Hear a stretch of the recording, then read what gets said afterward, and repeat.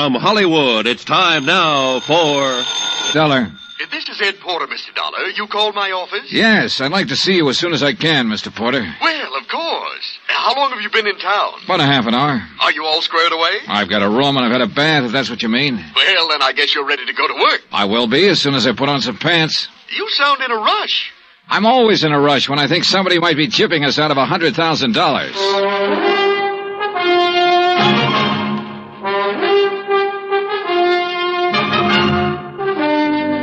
Bob Bailey in the transcribed adventures of the man with the action-packed expense account, America's fabulous freelance insurance investigator. Yours truly, Johnny Dollar.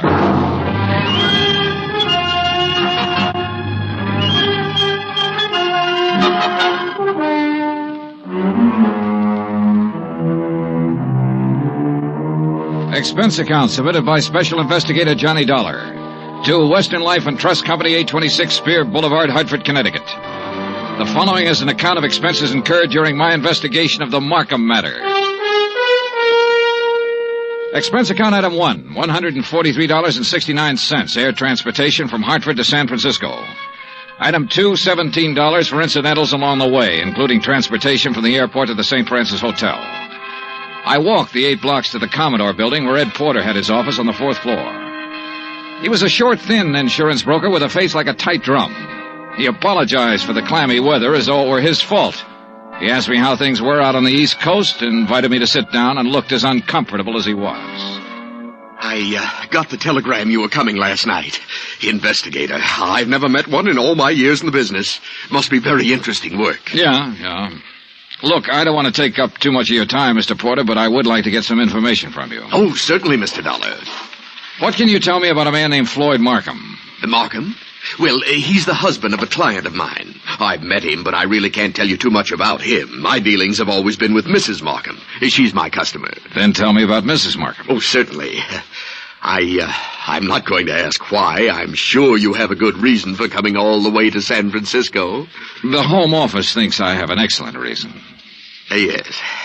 Mrs. Markham. Well, I've known her for 20 years as a customer. She's wealthy, always has been, and she handles her money well, and she lives rather well. Mrs. Markham's the one who has the money, huh? Mr. Markham is a salaried man, an industrial engineer. Frankly, I think he depends on Mrs. Markham for his livelihood. Ah, yeah. These 2 checks were issued to Mrs. Markham this year. Recognize them? Yes. Full payments on 2 endowment policies, $50,000 apiece. And they've cleared the bank. Anything wrong with them? Nothing wrong with the checks. On payoffs like this, I always take it in person.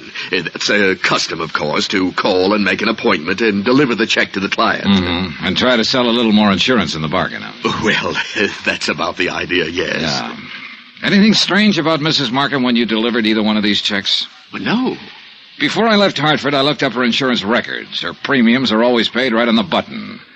Mrs. Markham doesn't have a business office or a business manager handling her affairs. The checks are always personal checks on her personal account. Now, can you explain why someone like that might forget a 3rd endowment policy? Why, no. Well, there is a 3rd endowment policy. It matured this month. I have the check with me for $50,000. Well, yes, but this business of forgetting... Floyd Markham called Hartford and spoke to the head of the endowment division. He explained that Mrs. Markham was ill and didn't know whether or not a 3rd policy existed. He said he was checking for her. Uh-huh. Now, you say you've known Mrs. Markham over a period of 20 years. Well, is she the kind of person who'd forget $50,000? Oh, no one forgets $50,000. Did you notice that both of those checks were deposited in the Markham's joint account? Well, no. Oh, so they were. Maybe Mrs. Markham's feeling generous these days. Why do you say that? Well, they have a rather strange relationship as far as I've been able to perceive. I mean, what money he makes is his, and what she has is hers. Oh, yeah. I always like to get out of that house because they never seem to me to be a very close couple in any way. But this seems to make sense now. How's that, Mr. Porter? Well, now, I called up and made an appointment to deliver both of these checks. The first time I went over, Mrs. Markham was ill. And the second time, she had just stepped out for a few minutes. Well, who accepted the checks? Mr. Markham. Both times? Yes. As a matter of fact, now that I think of it, he made the appointment on the phone both times. When was the last time you saw Mrs. Markham? Last spring. A check with the bank revealed that Mrs. Markham had not personally made a deposit since June the 18th.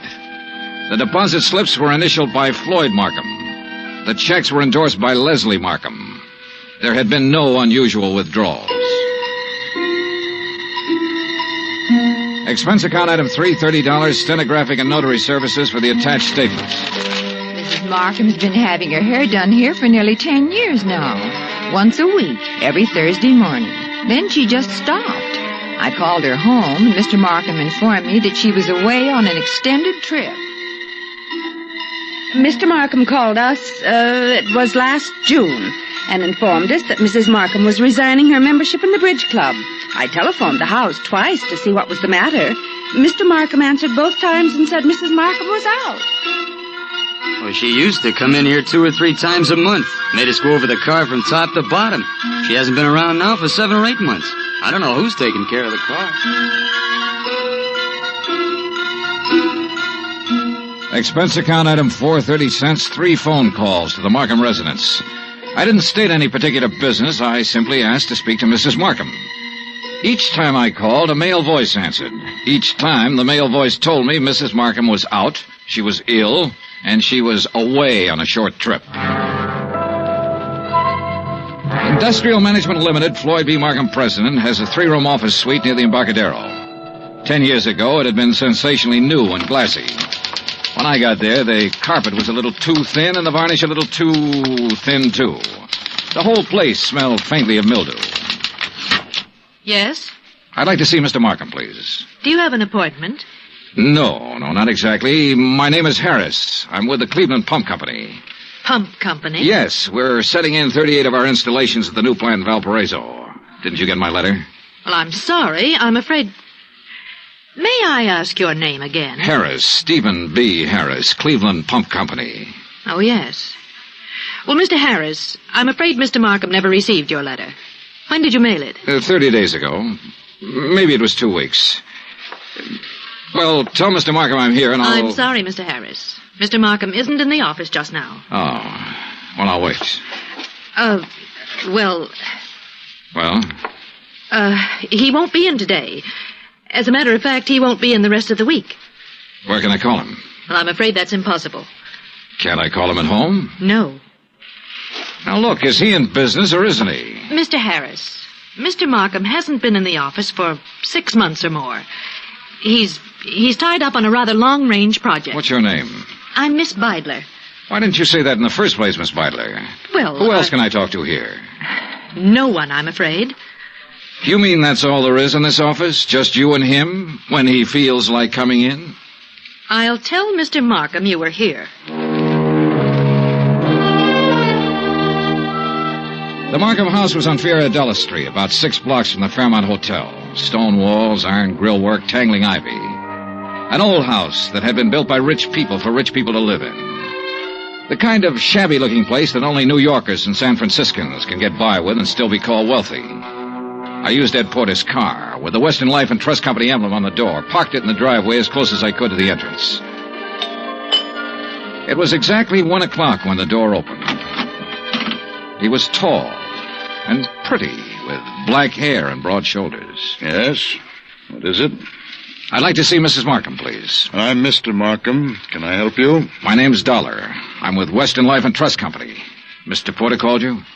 No, he didn't. Oh, well, I must have slipped his mind. He said he was going to call. What's it about? I brought a check from Mrs. Markham on her 3rd endowment policy. Oh. Well, I'll give it to her. She isn't in right now. Well, I'm supposed to deliver it to her.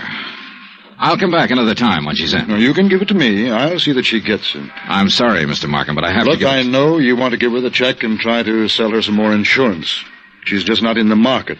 And you can save your little spiel where it'll do some good. Oh, you misunderstand me, Mr. Markham. I have to deliver this to her in person.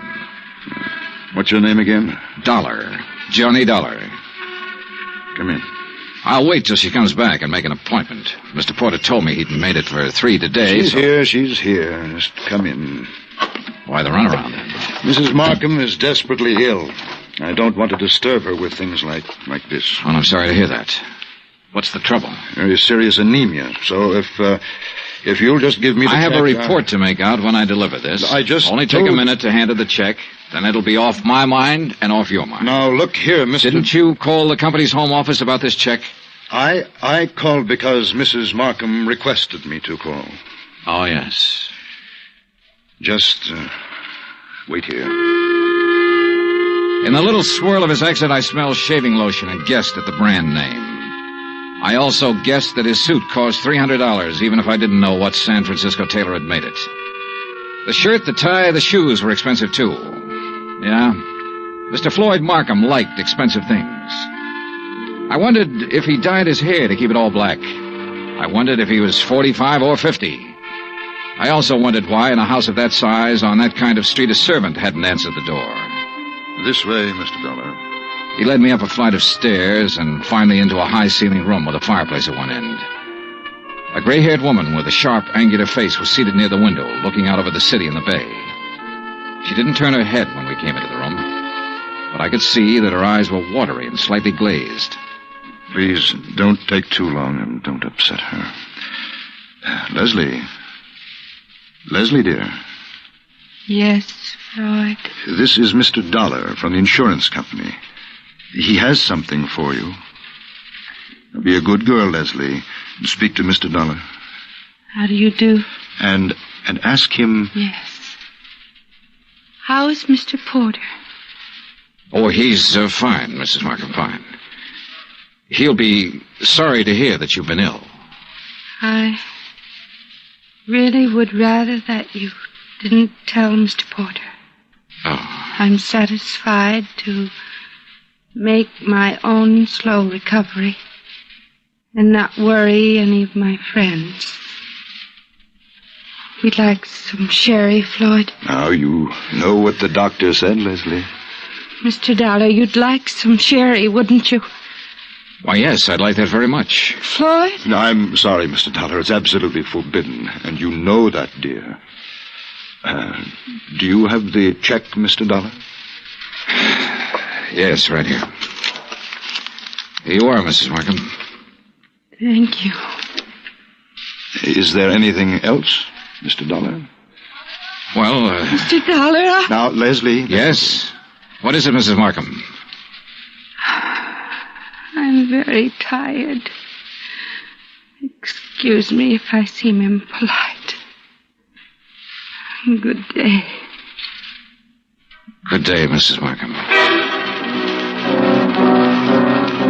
Expense account item 5 10 phone call to Ed Porter at his office. Yes, Mr. Dollar? Look, Mrs. Markham's 5'5", about 120, black hair, gray streak to the right of the part, blue eyes, looks about 40 years old, a good 40. Why, yes, that sounds like her. You mean you've seen her? I've seen what's left of her, Mr. Porter. Oh, good Lord, she's not dead. Almost. What? He's killing her, Mr. Porter. My guess is he's been at it for about 6 months.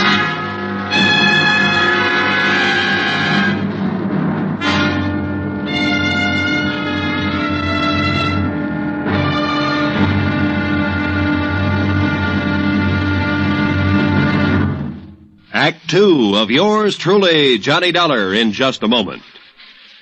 Nobody will take a frown at face value anymore now that the word has gotten around about Jack Benny's return to the air. With Mary Livingston, Dennis Day, Rochester, Don Wilson, Mel Blanc, Frank Nelson, and Mr. Kitzel, nothing less than your very best smile will do for the occasion. Tonight, and every Sunday night, hear CBS Radio's Jack Benny Show and give your sense of humor a real workout. Now, Act 2 of yours truly, Johnny Dollar, and the Markham Matter.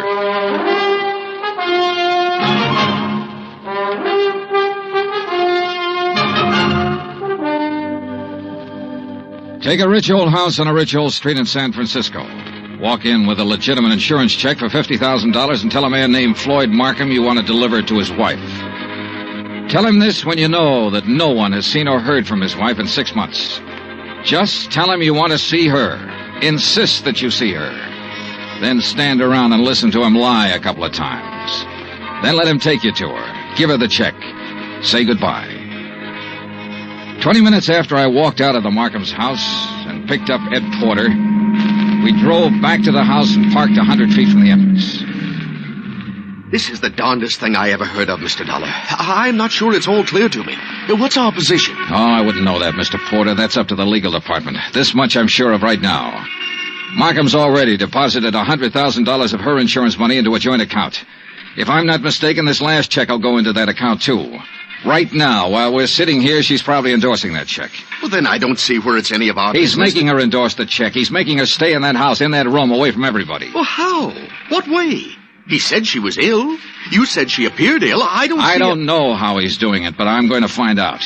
Are you sure this isn't all surmise on your part? You weren't in the room when she said, "Let's have some sherry. Please, let's have some sherry."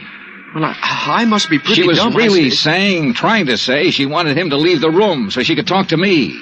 So she could have 1 little minute to tell me what the matter is, what's going on. His next move is to deposit that check. Then one big withdrawal, the whole $150,000, and bye-bye Floyd Markham. Mr. Dollar, I'm just an insurance broker. I don't understand that... Well... How'd you like to be an investigator for about 10 minutes? Me? Yeah. You see that car that just pulled up in the driveway? Well, yes, The girl driving it holds down that dummy office of Markham's. Her name's Beidler. She might be in on this with him. And that's Mr. Markham leaving the house. Good. Now, look, here's what you do. Follow them. I think I know where they're going, but you follow them and make sure. Well, where are they going? To the bank to deposit that check. Oh. Well, where are you going? To have that glass of sherry, Mr. Porter. Ed Porter pulled his hat down low over his face and put both hands on the wheel and took out after that '55 Cadillac sedan. I crossed the street, went back up on the porch of the house, and knocked.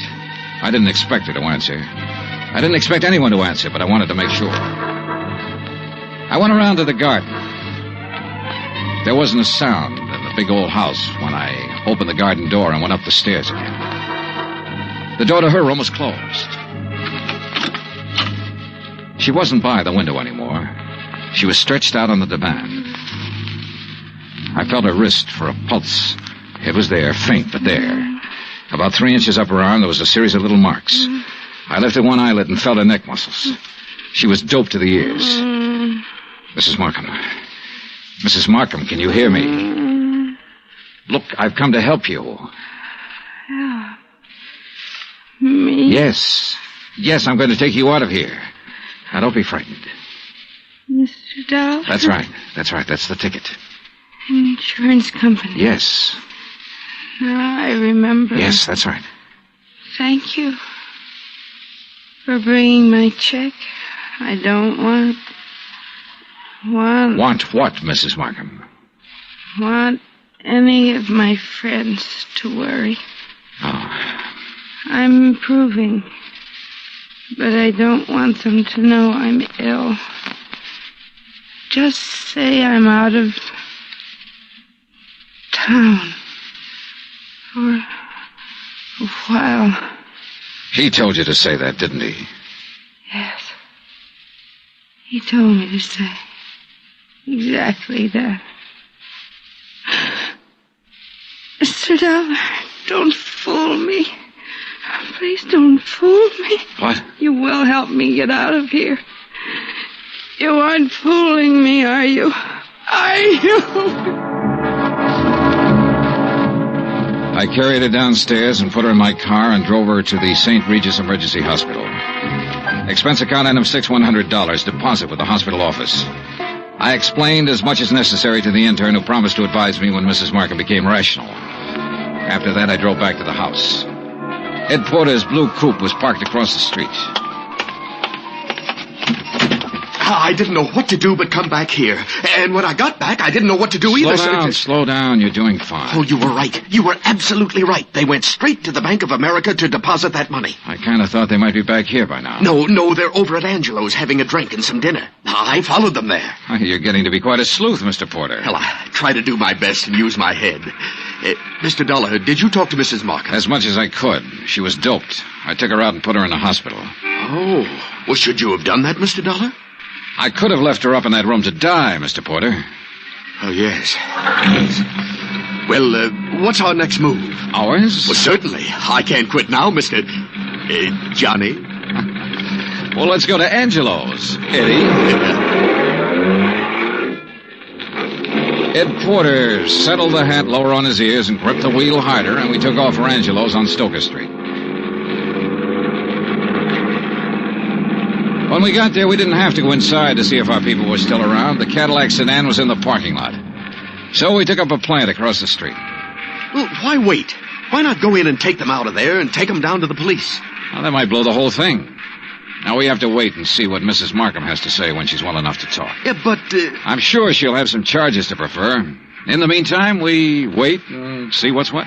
Yeah, what do you think he'll do when he goes home and finds her gone? Well, that'll be pretty interesting. What do you think he'll do? Well, I imagine he'll think she got up and walked out. No, he knows better than that. He's had her doped up for 6 months. He knows he can go out of the house and she'll stay right where he left her while he's gone. No, that isn't it. Oh. Well, then he'll know that she had help. That's more like it, Mr. Porter. I liked Eddie. It gives me kind of a feeling. Okay, Eddie. Now answer the question. Oh, what'll he do? Well, he'll try to get out of town. That's it. He'll try to leave town. He'll know that he's had it. Come on. Huh? They're pulling out. We followed them to a cocktail lounge near the Presidio. We waited around outside the place for 2 hours. Expense account item 7, 25 cents. I called the St. Regis Receiving Hospital. Mrs. Markham's condition was unchanged. Item 8, $2, 2 hamburgers, 2 Cokes, and cigarettes for Mr. Porter and myself. We had just finished eating when Floyd Markham's Cadillac turned out onto the street. We followed it for 10 minutes.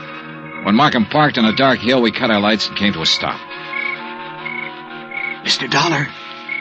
Yeah, Eddie? Can you see what they're doing? Yeah. What? Necking. Huh? Necking. You know. I should have telephoned my wife.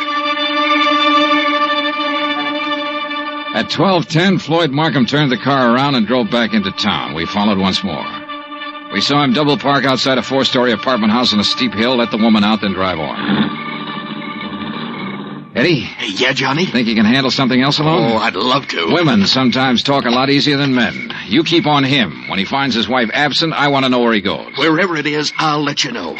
You gonna shake her down? Something like that. Yeah. Get going.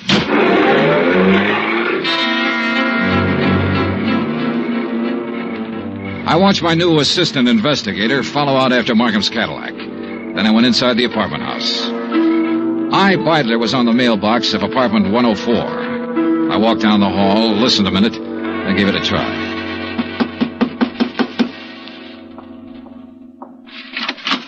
Yes? Well, what on earth are you doing? I'm here to see you, Miss Beidler. It's important. You're, Mr. Harris. I'm Mr. Dollar, Johnny Dollar. I'm an insurance investigator. Oh. There was something about you today. I wasn't sure. Now you're sure. Oh, what are you doing? Right now, I'm working for Western Life and Trust Company. You better sit down. Well, I don't know that I'd better do anything, Mr. Dollar. You're rather rude. Then you can stand. We've been checking into Floyd Markham. I don't think I have to tell you what we found out so far. I think you also know that by this time tomorrow he'll be in jail and you might be right along with him. Well, I'm sorry, Mr. Dollar. I simply don't be sorry. Just use your head. I said you might be right along with him. On the other hand, if you have some useful information, the insurance company might be useful to you. What do you mean? Well, I figure he sold you on an island trip or an estate in the country bill of goods. It'll be harder getting it out of him, but we'll get it one way or another. We'll get it all right. Now, what do you want to do? I want a drink. You? Oh, thanks.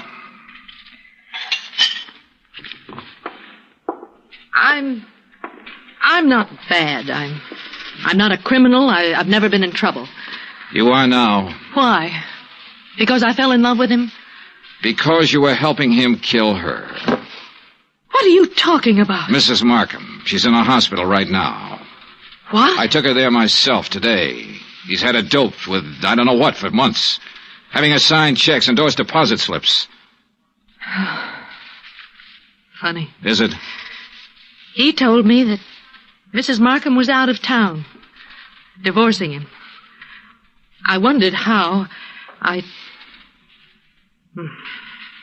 You were right. It was a country estate. In England. A genteel life, he said. The London theatre, walks in the country, little harmless things that most people can never do. He said we could do them as soon as he cleaned up his affairs. Why, tonight he said we could start packing.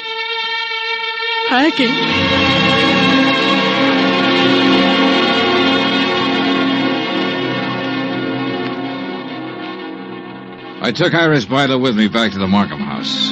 The Cadillac was in the garage, and Ed Porter's blue coupe was pulled up across the street. When he saw us in the cab, he walked up. Hi. Hi. How's he doing? You can talk in front of her. Well, he hasn't done anything. I saw the light go on upstairs in Mrs. Markham's room, then it went out again. He's downstairs now, sitting in the living room. Okay. Wait here.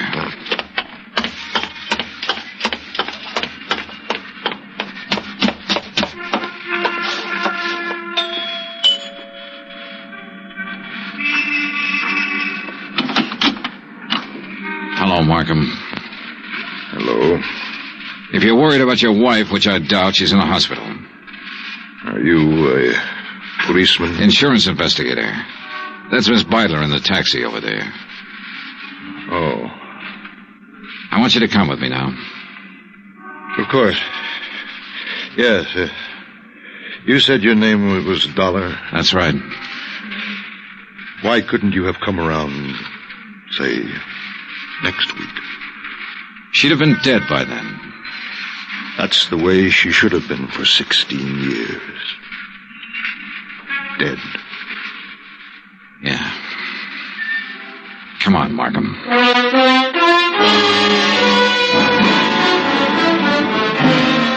Expense account, item 9, $102, hotel and board in San Francisco. Item 10, $116, airfare back to Hartford. Item 11, $42.16 miscellaneous. Remarks? This one will wind up in court. Mrs. Markham's charges will include attempted homicide, attempt to defraud, attempt to... In the end, it was his attempt to run away, and it didn't work. It never works. Even if you get away, you find something new to run from. Total expenses, $968.20. Yours truly, Johnny Dollar.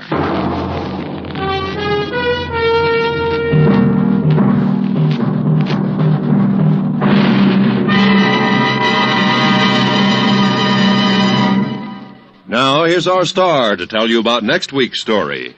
Before I do, I want to say something to you about Thanksgiving. Now, there's a day that deserves celebration.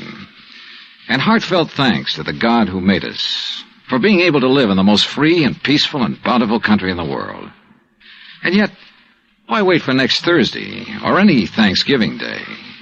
For Americans, it seems to me, Thanksgiving should be every day. Think about it, won't you?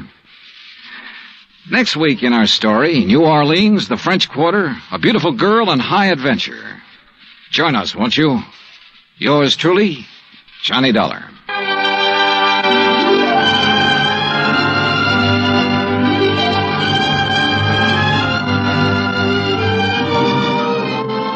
Yours truly, Johnny Dollar, starring Bob Bailey, is transcribed in Hollywood. Written by John Dawson, it is produced and directed by Jack Johnstone. Heard in tonight's cast were Lois Corbett, Frank Nelson, Virginia Gregg, Bert Holland, Paula Winslow, and John Daner. Musical supervision by Amerigo Marino. Be sure to join us next week, same time and station, for another exciting story of yours truly, Johnny Dollar. Roy Rowan speaking.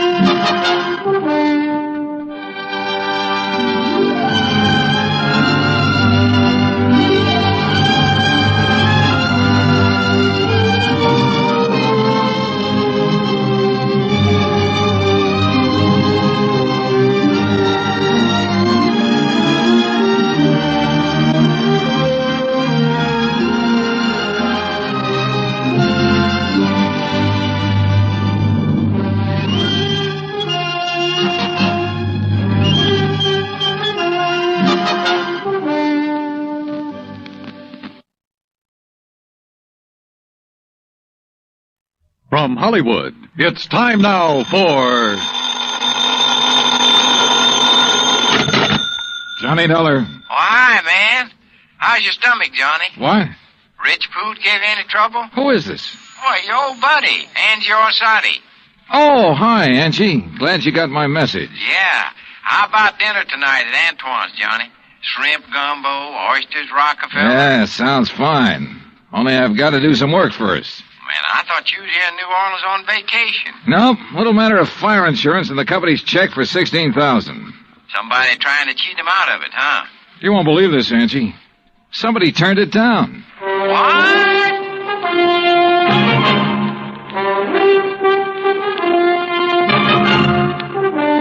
Bob Bailey in the exciting adventures of a man with the action-packed expense account.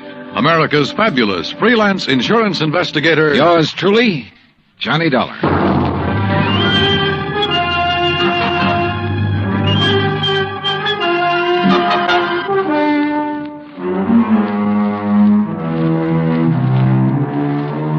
Expense account submitted by Special Investigator Johnny Dollar to Providential Fire and Marine, 787 Greenleaf Avenue, Hartford, Connecticut. The following is an account of expenses incurred during my investigation of the Royal Street matter.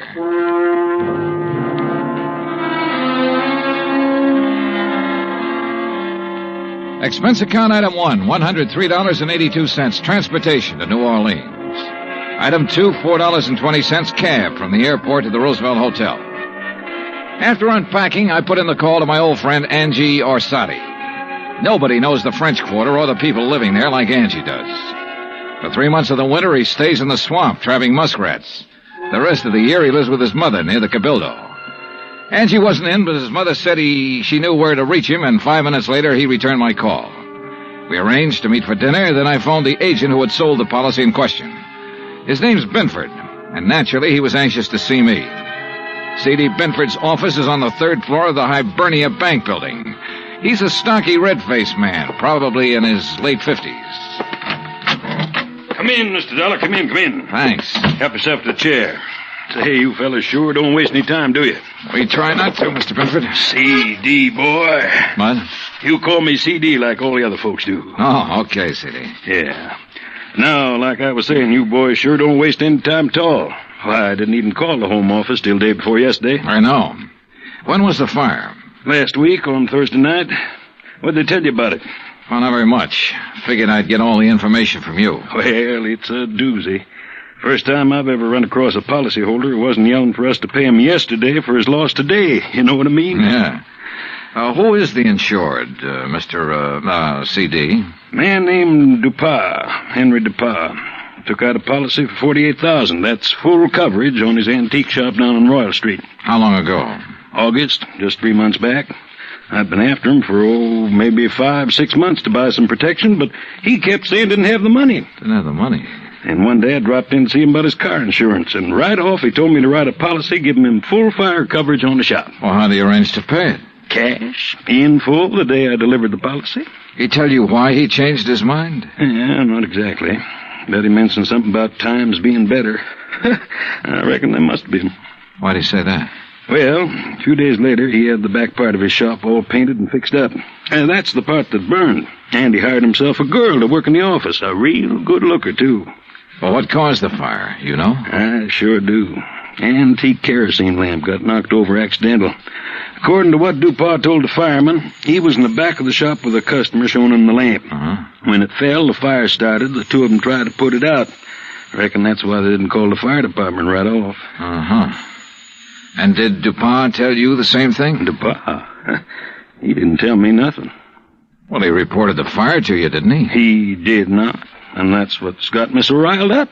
I wouldn't know about it now if I hadn't dropped in there the other day. Was Dupas there when you stopped in? Yes, sirree. And when I saw how the place looked, the whole back of the store gutted out and the slew of his antiques destroyed, I let him have both barrels, I tell you. Oh, what'd he say to that? Well, nothing too much. Just acted like he wasn't interested in whether we paid for it or not. Didn't even ask for a claim for him. That's funny. Sure is. I thought maybe he was so upset over losing some of his valuable antiques, he didn't know what he was doing. So, after I checked with the fire department, got a copy of their report, I typed up a claim for him. You figured the damage at $16,000, right? Mm-hmm. I knew how much he spent fixing up the back. When I'd issued the policy, I'd gotten an estimate on most of the antiques. So what happened when you gave him the claim? He signed it? He did not. Said to forget about the fire. Huh? And when I kept after him, he called me a busybody and told me to get out of his shop and stay out. What do you think, C.D.? You have any idea why he didn't report it or sign that claim? If I had, boy, I wouldn't have sent for you. I left Binford's office and walked over to Canal Street. The sun had gone down and a cool breeze was coming in off the river, bringing with it the smell of coffee beans and fruit from the banana boats. I crossed Canal and turned onto Royal, heading into the French Quarter. When I reached Henry Dupin's antique shop, I stopped. There are a lot of antique shops on Royal. All of them look pretty much the same.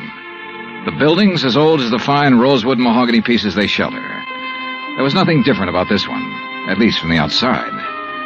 The fire had started and finished in the rear of the building.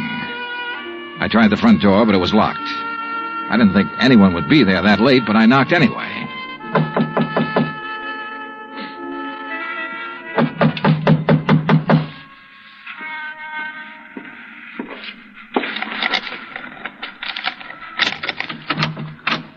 Yes, who is it? Mr. Dupin? Who is it? My name's Dollar, Mr. Dupin. I represent the Providential Fire Marine. Why do you people persist in annoying me? Well, we wouldn't if you'd tell us about the fire. There's nothing special about that fire, Mr. Dollar. It was an accident. Well, then why didn't you file a claim? You're entitled to enough money to cover your loss. Mr. Binford explained that to me quite carefully. If you haven't talked to him, Mr. Dollar, you should. Oh, I've talked to him. Well, then go away.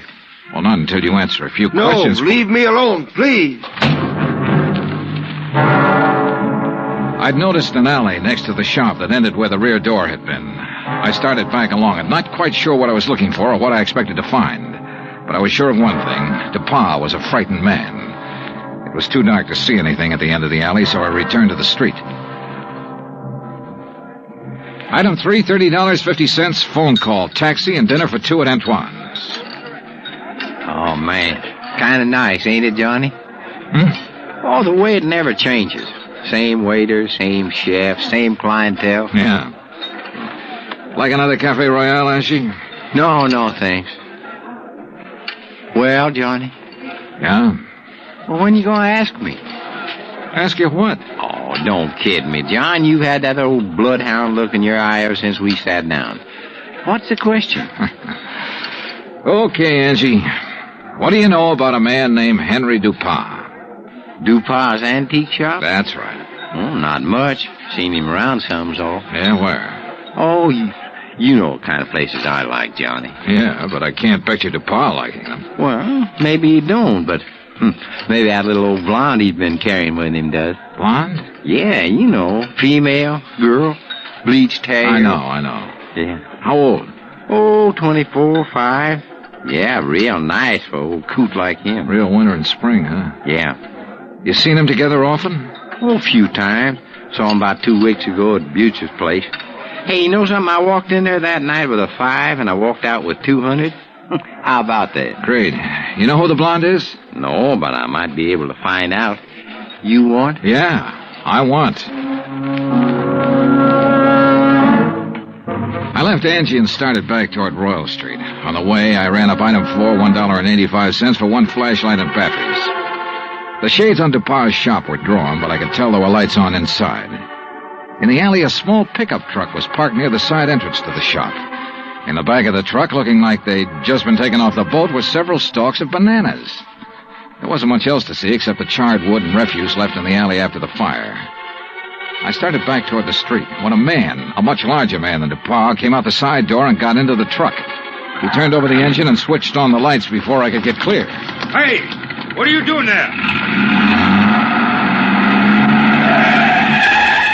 Hold it, mister, right there. Here, buddy, you just hold it. What were you doing back there, huh? Well, right now, mister, I'm wondering what this load of bananas is doing in an antique shop. What is it, Carl? Well, I just caught this guy snooping around in the back. What? It's Mr. Dollar. Yeah, that's right. You know him, Dupin? He's one of those insurance men I told you about. Oh, well, What are you here for, Dollar? Didn't DuPont tell you he doesn't want any money from you people? Now, why not? Because he's afraid we might have to take a good look around before paying No, off? son. Now, look, Dollar. Mr. DuPont has been okay with you people, so you got no reason to come snooping around. Especially after he's told you he don't want you around. So now maybe Mr. DuPont will have to do something to keep you away. Ain't that right, Mr. DuPont? You know what I mean. Yes. Yes, all right, I'll do it, Carl. And he'll never bother us again. Go on, Dollar. Get out of here. At the time, I had no idea what they meant to do, so it wasn't easy to turn my back on them. But I did. And nothing happened. I went back to my hotel and hit the sack, and I must confess I slept later than usual the next morning. I was still in bed when the phone rang.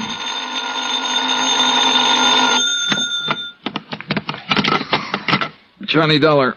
Well, hey now, where's my dynamic northern friend? Oh, he's off today. I'm taking his place. Well, in the news I got, well, I reckon it'll keep till tomorrow. Yeah. Well, so long. No, wait, Angie. Yeah. Did you find out anything about that blonde DuPont's been seeing? Sure, everybody around the French Market coffee shop used to know her. Used to, meaning up till she went to work for Mr. DuPont. She worked for DuPont? Yeah, in the office at his store. Started in there about 3 months ago. Well, go on. Well, since then, nobody sees her anymore. At least none of her old gang. You know where she lives? Yep. The Pont Alba Apartments. That is, unless she has moved. Well, what's her name? Rose Ellen. What? Yeah, she used to be a dancer. That enough for you to go on? Yeah, Angie, thanks. That's plenty. Expense account item 5, $1.40 cab fare from my hotel to the Pontalba Apartments. The list of names on the register near the manager's office told me Rose Ellen's apartment was number 215. But when I got up there, the girl who opened the door wasn't a blonde. Yes? Oh, I'm looking for Miss Rose Ellen. She isn't in. Oh, she at work? Who are you? I mean, are you a friend of hers? My name's Dollar, Johnny Dollar. I'm an insurance investigator. Well, she hasn't done anything, has she? Well, not that I know of. Look, Miss, Garbo. Garbo? May Garbo. You're a dancer, aren't you? How'd you guess? Oh, I'm good at recognizing talent. Oh? Would you like to come in? I've got some coffee on. Well, that'll be just fine. Say, you've certainly got a nice view of the square from here. I suppose. Don't you think so?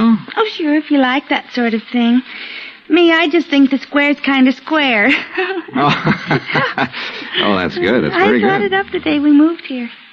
You and Rose move in here together? Uh-huh. Oh, sit down, Johnny. Make yourself at home. Well, thanks. Gee, you're so polite. You wait to be asked. Yeah.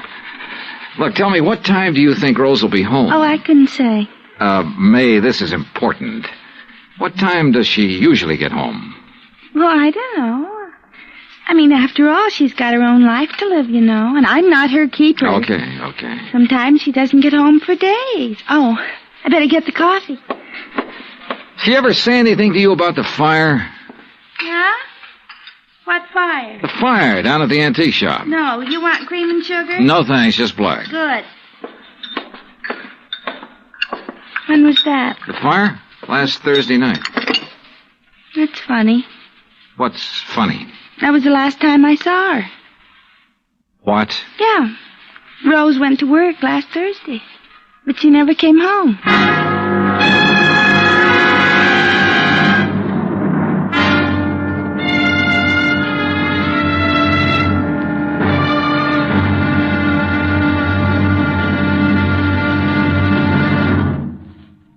Act 2 of yours truly, Johnny Dollar, in just a moment. You don't have to be a special investigator to know that Americans don't take their civic responsibilities lightly. The Election Day turnout proved that, beyond any shadow of doubt. So now it's time for you to face up to another responsibility to the nation in just as straightforward a way.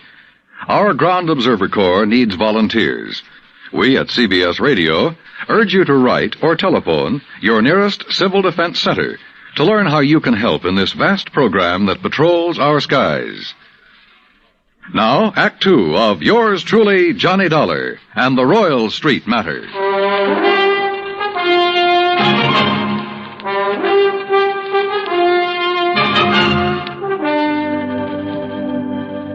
This was the screwiest deal I'd ever seen.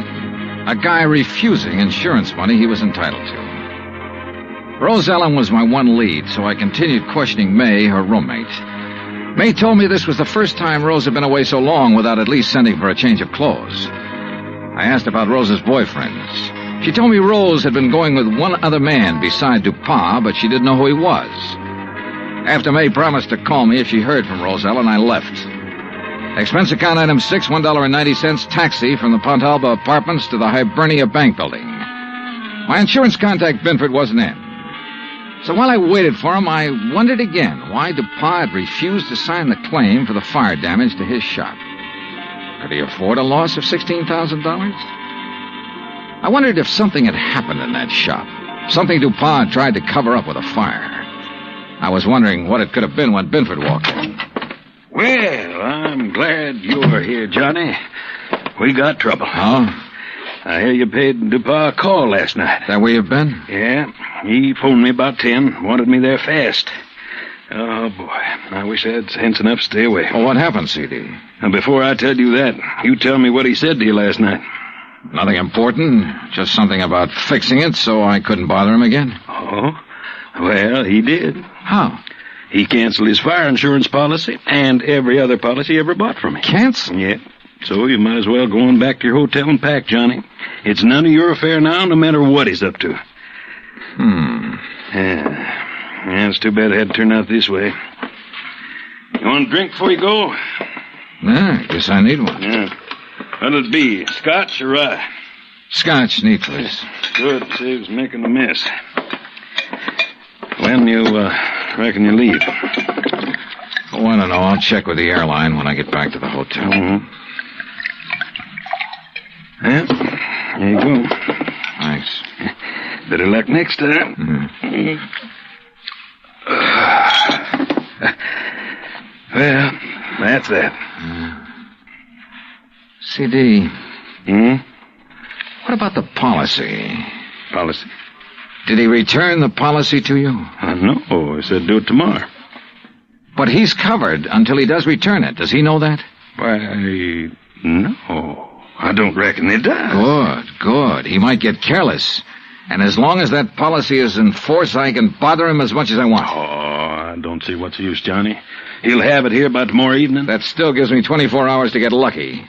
C.D., you said something about a customer being with him when that kerosene lamp was knocked over. Mm-hmm. According to what he told the fire department, there was. You had that person's name? Well, I should have. I took it from the fire department report, and I've got that right here. Here it is. Now, let's see. Mm-hmm. The name's Andrew W. DeLong. Address 1515 West Claiborne.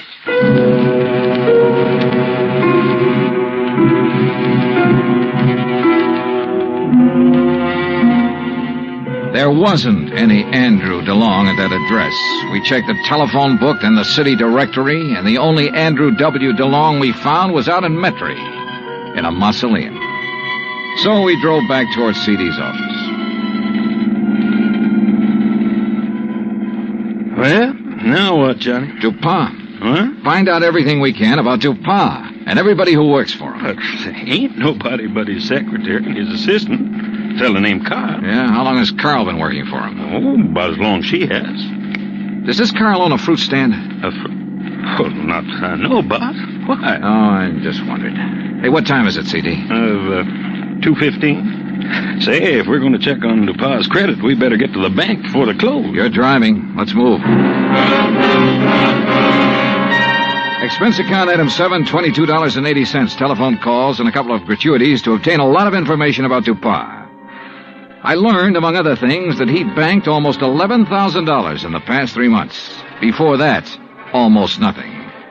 But there's no law against making money, so I still had nothing concrete to go on. At 5:30, I left Binford, went back to my hotel, and there found a message from May, Rose Ellen's roommate, asking me to go to her apartment immediately. So I did. Oh, Johnny. Yeah, hi, May. Oh, well, come in. Johnny, you know what you made me promise. Yeah? Well, it happened. You mean you've heard from Rose? Well, no, not exactly. But a man called this afternoon and talked about her. Oh, well, I hope he had only nice things to say. Oh, yes, he said she's just fine. What? Didn't you hear me? Yeah, he said she's fine. Fine. Well, what else did he say? Well, he said he was going to come by at 4 o'clock and pick up her clothes. I should have them ready. No, but of course he didn't. Well, he did so. He did? Oh, what man? You know him? You get his name? Mr. Dollar, you don't think I'd let Rose's things go out of here with a complete stranger, do you? Of course he told me his name. Well? You aren't nearly as polite as you were this morning. All right, I'm sorry. What's the man's name, darling? Oh, well, that's much better. It's Grant. Grant? That's right. That doesn't register. From the way he talked, he must be the one Rose was going with while she was dating that old antique.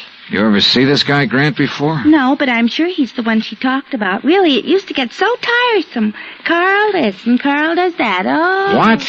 I said, oh. May, tell me, where did he say he was taking her clothes? Well, he didn't say. He just put them in that old truck. Thanks, sweetheart. See you later.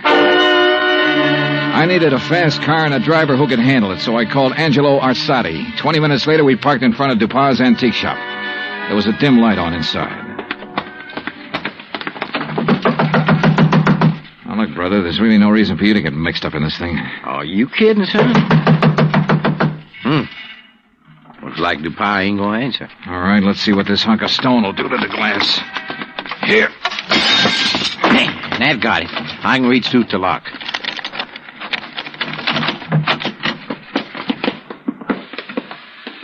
Looks like nobody here. Well. Hey, wait a minute. Yeah, I see him. Carl, what happened to you? Dollar. Angie, call an ambulance. Tell him a man's been stabbed here. Yeah, right, Johnny. Dollar. Get to her before he can. Dupas? Gonna kill Rose. You got to help her. Dupas wants to kill her? Why? She found out. Smuggling. Is that what Dupas been up to? Smuggling in banana shipments. Rose found out. Where is she? He thought I'd killed her, but I love her. Yeah, well, look, tell me. You gotta get to her before he does. Where is she? Old Spanish fortress. Yeah? Out on Bayou Slidell. Old Spanish fortress on the Bayou Slidell. Yeah. You know where that is, Angie? Oh, sure. An old ruin out in the swamps north of town near the highway bridge that goes over to the Gulf Coast. Carl, how long ago did Dupas leave? 10 or 15 minutes. Yeah, well, we could beat him, Johnny, by cutting across the swamps. That is, if you could take it. What do you mean by that? Well, it's rugged. Like what?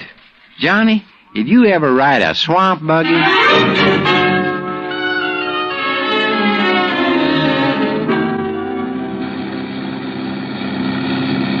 Brother, how much farther, Angie? Well, should be right up ahead. How can you tell? All I can see is swamp and marsh grass. Yeah, well, I done a lot of trapping out here. I know the channel. Think we'll make the old ruins before Dupas? Well, we got to, don't we? Hey, there it is. That old wreck is called a fortress? Man, that's it. Well, get us up as close to it as you can. I don't see anybody parked. There's nobody approaching the bridge. There we are. Come on, let's go. Hey, look, John. There she is at the side entrance. Yeah, I see. Rose! Rose Ellen! She's scared. She ducked back inside. Rose! We're friends of Carl's. He sent us to help you. Well, come on, Johnny. We can get inside to her through this here doorway. Okay. This place looks like it's about ready to fall apart. Rose! Yeah, man. Dark in here, too. Yeah. Don't step on them fallen bricks. Okay. Rose! Rose Ellen! Yes? Where's Carl? Dupas tried to kill him. Oh, no. Rose, come on out here where we can see you. Rose! Pa, you found out that Carl didn't kill me, is that it? Yeah, but Carl's all right now. Look, Rose, I want you to tell me all you know about the fire at DuPa's shop. Were you there? Yes. Well, what happened? Pa had me tied up. Told Carl I'd found out what they were doing. The smuggling, I mean. He told Carl to kill me. He didn't know Carl and I was going to be married. Go on. Carl argued with him. That's when the lamp got knocked over. They didn't stop arguing until DuPas said he'd kill us both. So finally, Carl told DuPas he'd take care of me. Well, he had to, or DuPas would have killed us. But instead, Carl brought you here. Yes. Oh, come on, John. Now, let's get out of this dark hole. Wait a minute, Angie. Rose, do you know why DuPas was afraid to report his fire to the insurance company? Some of the things he smuggled in was lost in the fire. Anybody come poking around, they might have found out what he's doing. What was he smuggling, do you know? Little tiny boxes filled with white powder, hidden in the bananas. Johnny, narcotics. Yeah, sure. No wonder he banked so much money so fast. Not bank much more. After I get rid of you, Dollar. Look at that. There he is in the door. Yeah, watch it. See, I ain't fooling, Dollar. He can't see us. No, but what a target he makes in that doorway against the light. No gun, Johnny? No. But we can try one of these bricks. Yeah, man, but if you miss... Dollar. Wish me luck. Dollar. Right here to pop! Come on. Oh, man, dear. You could qualify for the New York Yankees, Johnny. All right, you pa. On your feet. Let's get out of here.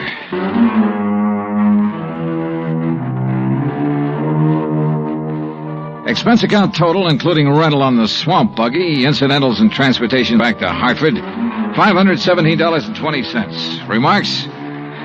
Well, where he's going, DuPas wouldn't have any use for the insurance money anyway. Carl Grant turned state's evidence and clinched the smuggling charges against him. Because of that, Carl may get off easy. I hope so. He and Rose could make a very happy couple. And a remarks and a report. Yours truly, Johnny Dollar.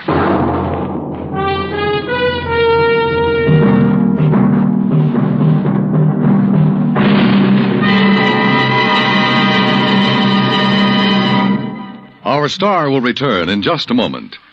If we are to remain alert to possible acts of aggression, we need the continuous operation of the Ground Observer Corps. And if the Ground Observer Corps is to remain on the job around the clock, 7 days a week, your help is needed. Tomorrow, telephone your nearest Civil Defense Center and volunteer a few hours of your time each week to the Ground Observer Corps. Join our Ground Observer Corps at the Civil Defense Center nearest your home. Now, here is our star to tell you about next week's story. Next week, 3 sets of twins. 2 men, 2 girls, and 2 fires that hit the coast of Florida with the impact of a hurricane. Join us, won't you? Yours truly, Johnny Dollar. Yours truly, Johnny Dollar, starring Bob Bailey, originates in Hollywood. Written by Charles B. Smith, it is produced and directed by Jack Johnstone. Heard in tonight's cast were Virginia Gregg, Forrest Lewis, Lou Merrill, Lawrence Dobkin, and Frank Gersel. Musical supervision is by Amerigo Marino and Carl Fortina. Be sure to join us next week, same time and station, for another exciting story of yours truly, Johnny Dollar. Dan Cubberly speaking.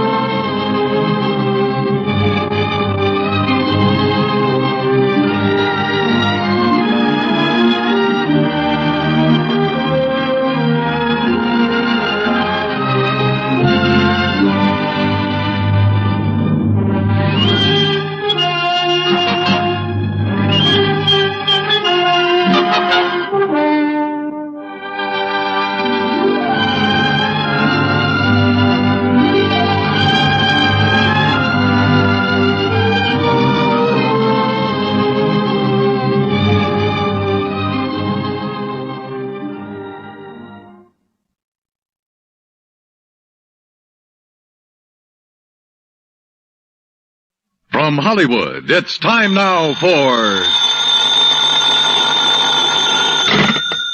Johnny Dollar. Earl Poorman here. Poorman? Tri-State Life and Casualty. I'm the branch office manager down here. Oh, sorry, Mr. Poorman, but the answer is no.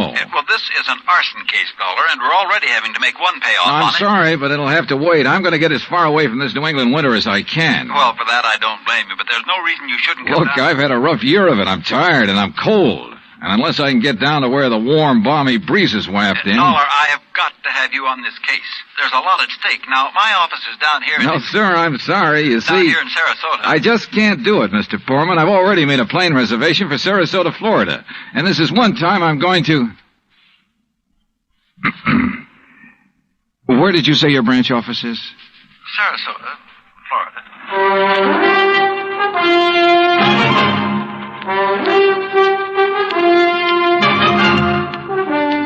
Bob Bailey in the exciting adventures of the man with the action-packed expense account. America's fabulous freelance insurance investigator. Yours truly, Johnny Dollar.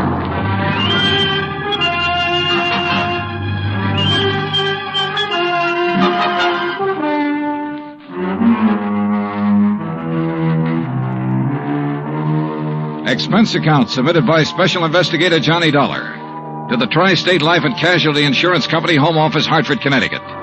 Following is an account of expenses incurred during my investigation of the burning car matter. Expense account item 1, which I'd thought I was going to have to absorb myself. $129, transportation and incidentals to Sarasota, Florida. It was nearly 5 p.m. when I got there, so instead of checking into a hotel, I taxied, that's item 2, $1 even, I taxied to Earl Poorman's office in the Conroy building. He turned out to be a tall, lanky, easygoing fellow with clear blue eyes and a ready smile. Sit in an office and talk business this time of day? You're in Florida now, Johnny. Well, I thought from your call this was a pretty urgent matter, Mr. Poorman. It is. Arson, you said. Yeah, probably, but here's no reason we can't go out to my little shack on the quay and be comfortable while we talk about it. Besides, Michael wants you for dinner. Mike? My wife, Gertrude. Oh. Come on, my jalopy's right out at the curb. Come on, Johnny. Poor man was a misnomer for this man because his jalopy turned out to be a spanking new Cadillac, complete with air conditioning and all the fixings. And the shack, anything but. It was on St. Armand's Key across Sarasota Bay from the mainland, a beautiful 2-story concrete and stucco job. The big yard backed on a quiet bayou, and there, tied up at a private dock, was a 24-foot lap straight speedboat, ideal for fishing the Gulf of Mexico. After all, as long as you're down here on expense account. Yeah, but it's charged to your company, remember? Oh. Hey, there she is at the door. Huh? The big, fat, overbearing broad I'm married to. This was another switch.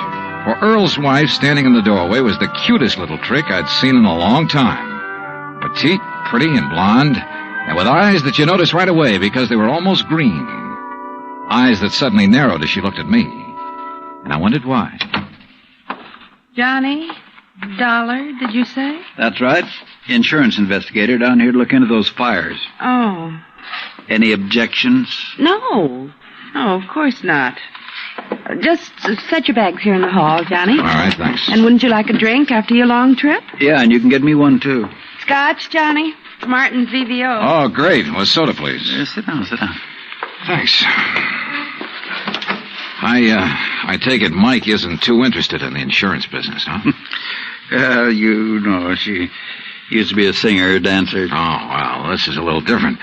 But now, tell me all. Well, actually, I guess we ought to wait until Arnold Carr gets back. Carr? Carr Brothers, Lumber Enterprises. Arnold runs the business, and his brother Edward... Well, Ed just shares the profits.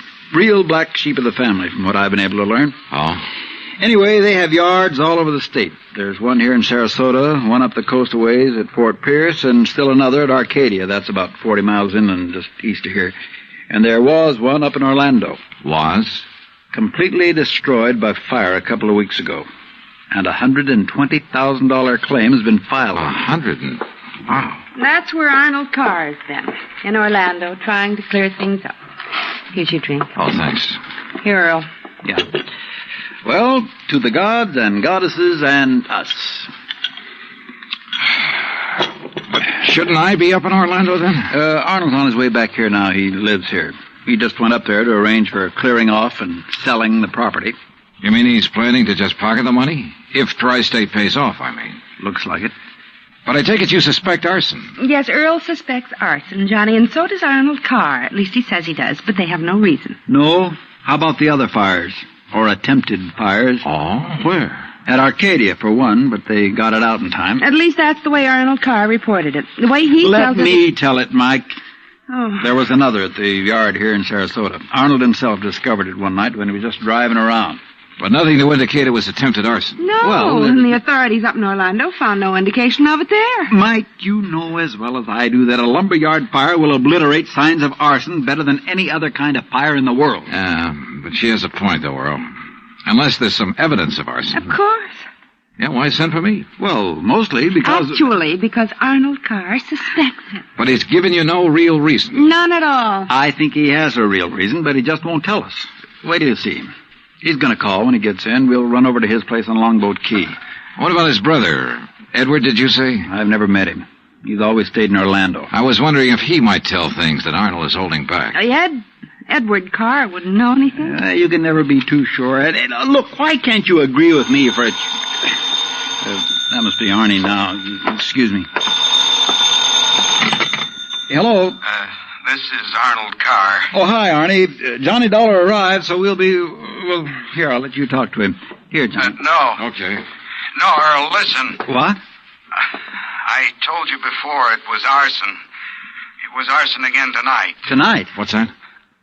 Arcadia just went up in flames. The whole yard. Good Lord.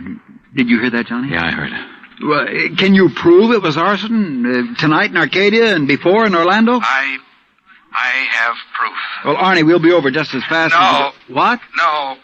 Wait for me there at your home. Well, but look now. You mustn't come here. And I mustn't stay here because now, listen, man. Arnie? Well, I guess he's ready to tell us now. A suspicion began to grow in my mind. A suspicion that Mike apparently shared with me. That Arnold Carr himself might be responsible for the fires. After all, he was the only one who had seemed to know about the two unsuccessful attempts. He himself had planted the idea of arson. He'd lost no time in filing claim for the Orlando burnout. But Earl said I was wrong. Arnold was too honest a man. Earl had also said we were only 15 minutes from Carr's home. So when half an hour passed, we called him back. Got a busy signal. After the fourth try, the three of us took off in Earl's cab. As we pulled into Carr's driveway, we could see him through the picture window, sitting at his desk, telephone in hand, apparently engrossed in a call. Then, as we walked up to the door, I noticed something else. Arnold Carr looked enough like me to be my brother. Maybe that explained Mike's reaction when she first saw me. Hey, Arnie! Can't you see he's on the phone in there? Well, the least he can do is hear his own doorbell. Earl, wait. Good Lord. What's the matter? Through the window. Oh, no. Earl? Stand back. Earl, for heaven's sake, what is it? Couldn't you see from out there? No, what's wrong? Oh, Well, Johnny? Right through the forehead, Earl. Looks like a .38. Before I could stop him, Earl took the phone out of the dead man's hand and called headquarters. Mike turned pale and slumped into a chair. And I gave the place a quick rundown, checked doors, windows, etc. A few minutes later, an officious young sergeant named Larkin arrived and took over. 38 caliber straight through the middle of the forehead. Were all three of you here when it happened? Mr. Foreman, Mrs. Foreman, and, who are you? The answer to your first question, Sergeant, no, none of us was here. And this is Johnny Dollar, insurance investigator. You insurance guys work pretty fast. You related to Mr. Carr? No, why? Look a little like him. Who busted in the front door? The killer? I did. When we drove up, we saw Mr. Carr sitting there at his desk. We rang the doorbell and knocked, but... When he didn't move, you took things in your own hands and busted in, huh? That's right. You haven't moved anything, have you? No. Except I took the phone out of his hand to call you. Dollar, if you're any kind of investigator, you should have known better than let him touch anything.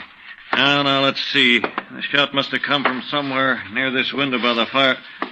Sure, here we are. Bullet hole right through the pane. Bullet was fired from outside. You're sure, Sergeant? Sure, I'm sure. Look for yourself. You call yourself an investigator? Hey, Cummings, Woolway, check the area around that window beside the chimney out there for footprints. Maybe an empty cartridge case. Now, you folks get out of here so I can call Doc Hanley over and get on with my investigation. And no, Dollar, I don't need any of your help. Well, thank you, Sergeant. Your job is fires, not... Hey, where did Mrs. Foreman go? Out to the car. Why? Who told her she could leave? Who told her she had to sit here looking at a corpse? All right, Dollar, all right. Just be sure the three of you stick around town in case I decide to question you further. Oh, of course, Sergeant. Yeah.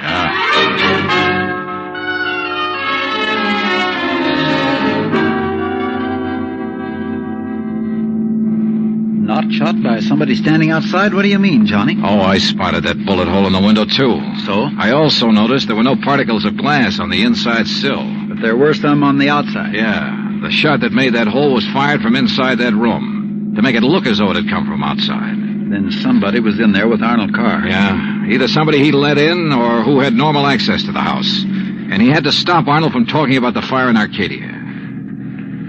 Hey, how much do you know about his brother, Edward? Nothing, really, outside of what Arnold told me. Was either of them married? Family of any sort? Arnie wasn't. But Arnold's death means Edward will own the business, then. Well, yes. And he lives up in Orlando, scene of the first big fire. Yes, very good heavens. Johnny, you don't think his own brother... Where can I rent a car?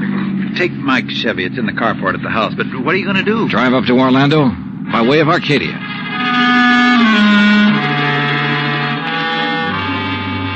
When I got to Arcadia, only a few people were standing around the remains of the fire.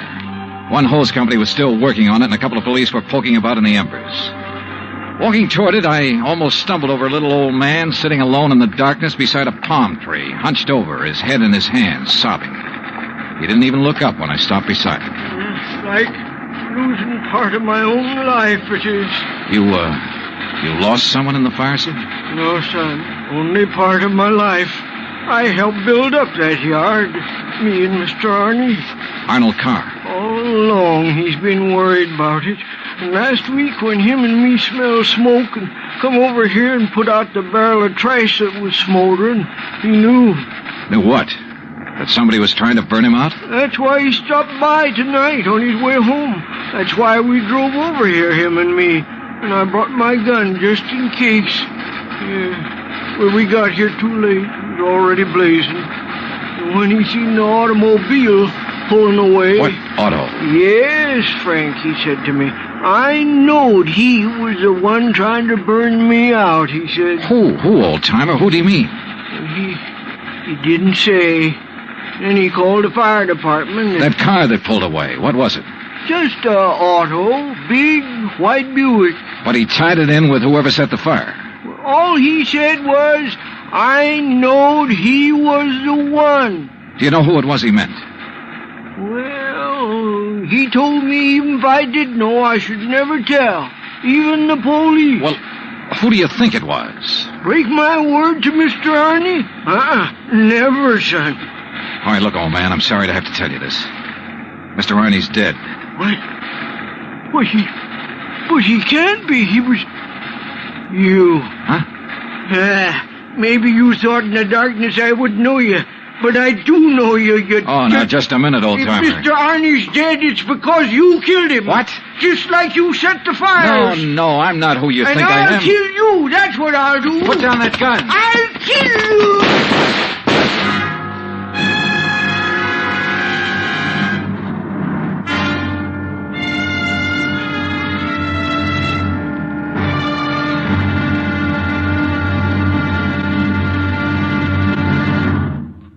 Act 2 of yours truly, Johnny Dollar, in just a moment.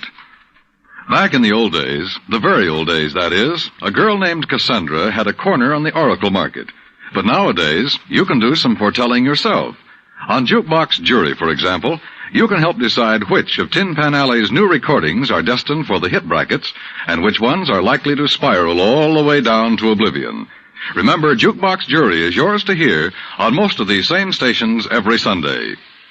Now, Act 2 of yours truly, Johnny Dollar, and the burning car matter.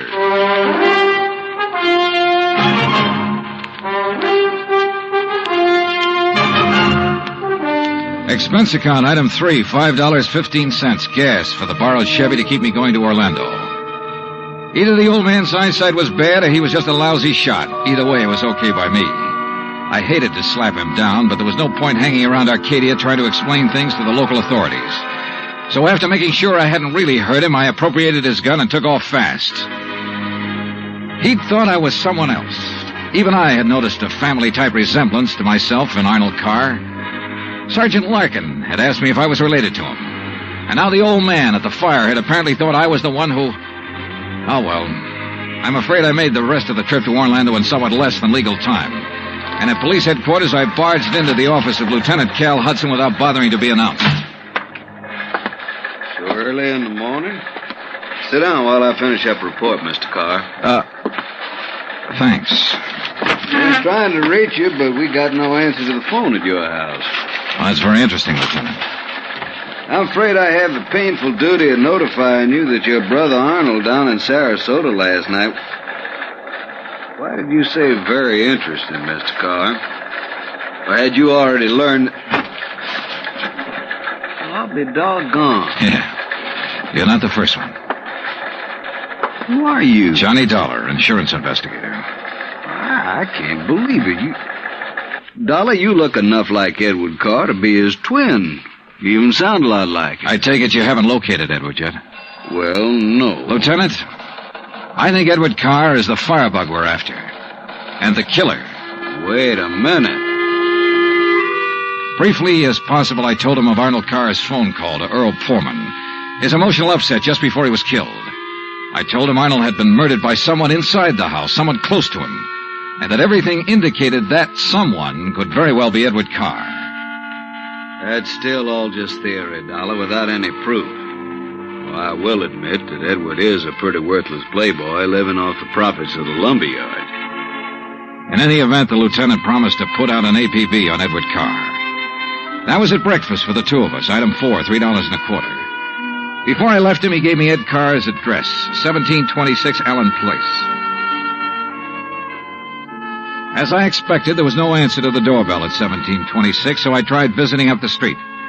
It quickly became clear that Ed Carr wasn't very popular in this otherwise quiet, well-ordered neighborhood. Those big, noisy parties at all hours of the night, cars parked up and down the street, blocking respectable people's driveways. Yes, ma'am. You know, once in a while you expect a person to have callers and such. Me, I have the ladies' bridge club every third Wednesday, for instance. Oh, that's nice. But these are all ladies, not like some of the trash that man and his friends have, dancing and drinking and carrying on at all hours. Yes, you mentioned cars, Mrs. You know, people like Mrs. Hereford Robbins.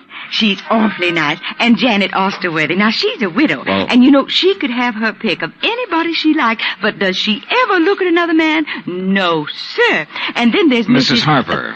Yes? You mentioned cars. Do you know what kind Mr. Carr drove? Why, yes. It was a big white one. And the make? Well, no. My husband, when he was alive, always drove a Maxwell, and I guess that's the only kind I ever got to know by name. But Mr. Carr's is white. Only I guess that isn't much help to you, is it? All the white cars here in Florida, I mean. Look. Now, even that blonde hussy who's around him all the time drives a white car.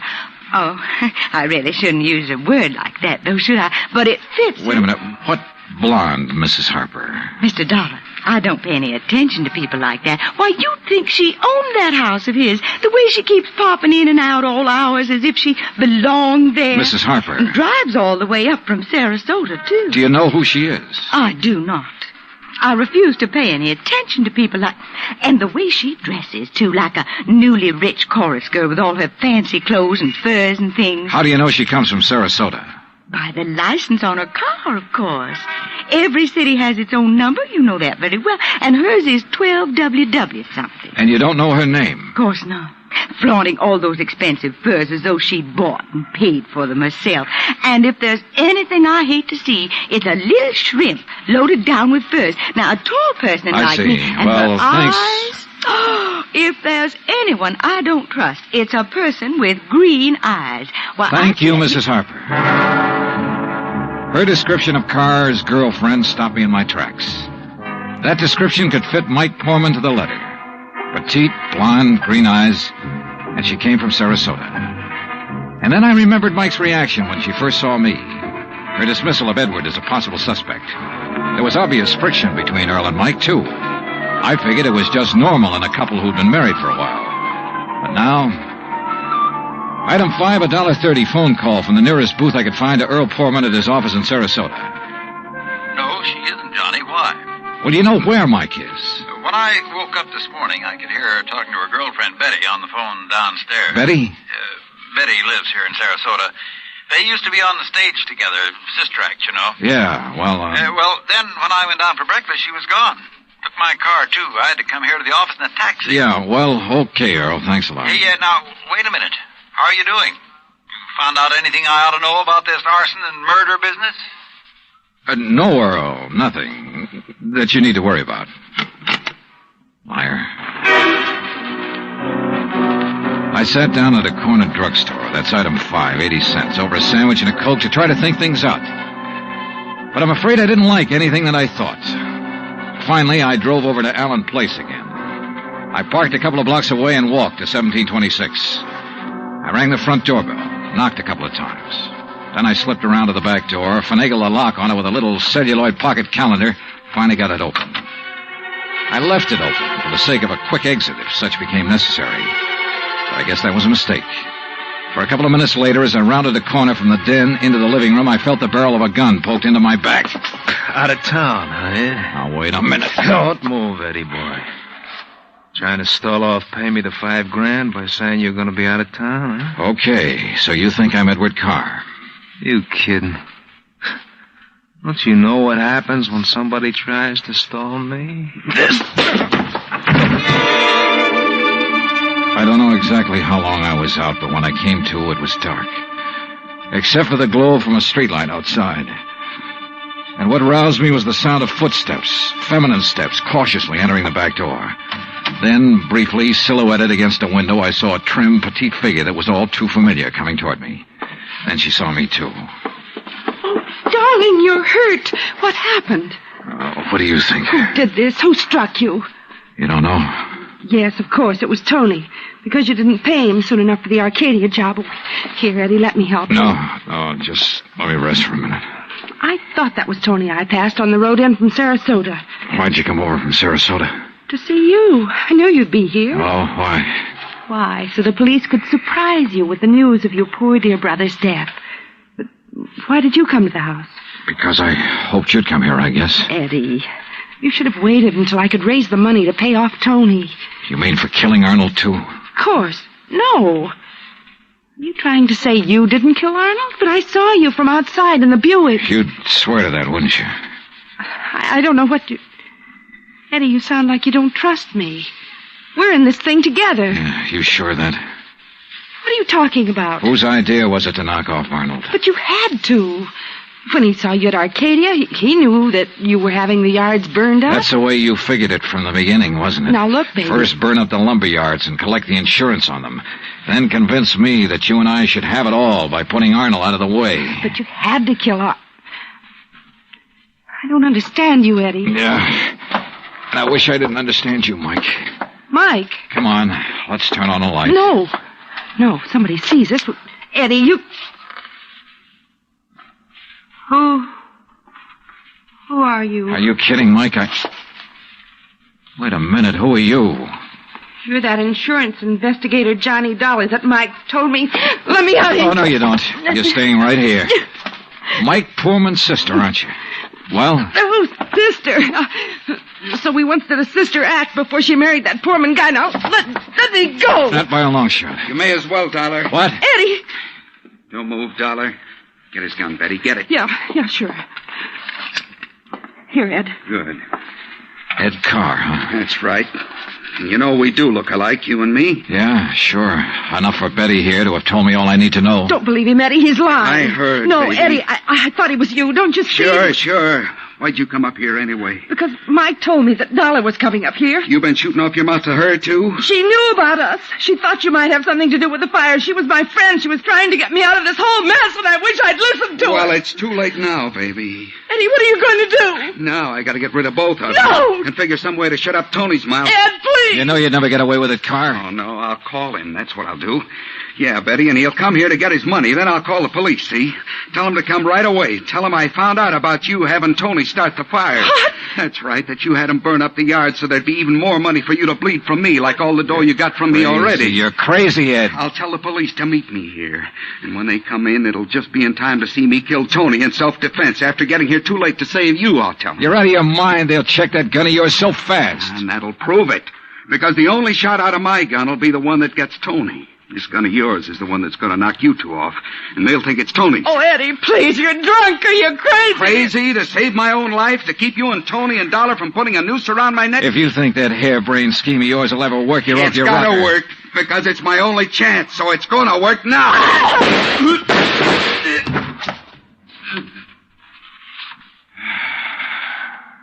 Thanks, Lieutenant. I'm afraid I was too late to save her, Johnny. Yeah. But Eddie Carr lived to face a jury. What brought you here, anyhow? I did, Johnny. Mike, stay there.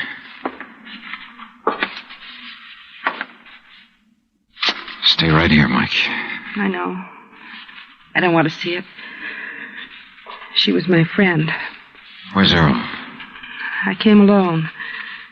When I talked to Betty this morning, I knew your suspicions about Ed were right because, you see, I knew Betty and Ed were going together. Earl didn't know. Yeah. Maybe you better call him.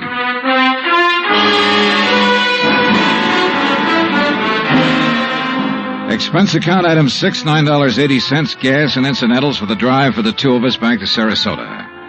Remarks? Betty, of course, has already paid for her part in the deal, and I guess it's pretty obvious what'll happen to Ed Carr and Tony Ricardo. The insurance money in the Carr estates will be distributed according to Florida law. Further remarks, the apparent friction between Earl and Mike was only part of a normal married life. They're a pretty nice pair. Oh, and I thoroughly enjoyed 3 days of fishing in the Gulf, thanks to Earl. Expense account total, including all the incidentals I could think of, $385.26. Yours truly, Johnny Dollar.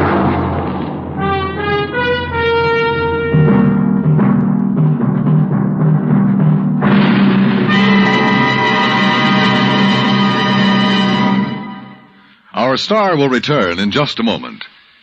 You don't have to be an efficiency expert to figure out that it's easier to lend your support to several worthwhile fundraising campaigns all at once than it would be helping one campaign at a time. That kind of efficiency is yours to enjoy through the United Community Campaigns.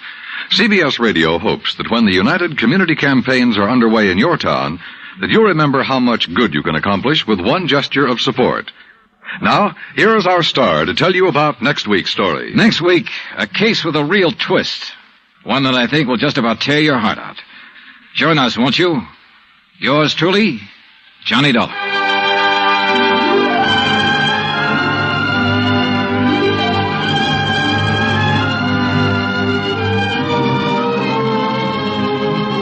Yours truly, Johnny Dollar, starring Bob Bailey, originates in Hollywood. It is produced and directed by Jack Johnstone, who also wrote tonight's story. Heard in our cast were Virginia Gregg, Parley Bear, Victor Perrin, Bob Bruce, Harry Bartell, Vivi Janis, Tony Barrett, and Junius Matthews. Musical supervision is by Amerigo Marino. Be sure to join us next week, same time and station, for another exciting story of yours truly, Johnny Dollar. Dan Cubberly speaking.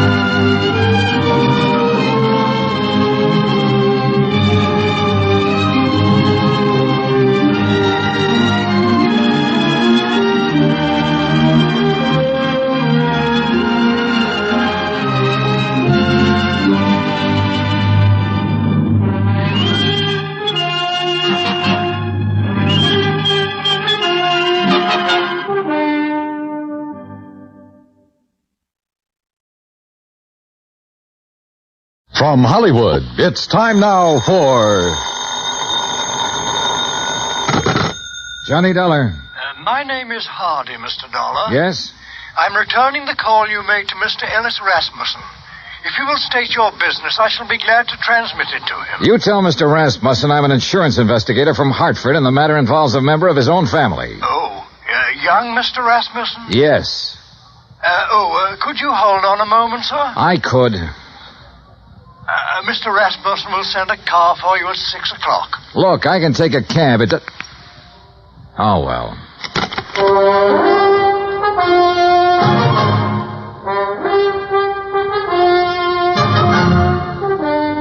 Bob Bailey in the exciting adventures of the man with the action-packed expense account.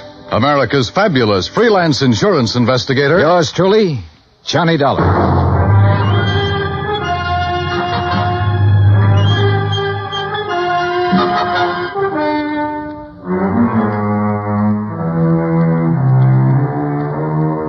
Expense account submitted by Special Investigator Johnny Dollar to the Universal Adjustment Bureau, Hartford, Connecticut. The following is an account of expenses incurred during my investigation of the Rasmussen matter. Expense account item 1, $204.35, airfare from Hartford to San Francisco to Los Angeles. Trying to compile the details of the Rasmussen case. I'd been on it 3 days when I was stonewalled in Los Angeles with a Holmby Hills address and the phone number of Ellis Rasmussen. At 6 o'clock, a liveried chauffeur in immaculate uniform stepped up to me at the desk. Mr. Dollar? Yes? My name is Stauffer, sir. I have Mr. Rasmussen's car outside. Well, gee whiz, Stauffer. Ain't it the truth, sir?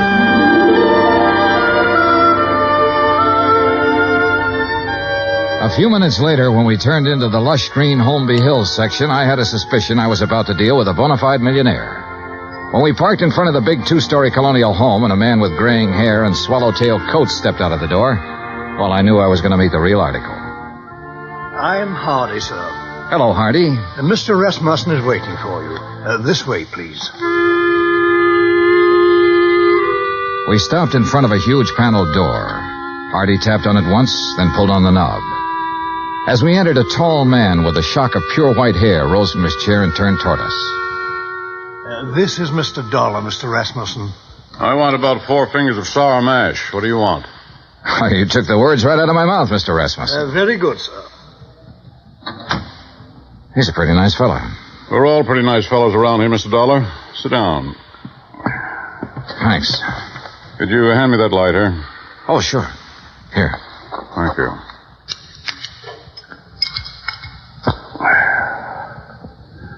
What are you doing in Los Angeles? Why, federal underwriters of Hartford wrote a blanket policy for all Imperial Rubber Company employees. Your son was an executive with Imperial when he was killed in Malaya last spring. Federal owes his widow $25,000. I don't know where she is, Mr. Dollar. I see. I doubt if you do. Let me put it this way. I never met the young lady. Fred married her one night in Elko, Nevada. 2 days later, they were on their way to Malaya. 6 months there, and the development station was raided by guerrillas one night. And I suddenly no longer have a son. Have you eaten your dinner, Mr. Dollar? Oh, I wouldn't want to trouble you. Hardy, set a place for Mr. Dollar. Very good, sir. Well? Well, I thought she might phone me when she got back to the States. She never did. Never a letter, nothing. I'm old and sick, but I still want to see the girl my son married. It's not an easy thing to lose a son, Mr. Dollar. And I lost a good one. I lost the best son a man ever had. I'm sure you did, sir. To your son. To Fred. During dinner and afterward over coffee and liqueurs, I listened to the story of Ellis Rasmussen's life. It came from the lips of an old man who was dying, but in whose eyes I could see reflected the memories of a brawling, bustling life that started in an Oklahoma oil field and moved to Alaska and Arabia and Africa. More and more during the talk, I began to know his lost son. For in everything the old man had to say about himself, I could sense an unmistakable reflection of his son. Finally, I thanked him and left. If I may say so, I do hope you'll call soon again, sir. Mr. Rasmussen enjoyed your visit very much. I haven't seen him so much like his old self since we received the terrible news of young Mr. Rasmussen's death. He must have been quite a man, Hardy. Young Fred Rasmussen. He was, sir. All of us miss him dreadfully. None of us ever met Mrs. Rasmussen, and we were most anxious to receive her, especially after young Mr. Fred's death. I imagine so. The car's all ready, Mr. Dollar. Good night, sir. Good night, Hardy.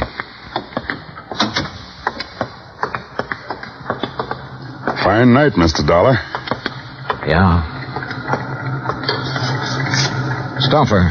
Yes, sir? I didn't want to press the point with Mr. Rasmussen, but now maybe you can straighten me out. Did he approve of his son's marriage?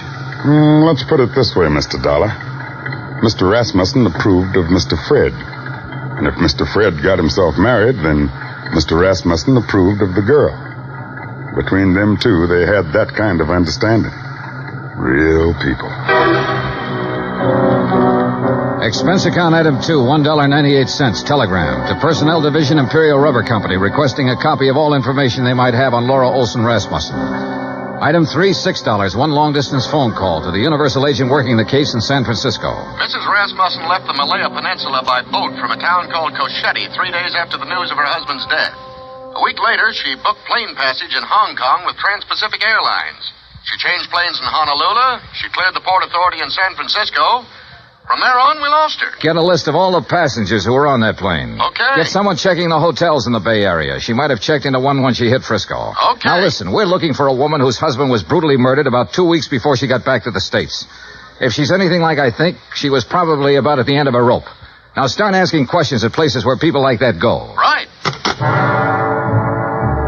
On Wednesday morning, I rented a car. That's item 4, $25, and made the rounds. First stop, Los Angeles Board of Education. By 4 o'clock in the afternoon, I had found 35 Laura Olsons who had attended public school in Los Angeles and were more or less in the proper age bracket. The next day, the folder arrived from Imperial Rubber Company. Among other things, it contained a passport picture and a complete description of Laura Olson Rasmussen. She was a blonde girl with a pouting, sultry kind of mouth and wide, dark eyes.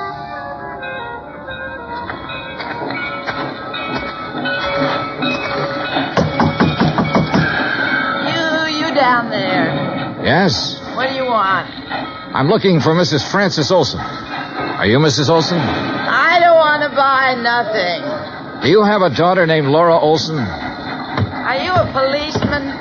No, I'm an insurance investigator. I'm trying to locate Laura Olson Rasmussen. Well, how'd you get this address? What's that? A picture of her. Let's see. That's my Laura. What about her? I've been trying to locate her for some time. Is she here? No, she ain't here. She ain't been here for 5 years. Do you have any idea where I can find her? Friends, maybe? Other relatives? You say her name's Rasmussen now? Yes, she married a man named Fred Rasmussen. Married? Well, ain't that just something? You didn't know your daughter had been married, Mrs. Olson? How would I know? How would I know anything about her?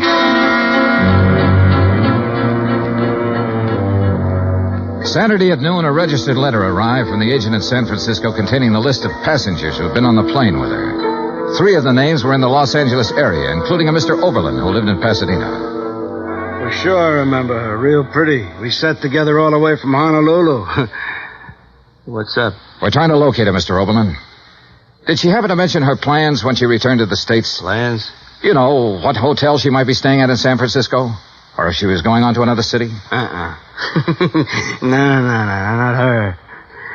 You say that very emphatically. Yeah, I guess I do. You didn't have to show me a picture. You know, a guy always prays he'll meet someone like her on a plane, you know what I mean? Yeah, live it up. Yesterday's gone, she said tomorrow ain't here, and the only thing we got is today. Yeah, we had a swell time. You're sure about this? We were pretty chummy, pal, if you want the truth of it. Mr. Oberlin, did she mention anything about being in Malaya before she boarded that plane? Then she didn't tell you that her husband had been killed a week before. Killed? Oh. He was murdered by guerrillas in Malaya.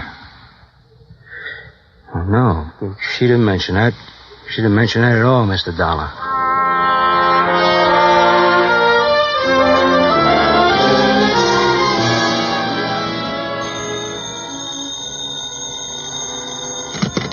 Johnny Dollar. This is Hardy, Mr. Dollar. How are you, Hardy? How's Mr. Rasmussen? He's not so well, sir. That's why I called. Could you possibly find time to visit him? Tonight? May I send a car right away? Is it serious? He's dying, sir.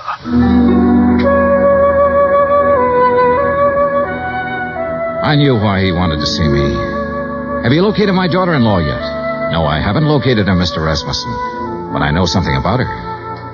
I know she drank whiskey and flirted with a fat salesman on an airplane all the way from Honolulu to San Francisco. I know her mother's a drunk. I know she didn't think enough of you or your son to contact you or anybody else when she got back.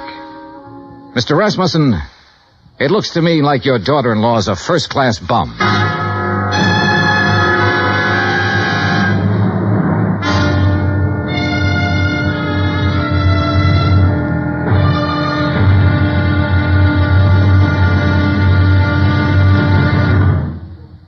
Act 2 of yours truly, Johnny Dollar, in just a moment.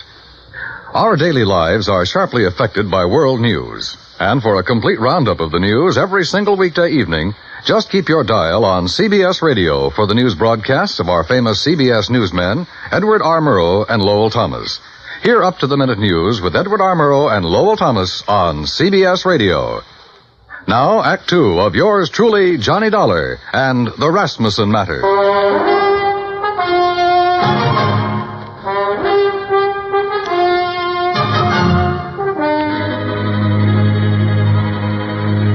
There was a black coupe with MD on the license parked in the driveway of the Rasmussen house when we pulled up. In the bedroom, a silvery-haired man in a black suit was sitting beside the bed that held Ellis Rasmussen. He was introduced as Dr. Butler. Then I shook the hand of Mr. Rasmussen. Someone suggested that Dr. Butler might like to use the library for his calls. And I was alone with the old man. If you want some whiskey, I keep it in the sideboard over there. Not now, thanks. I wish I had some news for you, Mr. Rasmussen. We're finding out things, but we haven't found her yet. What things? Oh, things. Nothing important. Dollar, if I judge you right, you know your business. And if you haven't found my daughter-in-law by now, you've certainly found out what kind of person she is. So tell me. I haven't met her. I don't know. You're being evasive. I don't work for you, Mr. Rasmussen. I'm an insurance investigator trying to locate a woman and pay off a claim. If I don't find her, the case will just have to sit, unless you or someone else concerned makes a report to missing persons. Then the cops can take over, and maybe they should right now. My son was a fine man. I can look back on all the years I had with him and be proud of every year and every day. He married a girl named Laura Olson. I don't know where she came from or who she was, but I know my son wouldn't have married her unless he loved her, unless she loved him in return and was worthy of his love. You know a lot, Mr. Rasmussen. Perhaps I should go to the police. No, don't do that. We'll find her, Mr. Rasmussen. We're getting it narrowed down. Well, I'd better leave now. As you say. Mr. Dollar. Yes, sir. I want to see her. Yes, sir. I'm sorry I talked to you the way I did.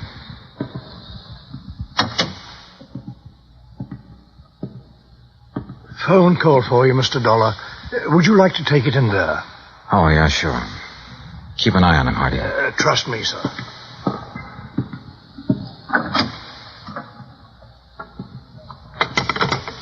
Johnny Dollar. This is Officer Daly, Los Angeles Police. Oh, yeah. You the insurance guy looking for a Laura Olson Rasmussen? Yeah, have you got anything? We got her. Huh? She's here with the rest of the girls in the drunk tank.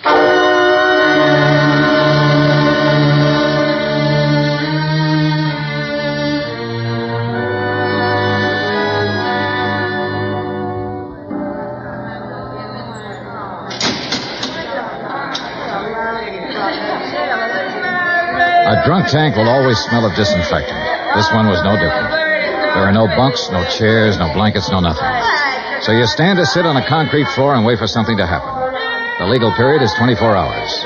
You get rebooked or you get released. It all depends. What's the story on her, Dollar? I've got a check for $25,000 for her.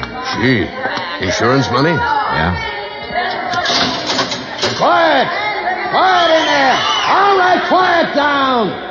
You girls better learn to get along. Which one? Back there, sitting on the floor. Oh, good. What's the situation? If somebody comes up with bail, they can have her. Expense account item 7, $100 bail. While I was waiting around, Officer Daly broke open a file on her. A dozen aliases, a dozen charges, and one conviction for shoplifting. A career of petty thievery that began at the age of 16 and ran up into a 22nd year. Expense account item 8, $35 telegrams. I sent wires to all parties concerned, all parties except Ellis Rasmussen, ordering a stop on their activities since Laura Olson Rasmussen had been found.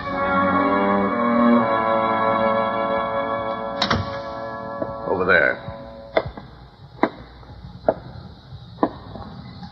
Who are you? My name's Johnny Dollar. Thanks for getting me out. Why? I did it for a friend. Friend. I didn't know I had any.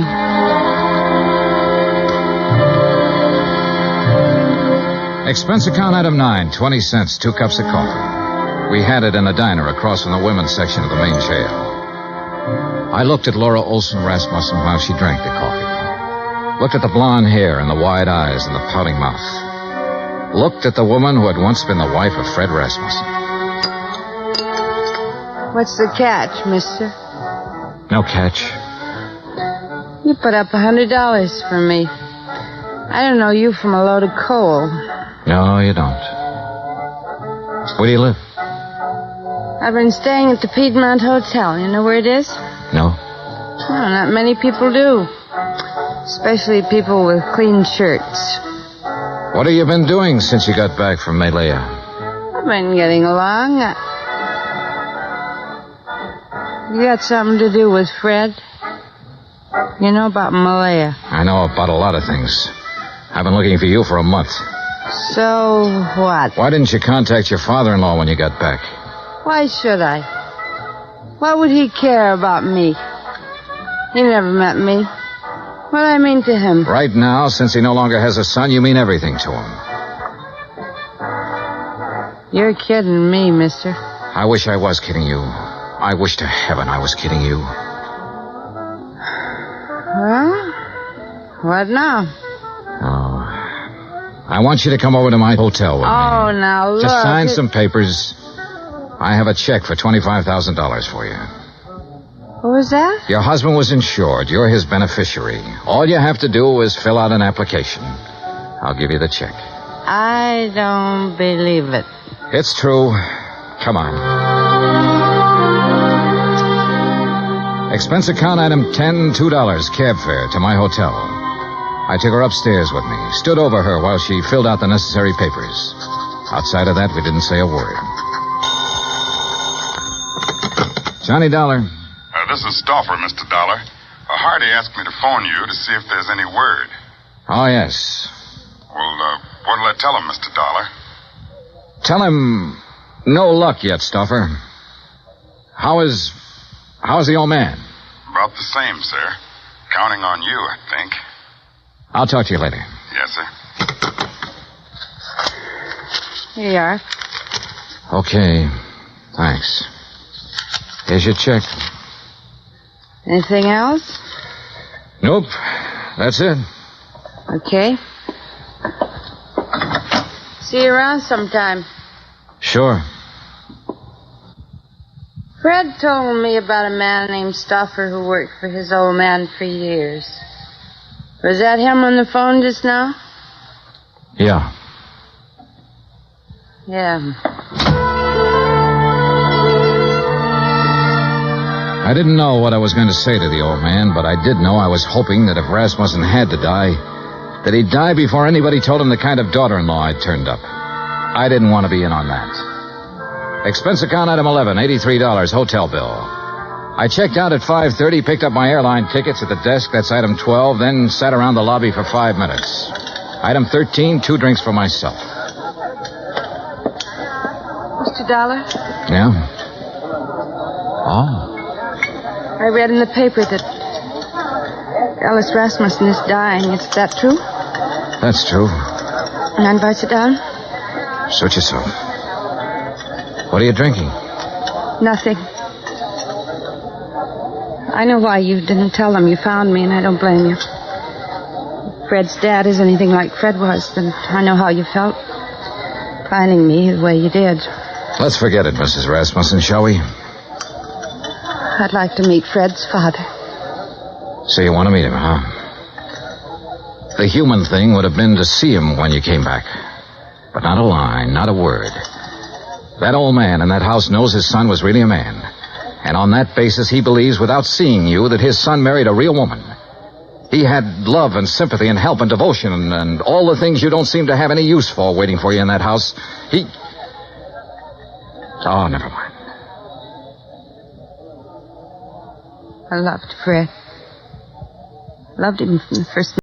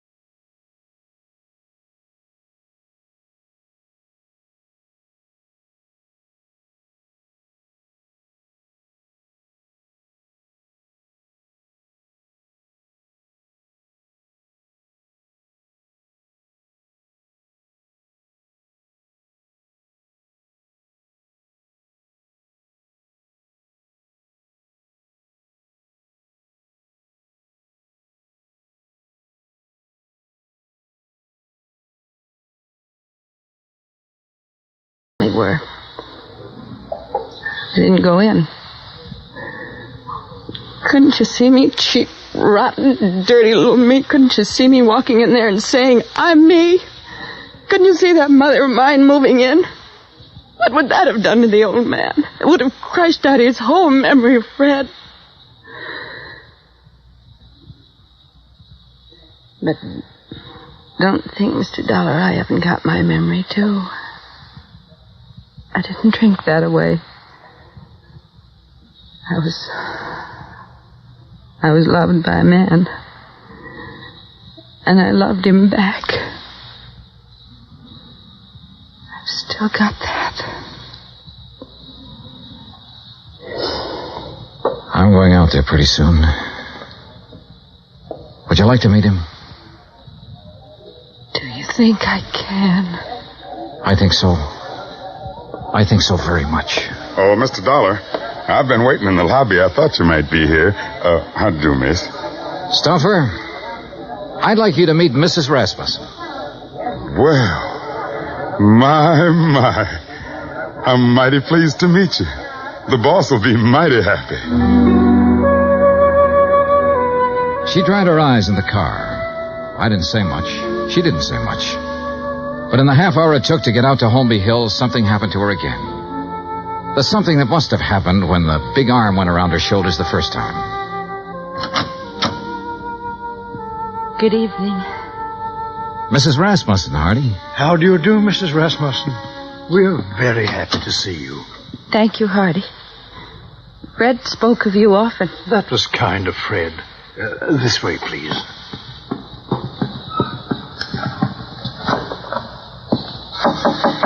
Come in. I think you can introduce Mrs. Rasmussen, Mr. Dollar.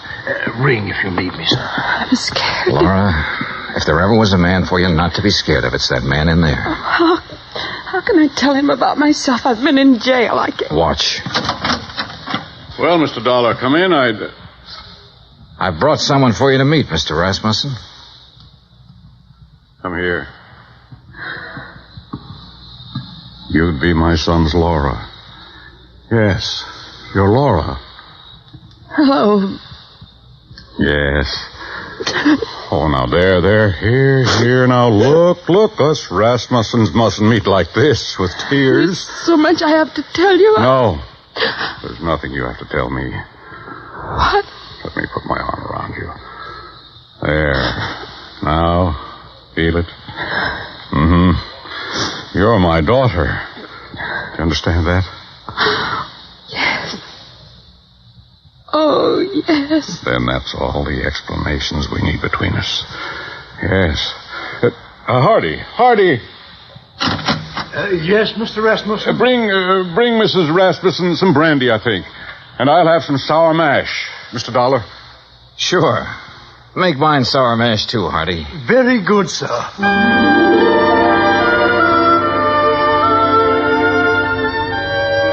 Expense account item 14, $40. Miscellaneous. Item 15, $35, stenographic. Expense account total $1,965. Remarks? The old man's got a few weeks more. Laura's moving into the house with him to take care of him. She won't be telling him a lot of things about herself. She doesn't have to. You should have stood there like I did and seen that big arm go around her shoulder when he said, "You're my daughter." Yeah. Yours truly, Johnny Dollar.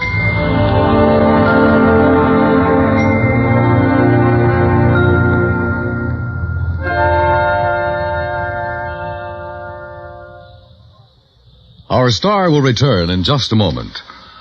Folks abroad want to know more about us Americans, how we live, how we eat, what we do in our leisure time. You know something? You can help promote international goodwill by corresponding with someone abroad. For the name of a correspondent, write to Letters Abroad, 45 East 65th Street, New York. That's Letters Abroad, 45 East 65th Street, New York. Stay tuned for 5 minutes of CBS News to be followed over most of these same stations by the FBI in Peace and War. Now here's our star to tell you about next week's story. Next week, one cute, tiny little mouse, that's right, mouse, almost scares a big insurance company out of business. Join us, won't you? Yours truly, Johnny Dollar.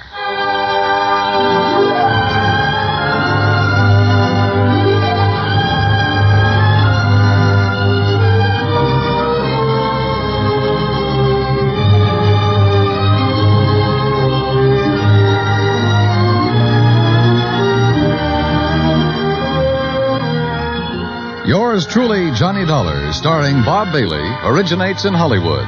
Written by John Dawson, it is produced and directed by Jack Johnstone. Heard in tonight's cast were Virginia Gregg, Gene Tatum, Eric Snowden, Roy Glenn, Will Wright, Frank Nelson, and Jack Crucian. Musical supervision is by Amerigo Marino. Be sure to join us next week, same time and station, for another exciting story of yours truly, Johnny Dollar. Dan Cubberly speaking.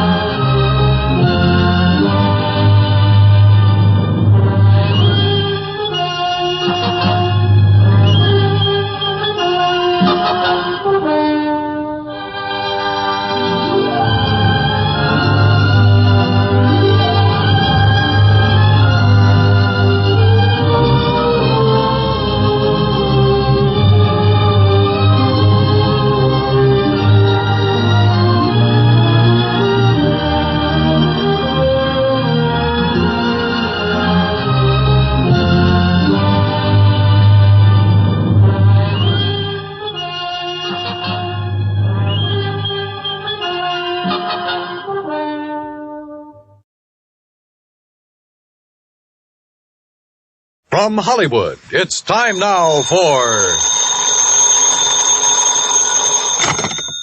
Johnny Dollar. Hi, Johnny. Who dat? George Reed. Well, Merry Christmas, George. Is it? Oh, what's the matter? You ever hear of Jediah Gillis? Eccentric? Owns about half of Rhode Island? That's the boy. A couple of weeks ago, he wrote a special policy on an item he wanted insured. And it's up and disappeared, huh? How'd you know? Oh, just a wild guess. What did he lose? I hope you're sitting down, Johnny. Yeah? Why? Because the insured item is a mouse. House? Mouse. What?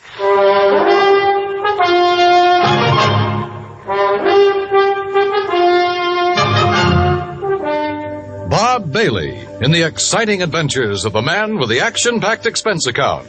America's fabulous freelance insurance investigator. Yours truly, Johnny Dollar.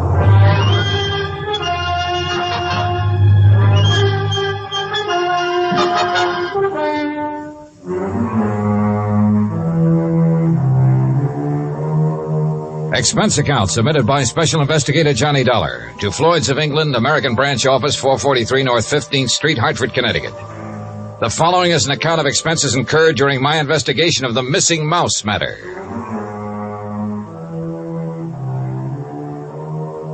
Expense account item 1, 85 cents. Taxi from my apartment to George Reed's office. He was on his feet waiting for me. His Ivy League suit looked as though it had been slept in, and he needed to shave. Close the door, Johnny. Yeah, sure. Johnny, I'm going to level with you. This thing has me going. Well, it serves you right. Anybody who'd insure a mouse deserves what he gets. Yeah, but it isn't an ordinary mouse, Johnny. No? Not according to Mr. Gillis's original application. Yeah, take a look. Item to be insured. One unusually talented grayish-brown mouse. Unusually talented? Like how? I don't know. What? I tried to find out, but Gillis wouldn't tell me. And still you issued the policy. You know our company, Johnny. We have a reputation for insuring almost anything, but we have to draw the line occasionally, and we would have here, except for one thing. What's that? And believe me, it better be good. It is. Gillis carries all of his insurance with us. Yeah, but even so. Just one of his several policies is a straight life for $350,000. Well, king-size premiums, huh? Exactly. So when he called asking us to insure this fellow's mouse for a few weeks... Wait a minute. Gillis doesn't own it? No. Well, who does? It belongs to a friend of his, a man named Glazer. He's spending the holidays with Gillis. Gillis didn't want to be responsible if something happened to Glazer's mouse while he's there, so he asked us to write the policy. How much did you insure it for? All the company would allow, $5,000. Oh, now, George, you think I'm going to get all worked up over a lousy $5,000 loss? What kind of a commission can I possibly make on that? Look, give me a chance to finish, will you? All right, but only because it's Christmas. All right.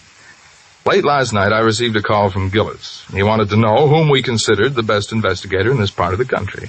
When I told him, he told me about the mouse and insisted I send you up to help look for it. No, George, I'm sorry, but I'm going to pass. I've handled some screwy cases in my time, but this is... Please, wait till I finish, will you? I told Gillis you wouldn't be interested. That's when he started putting on the squeeze. Squeeze? How do you mean? He said if I didn't get you, he'd cancel his policy. Oh, come on. You don't believe that, do you? I don't know what to believe. Gillis is a screwball of the first water. We've known that for a long time, and frankly, I'd rather not take a chance. Well, you've got to. Maybe not. I've received an okay from upstairs. On this one, you can write your own ticket. Well, why didn't you say so in the first place? You didn't give me a chance. Look, there's a train for Providence at 3:30. Here's Gillis's address. He wants you to stay with him. That'll cost more, Georgie. It figures. Merry Christmas, Johnny. Same to you, Santa Claus.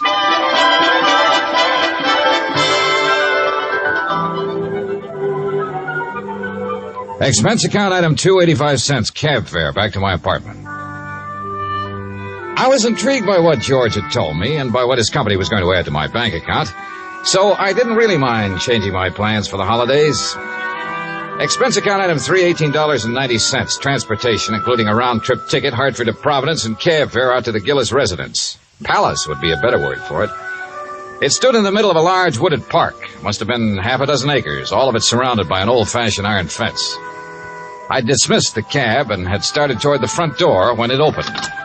And standing against the light, watching me, was a tall, beautiful girl. Careful of the steps. Why? The steps, they're icy. Oh, thanks. We've been expecting you, Mr. Dollar. Hi.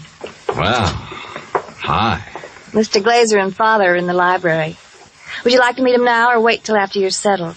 I'm afraid I'd better see them right away, Miss Gillis. Marion, Johnny. Well, come along. You know, for the first time, I'm glad I came home for the holidays.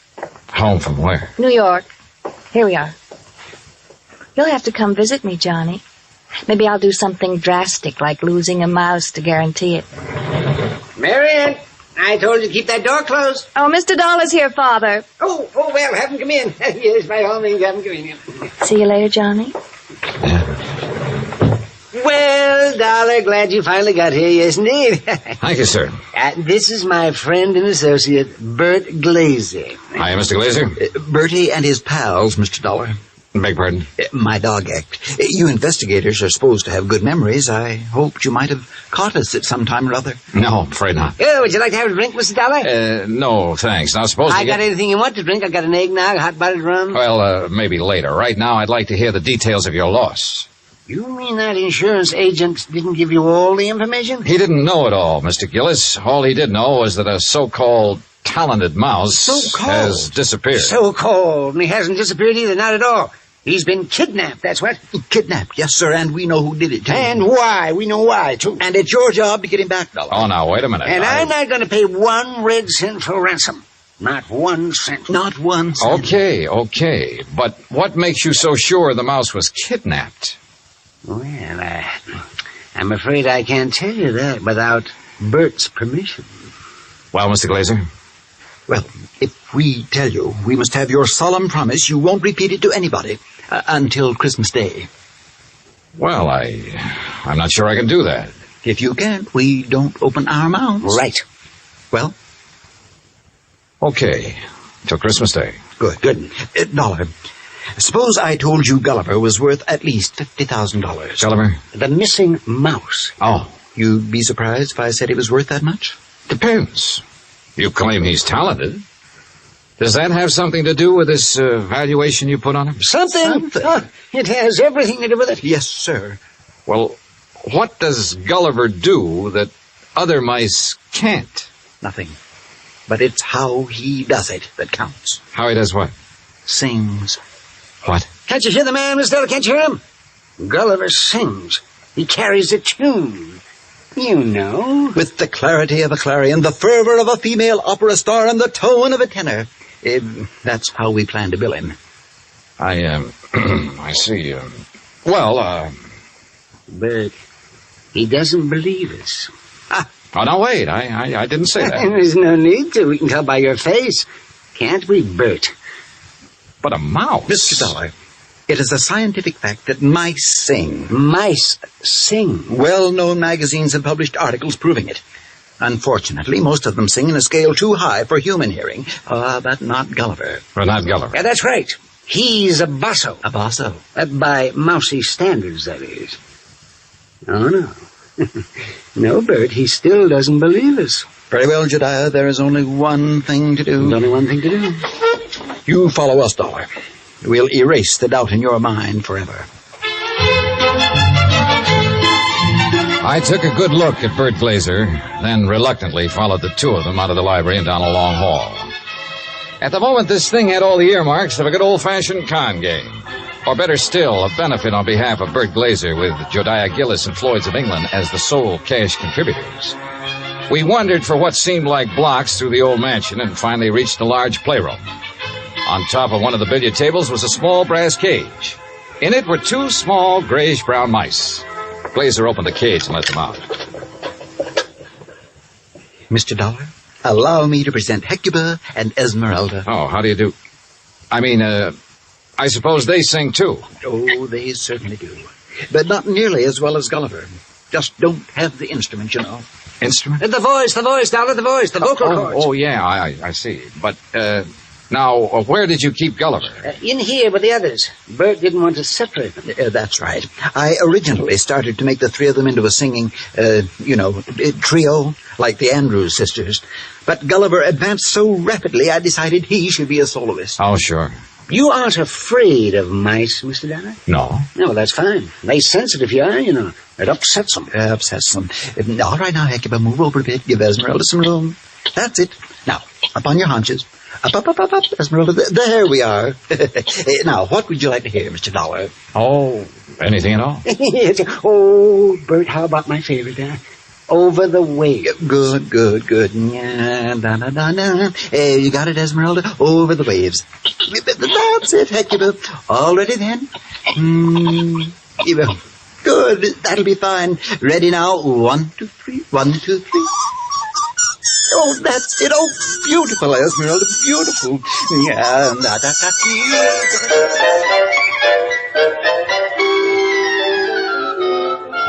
Well, I won't say I was convinced, but I won't say I wasn't. But I will say those mice were singing something, or giving a mighty good imitation of it. We returned to the library, and this time I sampled the eggnog liberally. Is that all right, Dollar? Oh, fine, thanks. Well, Dollar, you know now why we believe Gulliver was kidnapped? Well, I'm not sure. To exploit him. What else? Exactly. Do you have any idea who did it? Harry McQueen, that's who. McQueen. Who's McQueen? Used to be my agent. Theatrical agent? Uh-huh. He's been snooping around here lately, Johnny. We figure he's gotten wind of our mice. Well, what do you mean by snooping around, Mr. Gillis? Oh, you know, he's been out here twice this week wanting to see me. Had to kick him out of here yesterday morning. How'd he get in? Well, my daughter answered the door. Yes, she didn't know McQueen from Adam. So when he asked for me, she figured he belonged in here, rehearsing the show with the rest of us. Rehearsing what show, Mr. Gillis? What show? The show for the Children's Hospital. Jodiah puts one on for the sick kids every Christmas Eve. Of course. You know, Dollar, variety act to Santa Claus. This year, though, we got a radio hookup. Go all over the state. And Gulliver, well, he was going to headline. And that's why I sent for you, Dollar. I figured you can get him back by tomorrow afternoon if anybody can. How long was McQueen in here before you noticed him? Long enough to lift Gulliver. This was our dress rehearsal, Dollar. We'd asked some of the kids from around the neighborhood in to watch, so it was pretty crowded. Where were the mice during the rehearsal? Well, that's where I made my mistake. What do you mean? We were keeping them a secret till the real show. Well, where were they? In their cage, over there on the mantel. Now, we were using this part of the room for the stage. So McQueen could have just reached in and taken Gulliver without us seeing him. Now, what makes you so sure McQueen did it? We told you. Besides, who else would want him? Who else? And it was right after I kicked him out of here that I discovered Gulliver was missing. What'd you do then? Why, I called off the rehearsal and started searching for him. McQueen? Big Gulliver. And I put in a telephone call to the Providence house where McQueen was staying. Did you talk to him? Nope. They said he checked out. After questioning them for a while, I finally had a nightcap with Jediah, then went to the phone in the hall and made some calls, including one to George Reed. Well, how's it going, Johnny? It's not. That's why I'm calling. Look, they think a theatrical agent named Harry McQueen stole the mouse. He has offices in Boston and New York.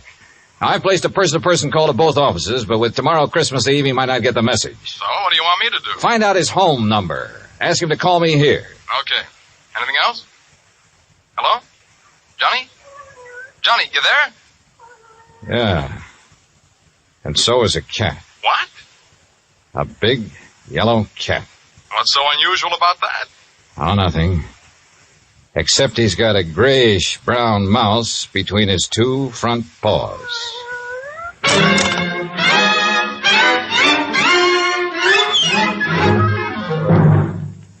Act 2 of yours truly, Johnny Dollar, in just a moment. You can't buy happiness by the pound or the yard, but you can have it by the hour with no strings attached every Monday through Friday evening and each Saturday in the daytime when the Robert Q. Lewis Show is on the air. Join him and his fun-loving gang 5 nights a week and Saturdays in the daytime on most of these same stations. Now, Act 2 of yours truly, Johnny Dollar, and the Missing Mouse Matter.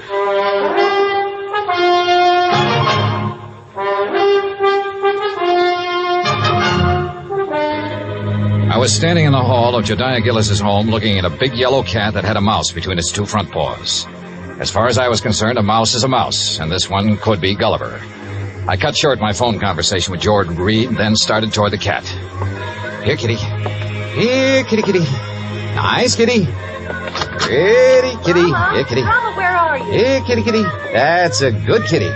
Now, kitty, let me have the little mouse. Mama, you naughty cat, where... Oh, This cannibal belong to you, Marion? yes, I promised Father I'd... What do you mean, cannibal? Take a look. Oh, no. Oh, yes. And he's very, very dead. Oh, you don't think it's Gulliver, do you? Well, Mr. Glazer will have to identify him. And if he is, well, that's that. Oh, no, Johnny. What do you mean? Oh, Johnny, please, you don't have to tell him, do you? Well, sure. If it's Gulliver, this thing's cleared up. If it's not, your Rama gets a reward for being a good mouser. Oh, Johnny, please. Dad almost had a fit when I arrived here with Rama. He made me promise to keep him in my room. This the only time he's been out? Well, no. Oh. He was out for a little while yesterday while they were rehearsing. I didn't notice he was gone till after lunch. Then the corpse could be Gulliver's. Oh, Johnny, if it is, there's nothing we can do about it now. And if you tell my father, besides making him angry, it'll break his heart. All right. I won't say anything until tomorrow night. Oh, thanks, Johnny. Night. Good night.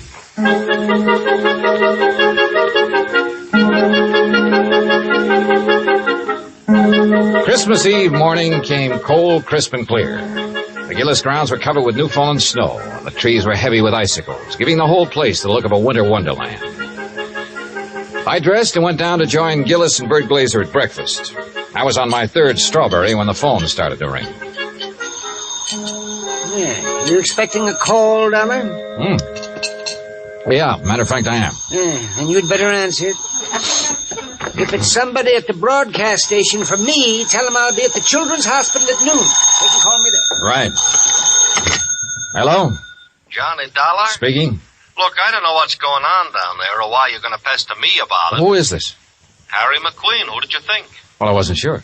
Well, your friend Reed got me out of bed this morning, Dollar. He told me you wanted to ask me some questions about a mouse that's missing from Jediah Gillis's place. Hey, that's right. What do you know about it? Well, I've done a lot of pilfering in my time. I've taken towels from hotels from Maine to Miami and Seattle to Bridgeport. But I never had to stoop so low as to steal a mouse from any hotel, garbage dump, trap, or field. Do I make myself clear? Perfectly. Except for one thing. Yeah? This particular mouse was a performer. Was a what? He was trained, did tricks. Still doesn't interest me. Well, then why were you trying to see Mr. Gillis? To get some of my people on his Christmas show. Anything wrong with that? No. There'll be a lot of publicity about it. Would have done him a lot of good. And you're sure you weren't interested in the mouse? Look, Dollar, when I went into this business 18 years ago, I swore then I'd never handle kids, belly dances, or animal acts. But you handled Bert Glazer's dog act. Is what? Dog act. Bertie and his pals. Oh, somebody's feeding you a line, Dollar. That act was Bill Bertie and his pal, and the pal is a dummy. Glazer's a top-notch ventriloquist. He's a master. You hear me, Dollar? Yeah, Harry. I hear you fine. I had to do some thinking, so I put on my coat and went outside for a walk around that wooded park. What I had just learned about Glazer confirmed what my instinct, my common sense, had been telling me all along. Except for one thing. The performance given by Hecuba and Esmeralda the night before. If Glazer had been doing the singing for those two mice, he was a master ventriloquist. Which was exactly what Harry McQueen said he was. I'd started back toward the house, wondering if I should get Jediah aside now and tell him or wait until after the show, when something soft and cold hit me on the back of the head. Hey! Sorry, Johnny, I couldn't resist such a serious target. Anything new? Well, if you mean have I found Gulliver, the singing mouse, no. Dad told me to tell you if Gulliver does turn up before 1:15, rush him over to the hospital. Yeah, sure. But I think that's extremely unlikely. You think Rama got him, don't you? If he did, he got a very ordinary mouse. He didn't get one that sings. I'm afraid I lost you. Doesn't matter. Oh, now I wonder what he wants. Who? That boy on the porch. Oh, well, if this was Hartford, I'd say he was the paper boy coming around to collect.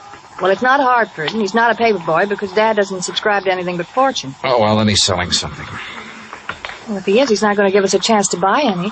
Johnny, looks like we scared him off. That's funny. Hey! Hey, come back! He sure tore out of here when he saw us. Wonder what he wanted. Do you suppose he was one of the kids they invited in to see the dress rehearsal? Well, if he was, what would he be doing back here today? I don't know. Let's take a look around. We found it in the playroom, near where Gulliver's cage had been. It was a roundish metal clamp, the kind of boy wraps around his trouser leg when he's riding a bike. I was about to call the hospital and ask Jediah for a list of all the kids they'd invited to the rehearsal when the front doorbell rang. Johnny, it's that boy again. Better let me get in.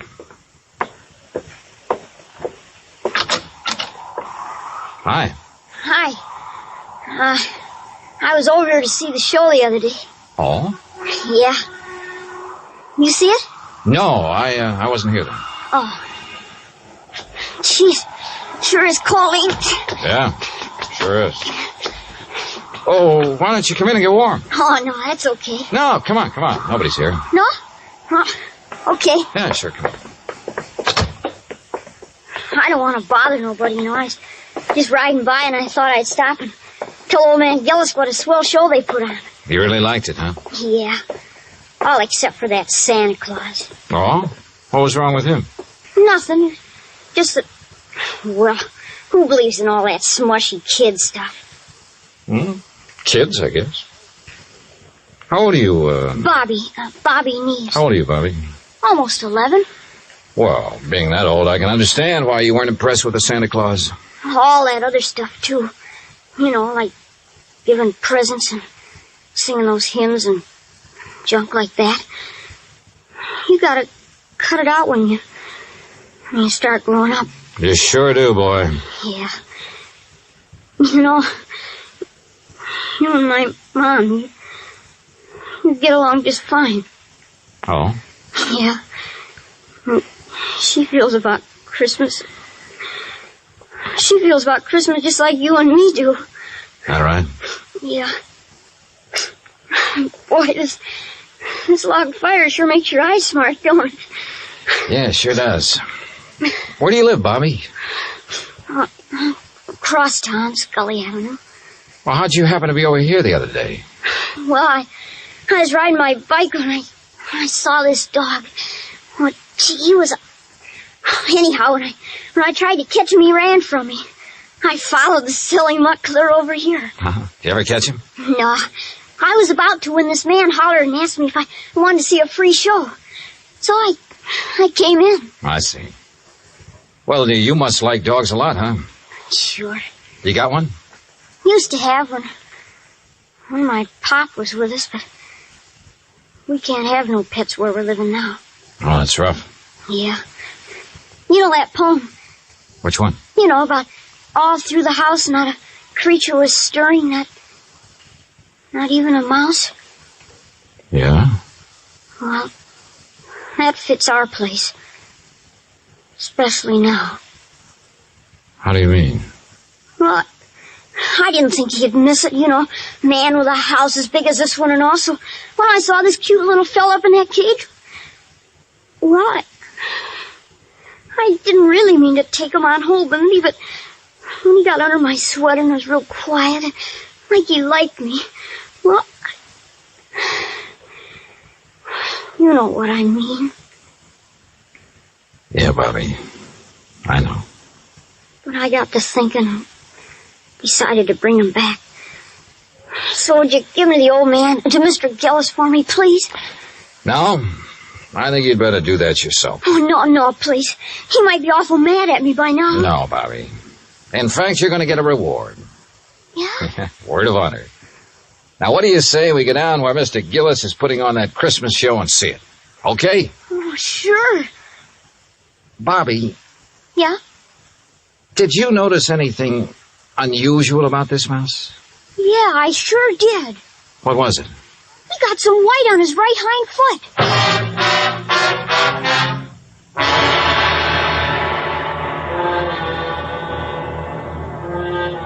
Expense account item 4, $1.60, cab fare from the Gillis residence to the Children's Hospital for Marion, Bobby, and myself. Inside, we followed the sound of children laughing and reached the auditorium. Marion found a seat among the nurses, and I took Bobby backstage. When Jediah saw Gulliver, his face lit up like one of the trees he'd had delivered to the war. Gulliver! By golly. I knew if anybody could do it, you could, Dollar. I didn't do a thing, Mr. Gillis. All the credit goes to Bobby. Oh, to Bobby. Well, I'll speak to you after the show, young man. Yes, sir. Bert, look, he's back. Oh, Gulliver, I do declare I have never been so glad to see a person before. You better hurry, Bert. He's scheduled to go on in just a minute. Oh, he will. Well, I'll go check on the microphone when everything be just so. Don't go away, Dollar. No, he won't. Bobby, why don't you sit over there where you can see the stage? Yes, sir. Bert, you think Gulliver will sing today? I know he will. Oh, get ready, Gulliver.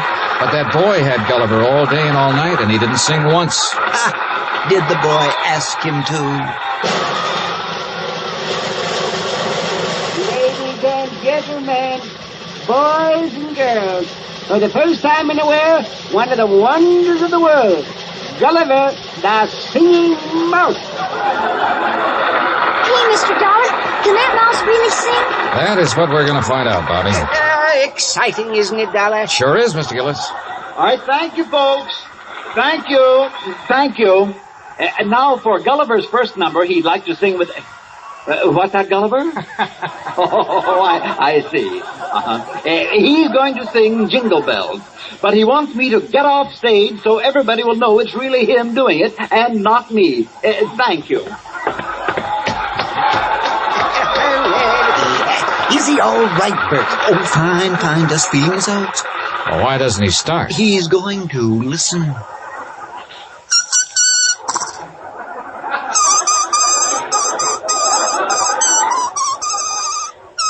Well, Dollar? Now I have seen everything. Me too. Gee.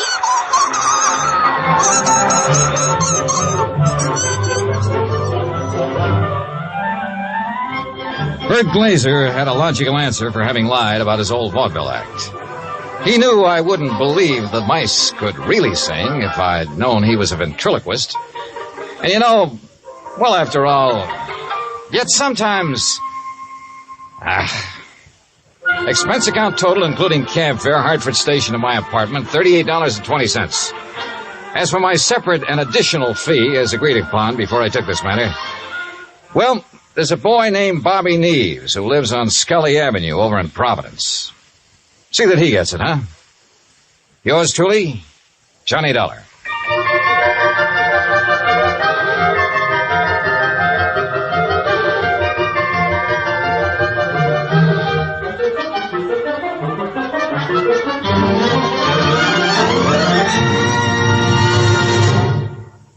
Our star will tell you about next week's story in just a moment.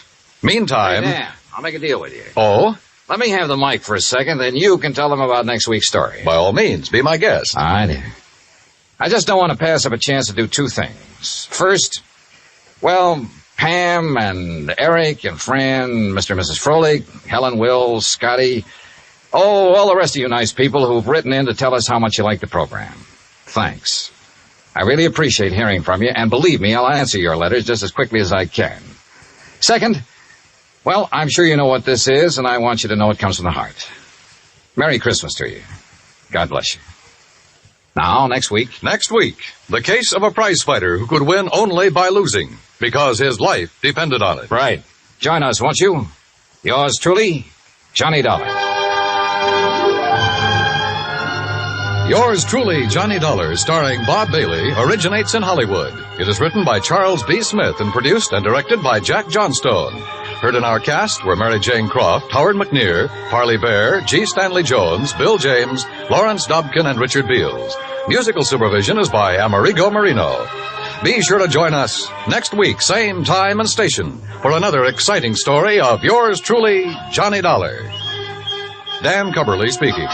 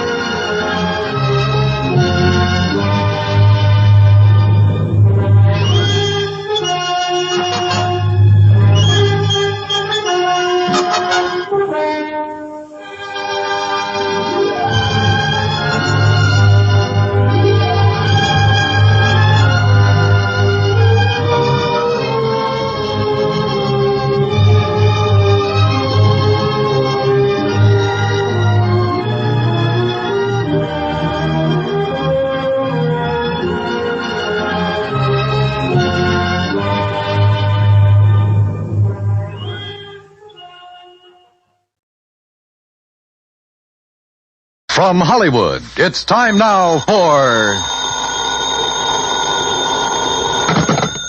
Johnny Dollar. Paul Kendrick, Johnny, over at Eastern Allied Casualty, remember? Oh, sure, Paul. How are you? Seen any good fights lately? Prize fights, that is? Yeah, the championship bout at the stadium over in Mulville last week. Were you there? No, I had to miss it. But it didn't miss me. Huh? The minute Georgie hit the canvas in that fourth round, it cost me $50. Johnny, Do you remember Al Coronado? Are you kidding? I've watched that boy come up from the Golden Gloves. Well, he fought in one of the preliminary bouts. I know. I lost on him, too. $20. Come on over, will you? And I'll tell you why the company may lose $50,000 on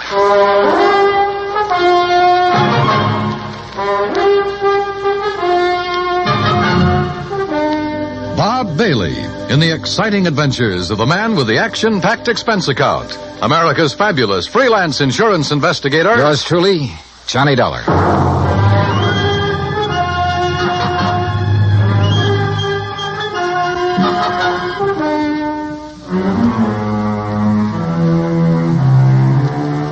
Expense account submitted by Special Investigator Johnny Dollar to Eastern Allied Casualty Insurance Company, 422 Spidal Building, Hartford, Connecticut. Following is an account of expenses incurred during my investigation of the Squared Circle matter. Expense account item 1, $1.10, cab from my apartment to the offices of Eastern Allied. When I got upstairs into his personal cubicle, I found Paul Kendrick pacing the floor. Sit down, Johnny. Have a drink if you want one. No, thanks. Hey, looks like you're the one who could use a drink. What are you worried about? Don't tell me you've been hitting the company till for big money to bet on the fights. Johnny, I'm worried about murder. Listen. I'm all ears. How long since you've seen Al Coronado fight? Oh, 6 months, a year, maybe. But before that, when he was working all the local arenas, you and I were present every time he put on the gloves. So? We knew him when he had reflexes quick enough to... Well, do you remember how he'd show off by picking a fly or mosquito out of the air, grabbing it between his fingers without even hurting it? Yeah, sure. He was no metal giant, not by a long shot, but he had the fastest eyes and hands I ever saw in a man. Right. But something has happened to him, something very wrong. And I think I know what it is. Listen. I'm listening. A few years ago, his manager, Ricky Malone, took out a $50,000 policy on him. Annuity. So what? A lot of managers take out policies on their boys. And then get him killed? Look, Al is fighting again tomorrow night in a small town outside of Joplin. Joplin? Missouri? A little place just across the state line. Johnny, I want you to be there. You mean as a sort of bodyguard? I want you to see the fight, that's all. See Al Coronado fight. Yeah, but this murder, correct? I'm having a copy of the policy made, and you can pick it up at the Joplin post office. General delivery. Now, Paul... I know. I may be all wrong. This may only be a hunch, without a single legitimate reason for suspicion. That's why I took a whole week to think it over before calling you. That's why I want somebody who knows Al as well as you and I do to... Look, will you go down there and see him? Well, We'll pay the freight. Pad your expense account, anything you like. Oh, now that's an attractive But do it, Johnny. Will you?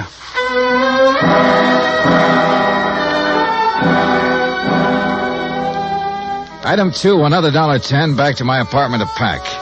Item 3, $124 even, plane fare and incidentals to Joplin. By your leave, Paul, the incidentals included a new sports shirt, loud enough to startle the whole state of Arizona, an extra pack of razor blades, and a new toothbrush. Also, item 4, $3, flowers for the stewardess, who managed to find me an extra bottle of champagne. I arrived at Joplin shortly before noon, and after checking into a hotel, found that by some miracle, a copy of Al's policy was waiting for me at the post office. A quick glance at it brings up item 5, $4.25 phone call. What do you mean, holding out on you? I thought you said Ricky Malone took out the policy. He did, and pays all the premiums. But the beneficiary named is Frankie Fortina. Now, who's he? I don't know yet.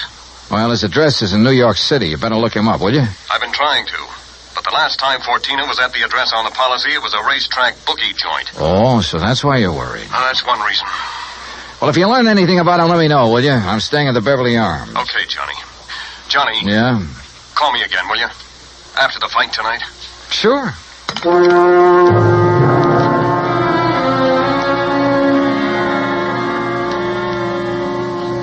I was tired, so I had a big lunch. That's item 6. Went up to my room and slept. I overslept.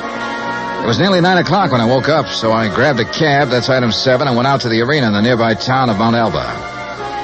For $5, item 8, I managed to get a seat at ringside in time to catch the end of the last preliminary.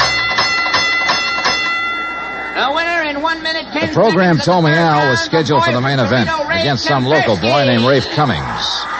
I never heard of him, and I doubt if anybody outside of Tucson ever had. I understood why when he stepped into the ring.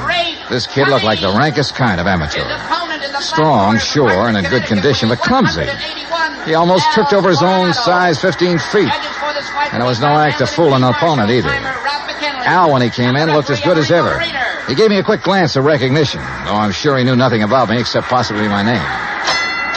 At the opening bell, he came out fast. All the old speed and timing were there. Faint weave and flick out that light, but punishing left. Same old pattern, same old... Wait a minute. Those quick left jabs were only landing about 1 and 4. As though he touched Cummings only when the clumsy ox happened to walk into him. But because of his speed, Al took nothing but a few light ones on the body. He kept his face well out of reach. Oh, yeah, his timing was perfect, but his aim was terrible. Every time he shot out his fist, he was 3-4 inches wide. Then a funny thing happened. At the end of the round, when Al went back to his corner, and remember, Rafe had only tapped him a few times on the body. When he went back to his corner and started to sit down, he almost missed the stool. Would have if one of the seconds hadn't aimed it under him. Funny. The second round got underway the same as the first. Al was all speed, dodging, weaving, keeping his face out of the way. But again, he wasn't hitting his mark. And then it happened.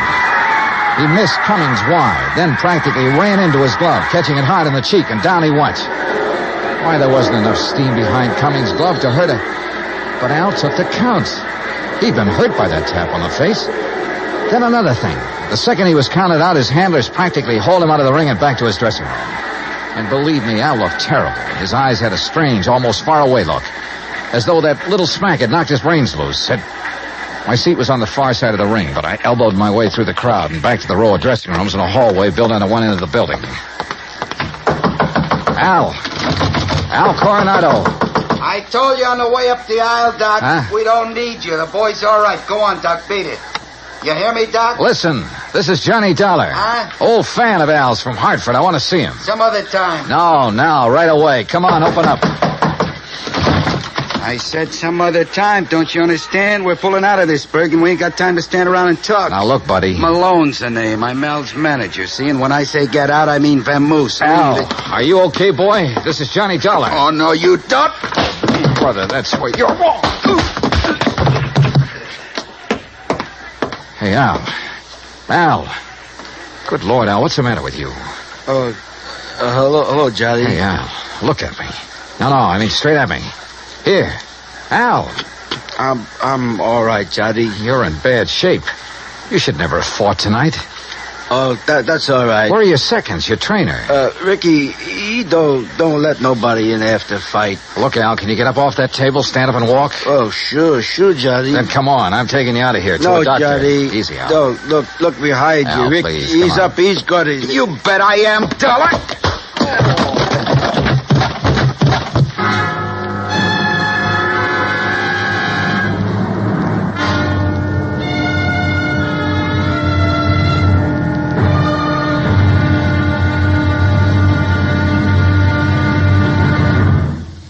Act 2 of yours truly, Johnny Dollar, in just a moment. Each Monday through Friday evening, most of these same stations bring you the Amos and Andy Music Hall. Variety entertainment at its best. For top songs, informal visits with top stars, and for a never-ending supply of fun. Turn your home into the Amos and Andy Music Hall 5 nights a week. Now, Act 2 of yours truly, Johnny Dollar, and the Squared Circle Matter.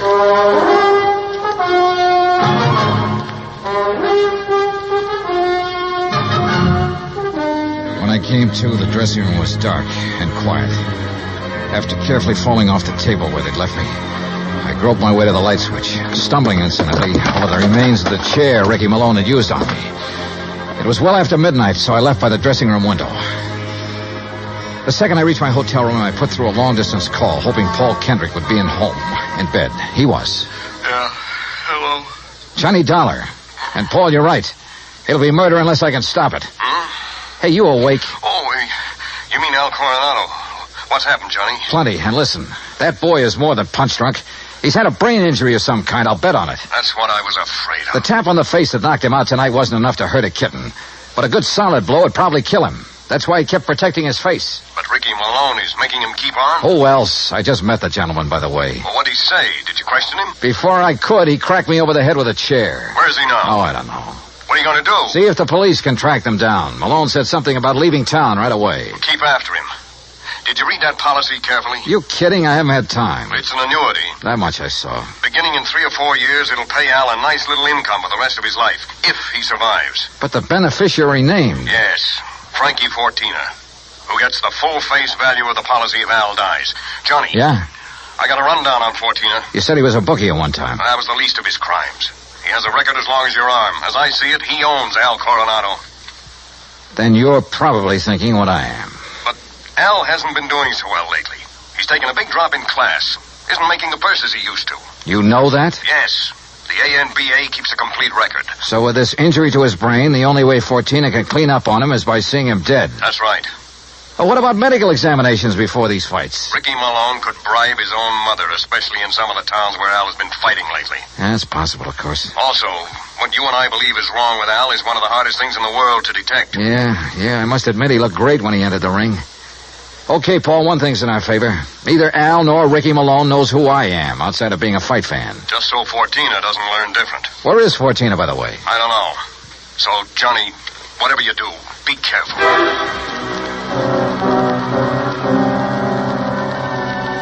Expense account item 9370 for a couple of phone calls, some breakfast, and a taxi to police headquarters. I'll say this for the Joplin police. When they go into action, they really get things done. Within less than 2 hours, Sergeant Danny Ruskin dug up all the information I wanted. Well, that ties in with what Conroy found out at the airport. No, that does it, Herm. Thanks very much. Something? And I think it gives us the whole story, Johnny. Al and his manager, Ricky Malone, checked out of their hotel, the Rayberry, at 1 o'clock this morning. Just the two of them? Right. There was no third party by the name of Fortina or anything else, just the two of them. They caught the 140 plane for Oklahoma City. Oh. And there they bought tickets routing them to Monterrey, Mexico. Mexico? How soon can I get a plane? You going down there, huh? I told you, I gotta save that guy's life. All right, look, in Monterrey, look up Sergeant Romelia Garcia, Main Homicide Division. You mention my name, he'll give you anything you want. Good. Now, what about that plane?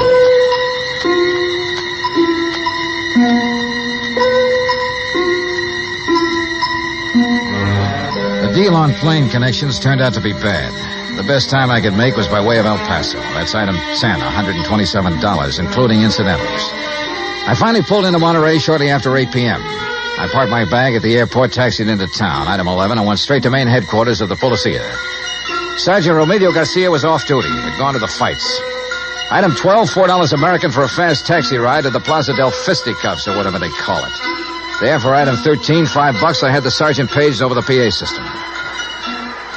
After 2 or 3 minutes, a short, stocky, important-looking figure in police uniform strode up to the door. Senor Johnny Dollar? Yeah, that's right, Sergeant. How are you? You Americanos. Now, what is so important I must leave the excellent fights to talk with you, huh? The possible murder of an American fighter right here in your own ring. So what is that to be excited about? Something that happens all the time. It's because the Mexican fight is more better than the Americano fight. So if that is all it is bothering Incidentally, you... Sergeant Danny Ruskin of the Joplin Police. Sergeant Danny? Why do you not say so at the beginning? Well, you didn't give me much of a chance. How is it, my good friend, Sergeant Danny? Pues it's too long IFC here. Yeah, well, look... Excellent man, Sergeant Danny.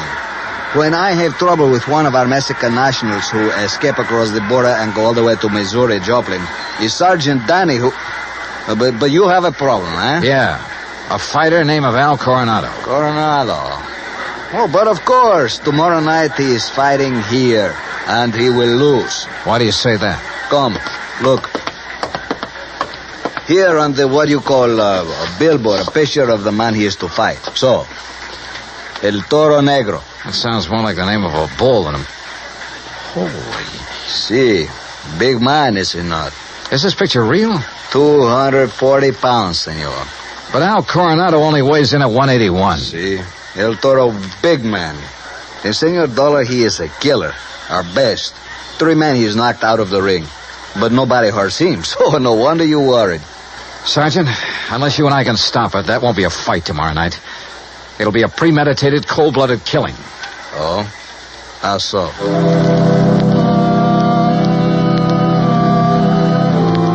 I showed Garcia my credentials, then told him what I knew and what I suspected. But until we have proof of this, senor, to start what you call an international situation, you are not now in your own country, you know. Still, he agreed to cooperate.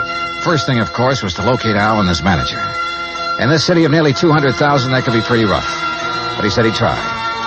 He drove me by the airport to pick up my bag, then to a hotel. And there, as the bellhop unlocked the door of my room, I got a real break. The next door down the hall opened. Hey, kid, how'd you like to bring me up a glass of warm milk, huh? Al Coronado. Huh? Oh, hi. Here, boy. Just put in my bags inside and leave the door open. Gracias, senor. Hey, Al. Are you alone? Oh, sure. Hey, you're Johnny, ain't you? Yeah, that's right, Johnny, and I want to talk to you. I used to see your rig side all the time up in Hartford, You saw me in Joplin, too. Only you don't remember. Where's Ricky Malone, your manager? Oh, he said he had to go meet somebody. He's always going out. Look, Al, I'm an insurance investigator. Oh? Oh, I got some insurance. Yeah. One more fight and somebody's going to collect it. No, Johnny, that's my retiring money. The only one who'll retire on it is Frankie Fortina. Hey, Frankie, he's my owner. You know him? Hey, who takes all the aspirin around here? Me. I get a lot of headaches all the time, but maybe that's why I ain't been hitting so good lately. Yeah. Here, catch this bottle. Hey, now... now look what you did. No, Al, you look what you did. You missed that bottle by 3 inches. For the same reason you haven't been hitting well, why you have these headaches. I'll give it to you straight. You've had a brain injury, Al. One good wallop on that head will kill you. And that's just what Ricky and Fortina want. No. Ricky always says to keep my head protected, so you must be wrong. Am I? Well, Ricky's good to me. Why, you numbskull, trying to get you killed. Johnny, you're all wrong. You know the man you're up against tomorrow night? Well, I know his name. Well, he's the one scheduled to finish you off. Johnny, I don't believe that. Al, listen, you gotta believe it. Now, where's the Here. Who you gonna call? Hello, this is an emergency. Get me Sergeant Romilio Garcia at Central Police Headquarters. Cops? That's right, Al, and a doctor. No, look, Ricky says to stay away from doctors. All they do is stop you from ever fighting again. And that would make you worth just $50,000 less to Frankie Sergeant Johnny Dollar. I found Al. Hotel room right next to mine, room 915. Bring a doctor, a brain specialist if you can, even if you have to drag him out of bed. Oh, look, we'll fight the international situation when we come to it. You get a doctor up here, you hear me? You hang up or I'll blow your head off. Well, Mr. Fortina, I believe. Frisk him, Ricky. Sure, boss. He's clean. Huh? I hate to shoot an unarmed man, Dollar, but if you make one phony move... So you know who I am, huh? Well, Ricky here may be stupid in some ways, but he had sense enough to call me from Joplin after you broke in on him there. Finding out what you're up to wasn't difficult. Finding out what you're up to wasn't very tough either, Fortina. But it's all over. Not for me, Dollar. That's where you're wrong. That phone call I made was to the police. I know, to Central Headquarters. That's over 3 miles from here. By the time your sergeant finds a doctor and gets here, you'll be dead. And I will be gone. Have you forgotten that you have a border to cross, Fortina? You think I'm stupid? Frankie Fortina has never been here. Has never been even in Mexico. Because my tourist card reads Charles Edward Smith. And since the next plane leaves for the States in about 20 minutes, Ricky... Yeah, boss? I think Mr. Dollar had better have an accident. Fall out of the window, perhaps. Oh, now, wait a minute, what? boss. I mean, well... Listen to me, Malone. I had 2 reasons for coming down here. To see if you were right about Dollar, and to make sure of that fight tomorrow. You've been stalling with Al. You've taken too long. The heat is on up north. I need the dough. I told you, boss, that El Toro will do it tomorrow. Fellas, shut up. And look, if you take care of Dollar, what about me? What? Well, maybe you can get back to the States, but me, with Dollar laying dead here, and if Al talks... Al won't talk. You won't either. Frankie... Dollar has given us a perfect setup. He came here to Al's room. You found him here. You had a fight. Dollar ends up in the street below. But what happens to me? Haven't then? I always taken care of you in the past when you were working for me? You know what will happen if you ever try to cross it. No. All right, listen, all right, Frankie. all right. I have contacts down here. I have plenty of them. I have lawyers, good ones. It's going to be self-defense, pure and simple. But what if Al talks? I told you before, Ricky. You've taken too long with him. Frankie, listen. While I hold this gun, you're going to take care of Al, too. The way you should have a long, long time ago in his fights. I don't understand. No, listen to me, Frankie. You listen. I can't You've been do in it. this whole thing just as deep as I have, and deeper. Because you're the one who's kept Al fighting. You've paid off all those phony medicos. You set him up for this El Toro tomorrow night. You'll do it, Ricky. No. Then I'll use the gun on all three of you. Frankie! You're out of your mind, Fortina. Am I? It'll still look like a fight between you and Ricky. Boss. Al just happened to get hit accidentally by the gun that will be found beside your body. Boss. Hmm? Boss, I'll do it. You bet you will. I'll do anything you say if you'll just help me get out of it. Okay. Go ahead. Dollar is first. And, brother, if you think it's going to be It's easy... either the window or this gun, Dollar. So far as you're concerned, I don't care which.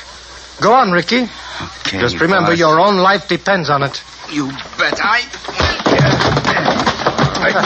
Boy, dirty, will you? The window, Ricky. The window, I said. Remember, it's your own life, Ricky.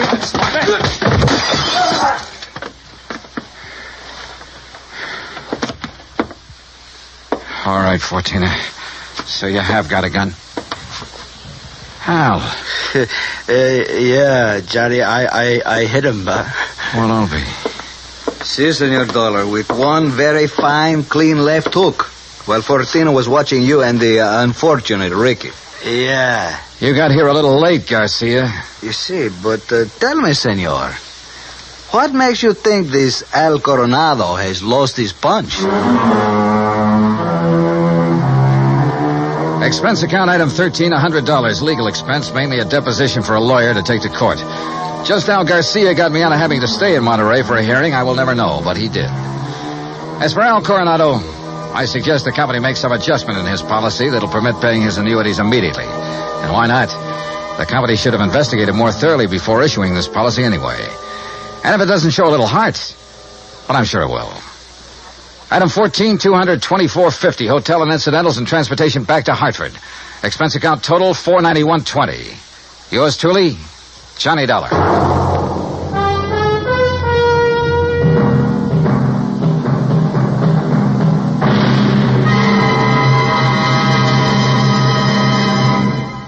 Now, here is our star to tell you about next week's story. Next week, a fast trip to the West Coast to an impossible case involving an impossible man.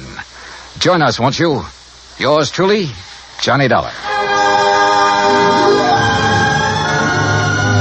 Yours truly, Johnny Dollar, starring Bob Bailey, originates in Hollywood. It is produced and directed by Jack Johnstone, who also wrote tonight's story. Heard in our cast were Harry Bartell, Herb Ellis, Victor Perrin, Jack Crucian, Les Tremaine, and Lawrence Dobkin. Musical supervision is by Amerigo Marino. Be sure to join us next week, same time and station, for another exciting story of yours truly, Johnny Dollar. Stay tuned for 5 minutes of CBS News, to be followed over most of these same stations by the FBI in Peace and War. Dan Coverly speaking.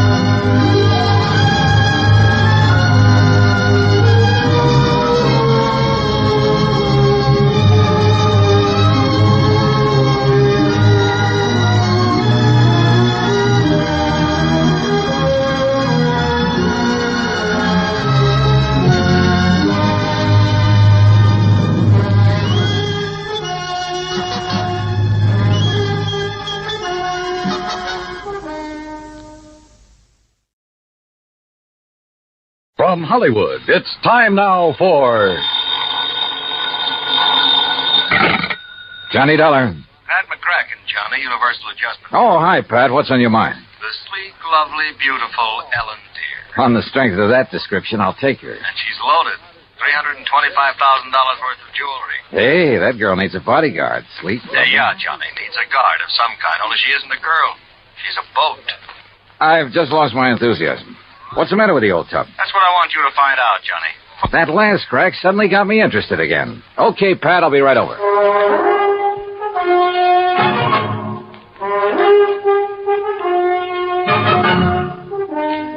Bob Bailey in the exciting adventures of the man with the action-packed expense account. America's fabulous freelance insurance investigator. Yours truly, Johnny Dollar.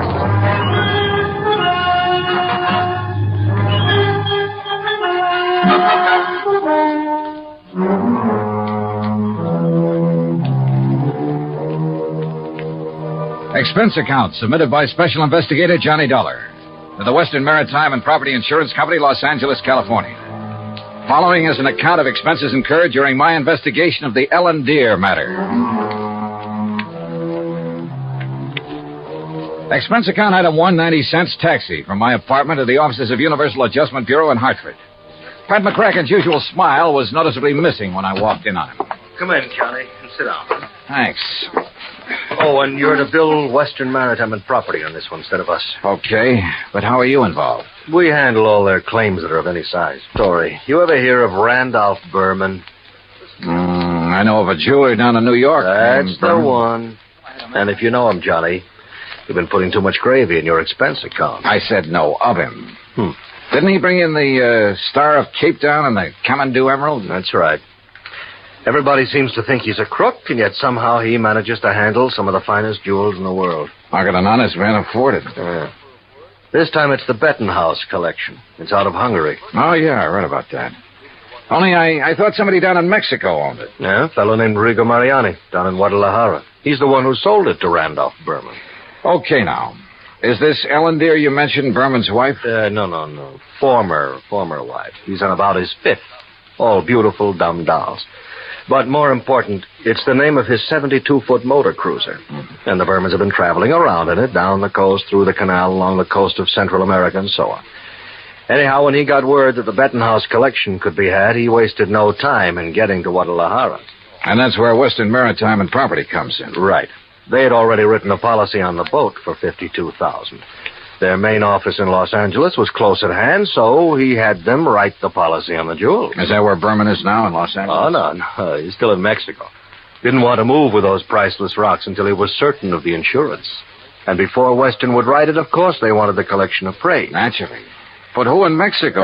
Jacques Jean-Pierre, the famous gemologist, was right there in Guadalajara, to look over the collection himself. So he made the appraisal. The policy has been issued. $325,000. I still don't see anything wrong with the whole deal, Pat. Well, there isn't anything wrong with it yet. But in spite of Berman's standing in the profession, his reputation, it isn't everything it might be. Yeah, come to think of it, wasn't there a killing or two involved in this acquisition of the Star of Cape Town? There have been several things like that. He's been involved in attempts to smuggle in some valuable pieces. He always managed somehow to come out smelling like a rose. Legally, perfectly clean, you understand? But you still don't trust him? Oh, no. And with his planning to carry that load of stuff around in his yacht. Yeah, I see what you mean. If anything happened to those rocks or the boat, over $300,000 right out the window. Exactly. Now, belatedly, Western is worried about it. And they'll pay good money to have you assuage their worries. You have a Mexican tourist card? Sure, from my last fishing trip down there. And I think you better go down and guard that collection until Berman gets it safely up into the States. He's considered quite the host. He'll probably be perfectly willing to have you aboard. Now, this is the kind of assignment I like. Yachting in the Blue Pacific. But surely he hasn't got his boat parked in Guadalajara. That's over 100 miles inland. No, it's at Mazatlan. And from what I've been able to learn, it's surrounded by armed guards day and night while he has some engine work done. But as soon as that's finished, he'll head north to the States. So he says. Got a branch office in Los Angeles. He'll probably deliver the collection there. I just want to be sure he gets there, Johnny. Okay, Pat. You can wire the boys at Weston that I'm on my way. Item 2, 191.40, plane fare and incidentals, Hartford to Mazatlan via Los Angeles. The first leg of the flight to L.A. was uneventful. Except for a good-looking young blonde from Santa Barbara, whom I promised to look up as soon as this case is... Well, that's not for the expense account. When we arrived at the Los Angeles International Airport, I learned that I'd have a 3/4-hour wait for my plane to Mazatlan. So I grabbed a magazine, that's item 3, 35 cents, when I heard my name being called on the PA system. Johnny, Dollar. Report to Pan American Airways desk. With the thought in mind that perhaps my little friend from the plane might have decided to stay over in L.A. Her name was Rita, by the way. I lost no time in getting over to the Pan Am desk. Mr. Dollar? Yeah? Johnny Dollar? That's right. I'm Arthur, Western Maritime and Property Insurance Company. Oh, yeah. How do, Mr. Arthur? Planning to go on down to Mazatlan with me? No. Meet Monsieur Jacques Jean-Pierre. Monsieur Dollar, I am honored. How are you, Mr. Jean-Pierre? This is the gentleman who appraised the Benton House collection for us. Oh, yes. I am an expert. Could issue the policy on it to Mr. Berman. Oh, yes. Yes, he's done this sort of thing for us many times. Oh, I don't know now, how many. I'm afraid that he's brought us rather bad news. Something's already happened to the collection? Well, not exactly. Not for the whole collection. No, not the whole. Please. That is, I'm not quite sure. What I mean is... Yeah, just what do you mean, Mr. Arthur? Perhaps I should explain to Monsieur Dollar, eh? Well, I think somebody better. Yes, you go ahead, Jacques. Yeah, very well. And while you're doing it, I'll cancel the rest of Mr. Dollar's reservation to Mazatlan. Yes, I'll do that. Oh, clerk... Oh, no, wait a minute. First, let me find out what this is all about. Oui. Oh, very well. Jacques here was in Guadalajara when the Benton House collection became available for purchase. Yes, Monsieur Dollar. I had gone there in the hope that some of the pieces might be purchased separately. So? Alas, such was not the case. The Mariani firm decided to dispose of the collection only as a whole. I see. Well, what's this bad news you have? I am getting to that. Yes, you see, it's this way. Please. Well, then go ahead, Jacques. Thank you.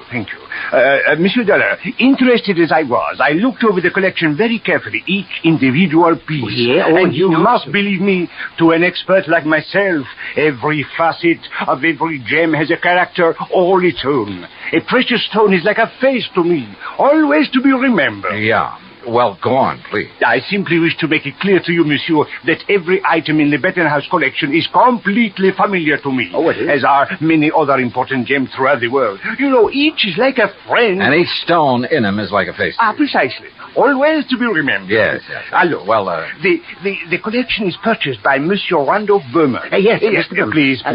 He wishes to insure it in Monsieur Arthur's company. Yeah, I know all that. Well, Monsieur Arthur requests by telephone that I appraise it. $325,000. Then you know. I know. So I stay at Guadalajara a few days to wait Monsieur Arthur's check for my service. You want to be sure the check please. I visit some of my old friends among the jewel setters. And then, on the third day, what do you think happens? You tell me. Johnny, this is it. In the shop. No, please, Yeah. Monsieur I'm sorry. In the shop of my friend Garcia Hernandez, I watch him work on the mount for a beautiful diamond. And suddenly, I see that the stone is an old friend. One from the Benton House collection? Oui. The caliber diamond that was supposedly in the possession of Monsieur Berman. You're sure of the identity of that stone, Mr. Jean-Pierre? Oh, please.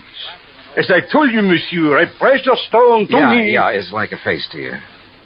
So what you figure, Arthur, is that you've insured a boatload of $300,000 worth of gems on the way to the USA, and maybe they're not on board. Exactly. Unless, of course... Mr. Jean-Pierre, did you tell Mr. Berman about this one stone? Oh, I went immediately to Mazatlan, where I knew he had his boat, the ELEN. Well, what did he say? Alas, he had sailed away. Did you learn his destination? Oh, yes. Los Angeles, Johnny, right here. He has a branch office. Well, has he had time to get here yet? I don't think so. Have you tried radioing to his yacht? No, I've done nothing. You see, I didn't learn about this until Mr. Jean-Pierre arrived just a few hours ago. Yes, I came up on the aeroplane, the better to arrive and speak with Monsieur Arthur before Monsieur Berman would arrive. You know where Berman plans to dock his boat? Well, I'll tell you. Probably the port in San Pedro, if he is coming here. But who can be sure? Usually on vacation trips, he docks down the coast at Balboa, the yacht club. Or who knows, he might even... Yeah. He might have no intention of coming up to the States at all. He might not even have the jewels with him. Arthur, do you know where his branch office is? Oh, yes, it's in Los Angeles. Well, actually, it's in Beverly Hills. Got a car? Yeah. Then let's go. Though he couldn't quite put his finger on it, Arthur was convinced that Randolph Berman was up to something and that his insurance company was going to have to take the rap. On the way into Berman's Beverly Hills office, we dropped Jean-Pierre at the Beverly Hilton and told him to sit tight in case we needed him again. Berman's office was in a nice modern building on South Beverly Drive, tastefully furnished with pictures of various famous jewels on the walls, but with nothing of particular value in evidence.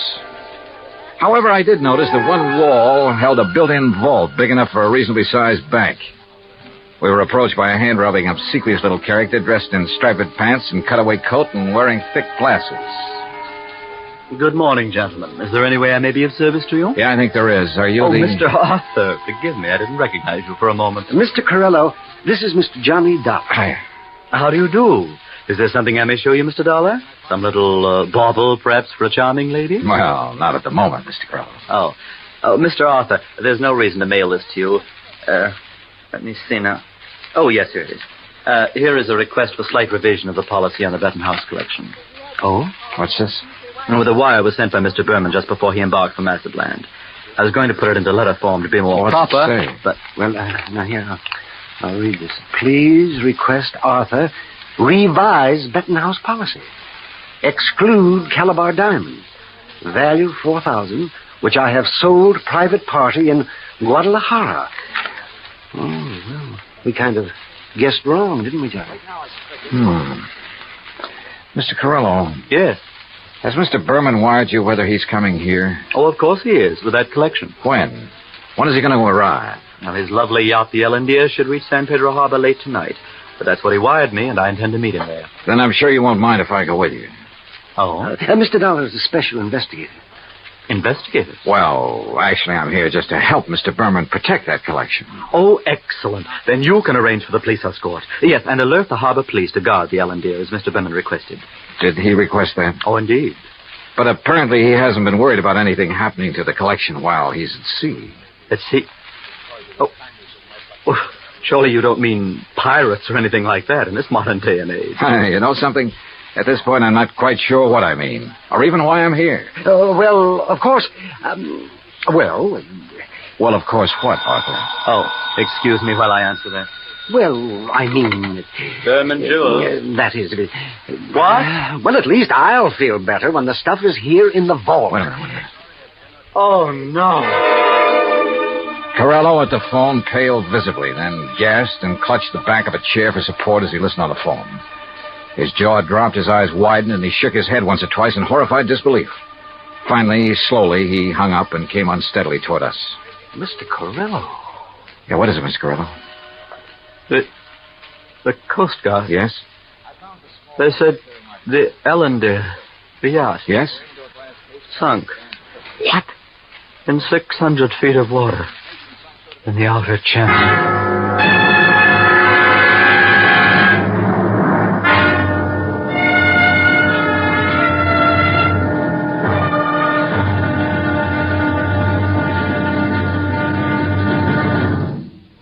Act Two of yours truly, Johnny Dollar, in just a moment. Democracy. What has it to do with money, the medium of exchange of mankind? A couple of thousand years ago, it was said that money alone sets the world in motion. That's one way of saying that money and economy are virtually one and the same thing. The economy of a nation depends on its commerce. Commerce depends on manufacturing and services. It has been proven that those nations which practice democracy have the greatest economics. That means money, more money for more people, and a greater freedom of opportunity to earn a higher standard of living. That's why democracy provides mankind with its richest legacy of freedom. Now, Act Two of yours truly, Johnny Dollar, and the ELEN matter.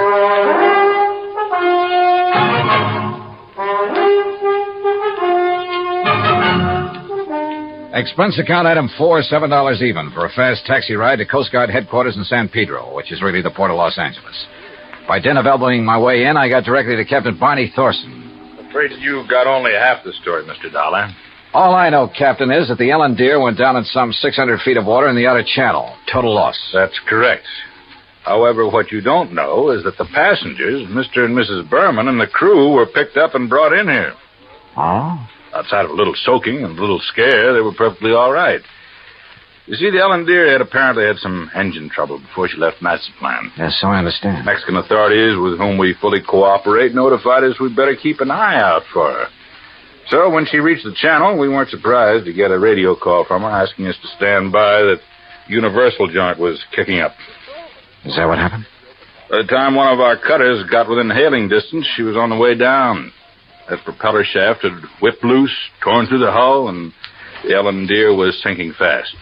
You ask me, that boat was overpowered, Dollar. How do you mean? Well, it must have been because sheer torque tore the whole engine loose from its mountings. And it plowed through the bottom along with everything else on board that was heavy. There was a big safe, for instance, anchored amidships. There was a what? A safe, a small, heavy steel vault. Yeah, I know. That went down too? Yeah, with the engine. It was all our boys could do to keep the owner from diving over after it. It was crying like a baby. You'd think he'd had the crown jewels in it. Maybe you're not too wrong at that. What? Not the crown jewels, perhaps, but a collection worth something over $300,000. Now, what about salvage? Salvage operations in 600 feet of water in that channel? Oh, yeah. No, Dollar. Salvage, even if it were possible, it'd cost a couple of times the worth of that stuff at least. The only passengers were the Bermans, huh? That's right. Proved 3. And they weren't able to save anything? Nothing. Not of any consequence, that is. One of the crew didn't even have his shoes and his shirt on. What about Berman and his wife? It's funny what people will do in an emergency sometimes. What do you mean? Well, you've heard about the man whose house catches fire, he gets panicky, throws all the china and the glassware out the window, and carries out the mattress. What are you getting at, Captain? The only thing Berman saved in his excitement was 2 beat-up old hats and a fishing rod. Oh, yeah, I see what you mean. And all his wife brought along was a handful of nylon stockings. She was hanging on to them for dear life. Oh, yeah, a big hat box with an evening dress half hanging out of it. And that's all? That's all. Hey, that Mrs. Berman's quite a dish. Not too bright, but a real looker. Where are they now, Captain? They're headed for Beverly Hills. Beverly, Wilshire was the hotel, I think. In any event, Dollar, I'm afraid your company is going to have a big, fat claim to pay. On the yacht, yes. What's that mean? What do you think?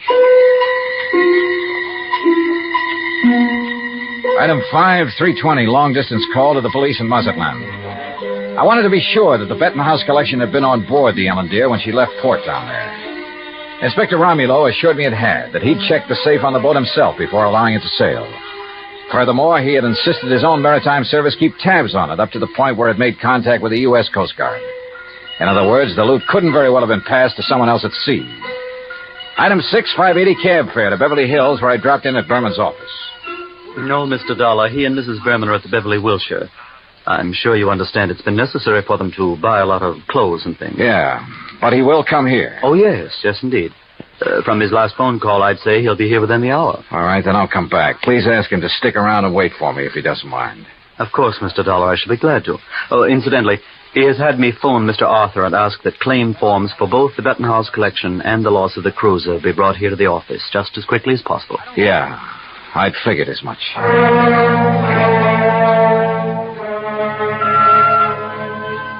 Berman wasn't wasting any time.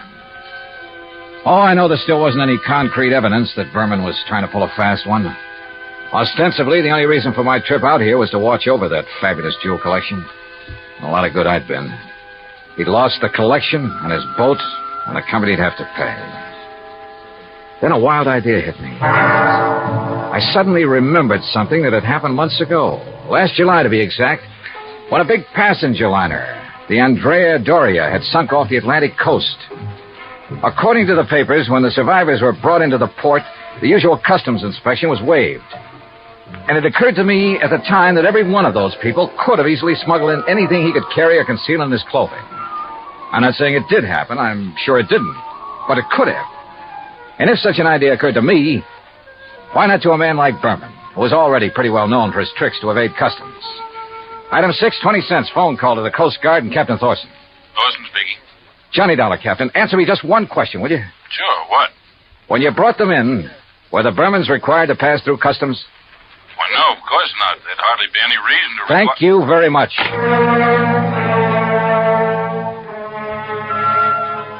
Item 7, 10 cents, another call. This time to Arthur at Western Maritime and Property Insurance.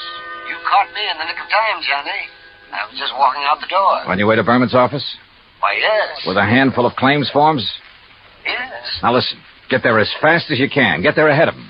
What? So that you can see if he brings anything into the office, like the Benton House collection. What? Though I doubt if he'd be that foolish. Foolish or not, how could he, Johnny? That collection, unfortunately, is at the bottom of the ocean. Listen to me. Keep him there. Maybe on the pretext of having to wait for me. Any reason you can think of. I'm afraid I don't understand. Just hold him until I get there, understand? Very well, Johnny. But what are you going to do? Arthur, I may have to break in and rob a hotel room. I went out and stationed myself across the street from the Beverly Wilshire. 5 minutes later, I saw Randolph Berman walk out the front door and head east on Wilshire Boulevard in the direction of his office on Beverly Drive. I waited a few minutes to make sure he didn't turn back, then entered the hotel. At the desk, I learned the number of Berman's suite on the 9th floor. Break in, it would have taken a battering ram. So I tried knocking.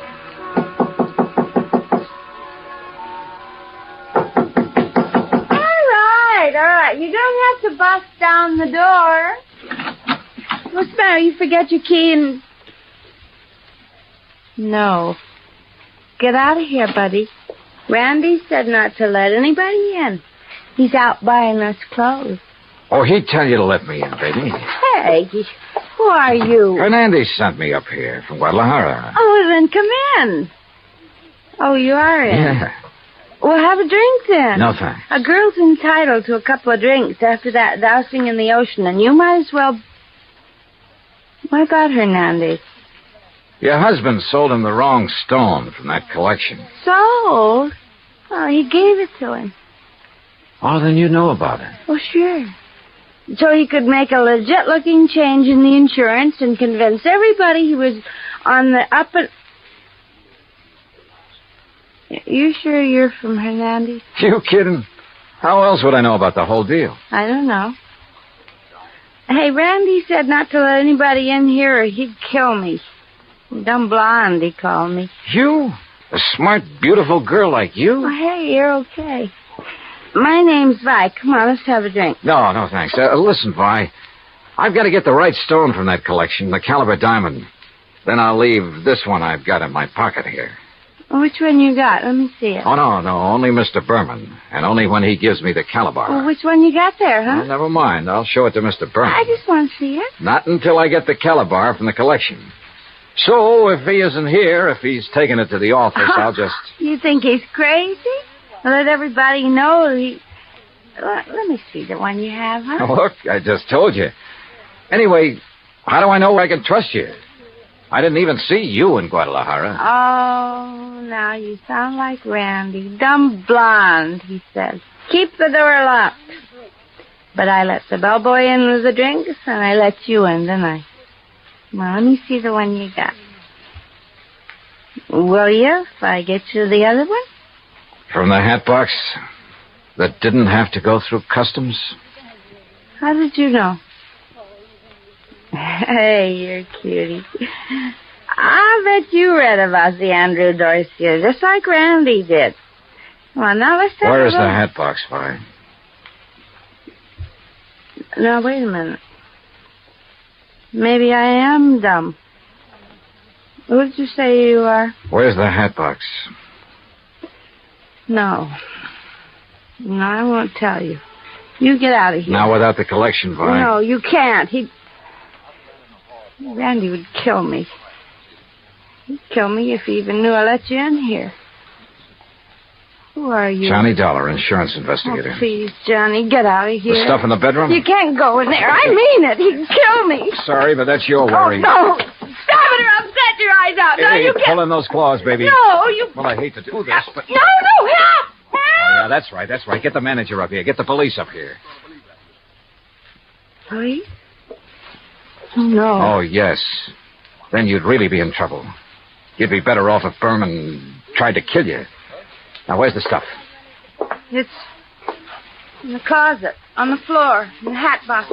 Thanks. Well. Just a handful, but worth a fortune. Well. Oh, now, wait a minute, girl. Put down that bottle. I gotta stop you. He'd kill me, don't you understand? Just for letting you in here. You don't know him. Look, baby, you're in this thing deep enough as it is. Don't try to make it any worse for yourself. But when he finds out that I...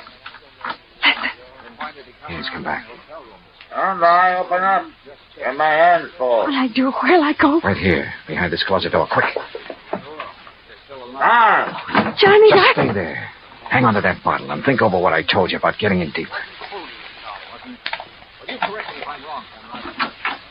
Hi, where'd you get these drinks?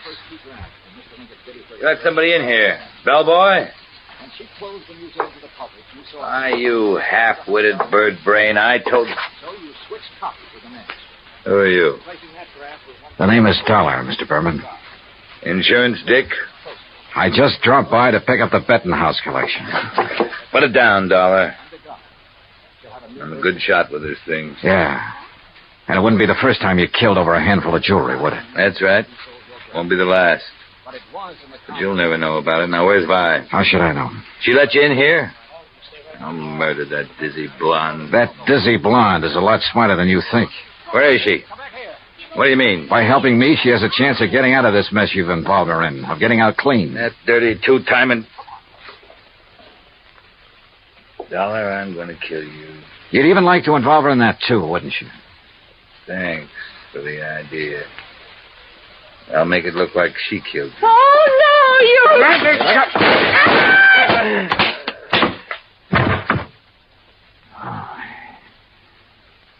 Nice work with that bottle, Vi. Well, he missed you. Please, you won't let him... No, don't worry, baby. He won't bother anybody. Not for a long, long time.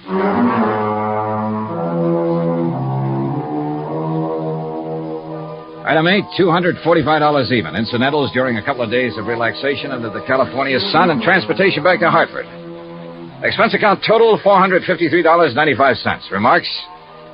By way of getting off as easily as possible, Vi sang like a canary, and incidentally cleared up a couple of other of his shady deals.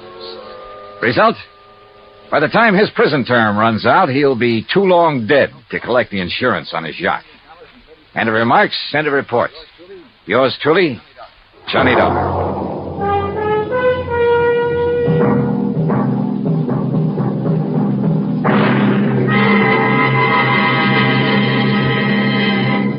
Now, here is our star to tell you about next week's story. Next week, the DeSalle matter.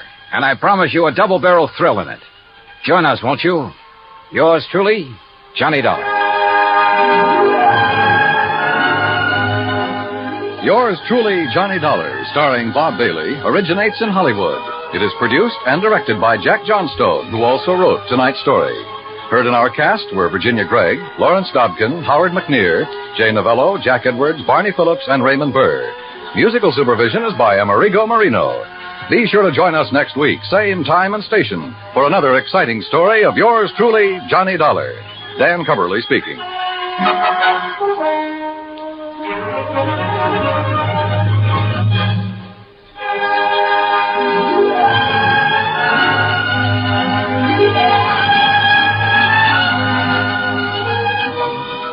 Johnny Dollar has come to you through the worldwide facilities of the United States Armed Forces Radio and Television Service.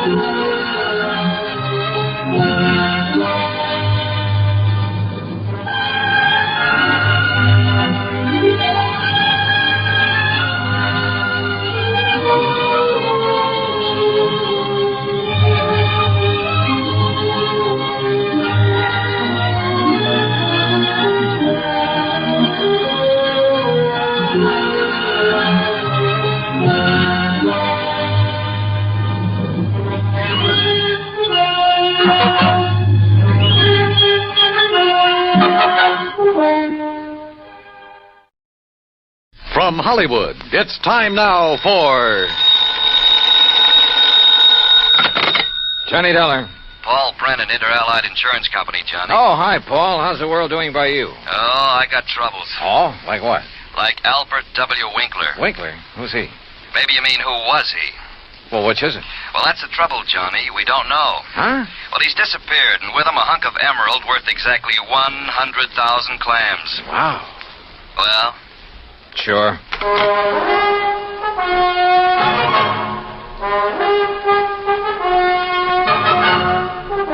Bob Bailey in the exciting adventures of the man with the action-packed expense account, America's fabulous freelance insurance investigator. Yours truly, Johnny Dollar.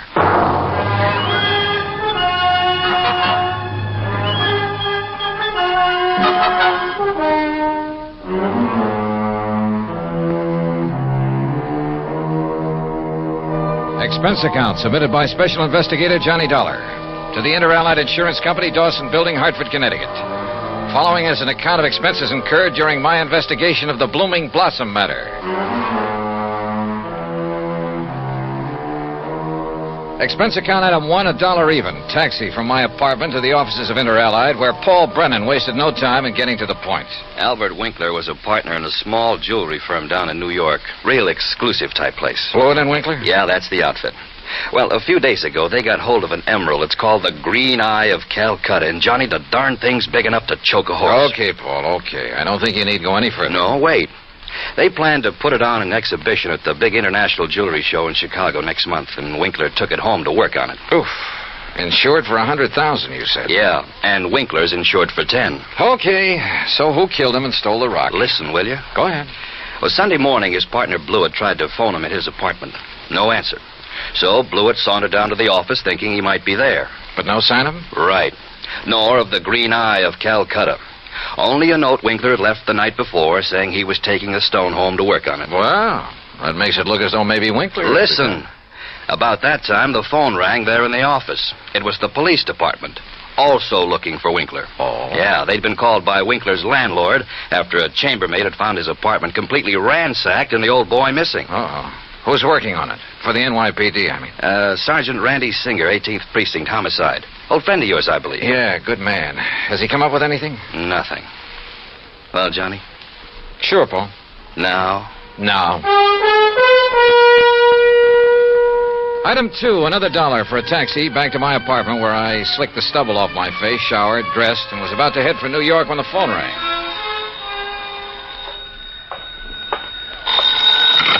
Johnny Dollar. Johnny Dollar? That's right. Oh, good. Well, who's that? Oh, yes, of course, Mr. Dollar. Huh? I must talk with you, sir. It's important, very important. Well, who are you? Me? Well, this is Wilbert Kenworthy Blossom. Yes, and I must see you right away. Well, what's this all about, Mr. Blossom, did you say? Oh, why, that's right. How did you know that? Oh, is this some kind of a gag? Certainly is not. And to think that now I'll be working with you on a... Oh, it's wonderful, just wonderful. What are you talking about? Why, don't you see? I follow every single one of your cases, sir. Either in the newspapers or on the radio. Oh, I'm your biggest fan. Is that all you call to say, Mr. Blossom? It is not. I'm calling about the mysterious disappearance of Mr. Albert Winkler. Winkler? You know something about him, his whereabouts? I certainly do. Where are you, Mr. Blossom? Here at my house in New York, and I'll be waiting for you, sir. Goodbye. No, wait. Give me your address. Oh, yes, of course. How could you know where to come if I hadn't given you that? Yeah. That was silly of me. Well, goodbye. The address, man, the address. Oh, of course. Yeah. It's 825 East 73rd Street.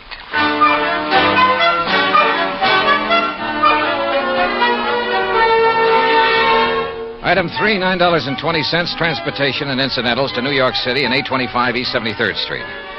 It turned out to be one of New York's famous old brownstone houses, well preserved and reeking of an era long past, when the city's wealthy and elite had built row on row of these monuments to a now forgotten financial aristocracy. Oh, come in, Mr. Dollar. Come in. I'm Wilbert Kenworthy Blossom, and I cannot tell you how thrilled I am to be working with you on this. I don't know how to describe it, but I'll try. The inside of Blossom's home was unbelievable. Ornate pre-Victorian furnishings, heavy velvet draperies, huge lamps and chandeliers, gilt-framed mirrors, even an ancient horsehair sofa. It was also filled with dusty piles of newspapers and magazines, hundreds of old books. Travel books, Mr. Dollar, and mysteries. Oh, I just love mysteries. One corner of the high-ceilinged living room was piled with old trunks and handbags, an old carpet bag even. Boxes of tools and utensils were stacked about, an ancient Victrola, beat-up sewing machine. You just never know when you might want to sew something, do you? Old guns and pistols, some of them museum pieces. A stringless tennis racket, a pair of rusty handcuffs locked to the base of a floor lamp without a shade, A broken bicycle pump. That's just in case I ever find a bicycle to go with it, you understand.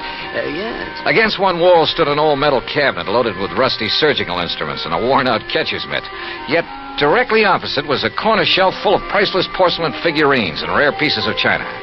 Some of the old clocks and jewelry on the mantelpiece were collector's items. Fine original oil paintings lay among piles of old shoes. All in all, it looked as though the contents of half a dozen pawn shops had been dumped into it. At auction sales, Mr. Dollar. Oh, yes, sir. I just cannot resist an auction sale or a bargain. But what are you going to do with all this stuff? Oh, just keep it. I like it. I like a lot of things. Yeah, so I see.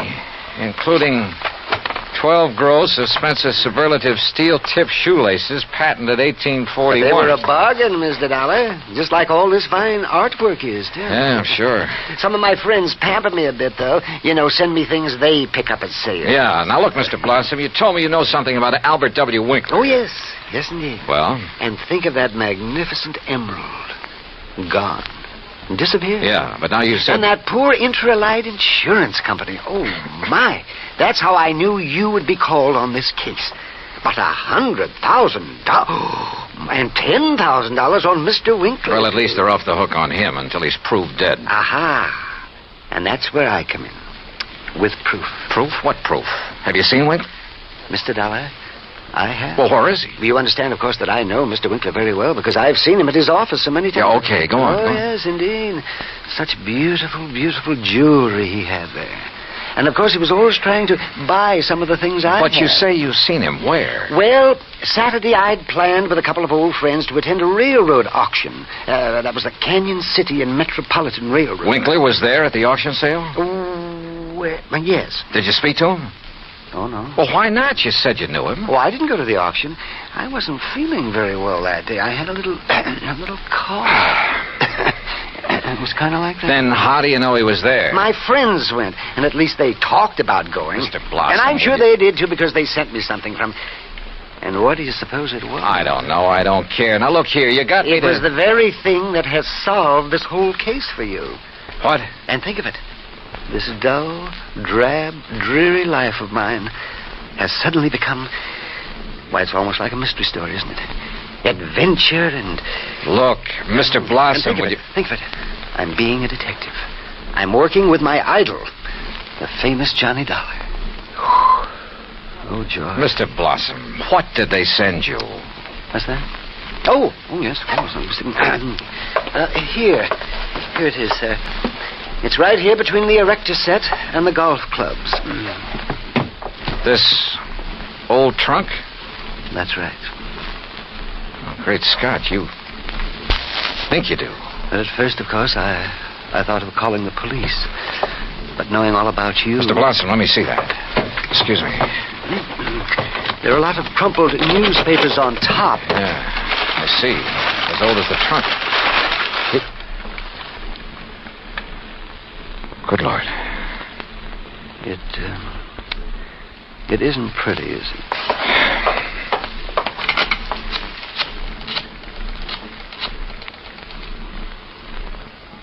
Sergeant Randy Singer, homicide. Randy, Johnny Dollar, get somebody over to 825 East 73rd Street right away, will you? Body of Albert Winkler. Randy got there in a matter of minutes. Got the same story from Blossom that I had, then called for the lab crew to come and take over. Now, who delivered this trunk, Mr. Blossom? But it was just a delivery man. Can you describe him? Would you know him if you saw him? Yeah, well, he was big and strong. He was very strong. Distinguishing features, scars or a limp or a beard or something? Well, I told you, Johnny, he was big and strong. How old? Well, I would say he was somewhere between 25 and, Yeah? 50. Yes, I'm sure. Well, that's a lot of help. Yeah, you better have those thick spectacles changed. But he was big. Yes, we know, and strong. What about his truck? Oh, I didn't see that. He left it outside. No. Now, look, these friends of yours who did attend the auction, who were they? Oh, yes. Now the investigation proceeds. Now the excitement... Who were they, Mr. Blossom? Well, there's Randolph Harrison and Percival...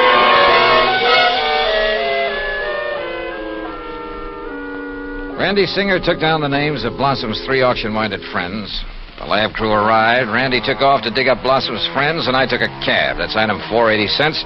To the apartment of Elwood Blewett, Winkler's partner in the jewelry business. Blewett lived alone in a modest but tastefully furnished 5 or 6 rooms on East 52nd Street. Of course, Mr. Dollar. I'll be glad to help you all I can.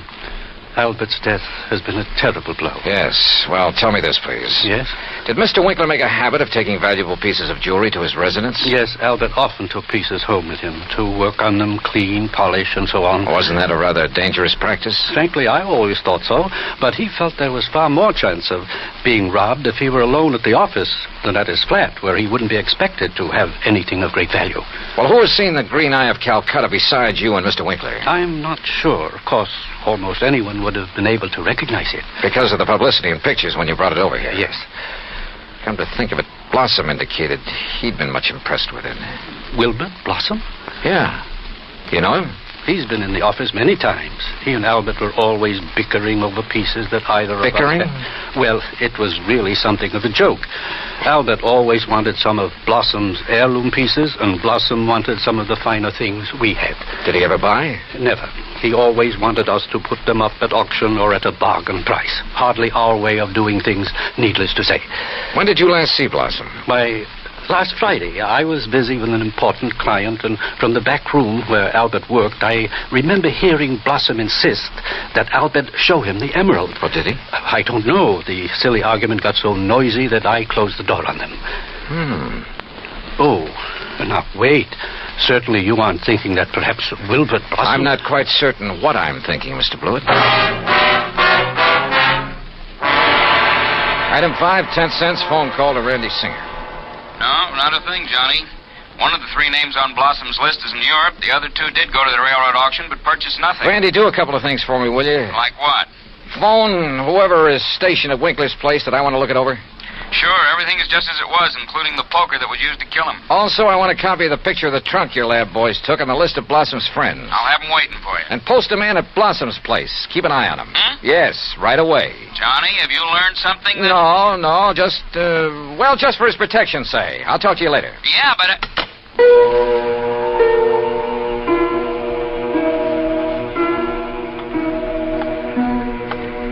Blossom. Yeah, Blossom.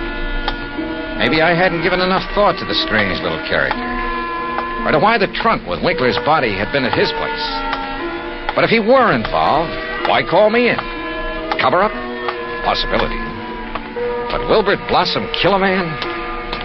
Yeah, maybe he could. Maybe he did. I'd better see him as soon as I get through with the inspection of Winkler's apartment. Mr. Dollar? Oh, hi, officer. Did Sergeant Singer call and tell you that... He's on the phone here in the Winkler apartment now. Wants to talk to you. Says it's very urgent, sir. Okay, thanks. Johnny Dollar. Johnny, how did you know? Huh? The man I sent to cover Blossom's house for you got there too late. What? Whoever got in and attacked the poor old coot got away. Attacked? Blossom? Yeah, really did a job on him. Johnny? Okay, Randy. Thanks.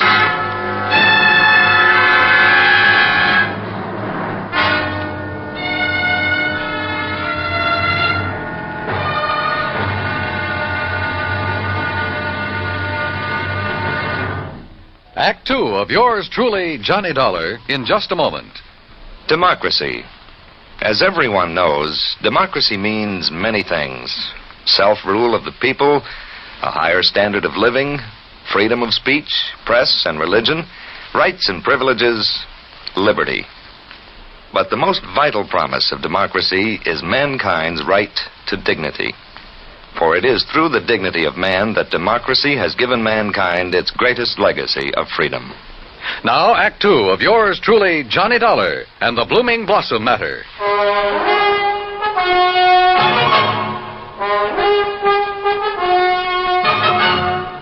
Expense account item 6, $2.25 for a fast taxi ride to 18th Precinct Police Headquarters. All right. As soon as I got your call, Johnny, I sent a uniformed man over to Blossom's house. From the way you talked, I thought maybe you suspected him. Yeah, Randy, I'm afraid I did. Boy, how wrong can you be? Anyhow, when he got there, he found the front door open and Blossom lying in the dark hallway. Where's Blossom now? The hospital, but he's okay, just bruised up a bit. They're letting him out. Fingerprints? Anything to go on? The lab's checking on the prints right now. Uh-huh. Let me know. Yeah. Anything else? Nope. So, now let's find out who tried to put Blossom out of the way, and we'll have the guy who killed Winkler. And stole the $100,000 worth of emerald, then shipped Winkler's body to Blossom. Oh, and by the way, here's the picture of the trunk you asked for and the 3 names Blossom gave me. Harrison, Norton, and Scatterday. What are you going to do with them? Randy, suppose the man who attacked Blossom is the one who did all the rest. You got a better suppose? Well, look, Randy, whoever wielded that poker on Winkler couldn't have been very strong. A really hefty wallop would have bent it out of shape. And the lab agrees with you. But, of course, it didn't take much of a blow to finish off old Winkler. He didn't weigh much over 100 pounds, you know. Yeah. Any strong arm could have finished him off easily and without messing up the whole apartment. And don't forget, whoever did him in also put him in the trunk and delivered it to Blossom's house. But why? Yeah. Yeah, and where's the emerald? That's what you should be worried about. $100,000 worth of worry for your insurance company. Now, what are you going to do with that picture of the trunk and the list of Blossom's friends? Oh, yeah, sure. I'll see you later.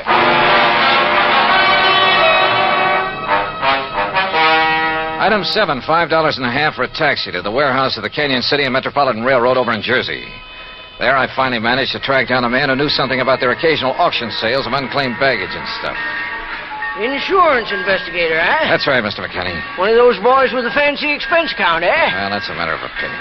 Look, you had an auction sale here last Saturday, didn't you? That's right, handled it myself. Want to know something about something we sold off? Exactly. Then I'm your man. Always remember all about every single item I sell and who bought it and all about them. That's fine, because I want to know if any of the names on this list bought from you on Saturday. Yeah?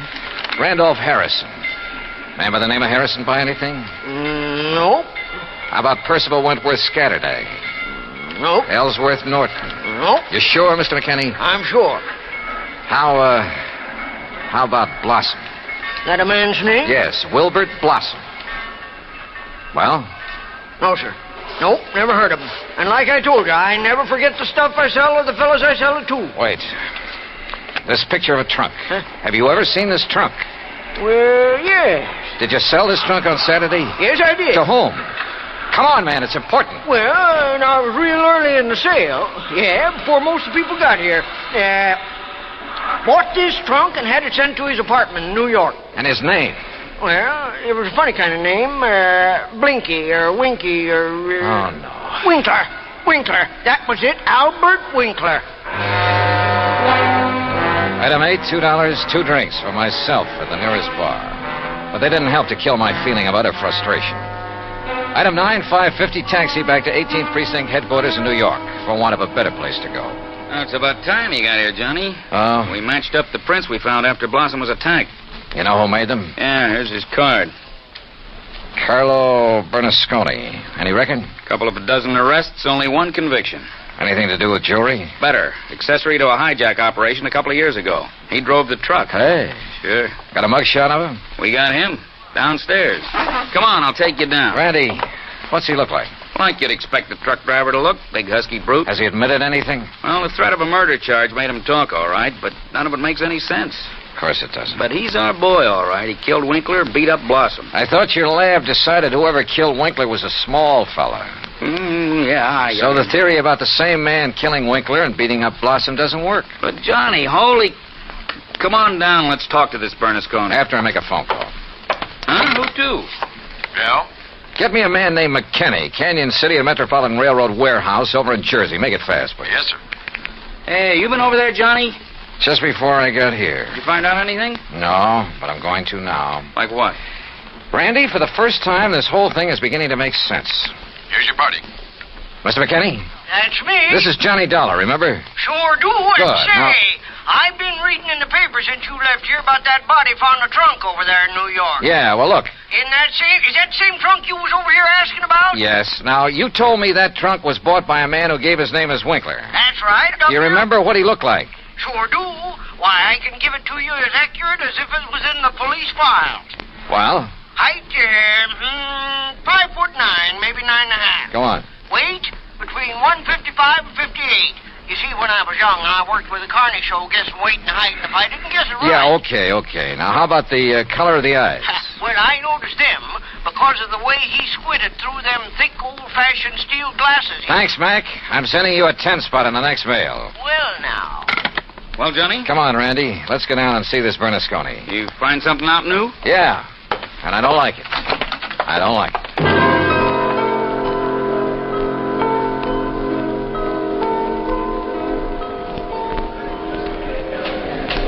Now, look, Bernasconi, you're in plenty of trouble for the assault on Blossom. Maybe even more. But I'm the man who can save you from a murder rap, if you'll answer a couple of questions. Sure. I told the cops. All right. Did you pick up and deliver a trunk yesterday morning? Sure, I told him. For a guy named Winkler. You got the trunk from Winkler? Sure, at his apartment on East... What did he look like? How tall? Maybe 5'8" or 10. What? Johnny... Slight build or heavy or what? I'd say about medium. Maybe 150 pounds. Johnny... Now, look, mister... Now, wait a minute, you look. Did you deliver that trunk to a man named Blossom? Sure, at 825 East 73rd Street. What did he look like? Him I never seen. I knew it. He hollered from a window that the door was open and I should put the trunk in the living room. What a junk house. But you must have seen him later when you came back and assaulted him. It was night then. When he come to the door, I just slugged him and let him lay there. Then I went inside where the lights was on to look for... Well, look for the big rock I'd read about in the paper. But then I heard a prowl car coming, so I beat it. Trunk wasn't there anyway. Okay, Bernasconi. See you later, Randy. Now, just a minute. Hey, and what about me? You said it...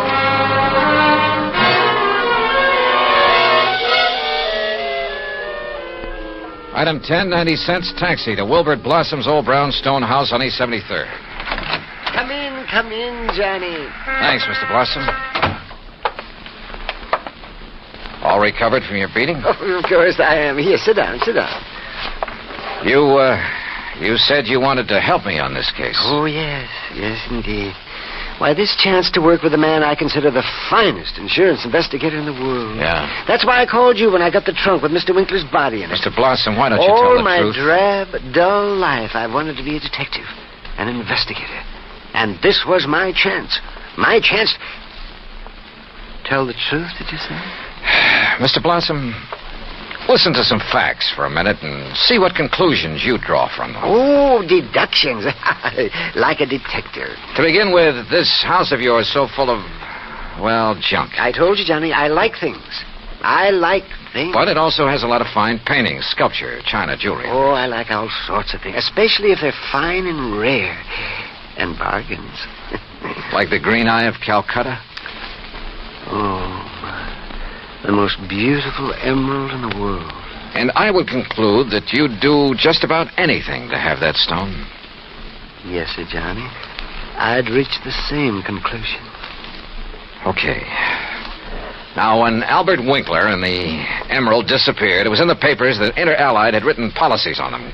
Conclusion? Yes, sir. I would deduce that you would be called in. Wouldn't it be smart, then, if the killer was afraid I'd eventually get around to him anyway? Wouldn't it be smart for him to call me in and offer to help me? As a cover-up for what he'd done? Oh, yes. Yes, indeed. Or at least he'd think it would. Oh, yes, I guess he thought it would. Another thing, Mr. Blossom. Oh? What is it, Johnny? The body was packed in the trunk with old newspapers. Like these you keep piled around. Oh, yes. And I would deduce... So obvious that both Randy Singer and I overlooked them completely. Oh, well, there's so many things piled around here. You couldn't be expected to... Johnny. Yeah? What really made you decide that... Well, I'd like to know. All right. Albert Winkler was a frail little old man, about 4'11", not much over 100 pounds. Yes, he was. But the man who bought the trunk and had it sent to Winkler's apartment, who gave his name as Winkler, that man was about 5'9", 155 pounds. And he wore thick, old-fashioned steel-rimmed glasses. But, Johnny, I can't see without them. Then there's the truck driver. The man who ordered the trunk delivered to this house gave his name as Winkler, too. But Winkler was dead by then. Dead from a blow inflicted not by some big bruiser, but by somebody of, say, your build. Oh, that awful truck driver who thought the emerald would be in the trunk and came here to steal it and who beat me up. I suppose you want the emerald. Yeah.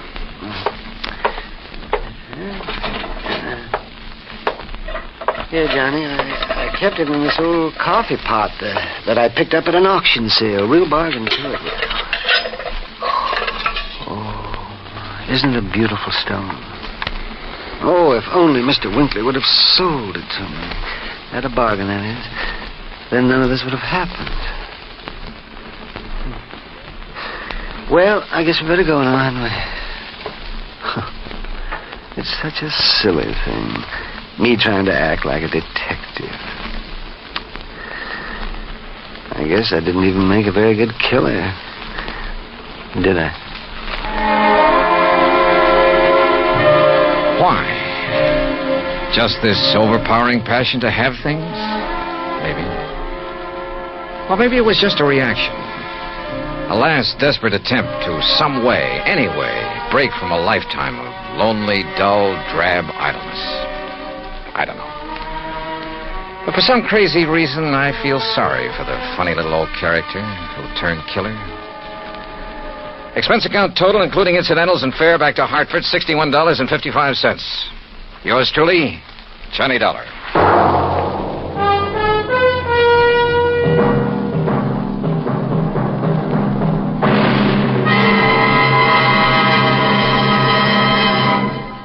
Now, here is our star to tell you about next week's story. Next week, a case so simple, so easy, so obvious, that it proves almost impossible to solve. Join us, won't you? Yours truly, Johnny Dollar.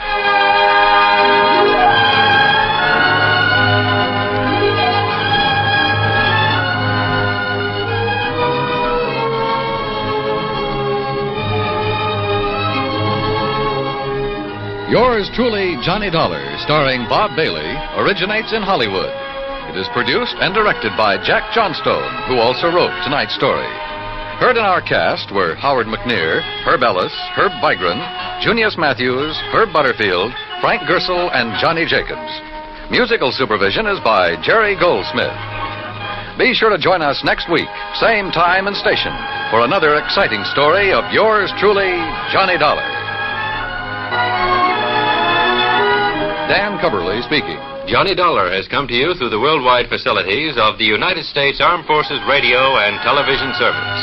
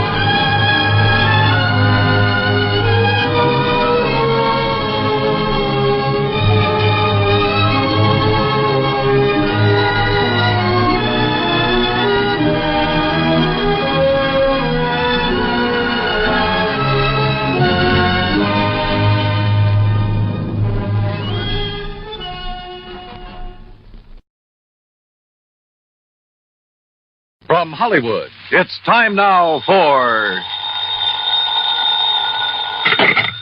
Johnny Dollar. Hi there, Johnny. This is Buster. Buster? Buster Favor, Lake Mojave Resort over on the Colorado River. Oh, well, Buster, how are things? Oh, you never really did get in the fishing we promised you over here. No, but so help me, I'm going to one of these days. Is that what you called me about? No. Johnny, you remember old Mike Kirby? Kirby. Oh, sure. The sweet old fella I met down at your boat dock. Guide or something? That's the one. Oh, sure, I remember him. How is he? Well, that's what I'm calling about. He isn't.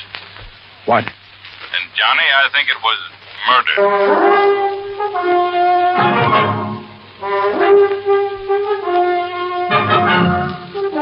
Bob Bailey in the exciting adventures of the man with the action-packed expense account. America's fabulous freelance insurance investigator. Yours truly, Johnny Dollar.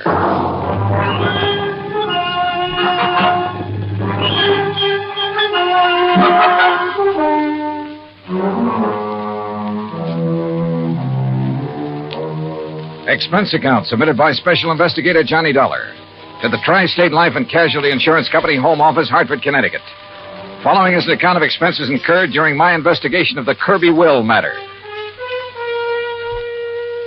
As soon as I hung up on Buster, I lost no time in making the necessary plane reservation to Las Vegas and picking up a handful of American Express traveler's checks. That's item 1 on the expense account, a total of $320. Then I packed a bag, was about to take off when the phone rang again.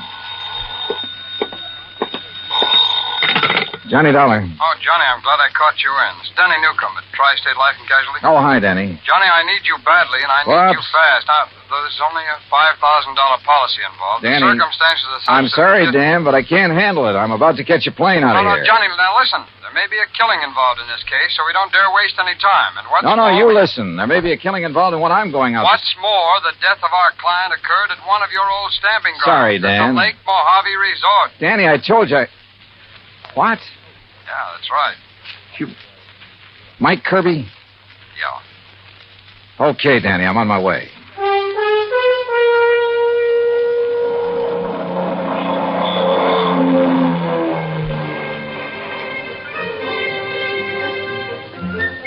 It was 7:30 a.m. when the plane dropped me off in Las Vegas, Nevada, smack in the middle of the Mojave Desert. Even at that hour of the morning, the otherwise clear, clean air was filled with the cacophony of this city of chance. The stuttering clicks of the ball on the roulette wheels, the rattle and gallop of the ivories on the dice table, the endless drone of the croupier, the flat clank of the chuck-a-luck cages, the snap of cards by the blackjack dealers, the never-ending click of poker chips and silver dollars. And over it all, the interminable chunk and whir of the slot machines, day and night from one end of the town to the other. Fabulous. I grabbed breakfast, that's item 2, then rented a car and headed south and east on Route 93 toward Kingman, Arizona. Then, just 5 miles short of that town, I swung right on 68 down toward Davis Dam, down to Lake Mojave Resort. Mile after mile of nothing but sun-baked rock and sand, sagebrush and Joshua trees, tumbleweed and cactus. And right in the middle of it, the clear blue waters of Lake Mojave. Buster Favor, who's general factotum of the resort, was waiting for me. After a hearty greeting, he led me into the office, and we sat down and got to work. Yeah, it was murder, all right, Johnny. Sure. Yeah. And by the way, I don't know how much you knew about Mike Kirby. Well, only that he seemed to be one of the fixtures around here. Was obviously well-liked. Well, he'd been a businessman back east. Owned a string of restaurants, made a fortune. Uh-huh.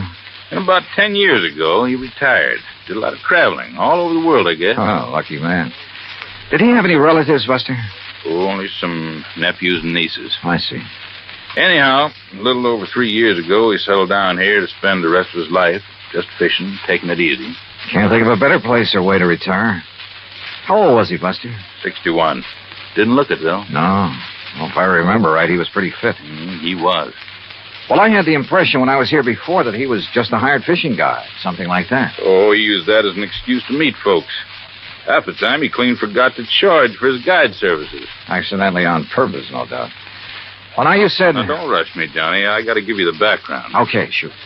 He kept saying over and over and over again how glad he was to be out from under a lot of responsibilities. And one day, about 6 or 7 months ago, he suddenly transferred title to his boat, his motor, his fishing tackle, and his old beat-up Ford to us. Oh? I know. I asked him at the time if he wanted to get him off his personal inventory, why not give him to his relatives? Well, what'd he say to that? Said he didn't like him. Felt they were just waiting around for him to die so they could get their hands on his money. Oh. Said he just wanted to make sure that if anything happened to him, the stuff would end up with us on account of we'd use it and appreciate it. Also, Johnny, he plunked down $10,000 in cash and insisted that we take that, too. $10,000?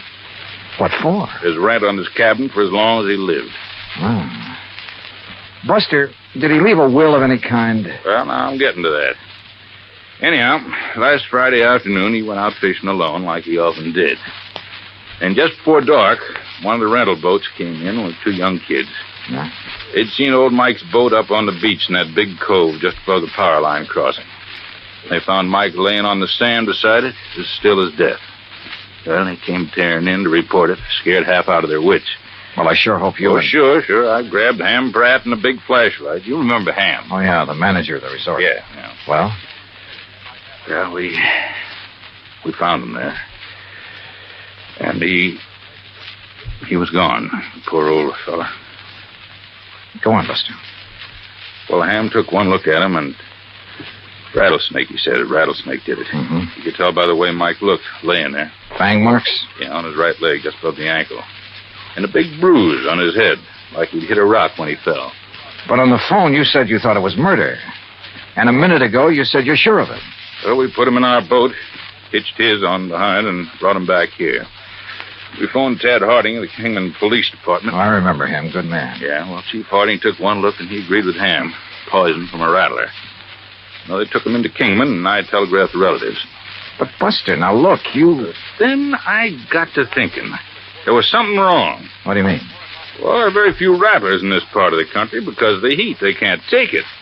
If anybody'd know better than to fool with one, it'd be old Mike. And they always sound a warning before they strike anyhow, don't they? Sure. So early next morning, I went back to the cove. And? Number one, there was no sign of any rock that Mike might have hit his head on when he fell. Go on, Buster, go on. There was no trail from any kind of a snake anywhere around. Well, the sand could have drifted over. No, sir. The footprints Ham and I and the kids had made were clear as crystal, but no tracks of a snake. All right, go on. Well, then I noticed it, where another boat had been beached. Strange one, not from our landing. It was right next to where Mike's had been, right alongside. Any footprints from it? Well, if there were, we and the kids had mashed them all out. And I remembered the way Mike had been laying there, as though he could have been rolled out of his boat or thrown out right on the sand. Then it looks as though somebody met him out on the lake, banged him over the head, made the fang marks, which isn't hard, then lashed the 2 boats together, dumped him off at the cove and left. It sure does, Johnny. I want to see that place. Yeah, and all the excitement, I might have overlooked a lot of things. Oh, that I doubt. Now, Buster, if there's no sign of rattlesnake poison in old Mike's body... Well, right after I called you, I phoned Chief Harding. Coroner's making his autopsy today. He'll call me. Well, now, look. These nephews and nieces of Mike's, how much do you know about them? Oh, I never met them. But according to their answering telegrams, they're going to descend on us like a swarm of locusts. There are a lot of them? Well, no, I was thinking of the way that they... Well, one, there's a woman named of Martha Woodbury who... Excuse me. Mr. Faber? Yeah, I'm Buster Faber. I am Miss Martha Woodbury. Oh, Miss Woodbury, we were just at... this is Mr. Johnny Dollar. How do you do? Mr. Faber, I'm a niece of Michael Jonathan Kirby, and probably the major beneficiary of his estate. I wired you that I would be here, and I am. You got here kind of fast, too, didn't you? I also wired Uncle Michael's attorney in Kingman that I saw no reason why he should delay the reading of Uncle Michael's will. Lawyer Guilford phoned me about that, and I guess you weren't the only one. You should be here late this afternoon. I also wish to make funeral arrangements befitting one of his financial status. Won't you sit down? Now, please tell me the circumstances of his death. And, of course, I wish to see the poor darling's body. Miss Woodbury. Yes? What do you do for a living? Why, if it's of any concern to you, I teach at Armand College. Toxicology. Toxicology, huh? Yes. Poison. Very interesting. Is it? Why? Who are you, Mr. Dollar? Well, I'm a special investigator for your uncle's insurance company. What? Yes, you see, we have good reason to believe your uncle was murdered. Murdered? Murdered? Who said that? Hello, Martha. You said murdered. Are you talking about Uncle Michael? Well, that's right. Who are you? I am Chester Kirby, and as far as I know, the heir to my uncle's fortune. Who are you, sir? Chester, Mr. Dollar is an insurance investigator. Oh, investigator, huh? Dollar, I'm Hank Kirby, family black sheep, also Uncle Mike's nephew. What's this talk about murder? Are you 3 his only relatives? That's right, Dollar, except for Lita. Lita? Lolita Laverne. Though we sometimes try to forget that. Oh, come off of that. Why, Miss Woodbury? My sister is a cheap nightclub dancer. We prefer to forget it. And the silly stage name she uses. Now, take it easy, teacher. Of course, Martha. This is hardly the time or place. What do you do for a living, Mr. Kirby? Chester? Oh, play the stock market a bit, that sort of thing. He's a playboy, Mr. Dollar, and a gambler, and I suspect not a very honest one. Martha, my dear girl, I resent that. You've never done a lick of honest work in your life. And if you think Uncle Michael didn't know it, would let his money ever get into those soft pickpocket fingers of yours... You don't think you're the well, one doing let me it. tell you something, Oh, shut up, both of you. Pair of money grabbing. If you had to work for a living... Like what, Hank? What do you do? Yes. Tell him, Henry. Oh, I told you I was the black sheep of the family, but I work. You know, odd job. I'll tell you, Mr. Dollar. He's a roustabout. Circuses, carnivals, that disgusting sort of thing. Where are you working now, Hank? Well, there's a sort of a scientific exhibit. Sideshow is more like it. All right. Along the highway over near Victorville. A lot of rare animals, reptiles, and things on display. And Henry, dear boy, when he's off the bottle, is appropriately enough in charge of the snake pit. Oh. Well, we do scientific work, too. You know, like what, Henry? Like milking the venom from the snakes to sell to laboratories? Yeah. Well, that is what... Excuse me. Hello? What? You sure? Well, what? Mr. Dollar, Now, I wait a think it's second. about time you tell us Hey, what Johnny, you listen a meant when... Yeah, Buster. I want you to hear this. It's Chief Harding. Go ahead, Chief. Well, as I said, Buster, there was evidence of rattlesnake venom in the body, all right. But it didn't enter at the fang marks on the leg. What do you mean, Chief? Well, the coroner says those marks were fakes. The venom was injected with a needle up near the armpit where it wouldn't be noticed. Chief, this is Johnny Dollar. Oh, hi there, Mr. Dollar. Haven't seen you since you were out here Listen, working on the... was the venom injected into his body before or after old Mike received the blow on the head? Was the coroner able to check that? I don't think he's tried, Mr. Dollar. Well, have him do it, would you please, if he can? Well, sure. Also, do me a favor and check with Lawyer Guilford. I'd like to know when he's coming out here with a will. Oh, I saw him just a few minutes ago, and he asked me to tell Buster sometime this afternoon if he can get away. Good, thanks. I'll talk to you later. Well, sure, Mr. As I started to say, Mr. Look, Dollar, Miss Woodbury, there is nothing that you or any of us can do until we get the complete report from the coroner. Well, you can at least tell us what you meant. And when what you about dear Uncle Michael's will, Mr. Dollar? That will have to wait for the attorney. He expects to be here sometime later today. Now, wait a minute. You said murdered. Incidentally, I suppose the will shouldn't be read until Lolita, or whatever her name is, gets here. According to her telegram, she ought to get here today. Well, she'd better. What I want you to do is arrange for quarters here. And, all of you stay here. If you won't do it of your own free will, I'll have Chief Harding of the Kingman Police Department take whatever... No. Such a humiliation is entirely unnecessary. There's nothing to keep me from sticking around. I want to hear that will, too. Of course. Don't we all? Okay, then. Sit tight. For my money, any one of them could have done it.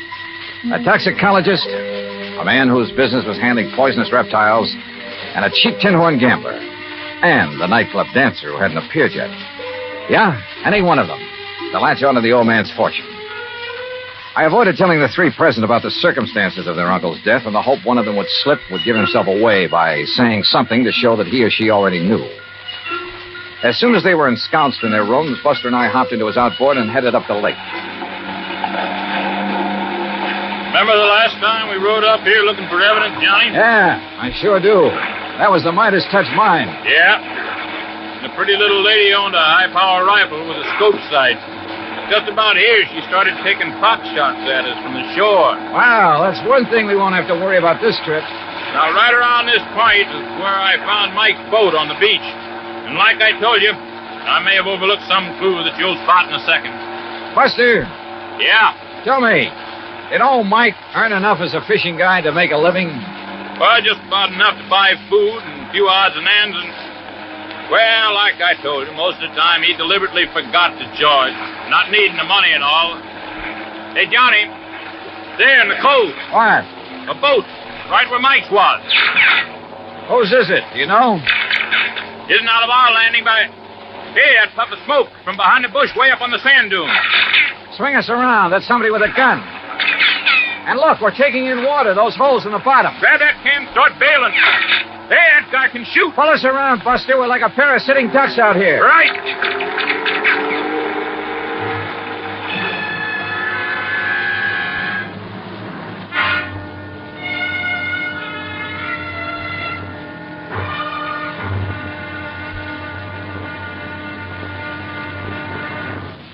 Act Two of yours truly, Johnny Dollar, in just a moment.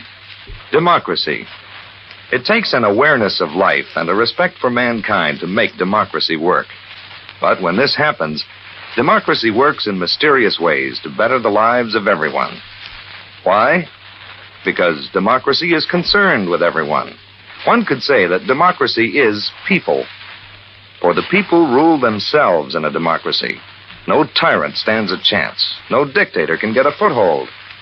The systems of laws and justice in a democratic government is made and operated by the people, for the people. And people like to be free. That's why democracy gives mankind its finest legacy of freedom. Now, Act Two of yours truly, Johnny Dollar, and the Kirby Will Matter.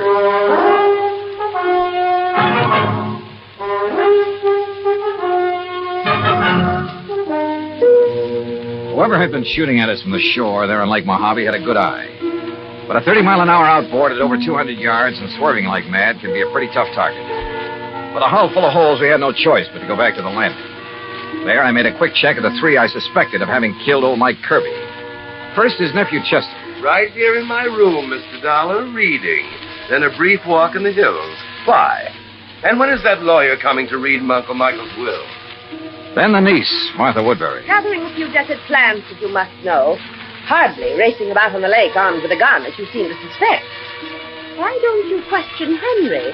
If anyone should know how to handle a gun, he should. So I questioned Hank Kirby. Fisher, that's what. I saw no reason to just sit around waiting for that lawyer to arrive. I was fishing in that first big cove on the right. On the Arizona side. That's right. And I saw you and Buster tearing back here. That's when I come back to see what was up. Now, what is up? Mr. Kirby? Yeah, Buster? On payphone, the phone booth next to the cafe. Yeah? Kingman operator just called. Yeah? She still hadn't been able to reach your party on whatever that call was you made. Oh, yeah, thanks. What call, Hank? I've been trying to locate Lita to find out why she hasn't got down here. Maybe she doesn't care about the will. Where is she, Hank? She was to a dive up in Las Vegas that I sent the telegram, Johnny. Yeah, that's where she's been working. Is that where you called earlier, Hank? Earlier? Yeah, didn't I see you in that phone booth when Buster and I pulled out? Oh, yeah, sure. Trying to get Lita then, too. Yeah. Yeah, it reminds me, Johnny. Lawyer Guilford just phoned me from Kingman. He'll be over here in about an hour. Then the will gets read, huh? Perhaps we ought to wait for Lita. What do you think, Hank? She'll be. Well, did you talk to her? Is she on her way? Yeah, she's on her way. All right. If Buster's willing, we'll use the office when Guilford gets here. Sure. So, Hank, you tell the others to be ready and waiting. Yeah, sure thing. Come on, Buster. Right, Johnny. What's on your mind? Well, maybe it's just a hunch, nothing more. But I want to get on that phone in the office. I called Armand College first. Yes, Miss Martha Woodbury had left there only last night. So she couldn't have been here when Mike Kirby was killed. A call to Chester's Hangout, a private gambling club in Reno, indicated the same thing. Call number 3 was to the so-called museum where Hank Kirby worked with the Snakes, a place within easy driving distance of Lake Mojave. But the records showed he hadn't left the place in 2 weeks until this present trip to be here. Lolita? Well, the manager of the club in Las Vegas said she hadn't missed a show. Daytimes? Well, who knew? But she was there every night. Then I suddenly remembered something about the geography of Lake Mojave. Yeah, Johnny. Cottonwood Landing is only about 25 miles north on the west, the Nevada side of the lake. Could that boat we saw in the cove? Sure. That's where it came from. I knew there was something familiar about it. Hey, what are you going to do, Johnny? Kingman. Operator, get me Cottonwood Landing, please. It's one of their rental boats, Johnny. Yes, sir, I'm sure of it. Any number? Any identification on it? All that I didn't see. Anyhow, they rent so many to fishermen every day. Uh-huh. Hey, here comes Lawyer Guilford driving up. Good. Cottonwood. Hello, this is Johnny Dollar, special investigator. Yes, sir. What? I want to know if you rented a boat today to a girl named Lolita Laverne. Laverne? I'll meet him, Johnny, and I'll bring them all in here. Okay. No, sir. Nobody by that name rented today. Well, what about Friday? Friday afternoon. Friday? Yeah, that's right. Well, the only women we rented to on Friday was old lady Newberry, down from Canada for a couple of days. No, this is a young girl. Well, the other was Miss Hancock. Hancock? Lucy Hancock. Okay. Thanks very much. I've never seen Johnny, this is Lawyer Gilford. Lawyer, Mr. Johnny Dollar. It's a pleasure, Mr. Dollar. How are you, sir? Now, if you'll all please sit down. All righty. I'm a little pressed for time, so I'll waste none in getting to the reading of Michael Kirby's will. Well, you don't think we ought to wait for Lita to get here? It won't be necessary. Now, I possess a full accounting of the net value of Mr. Kirby's estate. Excellent. It may surprise you, by the way. Fine. This will confirms that valuation. It is dated, by the way, just 5 months ago. Made it out right after. Oh, look, let's get to the will. Let's read it. Yes, come on. Please. His real property consisted only of his clothes, then the outboard motorboat, and an old car which he transferred to the Lake Mojave Resort, together with the sum of money to provide for his living here. How much? Only $10,000. Oh, well, good. Some years ago, he turned all other of his real property, including some rather important real estate and business holdings, into cash. Well, where is all the cash deposited now? Yes. Surely you aren't considering adding bank robbery to your rather questionable career, Henry. Martha, that is quite uncalled for. Now, why don't we proceed with the will? Yeah. There is one asset specifically set aside that perhaps I should mention since it concerns Mr. Dollar. He is the beneficiary? Oh, no. I refer to the insurance policy for $5,000. Well, don't worry about a piddling amount like that. Let's have the will, man. The insurance policy is to cover burial expenses and nothing else. All of it is to be used. Okay. Let's have the rest of the will. Yes. Can't you leave all that? Very well. I, Michael Jonathan Kirby, do make, ordain, and declare this instrument to be my last will and testament. Oh, why don't you skip that stuff? Please. Being of sound mind and body, determined to enjoy the fruits of an industrious life to the fullest. The bequests, man. Life to the fullest. And rather than burden others with the responsibility that money demands. What? For these and other reasons, I have carefully spent every dollar I ever owned. What? No, he was out of his mind. That is the will of Michael Jonathan Kirby in its entirety. Good day. Good day. What fools we've made of ourselves. What fools. And it's no less than we deserve. I only wish that Lucy had been here. Wait a minute. Lucy? Yes, Lucy. Her real name, her proper name, not Lolita Laverne. It's Lucy Hancock Woodbury. But as I told you before... Now listen, all of you. You're to stay right here. Stay in your rooms. Oh? What's the point? Now we know the contents of that stupid will. Yeah. By Buster, what right, call Chief Harding? Tell him to stand by in case these people get itchy feet. Right. What little I've done so far in this case was based on nothing but hunches. So when 10, then 11 p.m. came and Lolita, Lucy Hancock Woodbury, hadn't arrived, I acted on another hunch. Good, Johnny. My room is right next door to the office, so if this leader arrives and signs in, I'll let you know right away. No, Buster, no. Huh? Just sign her into a room after you've done a little tampering with the register. What do you mean? Chester is in number 6, isn't he? That's right. All right. Change that on the register to number 8. That's this one, your room. That's right. And be sure that Lita sees the register. I don't understand. You don't have to, Buster. Let's just hope she gets here. Buster left. And with my door ajar, I turned off the light and lay on the bed and waited. It must have been after midnight when I heard the car pulling. Heard Buster admit someone to a room, a couple of doors down the line, and then go back to his own. Then, silence. Then, the quiet click of feminine footsteps approaching my door. Quickly, in the darkness, I lit a cigarette, held the glowing end away from my face.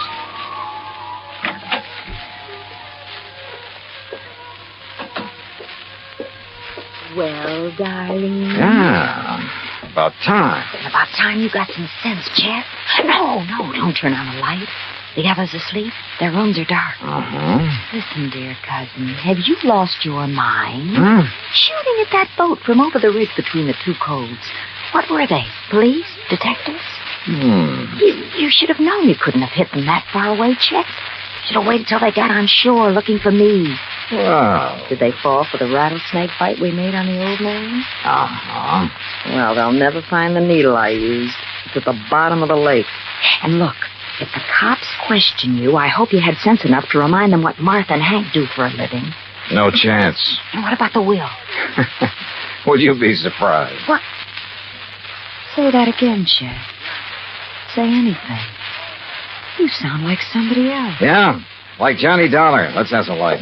Dollar? That's right, special investigator. Oh, no. Let me out of here. Oh, where do you think you're going? No, let me go with me. Come on.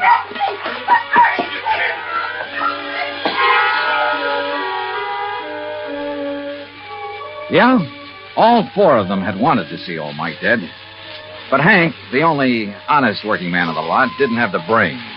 Martha wouldn't have used the means that tied in with her toxicology work, and probably didn't have the nerve. So Chet, who lived by his wits, and Lita, who was a real cheap, no-account... Well, the courts will take good care of them. And I still have to chuckle over poor old Mike's will. Being of sound mind, I have spent all my money. Which reminds me, expense account total, including transportation back to Hartford, $331.25. Yours truly, Johnny Dollar.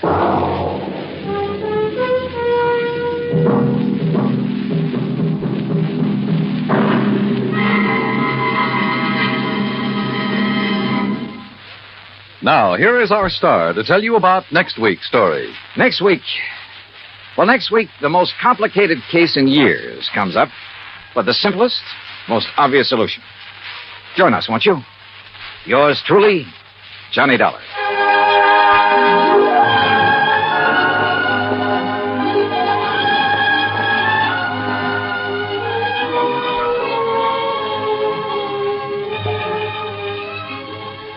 Yours truly, Johnny Dollar, starring Bob Bailey, originates in Hollywood. It is produced and directed by Jack Johnstone, who also wrote tonight's story. Heard in our cast were Virginia Gregg, Barney Phillips, Shirley Mitchell, Stacey Harris, Carlton Young, Forrest Lewis, Frank Nelson, and John Zaner. Musical supervision is by Amerigo Marino. Be sure to join us next week, same time and station, for another exciting story of yours truly, Johnny Dollar. Johnny Dollar has come to you through the worldwide facilities of the United States Armed Forces Radio and Television Service.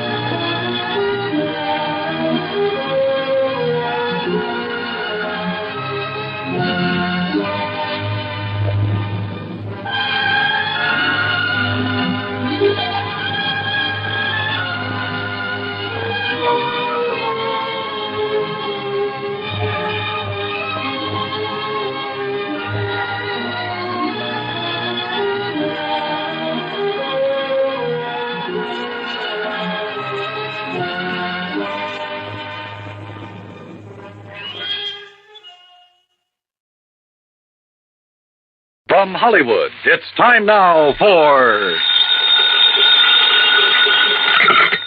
Johnny Dollar. Blood Barlow, Johnny. I'm on a spot. What's the matter? The Templeton house in Boston was knocked over sometime during the night. We have a $100,000 loss on our hands. Can you go over there right away? Well, I'll see what the plane situation is, Lud. And Never mind the plane situation. Just pack up and get out to the airport. I'll meet you at Hangar 12. What? I'm chartering a plane for you.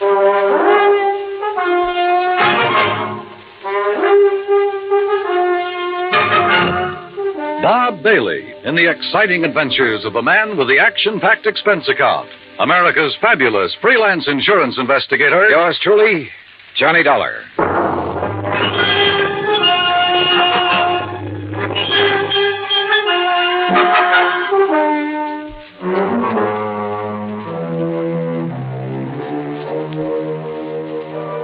Expense account submitted by Special Investigator Johnny Dollar. to the Mideastern Indemnity Corporation, Home Office, Hartford, Connecticut. Following is an account of expenses incurred during my investigation of the Templeton matter.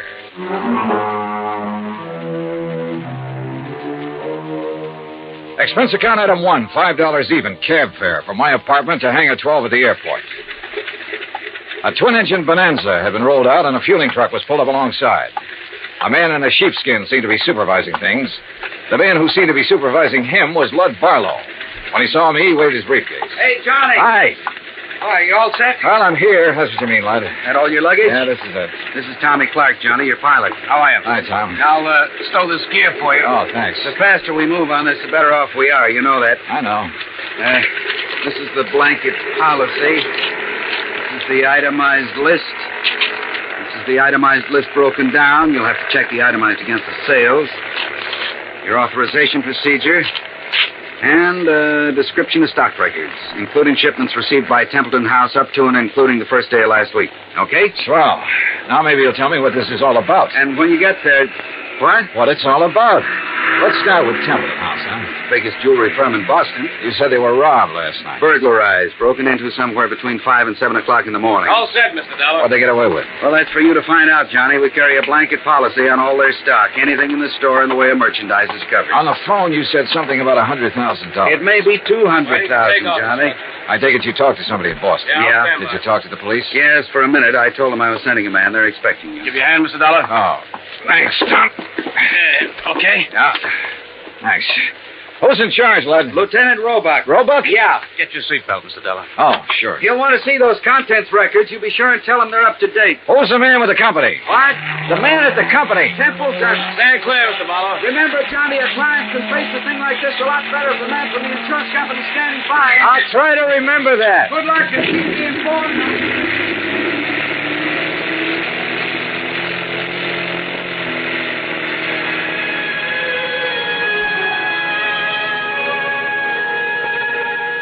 By the time we arrived at the Boston airport, I'd read over the policy and had a fair idea of the coverage involved. Expense account item 2, $10, more cab fare. I dropped my bags off at the Independence Hotel and had the driver take me over to Templeton House. 2 police cars were parked in front of the building, and 2 uniformed police officers were parked in the doorway. I'm sorry, mister. The store's not open today. Well, I'm from the insurance company. Oh, Lieutenant Roebuck's in the back. Go ahead. At the back of the store, a white-coated intern and an ambulance attendant were working over a blanket-wrapped figure laid out on the stretcher. One of them was operating a plasma tube. The other was checking the pulse. A group of men, some in uniform, were watching closely. The tall, thin one seemed to be in charge of things. Roebuck? Yeah. Johnny Dollar, Mideastern Indemnity. Oh, that didn't take you long. It's Sergeant Younger, Sergeant Toohey. This is Mr. Dollar from the insurance company. Hi, man. What's this? Oh, this man was a special patrolman working the area. He must have walked right into the middle of it and got himself shot. They've been giving him transfusions ever since they found him. Uh-huh. Said anything yet? He hasn't been conscious. Doc, how about it? We can't do any more here, Lieutenant. We'll have to risk a trip to the hospital and try to operate. Okay, boys, load up. Doc, this is Mr. Dollar, insurance company. How are you, Doctor? Okay. Doc, we're going to want to talk to him the minute he comes around. I'm not going to promise you anything, Lieutenant. Well, see you. All right. Yeah, Mr. Dollar, you didn't waste much time. I brought a contents list that might help you, Lieutenant. Good. The best help we're going to get is from that patrolman. Come on, stay around.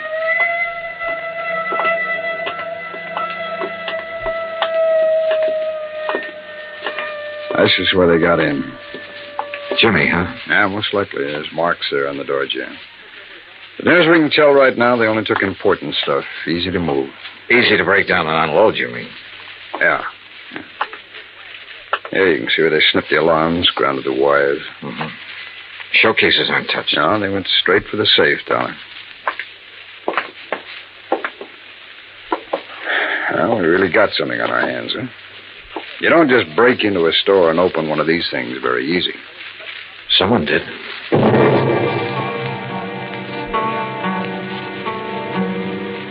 The neighborhood was canvassed for possible witnesses. I spent the rest of the morning with Dorian Templeton, the owner of the company. By noon, we had taken an inventory of the missing stock and drawn up a tentative list. As far as I know, that about does it, Mr. Dollar. No, what's the next step? I'll check this against the merchandise received reports, Mr. Templeton. It'll take a while.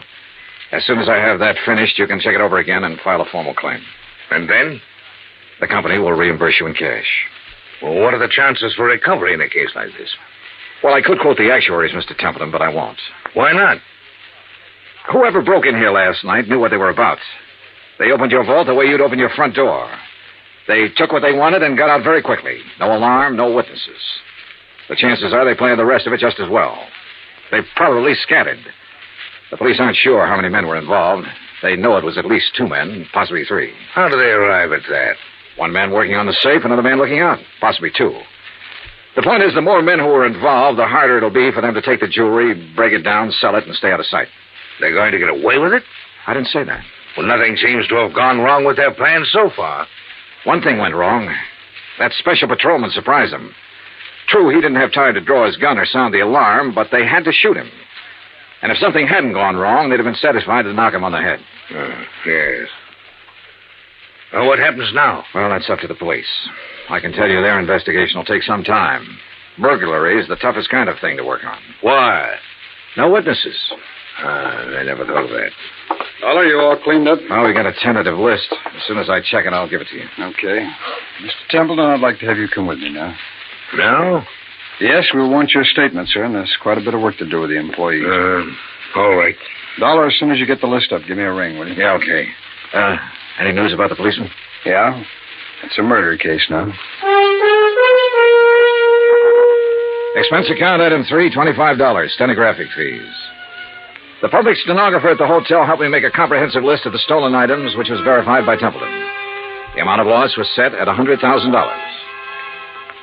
By late afternoon, clerks, stenographers, accountants, designers, salespeople, stonecutters, all in Templeton's employ had made statements to Lieutenant Roebuck. The statements were in the process of being checked. A general roundup of known safecrackers and burglary suspects had begun. Expense account item 4, $3.75 dinner. Lieutenant Roebuck and myself. Well, it's going to be a long night. Yeah. Any luck on the employees? Oh, it's hard to say yet. One of them has a record. Hmm? Yeah, a fellow named Tabor, one of the janitors there. He's a 2-time loser. I had him tucked away in a cell until we clear some of this other stuff away. Has he said anything? Oh, he denies all knowledge. As far as time incident goes, he was home sleeping when all this happened, but that doesn't rule him out of somehow getting that safe combination and passing it on to a friend. Yeah. Man with a record's apt to have that kind of friends would be interested in just that kind of thing. Hey, how much do you want me around? You're a free agent, Dollar. If you have any ideas, I'll listen. It's a tough baby, any way you look at it. Let me talk to Tabor. There might be a shortcut. Why not?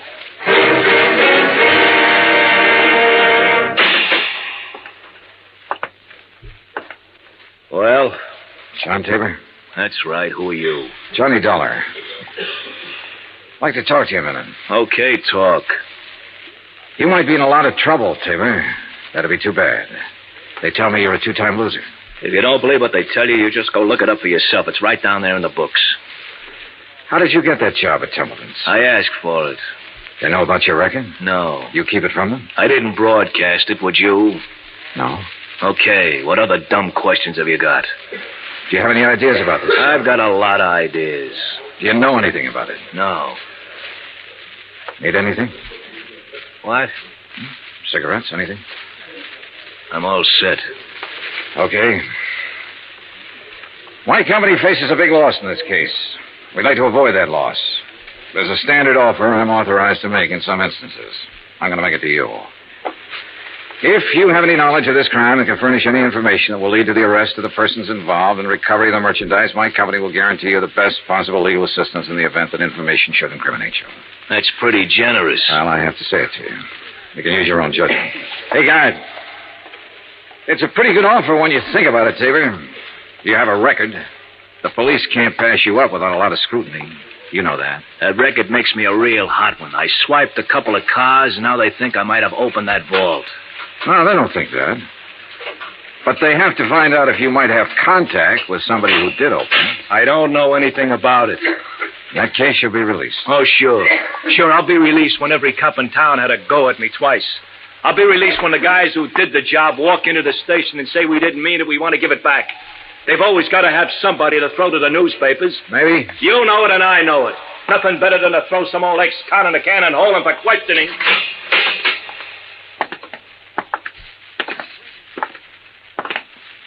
Well, darling, you go for it? No. Any more ideas? Turn him loose, Lieutenant. See whom he talks to and whom he meets. John Tabor was released without bail, and a 24-hour watch was put on his residence. By 10 o'clock the next morning, the police had located 3 witnesses to the shots that had killed the special patrolman. However, none of them had seen the burglars or the car that was used. The district attorney's office issued an order impounding the financial records of Templeton House. A complete audit revealed that its affairs were in excellent shape. It also revealed that Templeton himself was the only man in the jewelry firm who had the combination to the vaults. His statements emphatically denied giving the combination to anyone. As far as the police were able to determine, he was telling the truth. The search for all known safecrackers extended into New York and Philadelphia and Chicago. On the morning of the 3rd day, a claims adjuster arrived from Hartford with a check for $100,000, full payment on the claim. 2 hours later, we had the first break on the case. Hey! Caller, hey! What? Oh, hello, Lieutenant. Come on, get in. What's up? Well, the Harbor Division found a body down by the docks early this morning, all weighted down with 38 slugs. They were fired from the same gun that killed that special patrolman. They match, huh? Like the dimples on your knee.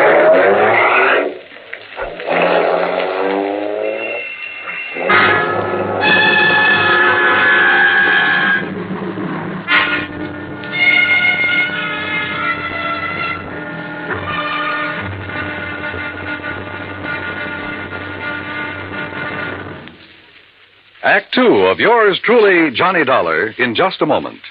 It is a rare event when a young man decides to leave civilization behind and hide himself away in the steaming jungle, just so he can help his fellow humans in a remote corner of the world.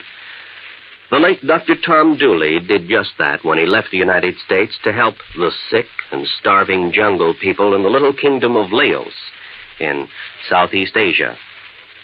Dr. Dooley's story is well known to nearly everyone. And all over the world, people talk of his little jungle hospital on stilts. That's where he treated the dread diseases of the jungle and trained native medical technicians so that they might help their own people. Dr. Dooley wrote and lectured to many people so that the work of his medical assistance program, Medico, might go on. It was not easy for someone so young and so talented to give up the bright lights of the city and plant himself down in an unknown jungle just for the purpose of helping unfortunate people he didn't even know. But through Medico, Dr. Tom Dooley wanted to help people. They wanted to help people to help themselves. Today, the work of Medico is going forward in a number of countries besides Laos. Young men are being sent to the United States to be schooled in medicine with the idea of returning to their own countries to help their own people. Hundreds of thousands of dollars worth of medical supplies have been donated by American businessmen and pharmaceutical companies. Today, Dr. Tom Dooley's work is being continued for him. It is helping to create better understanding. It is an injection of the spirit of freedom, the right of all men everywhere. Now, Act 2 of yours truly, Johnny Dollar, and the Templeton Matter.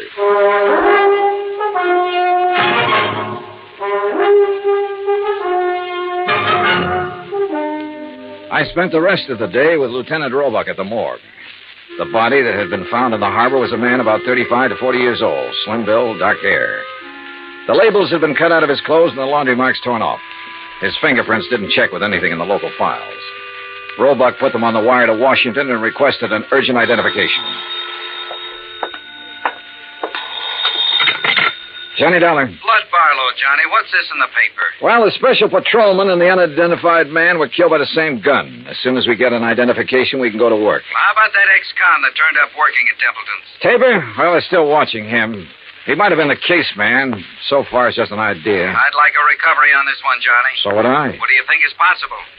Well, 2 days ago, I would have said no. Today, things look better. For one thing, none of the merchandise has shown up on the market. For another thing, there has to be some kind of connection with this unidentified man. I just read your report on Templeton himself. He's out of the question as a suspect? So far, yeah. He's the only one who had the combination to the safe. There's no apparent motive for him to rob himself. But he's the only one Don't who start yelling at me, lad. I know what you're thinking. Find a motive. Well, give us time, boy. Give us time on everything. Lad? Oh, I guess I hate to pay off big claims. You may get it back. Keep your pants on. Expense account item 5, $50 deposit for rented car. That afternoon, I drove from Boston to Creeksdale, the home of the Grantland Safe Company, where I met a man who looked as formidable as the product he manufactured. I am Grantland, sir. I found him standing inside a shiny new vault, ready for shipment. Beautiful thing, eh? On its way to South America tonight. Well, I never thought of a safe exactly that way, Mr. Grantland. Ah, beauty, strength. Think for a moment, sir, the treasures it will someday hold. But I bore you, sir, with my enthusiasm.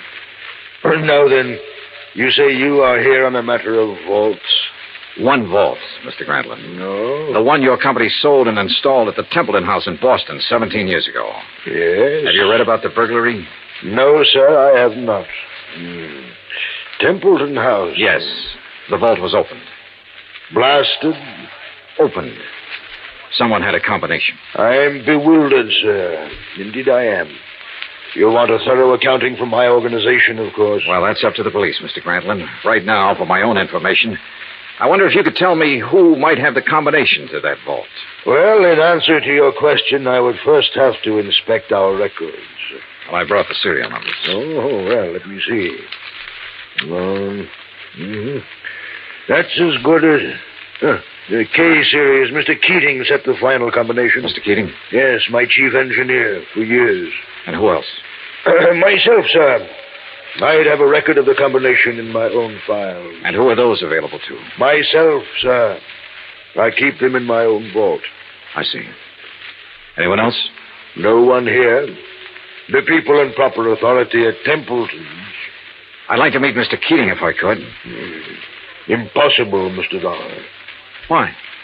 Mr. Keating has been dead these 6 years.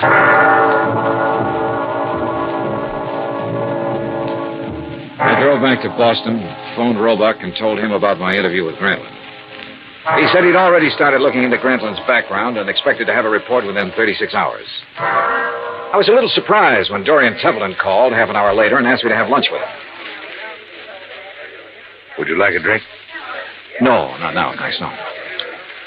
I didn't know whether to call you or the police, Mr. Dollar. I finally decided on you. Uh-huh. What's the matter?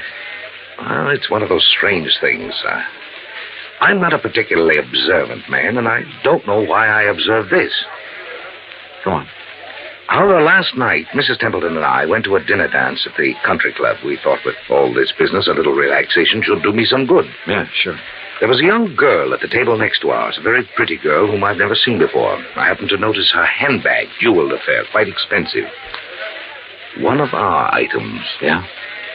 It didn't occur to me until we were leaving that it had been sample stock, not for sale. What do you mean? It was stolen, Mr. Dollar.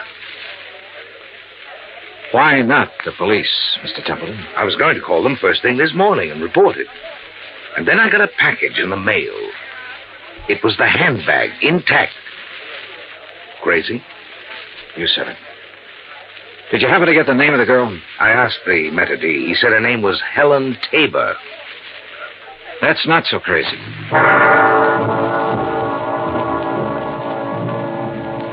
Expense account item 6, 10 cents, one phone call. To Lieutenant Roebuck to see if John Tabor was still being watched. Roebuck said that 2 men were on duty watching his house at all times. I saw them when I drove up an hour later. They were parked across the street.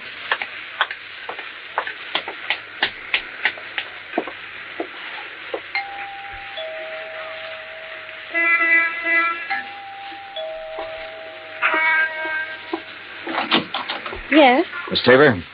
Yes, who are you? Johnny Dollar, is your father in? He's sleeping right now. May I help you? I don't know. Didn't I see you at the country club last night? Why, yes, were you there? Couldn't keep my eyes off of you. Or your handbag. Oh. I'll talk to him, honey. Dad, is anything wrong? Nothing I can't handle. Go ahead, fix up a pot of coffee. All right, Dad. Nice girl, Tabor. Yeah. Templeton was at the country club last night. He saw her. You can talk to me or you can talk to the police. I don't have to talk to anybody. The way it looks is that you cased the job. You might even have killed the special patrolman. He was shot close range. Could have been someone he knew and trusted. You've got your share of things. That handbag was part of it. A little part of it. The way it looks, huh? That's about it. Of course, I don't understand why you sent the handbag back, but then you've probably got a good story for that. Oh, I've got a good story. Nobody will believe it, but I've got a good one. It starts off by me saying I didn't help in that heist. I had nothing to do with it. I didn't case the place for anybody. I didn't even know it was coming off. Let's get to the handbag. I took that 2 days ago. I borrowed it. I've been borrowing stuff right along whenever my kid needed anything. I always come back in good shape. I told her they let me do it. She don't know anything. Borrowed, huh? That's kind of a strange philosophy. I don't even know how to spell the word. I do know my kid's got a life ahead of her. I got to give her every chance to look good, act good, use her brains, meet the right people. Not just because the right people have money, but because they know more right people. It takes a little extra to let her do things like that. You let her use the handbag because she had a date to go to a dance. You guys are all the same. I didn't expect you to believe it. Oh, relax. Maybe I do believe you. What? It sounds nutty enough to be the truth. It is the truth. All right. You taking me in? I'm going to tell Roebuck about this. He'll probably want to talk to you. He can check it better than I can. No, I haven't any authority to take you in. I wouldn't take you in anyhow. I'm interested in guys who walk into vaults. See you around. Hey, wait a minute. What? I never thought I'd see the day when I try to help a cop or anybody like a cop. Maybe this is the day. I saw the paper last night. Oh? The picture of that guy they found floating in the harbor. They tagged him yet? He's a John Doe until we hear from Washington. His name's Kiley. Billy Kiley. How do you know? I used to know him a long time ago. Billy Kiley? Yeah, from Philadelphia. Thanks. A check with the Philadelphia police and a comparison of fingerprints identified the man as William H. Kiley. His Boston address was on Parker Street. I drove out there with Lieutenant Roebuck. It was an ordinary, undistinguished apartment house. No one answered at apartment 12A, so we let ourselves in. The room had nothing to offer in the way of evidence. Well, did you find anything? No. Well, I'll have some men come out here and give it a good going over. Well, maybe the manager or the tenants will have something that'll help us. Come on, let's go. Yeah. Oh. Now, be careful, though. Yeah. Yeah. Tim? Yeah, this is Tim. Any trouble there? A little. Say that again. A little. I don't know who you are, but I know you're not Tim. Well, it sounds like we're getting something. Here, let me have the phone. I'll see if I can trace him. Don't bother. I know where we can find him. What? I'd recognize his voice anywhere.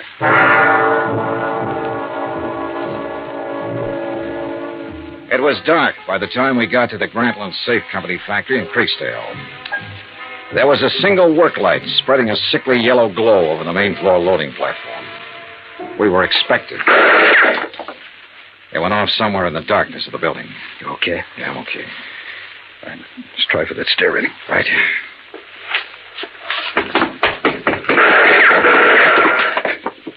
You see the flashes? There. All right. We'll have to try and make Mr. Dollar? I think you're alone. Answer him. Yeah? What are you doing here? Looking for $100,000 worth of jewelry and the answer to a couple of murders. Funny? You're very foolhardy. But you're courageous. A man of your perception could do well with a part of that money. No, thanks. I'll take it all. You will take nothing, sir. Keep him talking. I'll try to get under the stairs. Are you alone? For a little while. But I've got people coming, though. Oh, people, eh? Mr. Dollar? Still alive and kicking, Mr. Grantlin. You can't shoot around corners. No.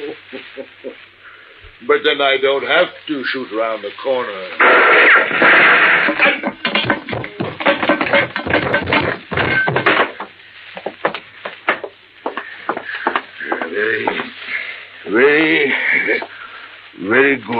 Very good shooting, sir. Grantlin, I want a statement. No statement. No statement.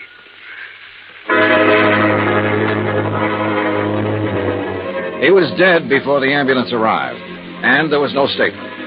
There was never a statement. As nearly as it could be pieced together, Grantlin himself opened the vaults at Templeton House. William Kiley and possibly a man named Tim helped him. Kiley, of course, was killed for his efforts. Tim never appeared, was never identified. My hotel bill ran up to $168. That's item 7. Item 8, $35, car rental. I got $50 deposit back. Item 9, $32.50, airfare and incidentals back to Hartford. Expense account total, $413.28. Remarks? Put that against the $100,000 the insurance company didn't have to pay off. Johnny Dollar. This is Barlow. I just talked to Roebuck in Boston. There's not one scrap of that jewelry anywhere in that whole safe factory. Not one piece. I know. What? Just about now, there's a safe at the port of New York being shipped to South America. It's a Grantlin safe. And if you hurry over there, you can... Yours truly, Johnny Dollar.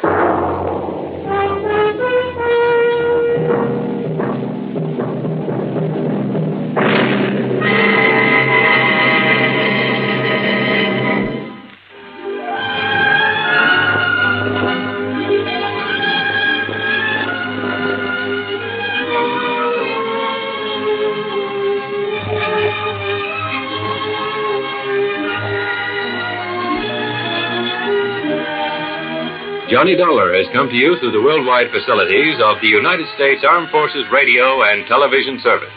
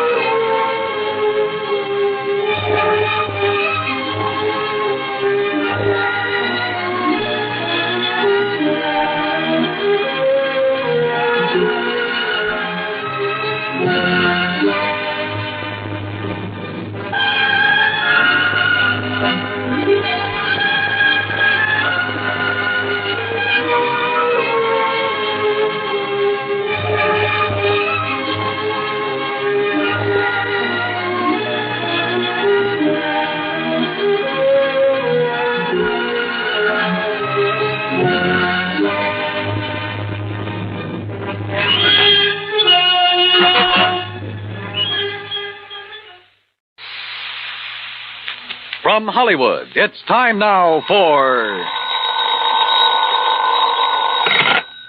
Johnny Dollar. Where have you been for the past 20 minutes? In the shower. For 20 minutes? Okay, so I'm a shiny dollar. So you... Oh. Who's that?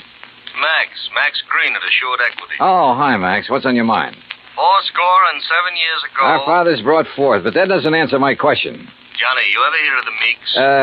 New England family, stood away on the Mayflower, speak only to their money? That's the Meeks. What about them? No, not about them. It's about Mariah Meek and Lincoln's Gettysburg Address. She's lost her copy of it. Well, it shouldn't be hard to find her another one. That's where you're wrong, Johnny. Huh? It would be very hard. Might cost us $100,000. Bob Bailey in the exciting adventures of the man with the action-packed expense account. America's fabulous freelance insurance investigator. Yours truly, Johnny Dollar.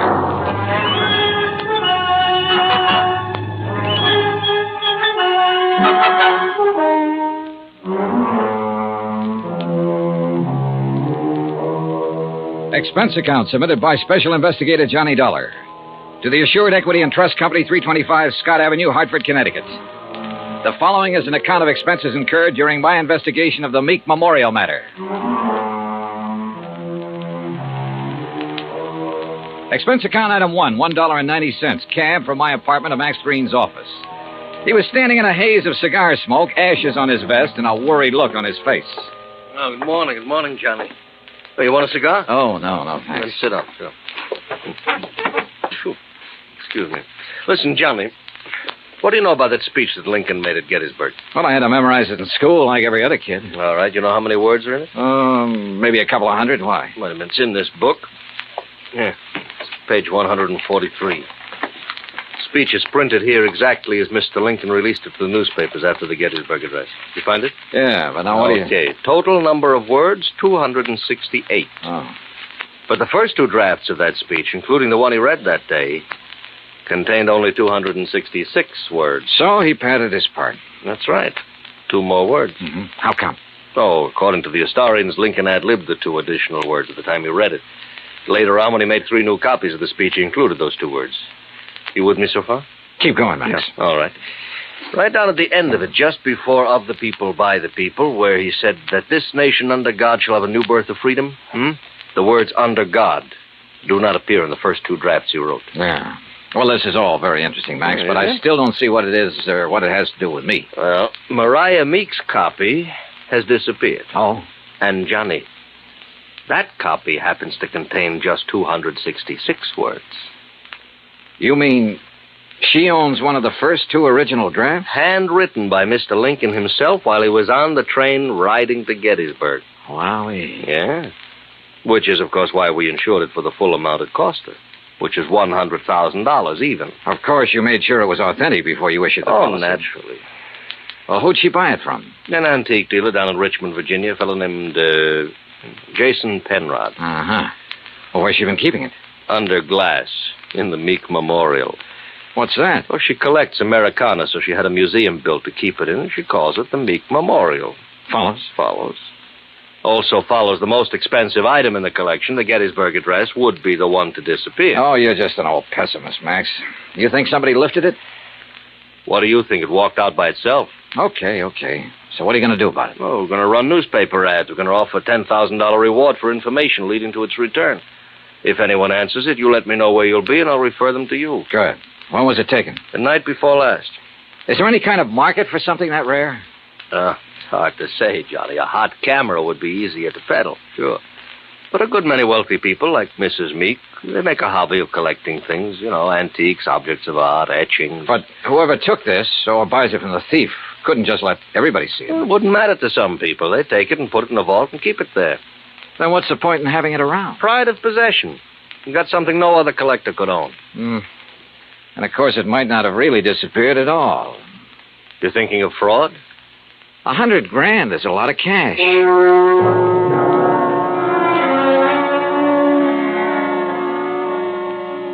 Expense account item 2, $1.90, cab fare back to my apartment. I wasn't particularly intrigued by this assignment. Rare documents, like anything else antique, have always seemed to be just one step from decay. And that sometimes goes for the people who collect such things. Item 3, $16.10, transportation, including a round-trip ticket, Hartford to New Bedford, and cab fare to the Whalers Hotel. There was a convention in town, so I was lucky to get a room. After checking in, I called the Meek residence. Mrs. Meek was expecting me and said she'd have her car pick me up. I had just put down the phone when someone knocked on the door. You in there? Depends on what you're looking for. I'm looking for Mr. J. Jay, did you say? Nobody by that name here. Oh, yeah. I see. I guess I got the wrong room. Yeah, well, why don't you ask down at the desk? Huh? Yeah. Oh, sure. Yeah. Funny. Or is it? I cracked the door open again. Watched him walk to the stairs. Then I took the elevator down the 8 flights to the lobby. Half an hour later, I was in the back seat of the Meek limousine heading toward the home out on Buzzards Bay. It was a big, sprawling frame building facing on the beach. About 50 yards behind it, closer to the road, was the Meek Memorial Museum. I was starting up the front steps when the door opened. Mr. Dollar? That's right. I'm Paul Meek. I understand you have an appointment with my grandmother. Right again. Now, come in, please. She's waiting for you upstairs in the sitting room. Okay, thanks. Before you go up, I wonder if I could have a few words with you. Why not? In here, then. You've never met my grandmother, have you? No, I haven't had that pleasure. Some people consider it a dubious one, Mr. Dollar. Oh? Mr. Dollar, this is my wife, Janice. Mrs. Meek? Hi. How about a drink? Thanks, not just now. How about you, old stick in the mud? You want another one? After a bit, Janice. And if I were you, I wouldn't have any more. But you're not me, are you? You will have to excuse my wife, Mr. Dollar. Well, we've both been under a severe strain since moving here. Grandmother is blind, you know. No, I didn't know. Her sight began failing about 4 years ago. I'm surprised the insurance agent didn't tell you. Well, Mr. Green was so concerned over the theft of the Lincoln manuscript, I imagine it slipped his mind. Mm-hmm. And just how do you intend to locate that manuscript? I'm not so sure that I can. It'd be a pity if you could. Be just awful. It's grandmother's prized possession. She hasn't been herself since it was stolen. And being quite elderly, well, we're all very much concerned. Oh, my, yes. We're afraid she might die and leave us all that lovely money. Janice. It's the truth. You see, Paul and I don't have any money of our own, Mr. Dollar. We'll never have any until she does die. Instead of giving it to us now while we're young, you know what she does with it? Spends it buying junk for that silly old museum. Now, look. That's gratitude, isn't it? I bathe her, feed her rubber feet, and do all her dirty work. Janice, you've said quite enough. Mr. Dollar isn't interested in our personal problems. Oh, stick in the mud. All right. I'll be in the den if you want me. And that's the funniest thing I've said all day. If you want me. I'm sorry. She doesn't mean half of what she says. Oh, that's grandmother's signal. Then hadn't we better go up? Yes. Yes, we'd better.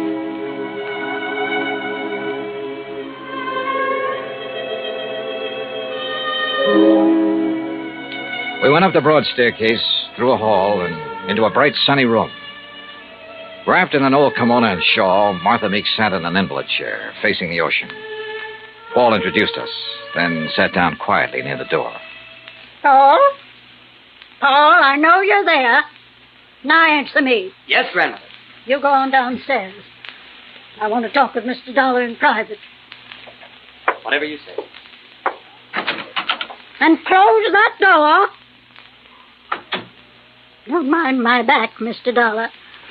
I couldn't see you if I looked into your face. Now then, when are you going to arrest that crook and bring my Lincoln speech back to me? Well, I'm going to need a lot of help and information, Mrs. Meek. Mm-hmm. What kind of information? Mostly about the museum. Like what? Well, do you know who was in there the night the manuscript disappeared?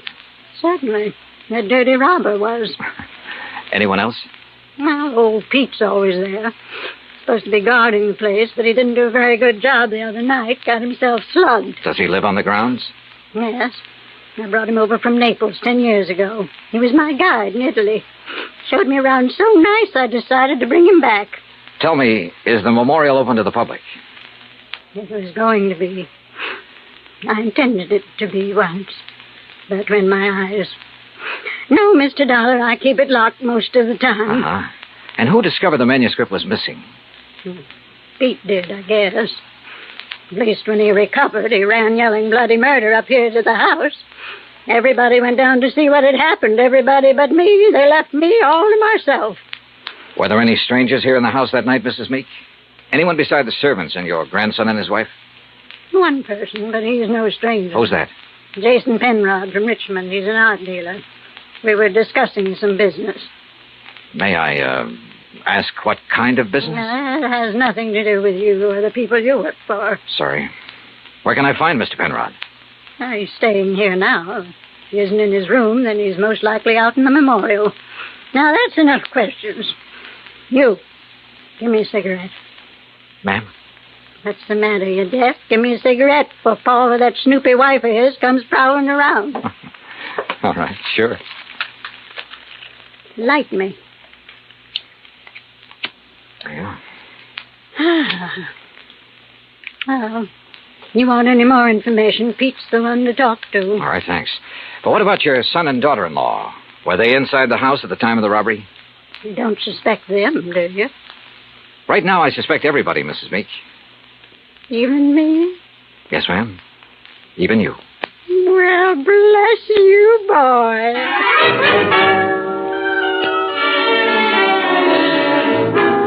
I found Pete Vesuvio trimming the shrubbery just outside the memorial building. He seemed quite willing to talk to me. How you say what happened to me, mister? I'm hit out? Knocked out, Pete. Si, senor. And because of this, I do not see anything. Nothing at all, huh? Please, mister, do not use the insult. I am American citizen, first papers. And because of the kindness of my patron, I will soon be second papers. I know by heart the Constitution, United States, Gettysburg Address, pledge allegiance to my flag. Yeah. You know how I know that these things which help me be citizen? Because of my lady, she's letting me work in a place where great papers are for me to read. Because of her, I would not hide anything, mister. Okay, Pete, okay. I'm convinced. But I'm sorry I cannot help you, mister. Well, it's not your fault. Hey, you like to hear me say Gettysburg Address? Well, do it very good. Learn it right from President's own writing. Some other time, Pete. Right now, I have to find Mr. Penrod. Oh, he's inside, mister. Counting the treasures. All of the beautiful things a lady can no longer see. You'll find him in Section L, senor. I found the small, neat-appearing art dealer just where Pete had said he'd be, peering into a glass case crowded with Derringer pistols. He had a notebook under his arm and seemed to be making some sort of inventory.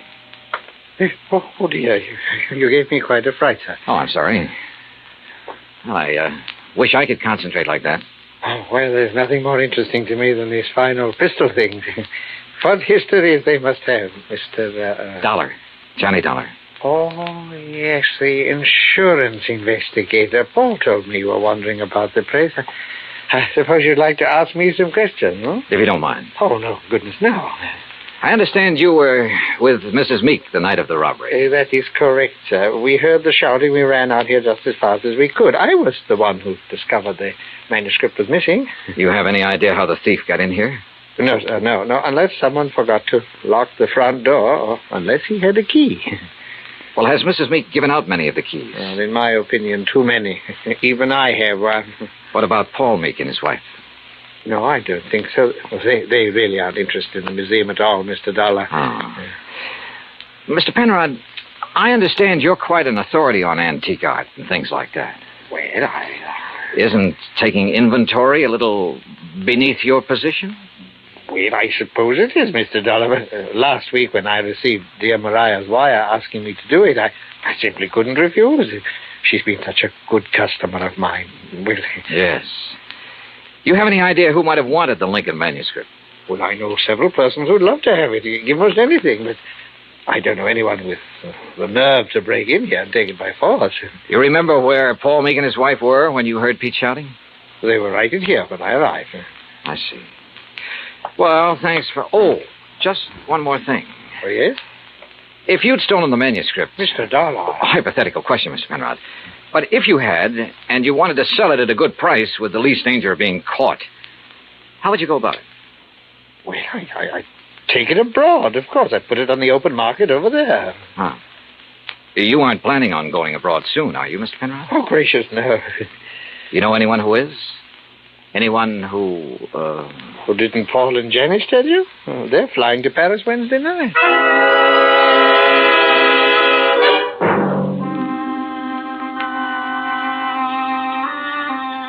I left the memorial and walked back to the house. The Meeks were in the study, engaged in their favorite pastime. When I told them what the art dealer had said, Paul set down his glass long enough to confirm the fact that they did have reservations and insisted that he had a logical explanation for not having told me of those plans earlier. Very logical explanation, Mr. Dollar. Let me handle this, Janice, please. Sure. Drink, Johnny? Now, first I want to hear that explanation, if you don't mind, Paul. Well, of course I don't mind. Janice and me were fed up. Why didn't you tell me about the plane reservations? Well, why should I have? I'm not even sure I'm going to use them. Oh? Grandmother's upset enough over losing that manuscript. Something else might... Well, anyhow, if the manuscript doesn't turn up within 48 hours, we're canceling our trip. Oh, no, please. Sorry, Janice, but that's the way it's got to be. She did it. What do you mean? It's an act, don't you see?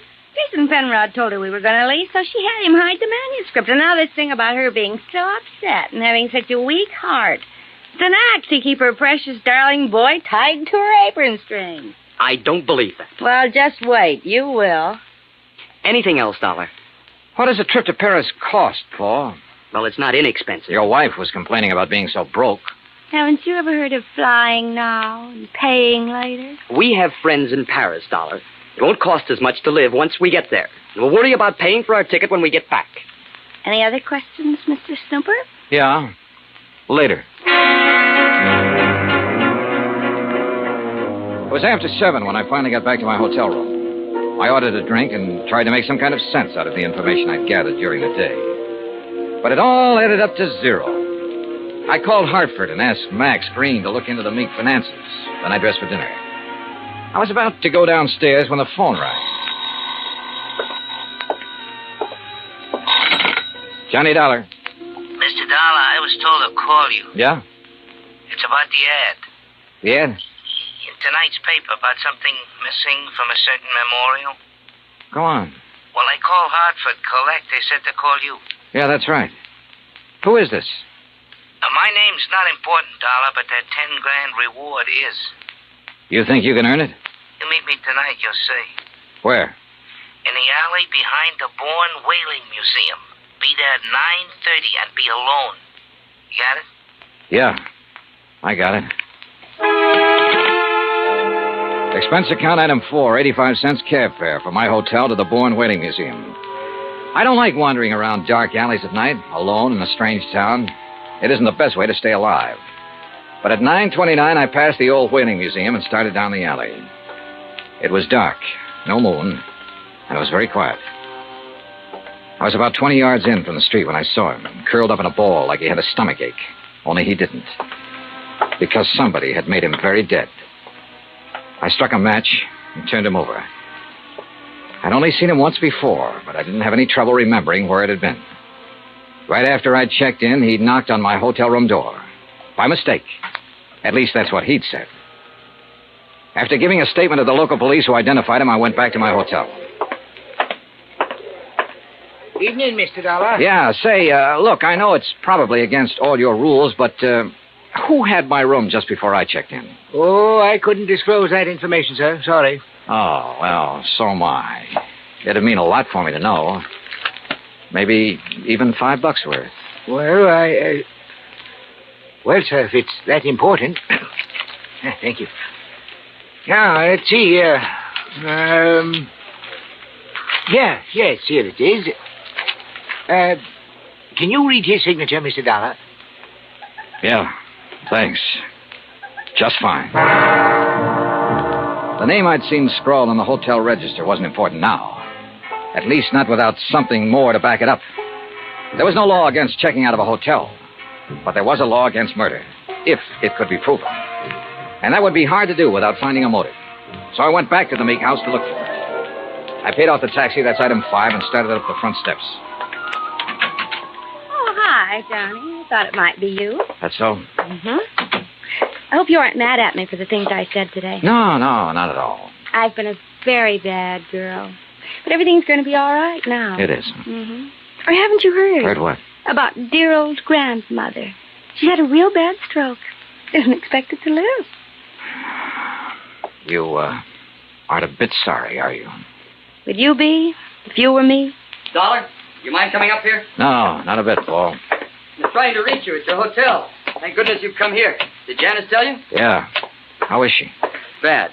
Doctor's given up. Says it's only a matter of hours. She told me to send for you, Mr. Dollar. Oh? I don't know why. I've never been able to figure out a lot of things she did. All right, where is she? In there. Old Pete's with her, but go on in. Thanks. Would they increased devotion to that cause for which they here gave her the last... Who is it? Oh, it's Mr. Dollar, my lady. Hello, Mrs. Meek. Oh, thank you for coming, Mr. Dollar. I go now. No, wait. Mr. Dollar, you have a moment, haven't you? Of course. I promised Pete the last time I visited the museum. I promised I'd let him recite some of the things he's learned while working there. Haven't been able to keep that promise till now. Go on, Pete. please.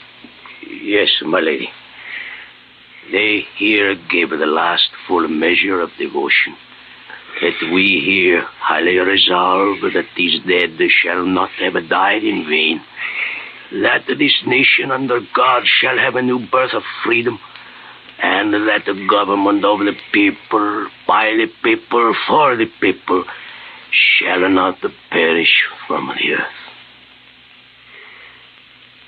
Thank you. That was wonderful. Thank you, my lady. Now I go. Well, Mr. Dollar, I have a confession to make to you. Yes? I lied to you. Oh, I'm sure it wasn't a very big lie, Mrs. Meek. Oh, but it was. I told you the business Mr. Penrod and I were discussing the night of the burglary. Yes? I told you it had nothing to do with you or the people you work for, remember? Yes, ma'am. Well, that was a lie. I'm broke, Mr. Dollar. All I have left in the world is this house and the things in the memorial. I see. That's why I sent for Jason Penrod. He purchased most of my treasures for me. He's evaluating them now, so Paul and Janice will know what they're worth when they go to sell them, which they'll do immediately. Mrs. Meek, don't you think you should try to rest now? Will you give me a cigarette? No, ma'am. Sorry. And you must rest.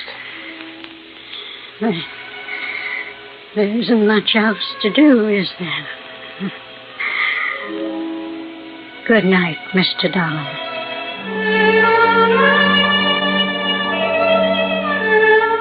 Outside in the hall, Paul and Janice Meek were talking quietly to Jason Penrod. Off in the corner, standing with his back to the others, was Pete Vesuvio. Mr. Dollar, She's resting quietly. Oh, Dio grazie. Why did you lie to me, Pete? What? I never lied to nobody. Who say I did? I say you did. You're crazy, mister. What lie I tell you? You said you learned the Gettysburg Address right from Mr. Lincoln's own writing in the museum. That's no lie. What's the matter? You don't believe that, mister? I believe you, Pete. But I just had to be sure. Come on, let's join the others, shall we? Well, good evening, Mr. Dollar. Mr. Penrod? Tell you any of the family secrets, Johnny? Not too many. You learn anything in there you didn't know before? Yeah? I know which one of you stole the Lincoln manuscript. One of us? Why, you're crazy, Dollar. We were all in the house at the time it happened. That's right. But one of you hired a little man named Leo Jones to do your dirty work. Jones called me earlier this evening. He was going to tell me which one of you it was. Evidently, he didn't like the deal he was getting. What was he doing, Penrod? Trying to blackmail you? What are you talking about? I don't know any Leo Jones. Then why did he come around to my hotel room this morning? The same room you just checked out of. Well, that doesn't mean a thing. I imagine several persons have been to that room today. Sure, but they're still alive. Now, let's get to the phony Lincoln manuscript. Phony manuscript? It wasn't phony, Mr. Dollar. Wasn't it? Well, you correct me if I'm wrong, Penrod. After Mrs. Meek purchased one of the first two drafts of Mr. Lincoln's Gettysburg Address, she started losing her sight. When she closed the museum to the public, you saw a chance to make yourself another $100,000 sale. So you switched copies of the manuscript, replacing that draft with one containing the words, "Under God," which isn't worth anything close to $100,000. What do you mean, Dollar? All right, let me quote. That this nation, under God, shall have a new birth of freedom, and so on. What? The phrase, "under God," was not in the manuscript he sold your grandmother, but it was in the copy old Pete has been studying in the museum. Right, Mr. Penrod? All of you stay right where you are. You get what Jones got. Mr. Dollar. He won't go far, Pete. But I am the guard. The lady will want me to stop him. Pete, come back here. Keep away from me. Hey! Come on. Oh. You tell the lady. I am a better guard now. Much better. See, senor? Yes, Pete. I did good. You did fine.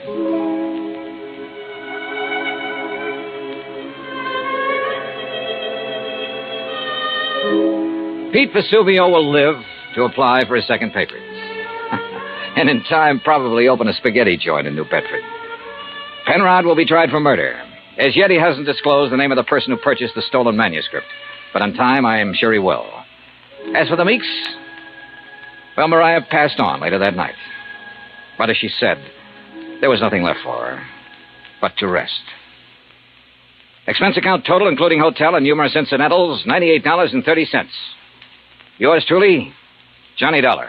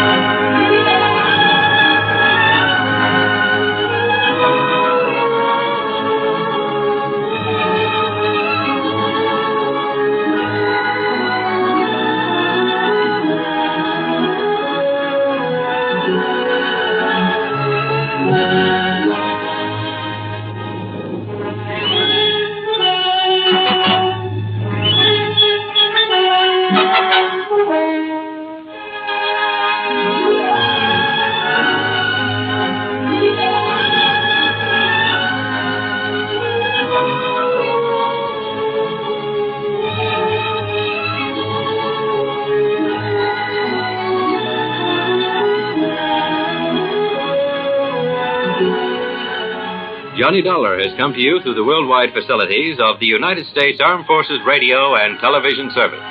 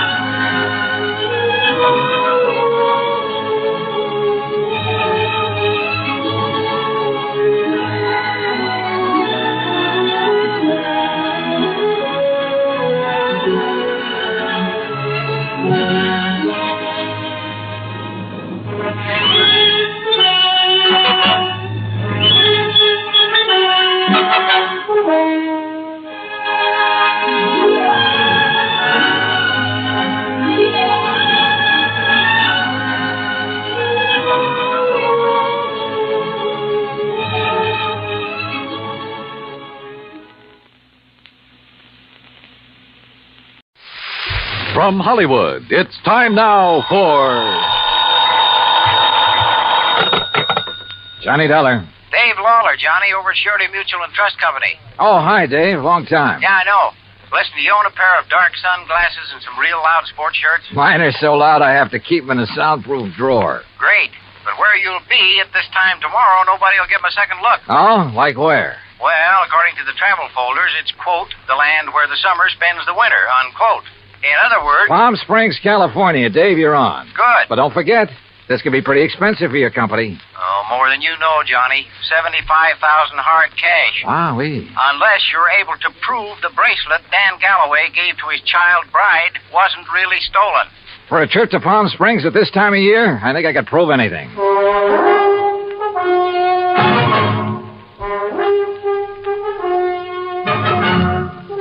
Bob Bailey in the exciting adventures of the man with the action-packed expense account. America's fabulous freelance insurance investigator. Yours truly, Johnny Dollar.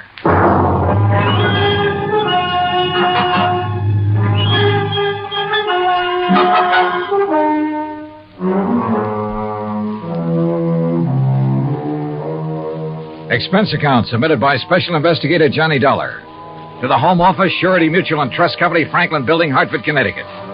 Following is an account of expenses incurred during my investigation of the SUNTAN oil matter.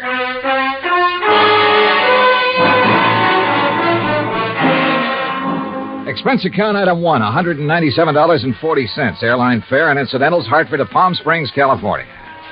I registered at La Casa de Paz on South Palm Canyon Drive, changed into casual clothes, and sauntered over to police headquarters. Detective Sergeant Lacey was about to leave for lunch, so I went along with him. Yeah, Dollar. You'd be surprised at how much stuff is lost in this town during the course of just one season. The report we got says it was stolen, Sergeant. Oh, sure. But I doubt it. A $75,000 bracelet, just 5 days old? That'd be a little careless of the lady, wouldn't it? Well, if you were married to one of the biggest wildcatters in the oil business, maybe you could afford to be careless. What about Dan Galloway? Didn't you say he was drilling somewhere around here? About 80 miles south, in the middle of the desert, down by Salton Sea. Salton Sea. Oh, that's really a big inland lake that lies way down below sea level, isn't it? Want to bring me a check, Dottie? 245 feet below sea level, Dollar. There's oil there? Dan Galloway figures it this way. One of the most successful new fields that's been worked in years is deep under the Gulf of Mexico off the coast of Louisiana. There are a lot of salt domes down there, and underneath them are big pools of oil, millions of barrels. So, why not under the Salton Sea, which is all salt deposits? Who knows? Maybe he has something. Anybody else drilling down there? Just Galloway. Who else needs it? I mean, any more than he does. Well, does he? All yours, Dottie. How would I know if Galloway needs it? But there has been talk around. You know. But if he's hard up, how could he afford that fancy bracelet last week? Yeah, or the snazzy Italian sports car the week before that. I don't know either, Dollar. What about his wife? Oh, that Roberta. What a doll. And in 3D, if you know what I mean. How an old coot like him could ever latch onto a pretty little chick like her? I take it Roberta is somewhat younger than her husband. Oh, not more than 35, 40 years. Oh, I see. How long have they been married? 2, maybe 3 years. Down in Dallas, I think it was. She's a Texas girl. Well, is it working out? I mean, are they happy? There's talk about that, too. What kind of talk? Oh, it's really just small-town gossip for the most part. Ever hear of Sonny Wyman? Wyman? No. Well, Sonny's around Roberta's age. One of those kids who came up from nothing, but all the time knew exactly where he was going. You know, made a point of meeting the right people, shaking the right hands. Real nice kid, too. What's he do? Well, when the season's over here, he works Pasadena, Beverly Hills, and L.A. Always has something that'll intrigue his wealthy friends. This season, it's Italian sports cars. Cosmo Romas, I think they are. And he's the one who sold the Galloways theirs, huh? He sold Roberta hers. Any angle there in connection with the bracelet? Huh? There is. You let me know. Well, if there isn't, what have you been working up to? Well, actually, nothing. You see, I still believe it was lost.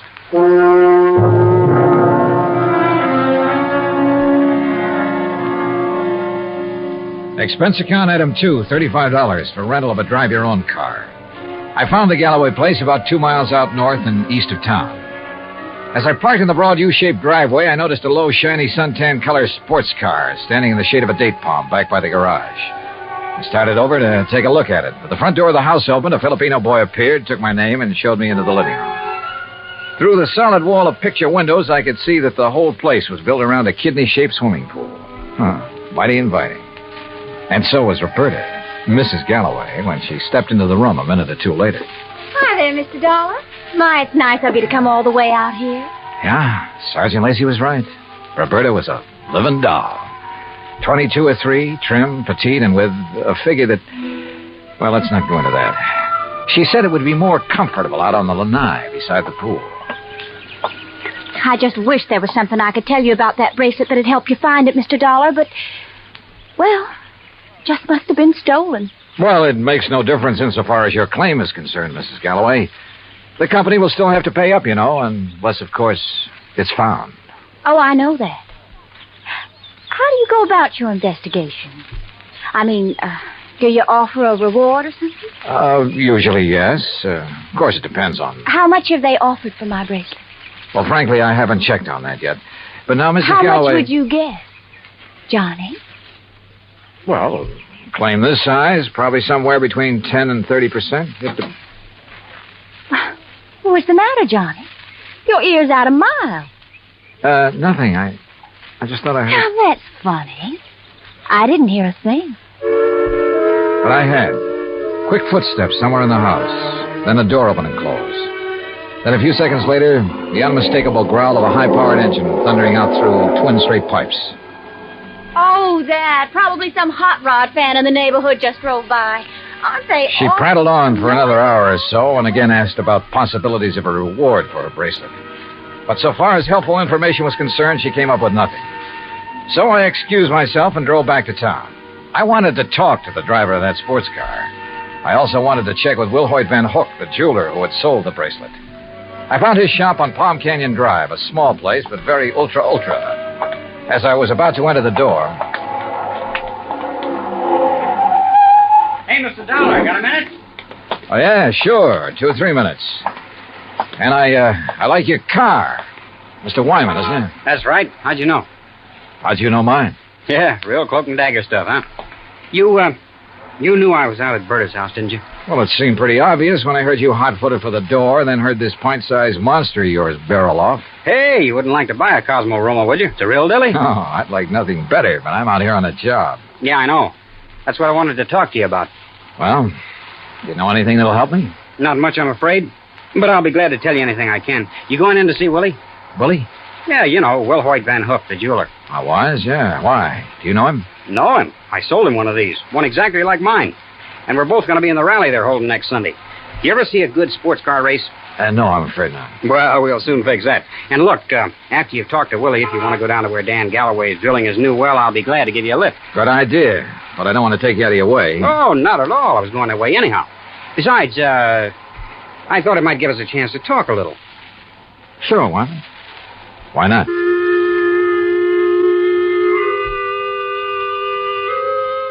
With a name like Will Hoyt Van Hook, I expected... Well, I don't know what I expected.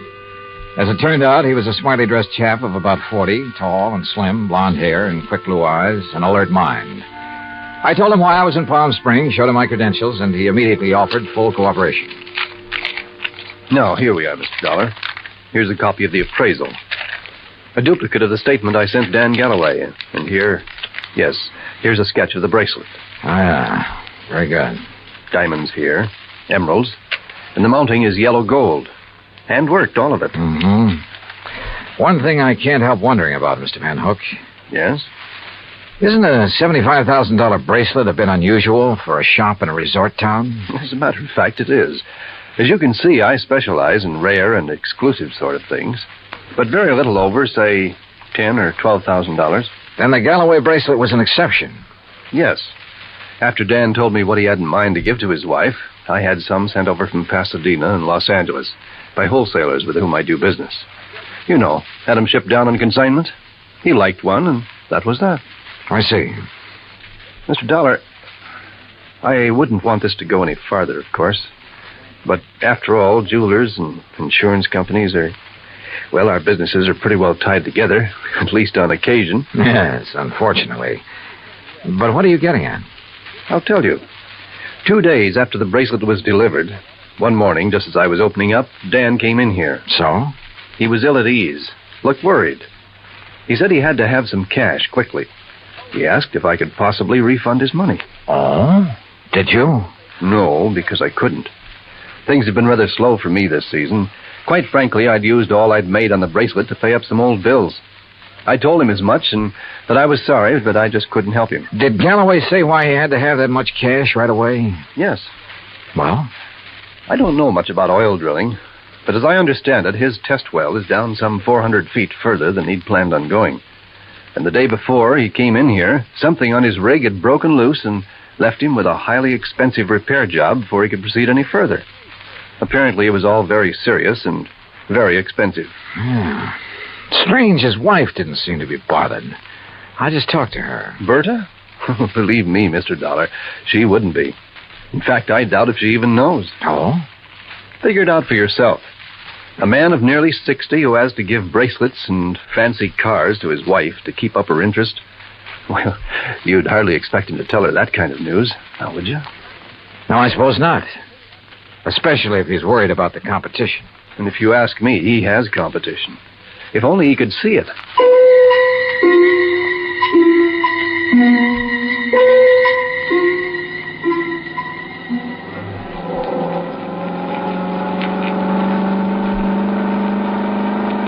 That suntan and chrome Cosmo Roma was all Sonny Wyman claimed it was.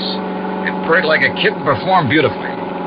But I was more interested at the moment in what Sonny wanted to talk about.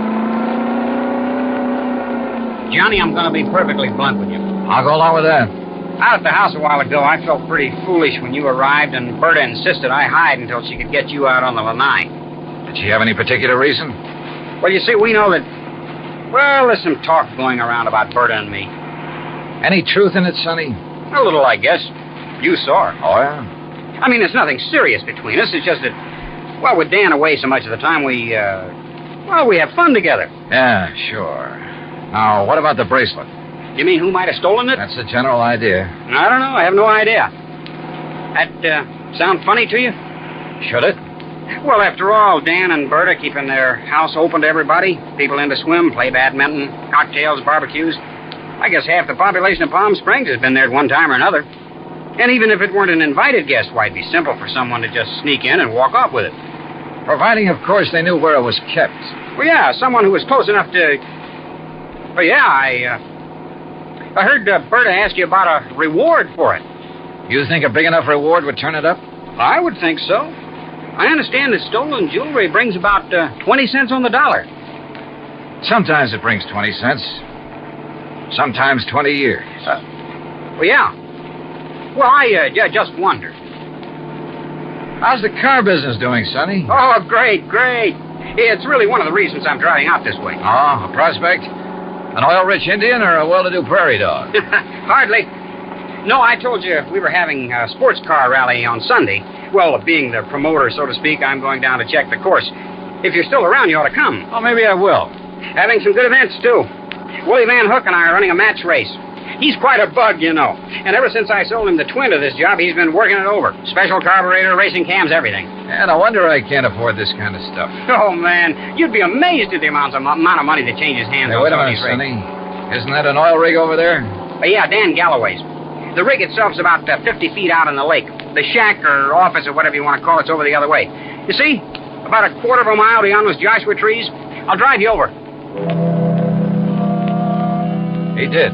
There was an old car parked near the shack, so we figured Dan Galloway must be inside. Sonny Wyman dropped me in front of it, then took off in a cloud of dust and exhaust gas.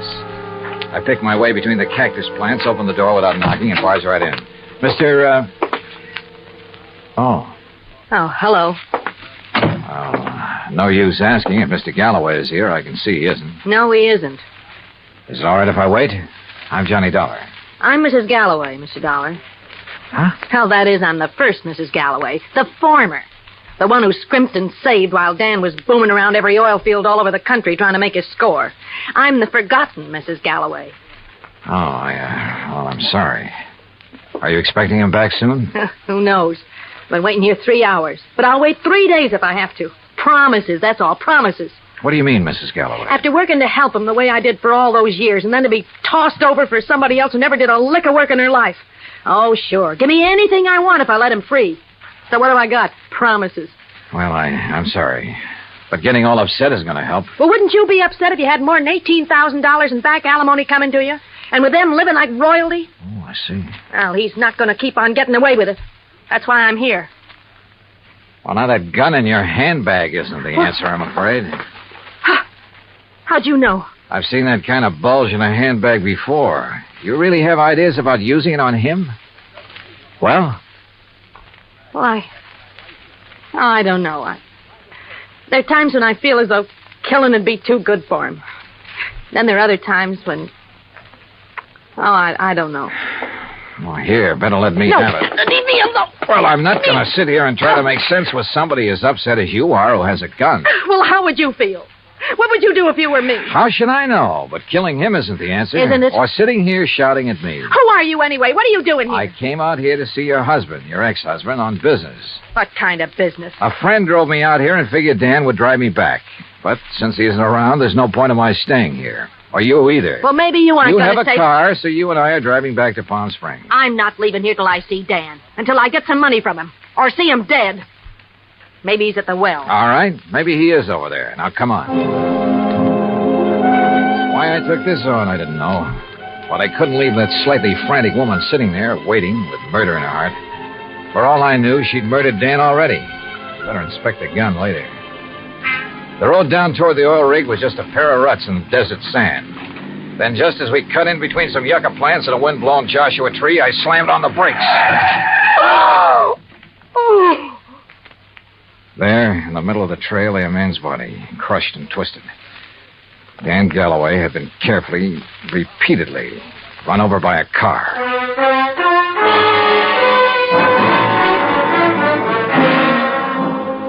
Expense account item 3, $1.19 for a quick phone call to Sergeant Lacey in Palm Springs and smelling salts and a bromide for the ex-Mrs. Galloway.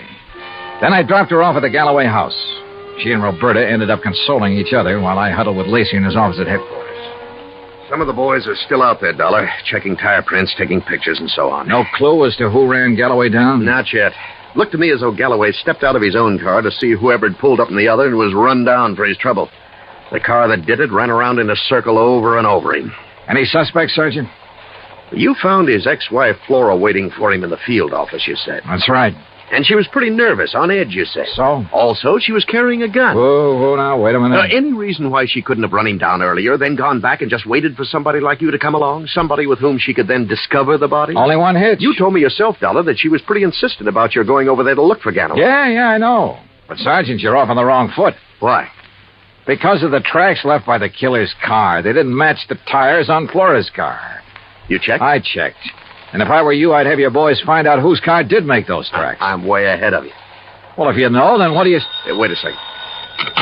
Yeah? Levine, Sergeant. I got news for you. Hey, listen to this, Dollar. About those tire tracks at the scene of the killing. Wow, right on cue. They're the same make and size as the tires on Sonny Wyman's Cosmo Roma. You sure? Well, I told you at the scene I thought it was a sports car by the small size of the circle the tracks made. Yeah? And knowing the feeling between Wyman and Galloway, I went right over to his place. Nice, clean tracks all over. And they match. You holding Wyman? Oh, well, I don't know where he is, Sergeant. He wasn't at his place, and there was no answer to the phone at his showroom. Well, then get after him. Put out a flash on him. With that car, he shouldn't be too hard to find. Let me know when he's picked up. Yes, sir. What do you think, Sergeant? You know something, Dollar? I have a notion that when we find Sonny Wyman, we'll also find out what happened to that bracelet. Yeah, could be. One thing was certain. Dan Galloway could no longer be suspect in the case. But Roberta? Why not? Maybe she did know that Dan had run out of money. Maybe that's why she was so interested in the amount of reward for the bracelet. Now, what about Sonny Wyman? Well, it looked bad. A smart young opportunist out for the fast buck. And, of course, close to Galloway's wife. Anything he could do to hurt Galloway would help him. And now these tire tracks, the one solid clue to Galloway's killer. Sergeant Lacey and I drove out to the Galloway house. No, Johnny, I haven't seen Sonny since he left here this afternoon. That's when you were here. He didn't call up? Why should he call up? Why shouldn't he call, Roberta, if he'd heard that Dan was killed? Now, you listen here, Mr. Dollar. If you're trying to trick me into saying something about Sonny having anything to do with Dan's death, you're wasting your time. And what's more... Pardon me. Hello? Oh, yes. Just a minute. For you, Sergeant Lacey. Oh, thanks. Hello? Yes? Yes, when? Yeah, I see. Okay, Levine, thanks. Has he found Sonny Wyman? He sure has. And if you want to see him, you'll have to go to the coroner's office. What? Oh, no. Yeah, that souped-up car of his. A couple of miles out of town. Ran off a curve and over a 100-foot bank. Within minutes, Lacey and I were at the scene of the accident, looking things over with the help of flashlights. Yeah, he must have been really burning up the road to spin and roll this far off the highway. But surely he must have been familiar with that curve. Oh, sure. He knew these roads around here as well as anybody in the county. Tires still in one piece, too. And these sport cars usually corner pretty well. Well, this one didn't. Hey, Lacey, look here. Yeah? This left rear fender. Looks to me like this car was sideswiped. Hey, you're right. Rolling over would never make a long crease like that. Uh-huh. No, wait. If another car sideswiped him, there'd be paint on this fender. Paint from the other car. Sergeant, you're absolutely right. And since there's none here... Sergeant, you're absolutely wrong. How far to the nearest filling station? What? I want to make a couple of calls to some wholesale jewelers in Pasadena and Los Angeles. Right now, in the middle of the night? Right now. Wholesale jewelers? Expense account item 4, $11.90, phone calls to Pasadena and L.A. The third call yielded Mr. Alfred Mencken of Mencken Imports Incorporated, who was pretty cheerful about having been gotten out of bed. It's quite all right, Mr. Dollar. Now that I'm up, I'm wide awake almost. Well, I hate to throw something like this at you in the middle of the night, Mr. Mencken, but tell me, please, did you ship a diamond and emerald bracelet to Will Hoyt Van Hook in Palm Springs within the past few weeks? Why, yes, Mr. Dollar. Oh? As a matter of fact, I sent him 3. That was 2 weeks ago, and he returned them all. Returned them? When? Oh, two of them the day after he got them. But the third one he kept for a while. I got it back just last Thursday. Now, I don't know if that means anything to you. You bet it does. Thanks very much. Lacey and I piled into one squad car, 4 patrolmen in another. It was several miles out to the little ranch where Van Hook lived, and Lacey and I chewed it over as we drove along. Don't hold out on me, Johnny. Whatever made you think of Willie Van Hook is the one who drove Sonny Wyman off the road? Well, apparently there was no paint on that fender from the car that sideswiped him. Actually, there was. Holy... Of course. Van Hook's car is exactly the same color as Sonny's. Another thing. The car that ran down Galloway, like the one Sonny drove, even down to the tires, but not necessarily the same car. Plus the fact I couldn't help wondering about Van Hook all along. Yeah, but why? In a job like mine, you have to wonder about everybody connected with a case. Anything particular about Van Hook? Well, he told me that he'd used the money he got from Galloway to pay off some overdue bills. And yet, a few weeks ago, he was able to buy an $8,000 sports car. It ties up, Dollar. It all ties up. But how did Sonny Wyman figure in it? Oh, Sonny was a fellow who lived by his wits. He may have reached the same conclusion about Van Hook that I did. May have had an idea for latching onto the reward money. He mentioned the matter of reward to me a couple of times. Or he may have had ideas for blackmailing Van Hook. Another thing. Van Hook saw me drive away from his shop in Sonny's car. That meant he had to act fast, get rid of Galloway, who'd given him back the bracelet, and, of course, take Sonny out of the picture, too. Yeah, it all seems to add up very nicely. And when we face Van Hook, well, there's his place now. Here's his driveway. Well, either he's skipped out or he's asleep. No lights on in the place. Well, if you ask me, he's far... No, wait. Yeah? The third window on the right. The blind was pulled away for a second or two. Well, then let's get out of this car. We're sitting ducks in here. Well, how about it, Sergeant? What do we do? You boys split up. Cover the back and sides of the house. He's in there? Yeah. Okay, boys. Come on. Johnny, maybe you better keep out of this. Are you kidding? Hey, listen. That car door, I'm sure of it. Yeah, I know. Holy... What's he up to? Gonna lock himself in and take the monoxide route? Come on. Are the back doors in that garage? Not that I know of. Here, wait a minute. Van Hook! This is the police. We've got men all around this place. Turn off that engine and come out of there with your hands over your head. Don't be a fool, Van Hook. You haven't got a chance. Come out of that garage. Hey, did you see that? He drove right through the door of his garage. Come on, Lacey, the car. Get after him, you guys. Get moving. Yeah, come on, boys.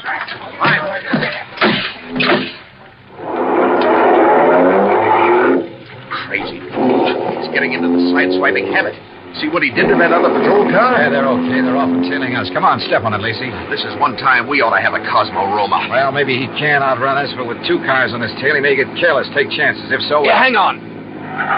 Oh! Lacey, you could qualify for some of those road races yourself. That guy's out of his head.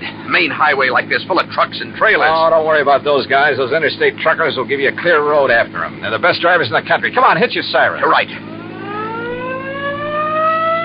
Hey, you see, I told you those guys would give you the road. Holy... Look! The trailer in front of him. And the oncoming truck. Van Hook's trying to squeeze through. Pull up. Pull up, or we'll...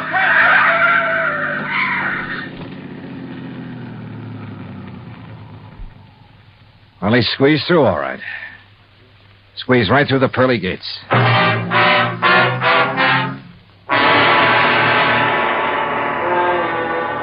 Expense account item 5, $38.75, room, 2 meals, and valet service at the Casa de Paz.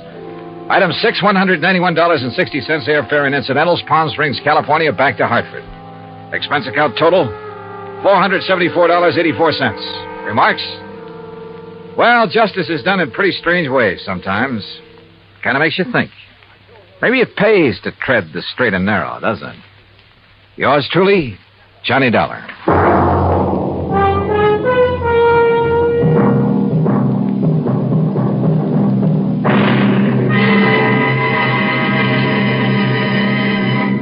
Now, here's our star to tell you about next week's story. Next week, international intrigue.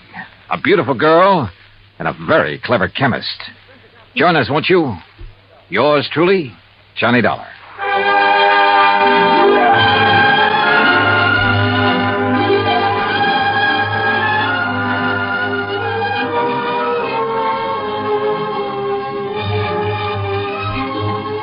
Yours Truly, Johnny Dollar, starring Bob Bailey, originates in Hollywood. It is written by Paul Franklin and is produced and directed by Jack Johnstone. Heard in our cast were Barbara Eiler, Paula Winslow, Forrest Lewis, Frank Nelson, Sam Edwards, Austin Green, and Shep Menken. Musical supervision is by Amerigo Marino. Be sure to join us next week, same time and station, for another exciting story of Yours Truly, Johnny Dollar.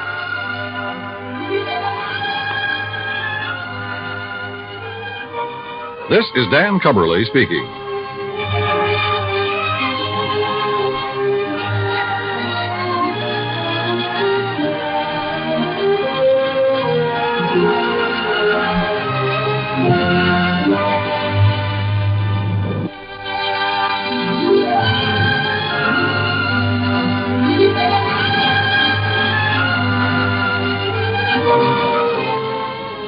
Johnny Dollar has come to you through the worldwide facilities of the United States Armed Forces Radio and Television Service.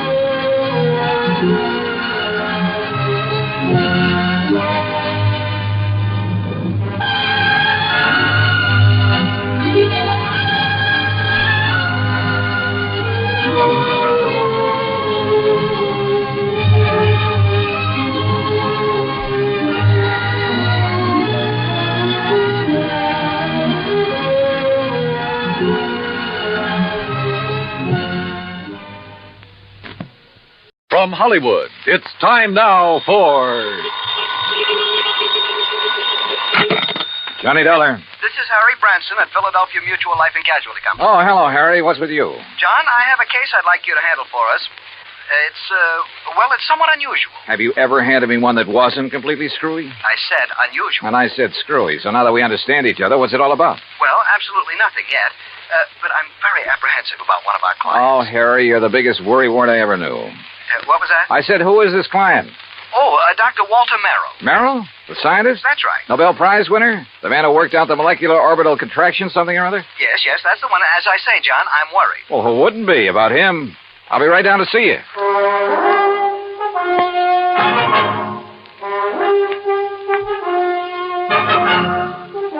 Bob Bailey in the exciting adventures of the man with the action-packed expense account.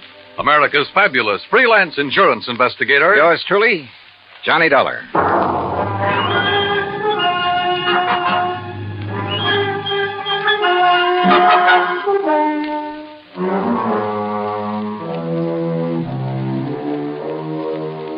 Expense account submitted by Special Investigator Johnny Dollar to the Philadelphia Mutual Life and Casualty Insurance Company in Philadelphia. Where else? Following is an account of expenses incurred during my investigation of the clever chemist matter. Expense of transportation and incidentals, Hartford to New York to Philadelphia. I didn't even stop to check my bag, but headed directly for the Philly Mutual building on Walnut Street. Harry Branson is a good insurance man, but a great worrier. Nonetheless, he'd given me some pretty important, too. And after all, what do we live for? There you are. Keep the change. Thanks, Doc. John, what took you so long? Oh, now, what's the matter, Harry? Forget to pay the rent on your office or just forgot the key? No, John, as a matter of fact, I have the key right... This is hardly the place for levity. Well, surely you haven't been waiting here on the sidewalk ever since you called me. No, I haven't, but by checking plane schedules, I was able to determine when you'd arrive almost to the minute and not wanting to waste time taking you upstairs to the office. Pretty urgent matter, huh? Well, you should be here shortly. What? Well, now, usually I arrange these things myself, Harry. Yes, and how we pay of you. Oh, Harry, you touched me to the quick. Oh, now, please don't misunderstand me. I don't mean that there's ever anything really dishonest about You your don't? expense account. Well, It's only... you ought to. Believe me, I'll pad it to the hilt if I think I can get away with it. Anyway, the most important reason for engaging the car was so that you can leave immediate... Malaga? Yes, New Jersey. It's a... Is that where Dr. Merrill is? Yes. As is his custom, he chooses to work in some isolated spot where he can't possibly be disturbed. He and his colleague, that is. Colleague? I always heard that he worked alone, freelance. And you heard right. However, he now has a Professor Theodore Nash with him. Nash? One of according to Dr. Merrill. Never heard of him. John, they're working together on what I'm sure is some top-secret project. Oh? Oh, say, wait. Didn't Merrill have something to do with the early rocket experiments? Precisely. Which is why I suspect their present work may have something to do with the space satellite or intercontinental missiles or something of the sort. Yeah, possible. But what has all this got to do with you? Their insurance. Dr. Merrill has had a policy with us for some years. $25,000. Oh. And he took out a policy for $10,000. Beneficiary?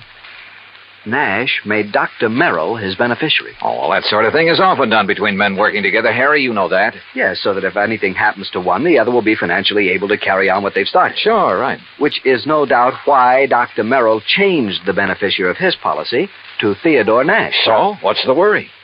No sooner was the change made than I received a letter of protest from Dr. Merrill's daughter. Who's she? Mrs. Howard Harding. She and her husband live in West Philadelphia. He's a welder for an aviation company, I think. Well, what did she base her protest on, Harry? She claims her father must have been coerced into changing the policy. Oh, now, wait a minute. That sounds like the hungry relative who complains about being cut out of the will. It might. If Mrs. Harding weren't a perfectly well-balanced, intelligent, and I'm sure quite unselfish person, a completely... Is she good-looking? Well, yes. And real sweet to you? Yes, she is. Well, now, John, I don't know what you're trying to imply. They do it every time. John. Particularly when there's a bit of money involved. Good-looking insurance broker like you. And you're a bachelor, too, aren't you, Harry? Oh, John, you're pulling my leg. Oh, Harry. But then I guess we're all suckers for someone like that. That has nothing to do with it. I've had these hunches before, John, and they've always been right. Even you will have to admit that. Yeah, I'll confess that in the cases I've handled for you so far. Well, why don't you call up Dr. Merrill? I think the quaint old fellow would die rather than have a phone near enough to disturb him in his work. Oh, there's your rental car waiting at the curb. So off you go, John, and see what you can find out. Okay, Harry. It all sounds like a lot of nothing you're worried about, but as long as you're willing to pay for it. And I always did like South Jersey this time of year. I drove across the Delaware River Bridge into Jersey and headed for Route 45 to Westville, Woodbury, and finally Pittman, where I picked up Route 47. What Harry had said was true. These hunches of his had a remarkable way of panning out. And yet, who was I to complain? After a pleasant hour's drive through cranberry bog and farm country, through miles of orchards and the intoxicating odor of the peach blossoms, I pulled into the quiet little town of Malaga. Population, I'd say around 500. First stop, the post office. Dr. Merrill? Yeah, sure. You go back the way you came, about a mile, till you see the name Wampus Bung. Wampus what? Wampus means cat. Bung, bungalow. Wampus Bung. Yeah. Yeah, the doctor and the professor got the fourth cottage beyond it. White one with a fence around it. Yeah, good, thanks. And if you don't mind, you can take their mail out to them. They haven't been in to pick it up 4 or 5 days now. Oh, nothing wrong, is there? Well, who'd know? The way those two keep to themselves. You'd think whatever they're working on was the atomic bomb. Yeah, well... Just to be sure, you let them know that you're at the gate now before you try to go through the fence. Oh, what's that supposed to mean? The professor sees you prowling around, he's liable to take a shot at you.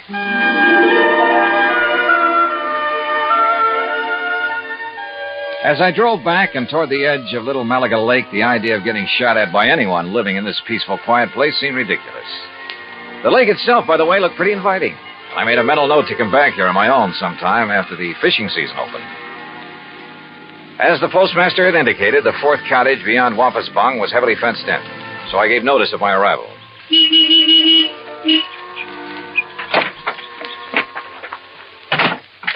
I'd barely left the car when the door of the little cottage opened. Yes? Who is it? Dr. Merrill? Oh, yes. My name is Dollar, sir. Johnny Dollar, insurance investigator. Harry Branson? Yes, sir, that's right. Harry Branson sent me down here to see you. Oh, come in. I'm most glad to see you. Please, come into the house. All right, thank you. Is, Professor Nash here? In the laboratory. But please, As come he spoke, into the sliding door on the garage at the side of the house opened. A rather swarthy man stepped out, quickly closed the door, and threw a heavy bolt on it. Then looked over toward us suspiciously. Yes, because it's better that you and I talk in private, alone. Doctor, who is that? Oh, yes, Professor. If we have a visitor, why do you not bring him here where we can both speak to him? Oh, yes, of course. This is Mr. Johnny Dollar, Professor Theodore Nash. Mr. Dollar? How do, Professor? I'm from your insurance company. Just making a little routine checkup. Oh, fine. I'm very glad to see you. As a matter of fact, I wish to talk with you. How do you do? Now, come into the laboratory. Professor, do you think it wise? Oh, of course, Doctor. Since he is not a man of science, I'm sure there is no harm in his seeing it. And you have an experiment going, remember? But I wish to Mr. speak Dollar, to him alone. within these four walls, the genius of Dr. Merrill and my own poor efforts are creating things that will startle the world. Outside, the small building looked like an ordinary two-car garage, someone in need of paint and repair. But inside, it was immaculate and loaded with scientific equipment of all shapes and sorts and sizes. There were racks of test tubes, bottles of chemicals, beakers, a centrifuge, machines and apparatus I'd never seen before, that I imagine much of the world never dreamed of. And all of it as neat as a pin, not so much as a stirring rod out of place. Look, Doctor. The polymerization step is almost complete. Yeah? Now, you must continue the molecular balance check immediately. Oh, yes. And you must both leave me. This must not be seen by anyone. Yeah, we understand, Doctor. We understand. I hope you will pardon me, Mr. Dollar. Yes, of course, Doctor. Oh, come, Mr. Dollar. Yes, I will lock the door. Yes. He does require privacy, doesn't he? Yes. Oh, hey, you're not going to bolt that door up. Oh, of course not. Force of habit, I guess. Oh, it is he who keeps things locked so tightly when he is working, unnecessarily so. But then genius is permitted his idiosyncrasies, huh? Harry Branson seems to think you two may be working on something to do with guided missiles. Very perceptive man. But that is something we must not speak about. Now, why have you come here, Mr. Dollar? Well, like I said, just a routine checkup. We usually do this when a sizable policy is changed. Oh, there is something unusual about two men working together on important things, ensuring in each other's favor? Well, no. But when his daughter perhaps objects... You know Dr. Merrill's daughter? Oh, I know about her, and about her unfortunate marriage to that day laborer. Nothing wrong with day labor, Professor? Yeah, but one who waits for a great man like the doctor to die so that he can get his hands on the insurance money. You think that's why his daughter objected to the change? Of course. But his money will be used to further his work by me. And, of course, for the good of humanity. I see. Well, how soon do you think the doctor will be through with this experiment? An hour, perhaps two. And then he will call me in to assist him with the next, the crucial step. But now, about this look, why don't I run in town, arrange for a place to stay, grab a bite to eat, and then come back here, huh? If you like. I'm sorry we have no room in the cottage. No, don't give it a second thought. I'll see you later. Something of Harry Branson's hunch had passed on to me. A strange feeling about the whole setup. There was something wrong about both Merrill and Nash, particularly the latter. Something I couldn't quite put my finger on. Was Dr. Merrill afraid of Nash? I don't know. Item 2, $1 even for a quick bite in a little cafe along the highway after I'd made arrangements for a room for the night in a private home. It was not much over an hour later when I drove back to the little cottage by the lake.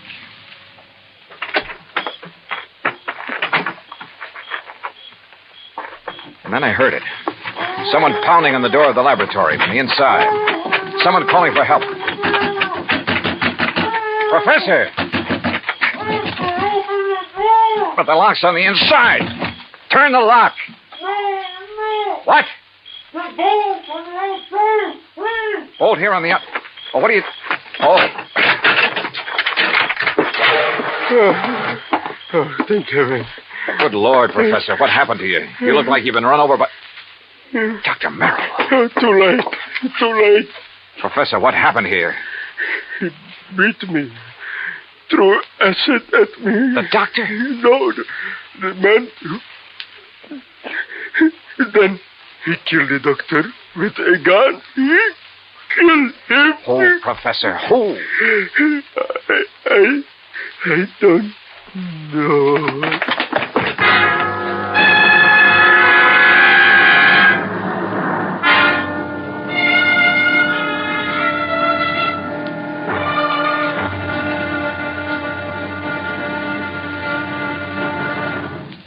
Act Two of yours truly, Johnny Dollar, in just a moment. Democracy. To the many who have lived under tyranny, democracy comes as a guiding light, shining on a brighter future. That is because democracy stands for the establishment of government conceived from deep thought and free choice, rather than being based on accident and force. It is also normal that the free choice of a democratic government happens because people who choose their own government are directed by true interests in the welfare of mankind. Democracy has been proven to be mankind's greatest legacy of freedom. Now, Act Two of yours truly, Johnny Dollar, and the Clever Chemist Matter.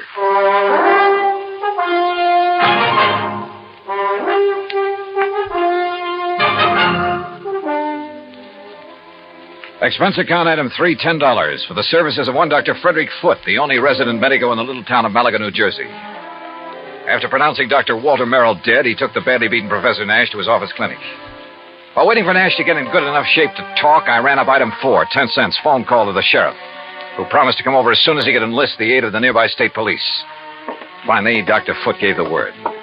But I suggest you talk with him as little as possible, Mr. Dollar. In pretty bad shape, huh, Dr. Foote? The intruder not only beat him severely, but threw a bottle of acid in his face. Oh?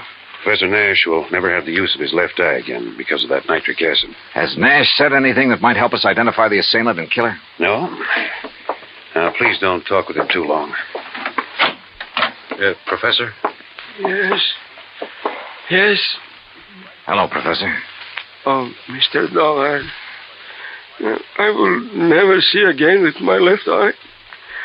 He has told me. Yes, I know. I'm sorry. But the great Dr. Merrill, he is dead. What a loss. Professor. Professor, tell me, did you see the man who attacked you? Yes. Can you describe him at all? Yes, young, not more than 30, 5 feet, 6 or 8, very heavy, yes, stocky, and black curly hair. Yeah? Hands like a working man, a laborer. Have you ever seen this man before? No, Oh, here. Some water. Thank you. Do you know why he came in and attacked you and Dr. Merrill? No. Was he after something there in the laboratory? No, only to kill Dr. Merrill. I tried to defend him. I'm sorry, Mr. Dollar, but I think that's enough. Yes, okay, Dr. Foote. I think I've heard enough.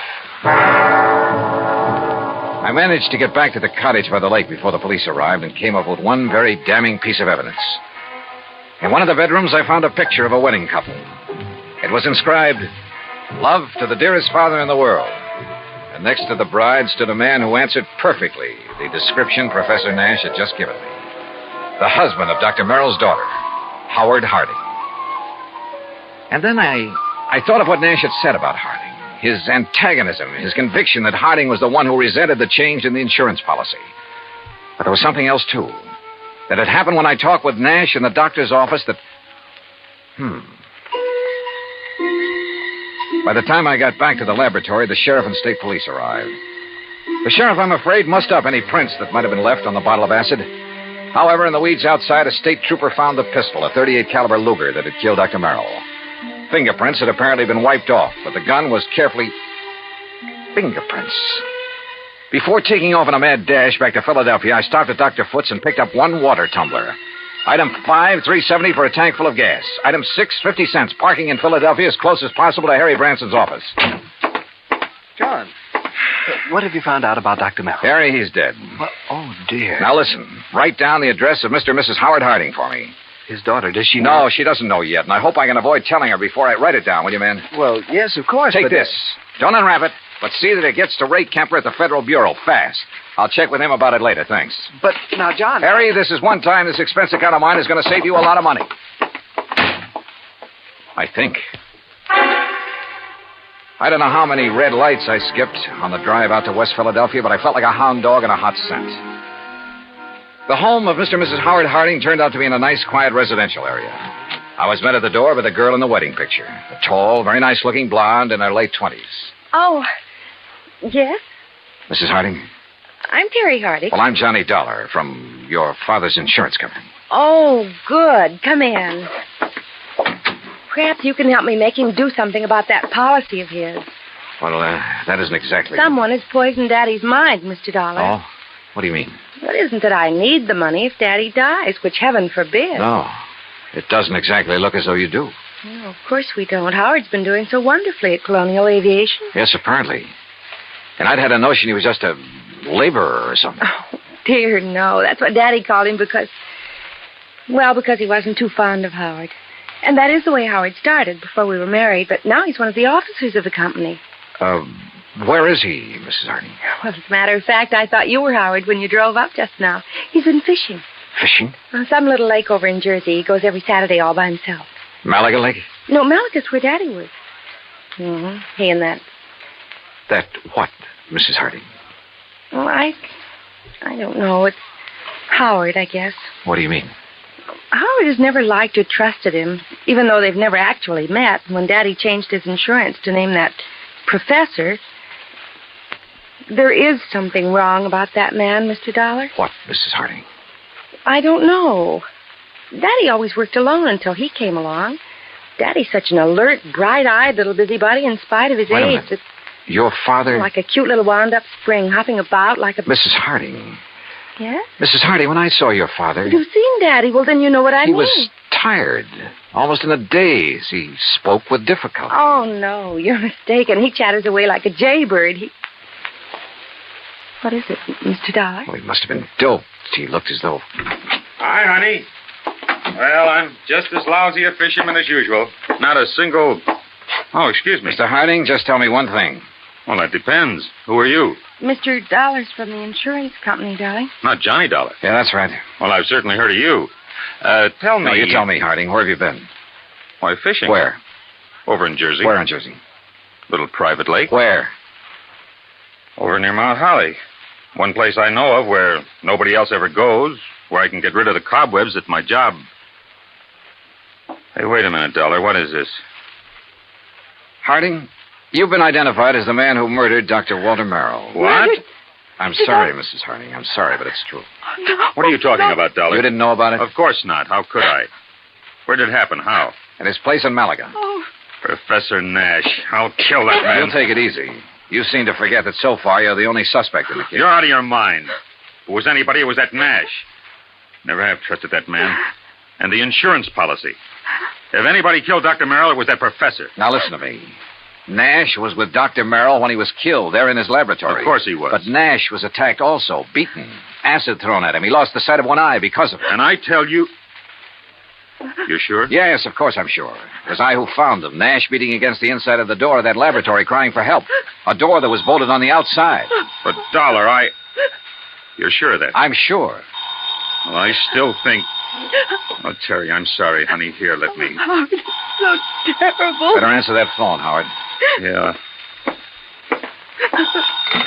Hello? Yes? Oh, yes. It's for you, Mr. Dollar. Oh, thanks. Terry, here, come on. You've got to pull yourself together. Johnny Dollar. Right. John, this is Harry Branson. I just received a call from Mr. Kemper at the Federal Bureau. Yes. He says he must see you immediately. Call him back, Harry. Tell him I'll be there in 15 minutes. Harding, just to keep things straight, I wouldn't leave this house if I were you. Well, now, wait a minute, Just Dollar. sit tight. I think you're in the clear. More red lights got passed up on my way into the Philadelphia offices of the Bureau. So Ray Kemper felt that whatever he'd found was important. If so, it would back up one of my suspicions. But in view of the circumstances, that bolted door in the laboratory, for instance, how could it? Important is putting it mildly, Johnny. The prints you found on the water glass, Ray. 3 sets. 1, yours. Yeah, well, naturally. 2, Dr. Frederick Foote, who is currently practicing medicine. I know, in the town of Malaga, New Jersey. That's where the glass came from. Oh, but the 3rd set of prints. Yes. I had to go into the international file for them. And Johnny. Nash? Theodore Nash? Nash. Nashevsky. What? Fyodor Nashevsky. Chemist from one of our not-so-friendly countries. Huh? Expert on explosives. One time he was thought to have attempted to enter this country. That was in 1940. Ray, have you got any pictures on him? Plenty. From the time he was a kid. Here. Tell me how you picked up these prints. The beard in this picture. That looks like him, all right. Yeah, this too. With the shaved head. Almost as though he tried to keep changing his appearance. Johnny... Oh, wait a sec. This picture of him as a youngster, this eye patch on his left eye. Our dossier is pretty complete. He was quite an athlete until he injured that eye. But it doesn't show in these other pictures, and he hasn't a glass eye. No, his eye always looked perfectly natural. But now, Johnny, if you have information... Ray, this has done it for me, thanks. Hey, now, just a I'll minute. see you. Hey, Johnny! This is Kemper. Give me a man to tail Johnny Dollar. All the way back to Malaga, New Jersey, I hoped my rental car would hold together. It did, in spite of the fact I pushed it all the way. International intrigue is a bit out of my line, but this time, so help me, I was beginning to feel like an FBI man.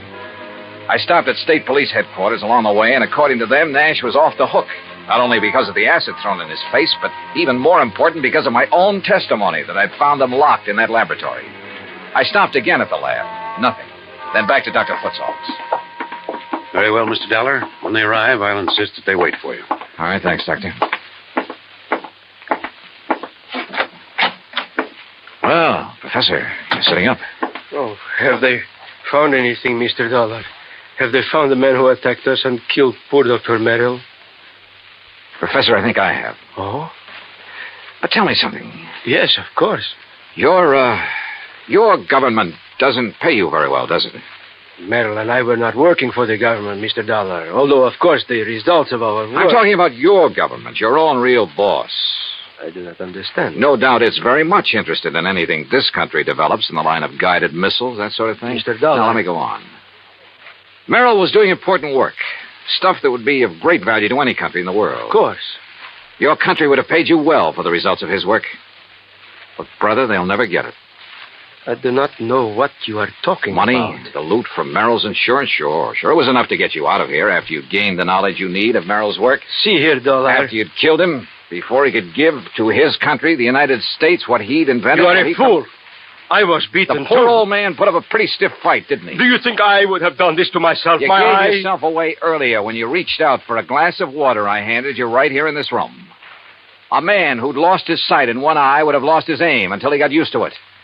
Funny, though, it didn't come to me until You later. are mad.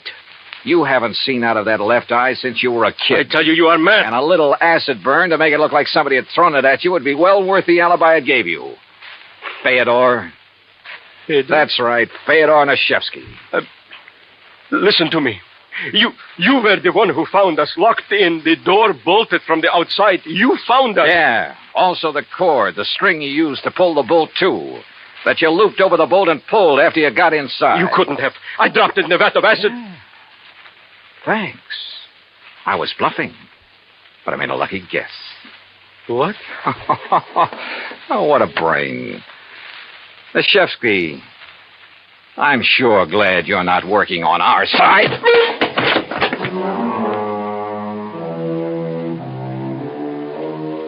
The capsule he fished out of his pocket never got to his mouth. And I'm afraid he won't see very well out of his other eye for a while. My knuckles still hurt. And it was lucky for him that the police arrived. I'm afraid I don't like guys like him. Expense account total, including all the incidentals I could think of, and transportation back to Hartford, $84.35. Remarks? Well, don't beef on this one, Harry. The criminal, in spite of being the named beneficiary, doesn't get paid. Yours truly, Johnny Dollar.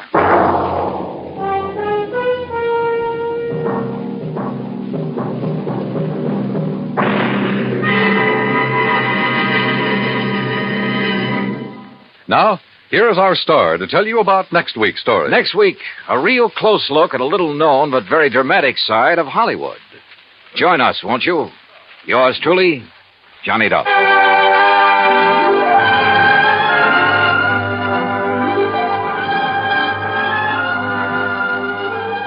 Yours truly, Johnny Dollar, starring Bob Bailey, originates in Hollywood. It is produced and directed by Jack Johnstone, who also wrote tonight's story. Heard in our cast were Virginia Gregg, Harry Bartell, Howard McNear, Forrest Lewis, Jack Crucian, Russell Thorson, Frank Gersel, and Bob Bruce. Musical supervision is by Amerigo Marino. Be sure to join us next week, same time and station, for another exciting story of yours truly, Johnny Dollar.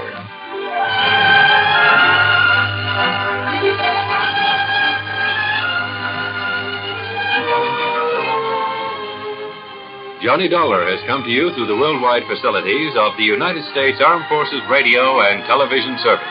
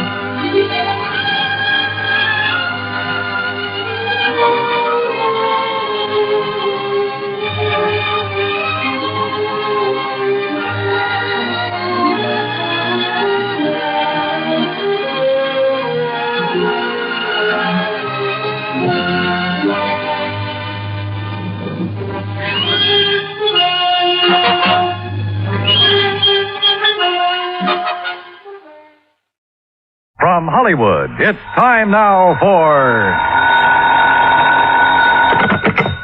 Johnny Dollar. George Reed speaking. Oh, good morning, George. Is it? Well, sure. The birds are singing, the bees are buzzing. And there are whales in the Gulf of Mexico. Oh, there are.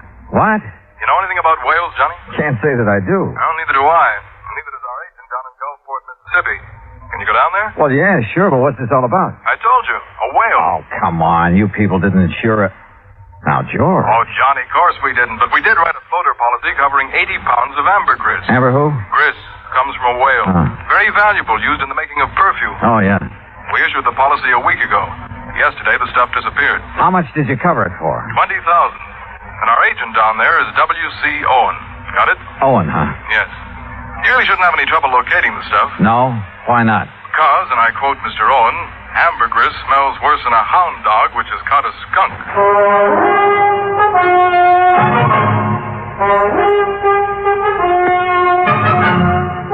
Bob Bailey in the exciting adventures of the man with the action-packed expense account. America's fabulous freelance insurance investigator. Yours truly, Johnny Dollar. And now, Act One of yours truly, Johnny Dollar.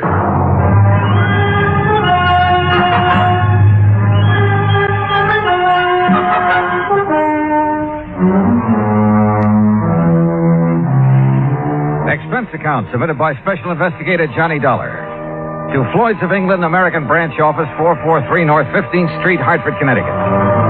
The following is an account of expenses incurred during my investigation of the Michael Meany Mirage matter. Expense account item 1, $168. Transportation from Hartford to the Markham Hotel in Gulfport, Mississippi. I called W.C. Owen, the agent who had sold the policy covering the ambergris. Half an hour later, I opened the door of my room to a middle-aged man wearing a brown seersucker suit. Mr. Dollar, is that right? Sure is. Come on in, Mr. Owen. Come on in. Thanks. Well, Dollar, I'm not going to fool around about this. I'm in a mess, and you're my only chance of getting out of it. Well, I'll do whatever I can, Mr. Owen. You just find that ambergris. And, man, please find it within the next 48 hours. Oh, why the rush? 2 reasons. When the ambergris was stolen off the freight platform at the train depot day before yesterday, it was packed for shipping. Had enough dry ice around it to last 72 hours, but no more. Uh-huh. Now, what's the second reason? Fat Mike Meany. Who's he? Owner of the Ambergris and a real good client of mine. I promised him you'd locate the stuff for sure. Well, I appreciate your confidence, Mr. Owen. Name's W.C. Mr. around here sounds too highfalutin for an insurance salesman. Okay, W.C. But what's this fellow Meany so worried about? The ambergris is covered for $20,000. He told me he'd learned it was worth a lot more than that since the floater was issued. Something up near $60,000. Pretty rare stuff. Which is. Matter of fact, this is the first time I've ever heard of anybody finding ambergris in the Gulf. Who fished in out of the water? Meany? No, a young fellow worked for him named Billy Fisher. Did Meany buy it from Fisher? Didn't have to. Belonged to Mr. Meany right off.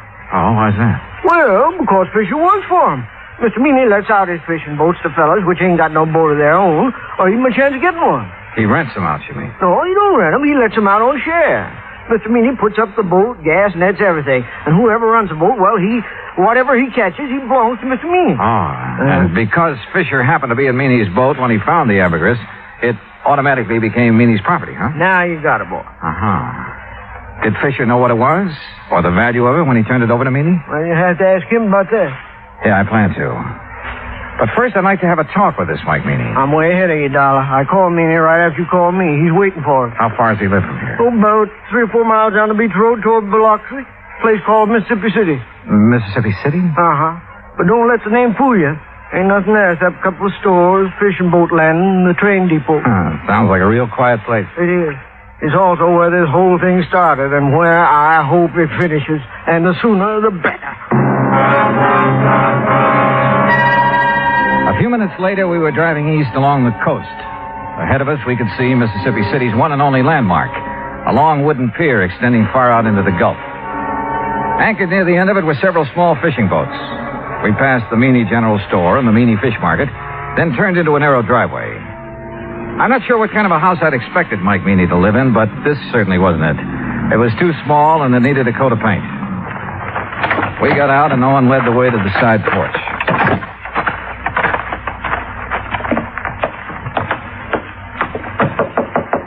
Mr. Meany, you at home? Doesn't look like he is. No, he's here. Listen. What in the name of...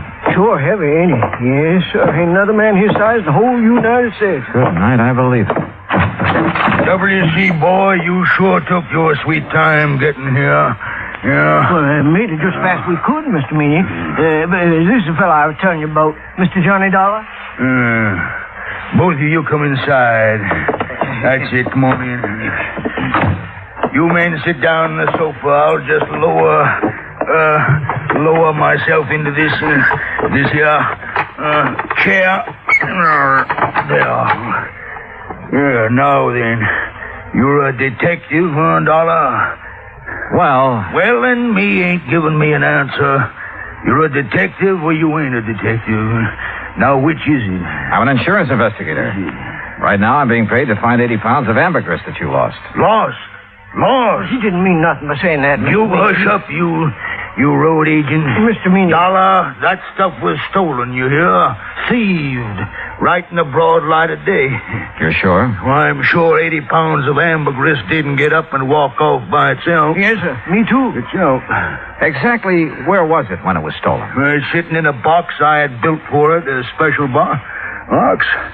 Smell-proof. Cost $25. Oh, shut up. I was sending it to New Orleans to a fella I'd heard might be able to sell it for me. The box was on the platform right outside the American Express office of the depot. Here in Mississippi City? Boy, you ever take a bad fall out of your crib? No, you ignorant, in Tuscaloosa, Alabama.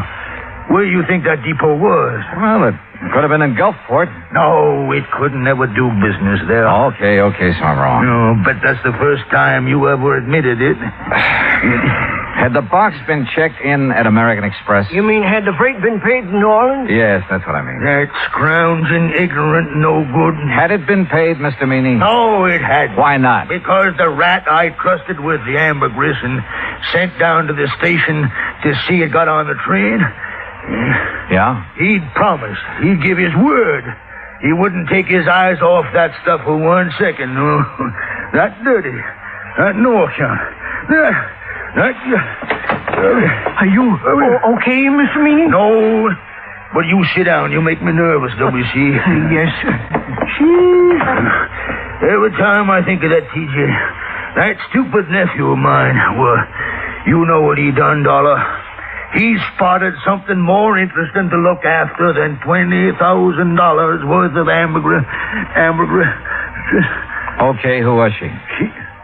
Oh, W.C. told you. No, I didn't. No, sir. Mr. Dollar, he's just clever. Yeah, well, anyway, according to TJ, this young female pulled up in an open car across the road from where he was at, and it wasn't until he got up close that he could see that she was wearing a strapless bathing suit. You see, Mr. Dollar, T.J. thought... He knows what T.J. thought, you miserable... You keep your mouth shut, W.C. Oh, whatever you say, Mr. Moon. Well, while T.J. was investigating the situation, someone made off with the ambergris, that right? Right. Well, what about the other people at the station? There weren't no other people there. How about the baggage clerk and the passenger agent? Where were they? Sam Burroughs is the only man that works down the depot, and he was busy selling some woman a Pullman ticket to Memphis. How long did T.J. talk to the girl?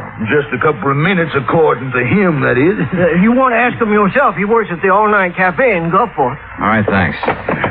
Well, we sure haven't much to go on. You got nothing to go on, so you might as well give me my $20,000 and head back up north, where you belong. Not yet, Mr. Meany. You got 45 hours. At the end of that time, I want my insurance money. You don't see that I have it, Mr. W.C. Owen, you're going to be sorry. You know what I mean? Yes, sir. I know. Owen didn't say another word until we pulled out of Fat Mike Meany's driveway and had turned left going on down the beach toward Biloxi. I suppose you think I should have stood up to him a little more, huh? No, I figured you had your reasons for not wanting to get into an argument with him.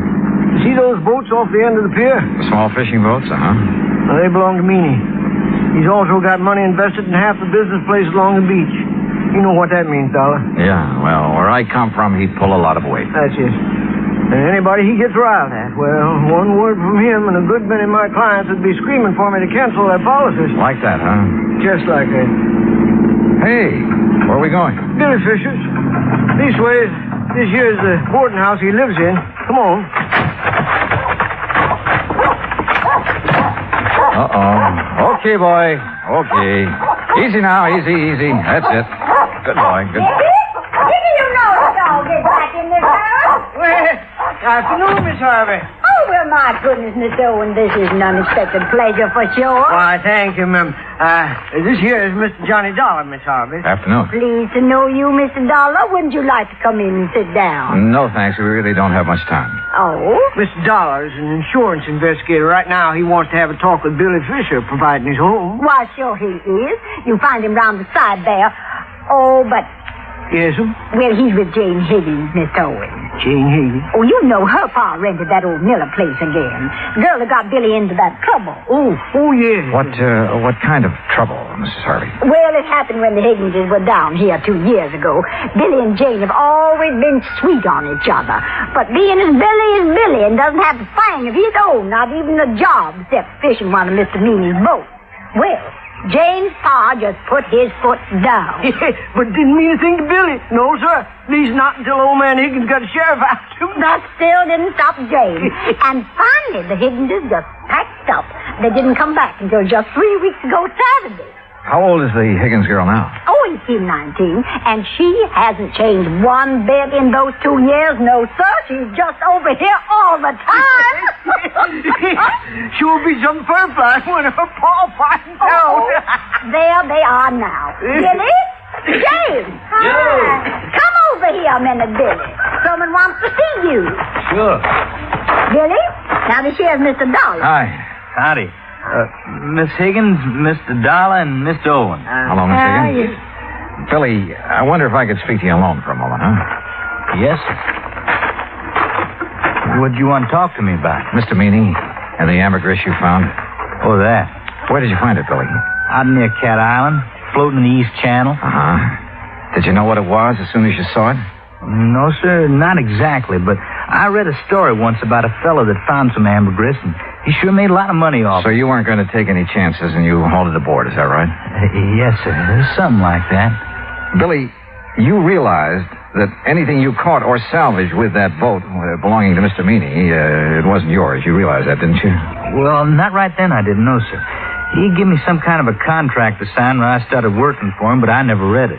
Well, what happened when you put in at the pier that night? Oh, that Cliff Stillinger, Mr. Meany's checker. He spied the ambergris right off, and he made me turn it over to him. Was that the last time you saw it? Yes, sir. Yes, sir, that was it. Okay, Billy. That's all I had on my mind. Well, that's all? I mean, no questions about whether I swiped it from the train station or not? Would you tell me if you had? You crazy or something? Heck no.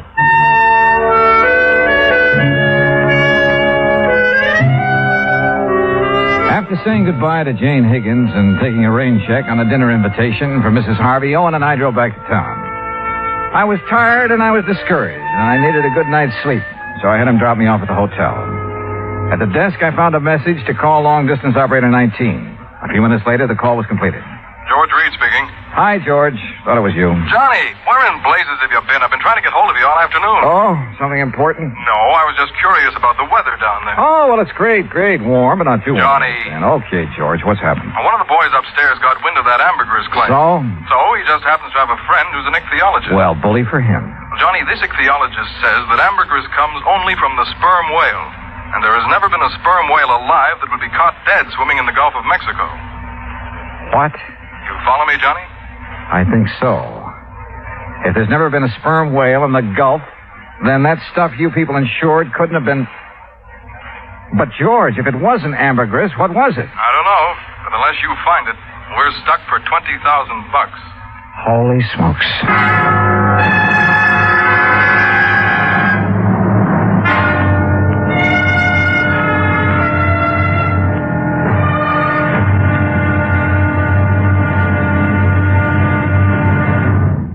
Act two of yours truly, Johnny Dollar, in a moment. Our flag now numbers 50 stars, and behind each star there stands yet another flag for each of the 50 states. New Mexico's flag is an ancient Zia sun symbol, a red circle on a field of yellow, radiating from 4 points, which we might indicate as north, east, south, and west, are 4 parallel lines. 4 was a sacred number of Zia, the number most often used by the giver of all good gifts. The earth had 4 main directions, each with its own gifts. The year had 4 seasons, each with a different offering for mankind. The day had 4 phases: sunrise, noontime, evening, and night. Life had its 4 divisions: childhood, youth, manhood, and old age.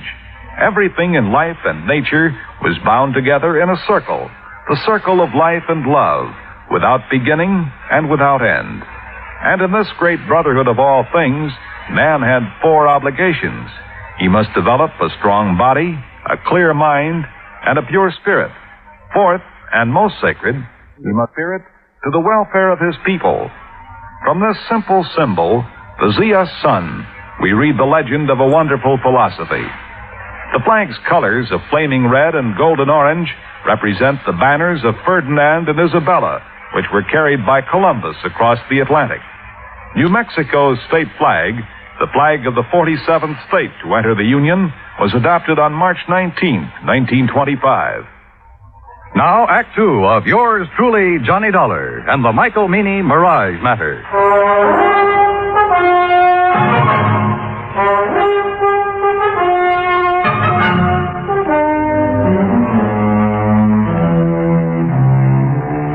After talking to George Reed and learning that there was considerable doubt in his mind concerning the origin of the ambergris Mike Meany had insured with Reed's company, I called WCO and the agent who had issued the policy to come down to the hotel. He was as shocked and surprised as I'd been. Johnny, I just can't believe it. Yeah, well, it's true. At least according to a man who studied the habits of sperm whales for years. Oh. And those kind of whales never come into the Gulf? No, not according to him. What if ambergris isn't ambergris? What is it? WC, your guess is as good as mine. But whatever it isn't worth $20,000. No, guess not. Johnny? Yeah? You don't think Mr. Meany's trying to pull a fast one, do you? Trying to defraud the company? Yeah. Oh, no, I doubt it. He has all the money he'll need for a while. That's for sure. Tell me, W.C., did Meany have the ambergris analyzed before he asked you to insure it? Matter of fact, he did.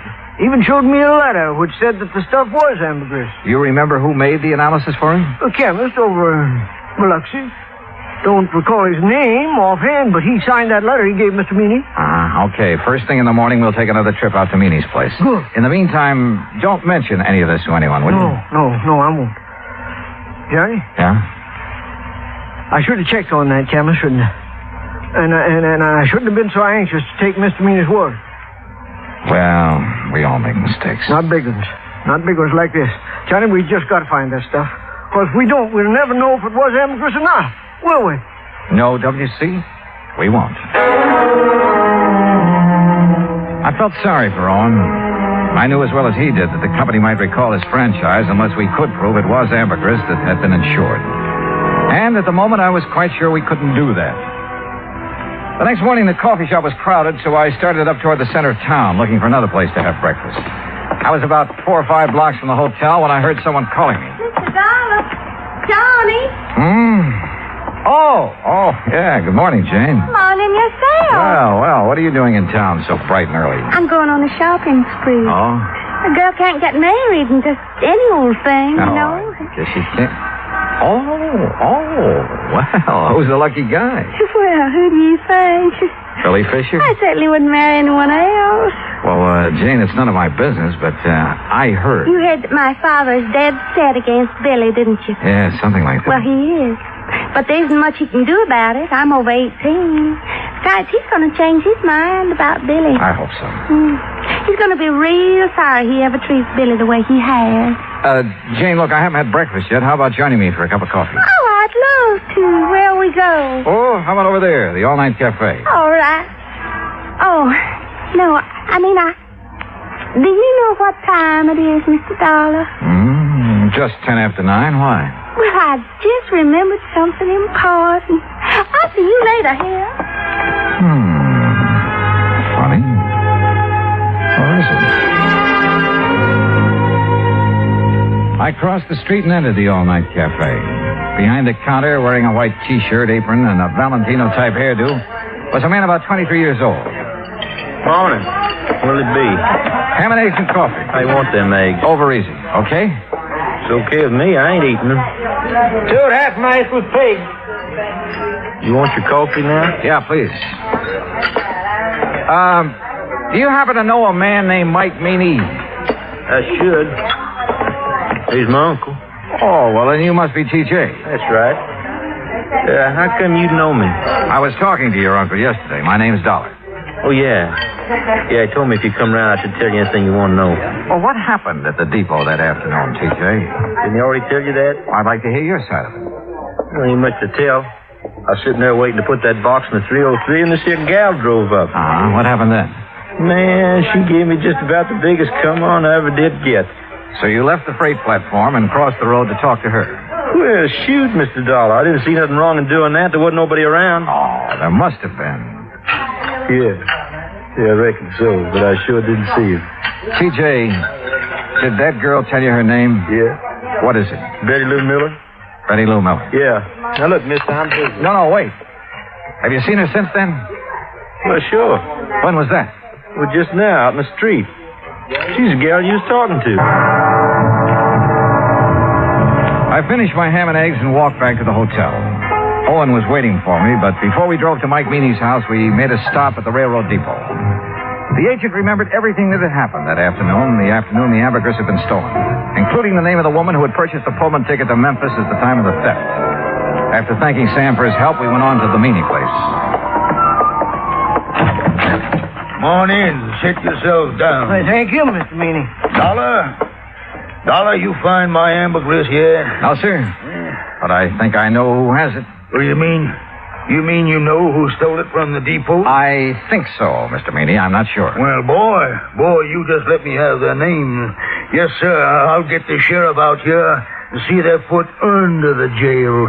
Now, you come on. Tell me, who did it? No, sir, I'm sorry. I'll tell you when I'm sure and not before. What? Well, when's that going to be? Depends. Depends on what?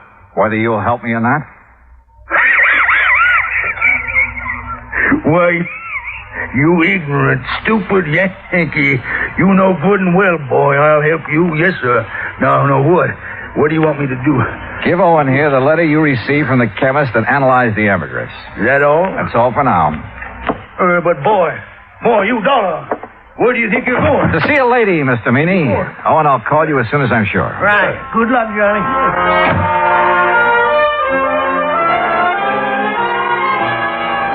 In Owen's car, I drove down the beach to Mrs. Harvey's boarding house. Billy Fisher was out with the boat, so I had plenty of time to tell her what I knew.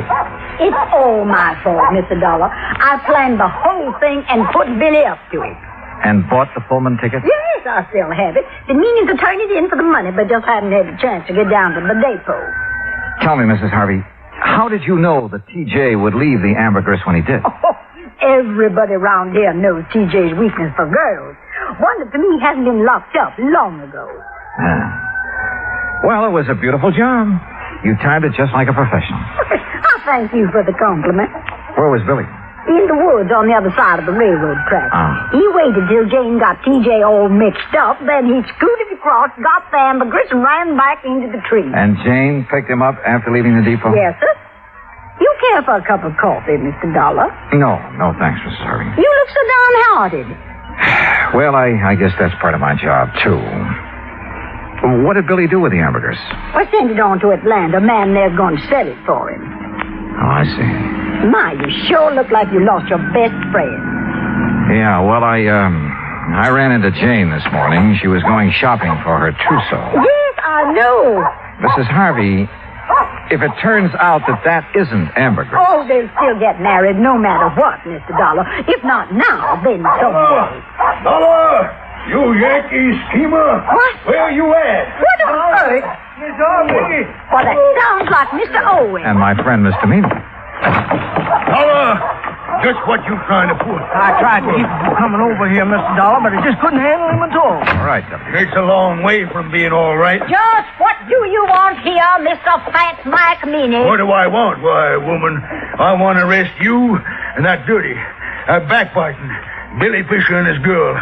We're stealing my ambergris. That's what I want. Hush. I want to see you in jail. Jail? Don't be ridiculous. Ridiculous? Why, woman... That's what I said. Now, if you don't get off my property... Yeah, but you, woman, you stole it. How do you know I stole anything? I know because this here worm of an insurance agent wouldn't have a customer left on the beach unless he told me. Well, he told you wrong.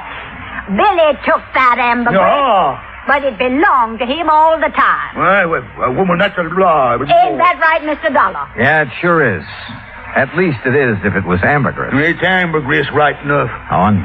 Well, I called that chemist, but he quit his job a couple of days ago. Couldn't find no record he made of it. Don't need no record. It's ambergris, and it's mine. It's Billy's. Mine. You think it's yours? You're seeing a mirage. Tell him, Mr. Dollar. Dollar, if this is some kind of a low-down yank, trick. It's no trick, Mr. Meany.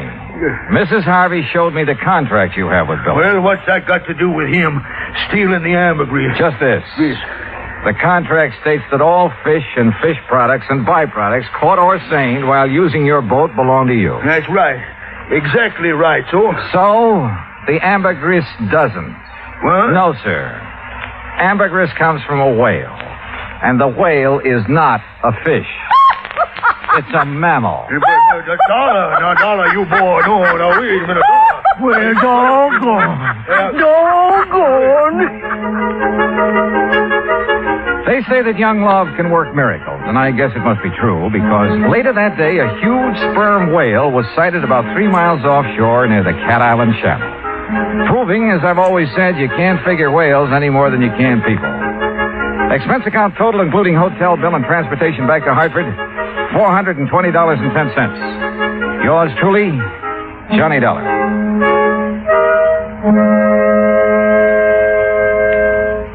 Now, here is our star to tell you about next week's story. Next week, the wayward truck matter. And I'll leave you to figure that one out for yourself. But join us, won't you? Yours truly, Johnny Dollar.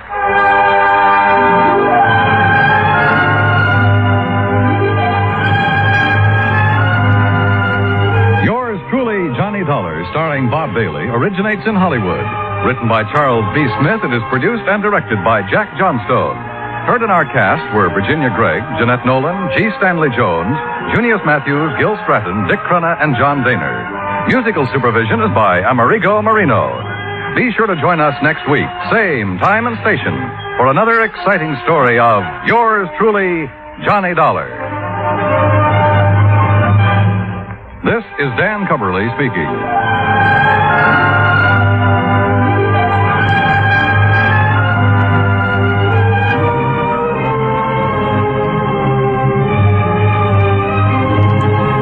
Johnny Dollar has come to you through the worldwide facilities of the United States Armed Forces Radio and Television Service.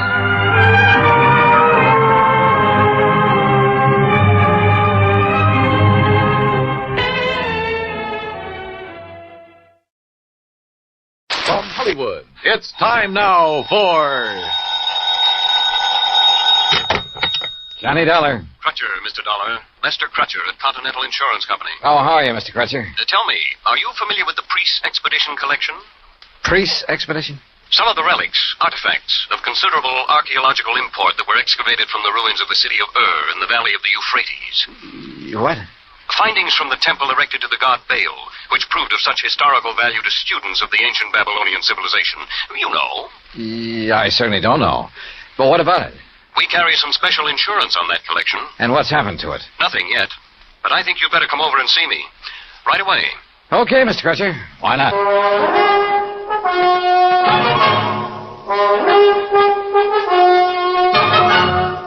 Bob Bailey in the exciting adventures of the man with the action-packed expense account. America's fabulous freelance insurance investigator. Yours truly, Johnny Dollar. And now, Act One of yours truly, Johnny Dollar.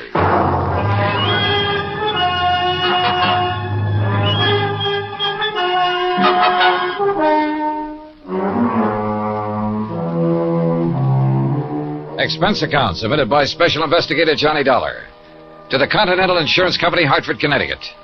Following is an account of expenses incurred during my investigation of the loss of memory matter.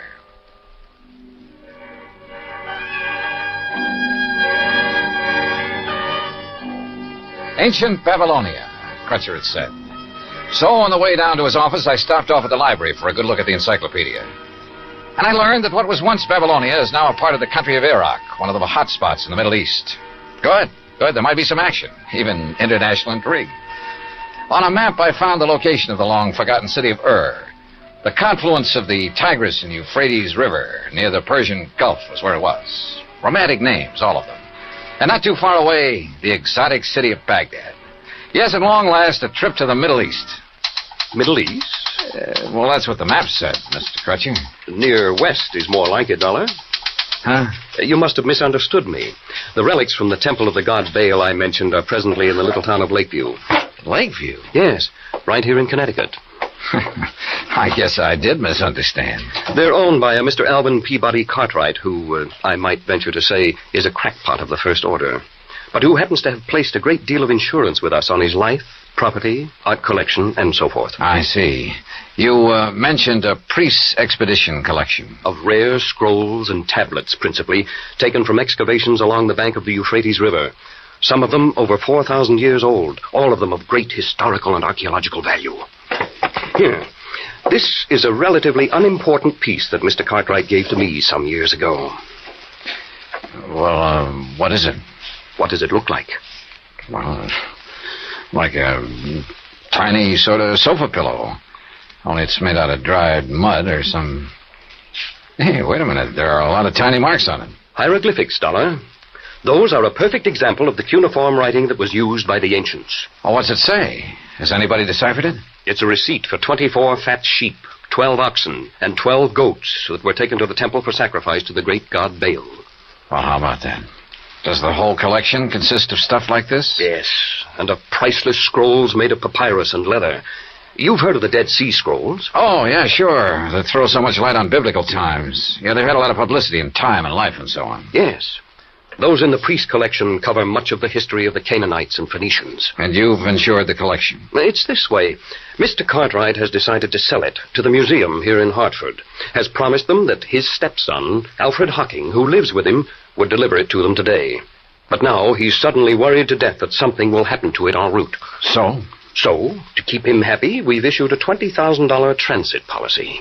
Well, then what's he worried about? Now he demands a guard for it, too. Well, doesn't he trust his stepson, this Alfred?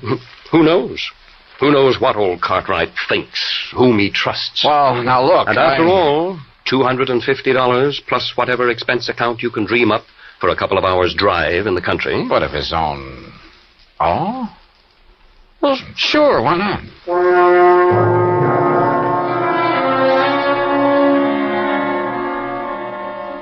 Expense account item 2, $50 deposit on a rental car in which I probably headed north and west on Highway 44. The 50-odd mile drive to Lakeview was easy and pleasant. Finding Cartwright's home was also easy. It sat prominently atop a hill on the outskirts of the little town with perhaps 2 acres of ground around it. All of it looking worth a lot of money, yet rather seedy and run down. Alvin Peabody Cartwright himself greeted me at the door. I take it you're Mr. Dollar. That's right. Mr. Cartwright? Let me see your credentials. Oh, well, yeah, sure. All right, here you are. Yes, all right, you can come in. This way, in my study. Right here. And there, Mr. Dollar, is the box containing the Babylonian relics. That one carton is all that's to be delivered to the museum in Hartford? That's all. Young man, the contents of that sealed carton are worth $21,000, and it's sealed, you understand, so that neither you nor that worthless stepson of mine can get your hands on any part of it. Alfred, this is Mr. Dollar. Alfred Hocking. Hi, Dollar. Oh, I'm sorry, I didn't see you sitting back there. Yeah. Now let me finish this phone call that you interrupted. You still there, Mr. Waring? All right, now. Huh? Yes, he finally got here. Dollar's his name. That's right. Shall I sit down? Yeah, sure. Well, just you be sure he identifies himself. Yes, and that he's accompanied by my stupid stepson, whose name's Alfred Hocking. Now, if only one of them appears, or if the seals on the carton are broken, you're not to accept it. They can bring it back to me in a... No. Call the police. Yes, that's what I said. Call the police. Otherwise, give the money to Mr. Dollar. Not to that half-wit stepson of mine. I don't trust him. Now, they'll leave here shortly, and I know it's late, but Waring, just make sure that you're there waiting for them with the money. Goodbye. Mr. Cartwright. Yes? Well, what? If you're so concerned about it, I can't help wondering why you haven't asked the police to guard this shipment for you. Because I don't trust them. I don't trust them any more than I trust this numbskull Alfred. Thanks. I don't trust anybody. Oh, does that include me? Of course it does. Why do you suppose I'm having both of you take it over there? I'll tell you why, to keep an eye on each other. Now, get yourselves out of here and on the way to Hartford. Just be sure you bring that cash right back here to me tonight. You mean check, don't you? I mean cash. I don't believe in checks. I don't believe in banks. I don't trust them. I've kept all I have in my big safe here in the house for the past 47 years, and I intend to continue keeping it there, where I can watch over it myself. Now, go on, you and this dumb Alfred. Get out of here. Dumb, Alfred? I'm not so sure. On the other hand, as we drove back toward Hartford with Alfred at the wheel, he said he knew a backcountry shortcut. I decided he just wasn't as clever as he'd like to be. Hey, take it easy, Al. I'll give it to you straight, Dollar. I'd hoped the old buzzard would let me make this delivery alone. Because believe me, if he had, he'd never see one red cent of that 21 grand we're going to pick up. I take it you and your stepfather don't get along too well. That's putting it mild. But I'm telling you, boy, that once I figure a way to relieve him of his dough, he'll never see me again. $21,000. Boy, that would get me so far away from here, I tell you... You, been living with him long? All my life. The crazy old Scrooge has never let me have any money of my own. And me, I got a right to blow myself, have a little fun, as much as anybody. Well, maybe he thinks you ought to work for it. Hey, now, you better slow down, Al. Work, did you say? When he's got more than he'll ever be able to use stashed away in that old safe in the cellar? Why should I have to work? Hey, I said take it easy, Al. Why don't those trucks stay off those back country roads? Oh, now, Al. Why should I work when all I need to do is to get my hands on some of that pile he's got in his safe and I can live like a king? He'll never spend it. And he'll never leave it to me when he kicks off. That's why I haven't knocked him off myself, but believe me, Al, look, just stop this crate and let me take the wheel. Yeah, why? Oh, with all your ranting and raving, you're all over the road. Sure, okay. Sure, you can drive. Well, stop. Sure, I'll stop. Look out, we'll skid. Let us skid. Look out!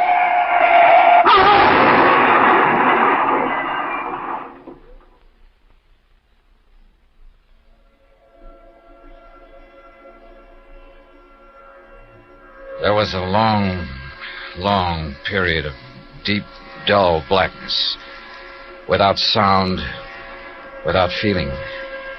And then, slowly, hazily, the light came back, but it wasn't clear. Everything seemed very confusing, very vague. I was conscious of a terrible throbbing in my head, and then it slowly passed, leaving only a dull ache. A strange and helpless feeling of not knowing who or what or where I was, until the shadow of a man rose from the ground beside me. Slowly took definite form as it wavered for a moment, then stood over me. How about you, boy? Back to the world again? World? Yeah, you really hit that windshield frame. Here, let me help you sit up. I'll lean you up against what's left of the car. And Car? Sure. Yeah, this is the wreck we cracked up in. There you are. Nothing busted. You were just knocked out. Cracked up? Sure. On our way to Hartford. Hartford? Hey. What's the matter with you? I don't know. I can't seem to remember anything. What do you mean? Not anything. I can't remember. My mind is all blank. Well, you know who we are, don't you? No. What? No, and my head, it's just... Look. Are you kidding, Hartford? bud? Car? Sure. Hartford, to deliver some stuff and collect the big water... You're sure you don't remember? I don't remember. Not even who you I don't are? remember. I'm trying to, but it's Well, okay, Len. Now, listen. Everything's going to be okay, real okay.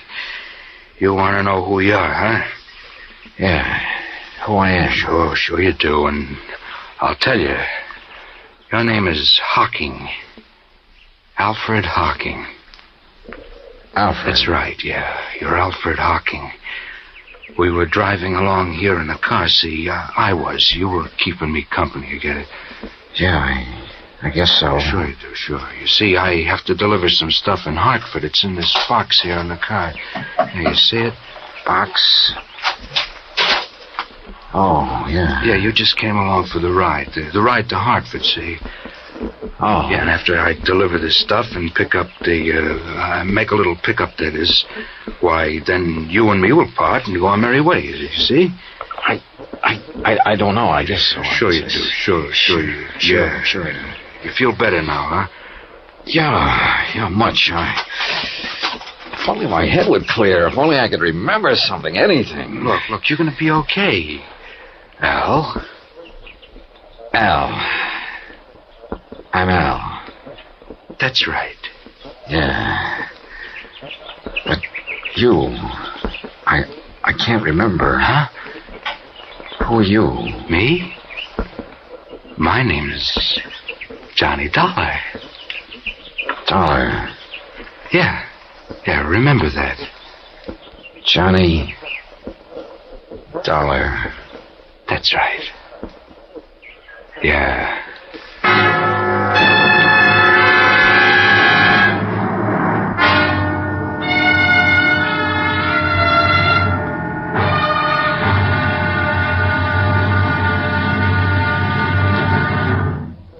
Act two of yours truly, Johnny Dollar, in a moment.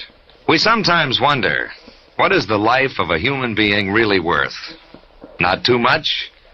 Or maybe a great deal? Does it depend on whose life it is? Whatever the answer, one thing is certain. Fred Hargesheimer, since World War II, has felt that his life is worth quite a lot. Quite a lot of gratitude.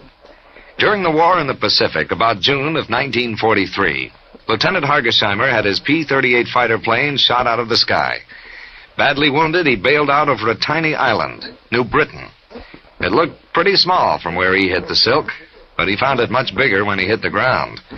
It was bigger, and in complete control of the enemy. But Hargesheimer was lucky. After a month of lonely hiding, he was found by a group of friendly natives from the village of Nantambu. They cared for him and successfully hid him from enemy patrols for the next 4 months at the risk of their own lives. Then Hargesheimer was able to make it back to civilization. For the next 17 years, Fred Hargesheimer thought about those wonderful people of Nantambu. 12,000 miles away in the United States of America, Hargesheimer put a great plan into effect. He made speeches, took up collections, sold jewelry belonging to his family, and worked out a way to bring a bit of civilization and happiness to the little village of Nantambu. Needless to say, the villagers gave him a spectacular welcome upon his return. Fred Hargesheimer showed his gratitude to the people who had saved his life. But life is worth little without freedom, the right of all men, everywhere. Now, Act Two of yours truly, Johnny Dollar, and the Loss of Memory Matters.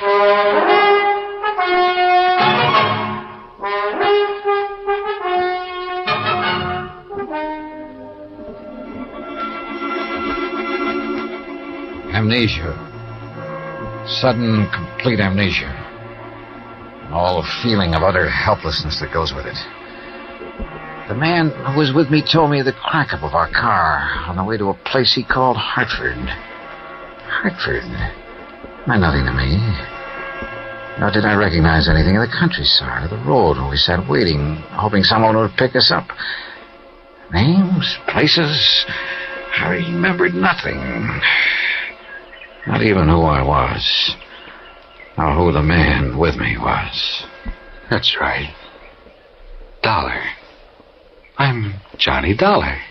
I see. And your name is Hocking. Alfred Hocking. Hocking. Yeah.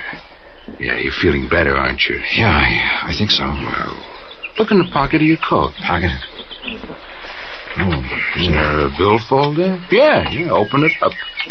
Yeah, here's... There's a name in it? Sure, see? Alfred P. Hocking. That's right, that's you. And I'm Johnny Dollar. Just remember that and everything will be all right. Why don't some truck come along and pick us up, or a car? What are we doing out here, Johnny? You see this box? Well, I've got orders to deliver it to the museum in Hartford. Museum, huh? What's in it? No, just some old relics. Then I'll collect the money for it, and that'll be that. You can be on your merry way, okay? Yeah. Yeah, I guess so. Sure. But how come I'm going with you, Johnny? Why, you live in Hartford, see? Oh, I see. You didn't even know that. You still don't remember anything. Only what's happened since I woke up here. Look now. Yeah? Why don't you take me home first, if we can get a ride, that is, and maybe if I rest I'll feel better. No. Maybe my mind will clear up. No, first the museum. But, Johnny... All right, listen. The crazy old coot I'm delivering this stuff for, he phoned ahead that there'd be two of us, see, so you've got to come along to the museum. Museum? Yeah, the museum, the one in Hartford, like I told you. Oh, yes, Hartford. But once I get the money for it, I'll take care of you. Yeah, I'll take care of you. You've done pretty good as it is, I guess. Sure I have, Al. I've pulled you out of the wreck and all. Hey, look, here comes a big moving van, and if I know those boys, who'll pick us up. Come on, get up on your feet, and we'll flag him down.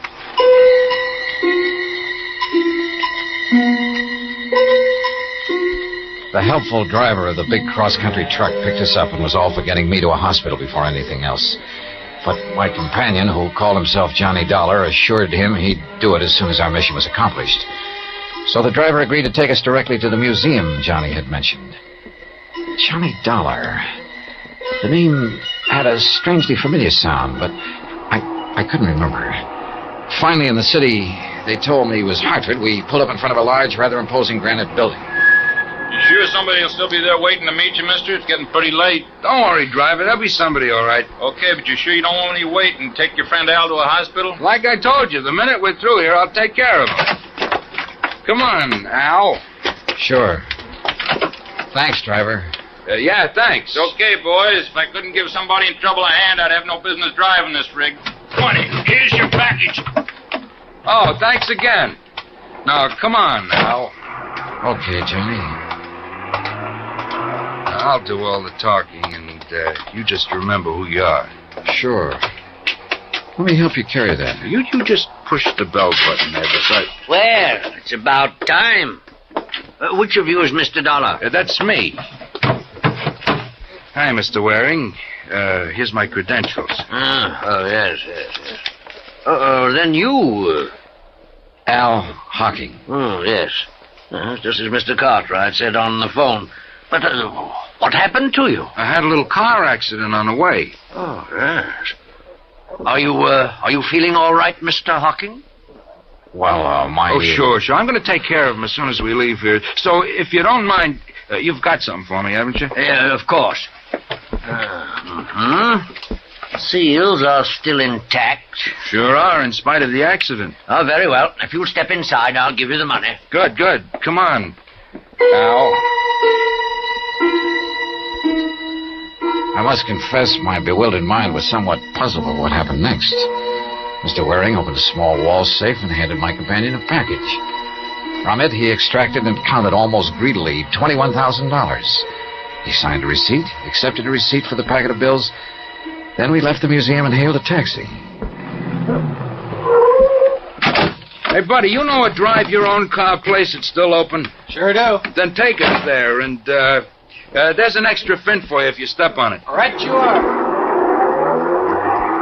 Johnny, can't the cabbie take me home first? I said I'd take care of you, didn't I? All right, now, don't ask any questions. We haven't got time. Maybe I had lost all memory. Maybe my mind was befuddled, confused. The pain in my head nearly driving me out of whatever sanity I'd retained. Nonetheless, I had a strange feeling that things weren't what they should be. Still, my friend, this Johnny Dollar who'd saved me from the wrecked car... If only I could remember things from before we cracked up. There was something strange, too, in the way he slowly, painstakingly signed the application for the drive-your-own car, looking carefully all the while at the license he pulled out of his pocket. Then a few minutes later, we were on the road again, and we were heading, according to the highway signs, out of town and toward a place called Danbury on Route 6. These rental cars could stand a little souping up. Look, Johnny, I thought you were going to take me home. I am.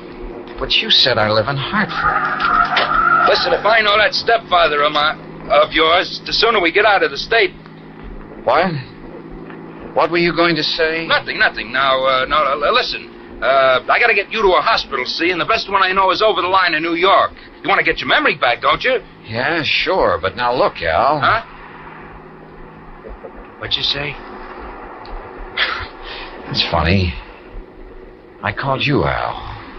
What's funny about it? Sure you aren't beginning to remember things, huh? How about it? I wish to heaven I could. But now, look, Johnny, there's something funny about all this. I may be a bit muddled after that crack-up we were in, but it seems... You are muddled. That's the reason you're getting crazy ideas, but don't. See? Just quit thinking and relax so you might do something you'd be sorry for. Yeah. Real sorry. This determination of his to get across the state line. Things were wrong, and I knew it. But I didn't know why. A man's judgment is based on his experience, or his reasoning power is based on things he's done or that have happened to him, or at the very least on things he's known about in the past. And all of my knowledge of the past was gone from me. Anything I might do or say at this point would probably be wrong. So how could I argue with this Johnny Dollar?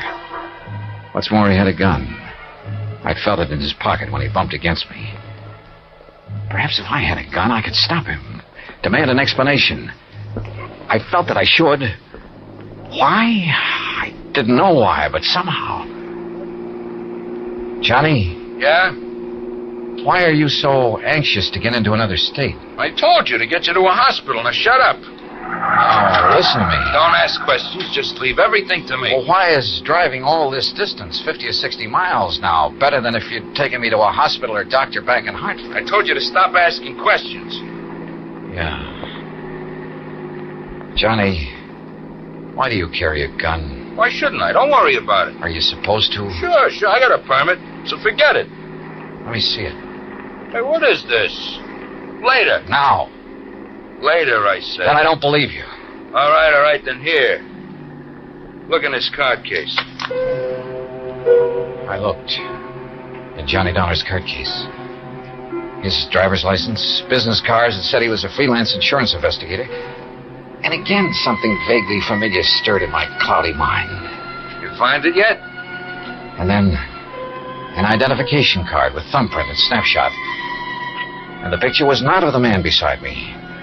Instinctively, I leaned over to look into the rear-view mirror to look at myself.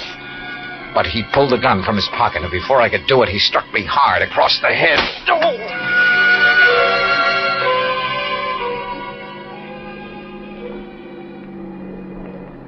All right now, Al. We're gonna stop. You hear me, Al? Yeah. You hit me with that gun. That's right. That was a mistake. Because of that second blow on the head. Why have we stopped? You'll see. You see, you gave me an idea about this gun. Now, get out. Sure. Why not? Pretty wobbly, huh? All right, now. Look down over the side of the road there. What about it? See that deep ravine down there? Why? Al? That's why. Because you called me Al. And this time you meant it. Yeah? I guess I did. Thanks to that poke on the head. So, you got some of your memory back, huh? But not your strength. No. So before you do... No, put that away. You're not going to...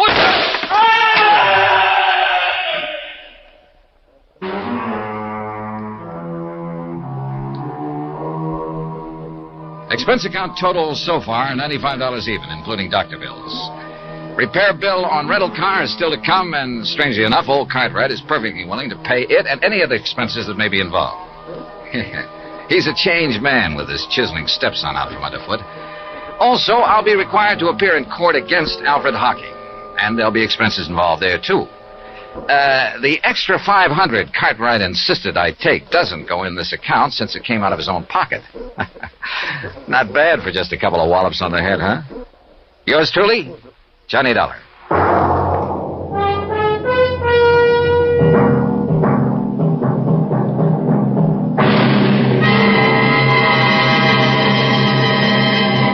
Now, here is our star to tell you about next week's story. Next week? Well, it's another case of mistaken identity, but believe me, a completely different affair. Join us, won't you? Yours truly, Johnny Dollar. Yours truly, Johnny Dollar, starring Bob Bailey, originates in Hollywood. It is produced and directed by Jack Johnstone, who also wrote tonight's story. Heard in our cast were Les Tremaine, Parley Bear, Joseph Kearns, Barney Phillips, Tom Henley, and Shepard Menken. Musical supervision is by Amerigo Marino. Be sure to join us next week, same time and station, for another exciting story of yours truly, Johnny Dollar.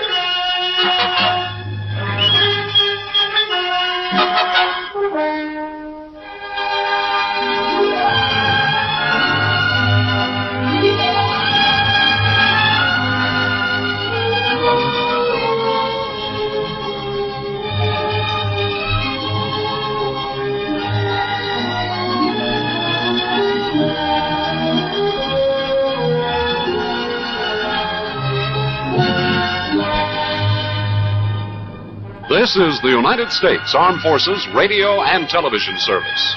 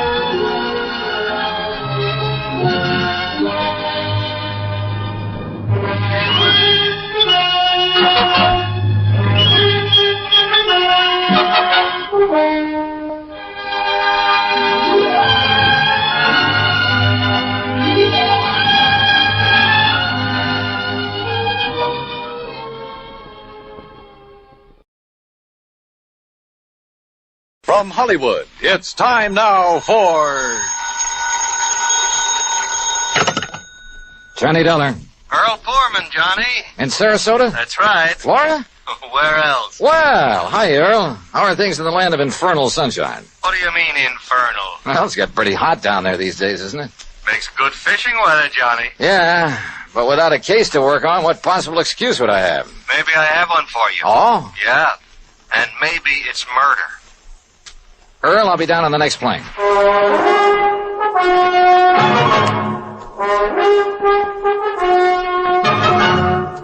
Bob Bailey in the exciting adventures of the man with the action-packed expense account.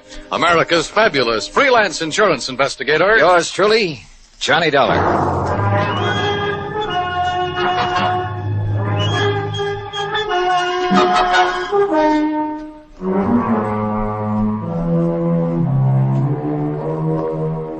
Expense account submitted by Special Investigator Johnny Dollar to Tri-State Life and Casualty Company Branch Office, Sarasota, Florida. Following is an account of expenses incurred during my investigation of the Parley Barron matter.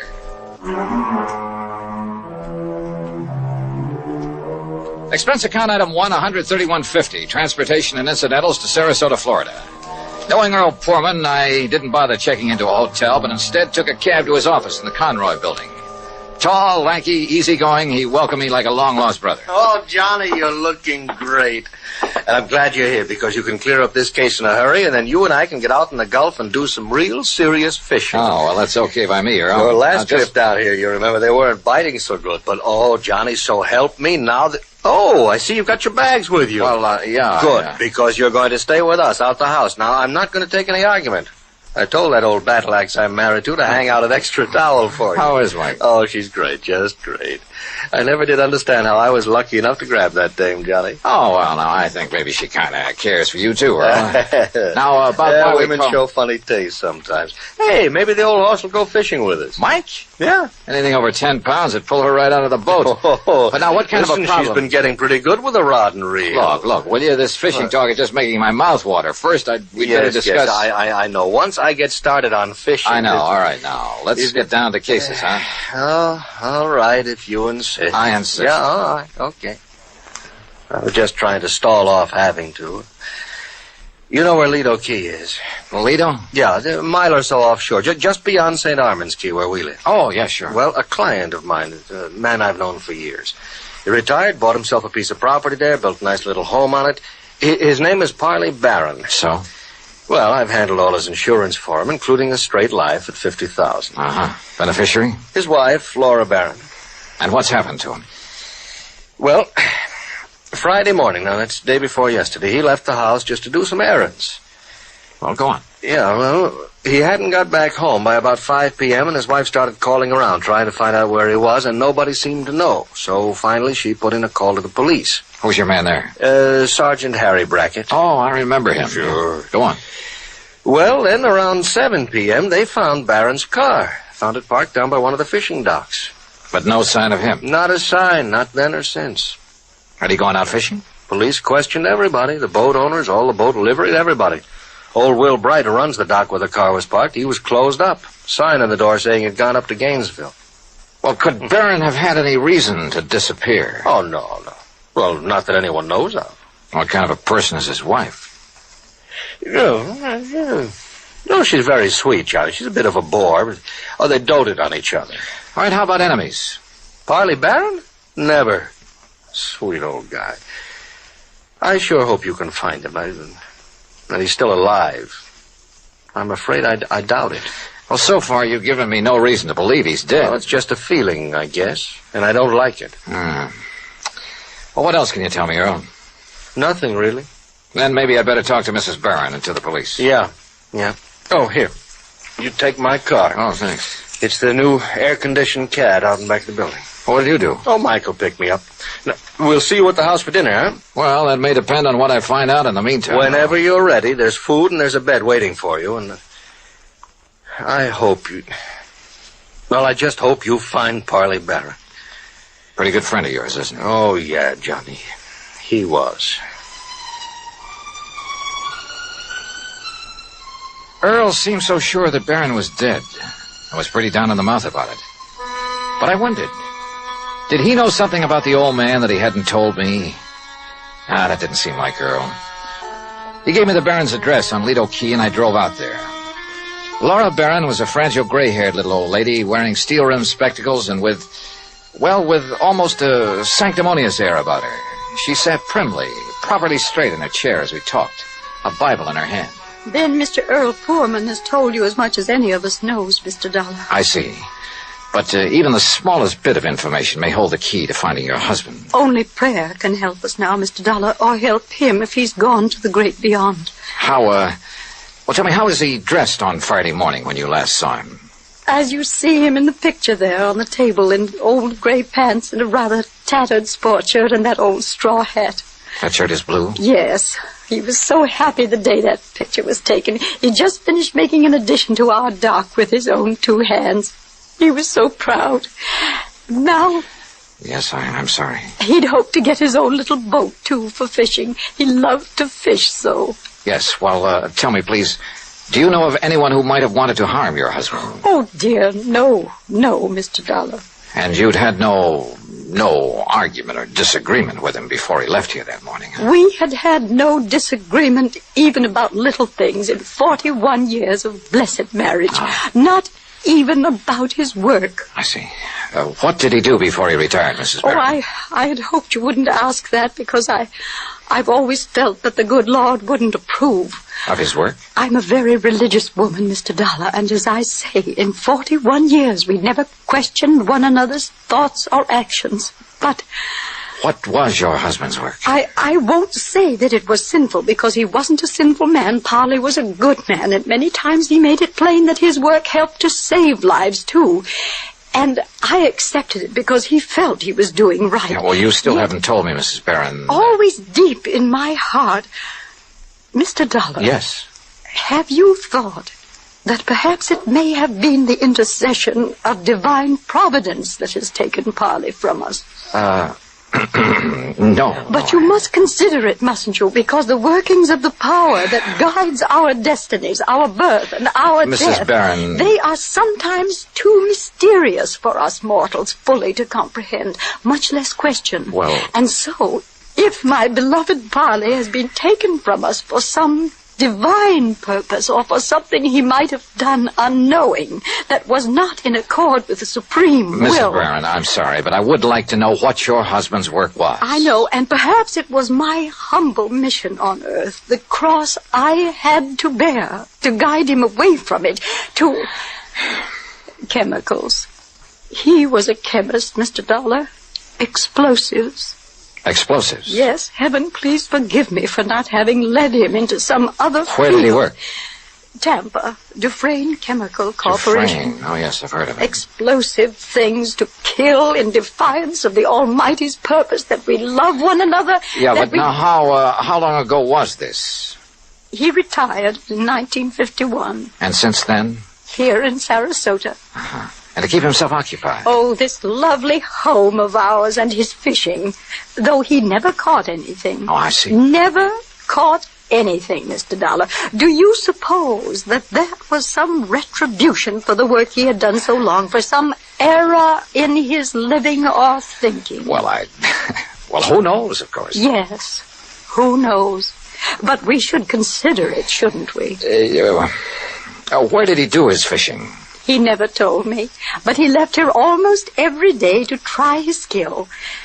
And always he came home empty-handed. Yeah.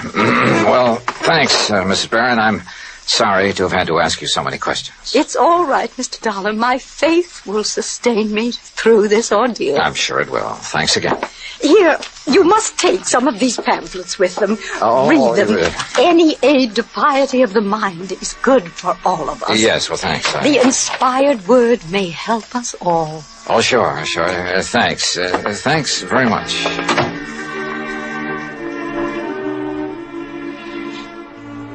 I like to think that on the whole maybe I'm not too religious in the sense of going to church regularly and that sort of thing, but... Well, at least I try to live a decent sort of life and observe the golden rule and stick to some ideals, but in an atmosphere like that, well, I couldn't help wondering if her husband didn't have good reason for wanting to get away for a while. In any event, I'd got nowhere on the case, so I phoned Sergeant Harry Brackett. That's item 2, 10 cents. But the desk at headquarters said he wouldn't be back until about 6 p.m. And since I really had nothing to go on until I could see him, I dropped in on Earl again. You kidding? Then we'll take the boat, run out into the Gulf, and get some fish for dinner. It's the best time of day. So who was I to refuse? And within the hour, we were fighting the tide through the pass between Lido and Longboat Keys on our way along into the Gulf. Yeah, Johnny, I find I always have my best luck along about this time of day, just before sundown. I still ought to be back there working. Why? Sergeant Brackett won't be back at headquarters until 6 o'clock. You told me yourself. Now, what can you do until you talk to him and find out what leads he may have? Oh, man, you are a funny one. You call me long distance to get down in a hurry, then insist I go fishing instead of working. Don't you know, fishing's the answer to more problems than anything else in the world. You got worries? Go fishing. You'll forget them. Got a nagging wife? Oh, don't let Mike hear you say that. Well, she's different. You little shrimp. But you know what I mean. A writer, he wants ideas, he goes fishing. A businessman? A detective? Huh? Go ahead and say it, an insurance investor. Sure. I'll bet that more than once when you've been stumped on a case, why, if you had just relaxed your mind by going out somewhere and wetting a line. I wish it were that easy. And so far as this matter is concerned, I haven't even got started on it yet. Well, relax anyway. Who knows?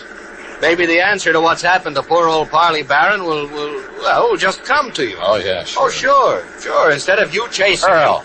Huh? Yeah? Up ahead, just to the right there. Where? Oh, yeah.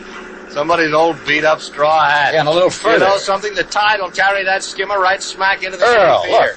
And if the fellow that lost Look, it knows... further over to the right. Huh? What is that, floating there? I don't know. Well, that looks like... Oh, good Lord. Johnny. It's a body, Johnny. We'll drift over to it. It's a body, all right. And that straw hat looks exactly like one I saw in a picture this afternoon. Here. I got it. Can you reach him, Johnny? Yeah. Here we go now. Oh, good boy. All right, now let's see. Oh. Is it? Yeah. Are you sure, Earl? Oh, yeah. Yeah, Johnny, it's poor old Parley Barron.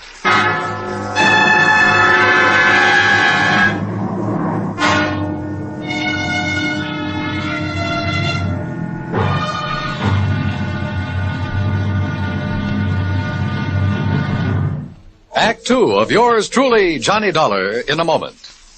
Everyone loves kids, and every kid loves candy. American servicemen have heard the tearful cries for candy in most parts of the world, in Europe and the Far East during World War II and after. And there's never seemed to be enough candy to go around. Well, more than a dozen years ago, during the Berlin airlift, an Air Force lieutenant from the United States discovered he had no candy to offer some German children. However, he promised to drop them some candy the next day as he came in for a landing. Improvising a parachute out of his handkerchief, Lieutenant Gale Halverson dropped the candy bars the next day as he had promised. Now, this idea caught on among other Air Force men in the airlift, and that's how Operation Little Victuals began. The idea spread far and wide, and soon military personnel, civilians, business firms began to aid the Goodwill program by supplying candy and handkerchiefs. Time after time, as the sleek cargo planes of the United States Air Force swooped low over the landing field, a shower of little bundles of sweets dotted the sky as their tiny parachutes carried them safely to the ground. And the hungry German children gathered up these bundles of mercy, which the communists try to keep from them. The men of the United States Air Force did a great job satisfying a lot of appetites, but they did more. By a wonderful sense of understanding, they nourished the cause of freedom, the right of all men and children everywhere. And now, Act 2 of yours truly, Johnny Dollar, and the Parley Barron matter.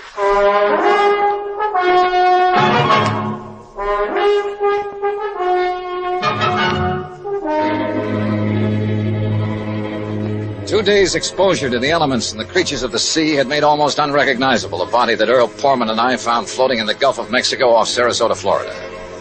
But Earl was certain it was the remains of old Parley Barron, who had disappeared 2 days before. The men on duty at police headquarters confirmed the identification and placed the body in the morgue to await the autopsy surgeon. On a hunch, I asked Earl to drive me over to Will Bright's boat dock, where Barron's car had been left parked. It's like I just finished telling the police over the telephone. I wasn't here when poor old Barron come for his boat on Friday. Oh, what a shame, such a nice old man. Where were you, Mr. Bright? I was up to Gainesville picking up some fishing tackle from a wholesaler. Well, then Mr. Barron must have got a boat from someone else that morning. Oh, no, sir. No, sir. Why not, Mr. Bright? Oh, he never took out a boat from anybody else but me. His own boat. At least it was the one I kept set aside for him. And that's what kind of puzzled me, Mr. Dollar, is it? That's right. Well, you see, when I come back here Saturday night, his boat was right here at the dock. But it weren't tied up in its usual spot where I always tie it up. Somebody had moved it. Must have. And it weren't my helper, Pete. No, Johnny, that means he may have taken it out, but whoever did him in returned it. Oh, possibly. Mr. Bright, which one is his boat? Oh, right here. I'll show you. I always give him the same one. Never let nobody else use it. That's why he kept his fishing tackle just laying in it, always ready to use. Here. Yeah, I see. I've heard he wasn't a very good fisherman. No, he never brought in a thing. Of course, maybe he was so soft-hearted he put back everything he caught.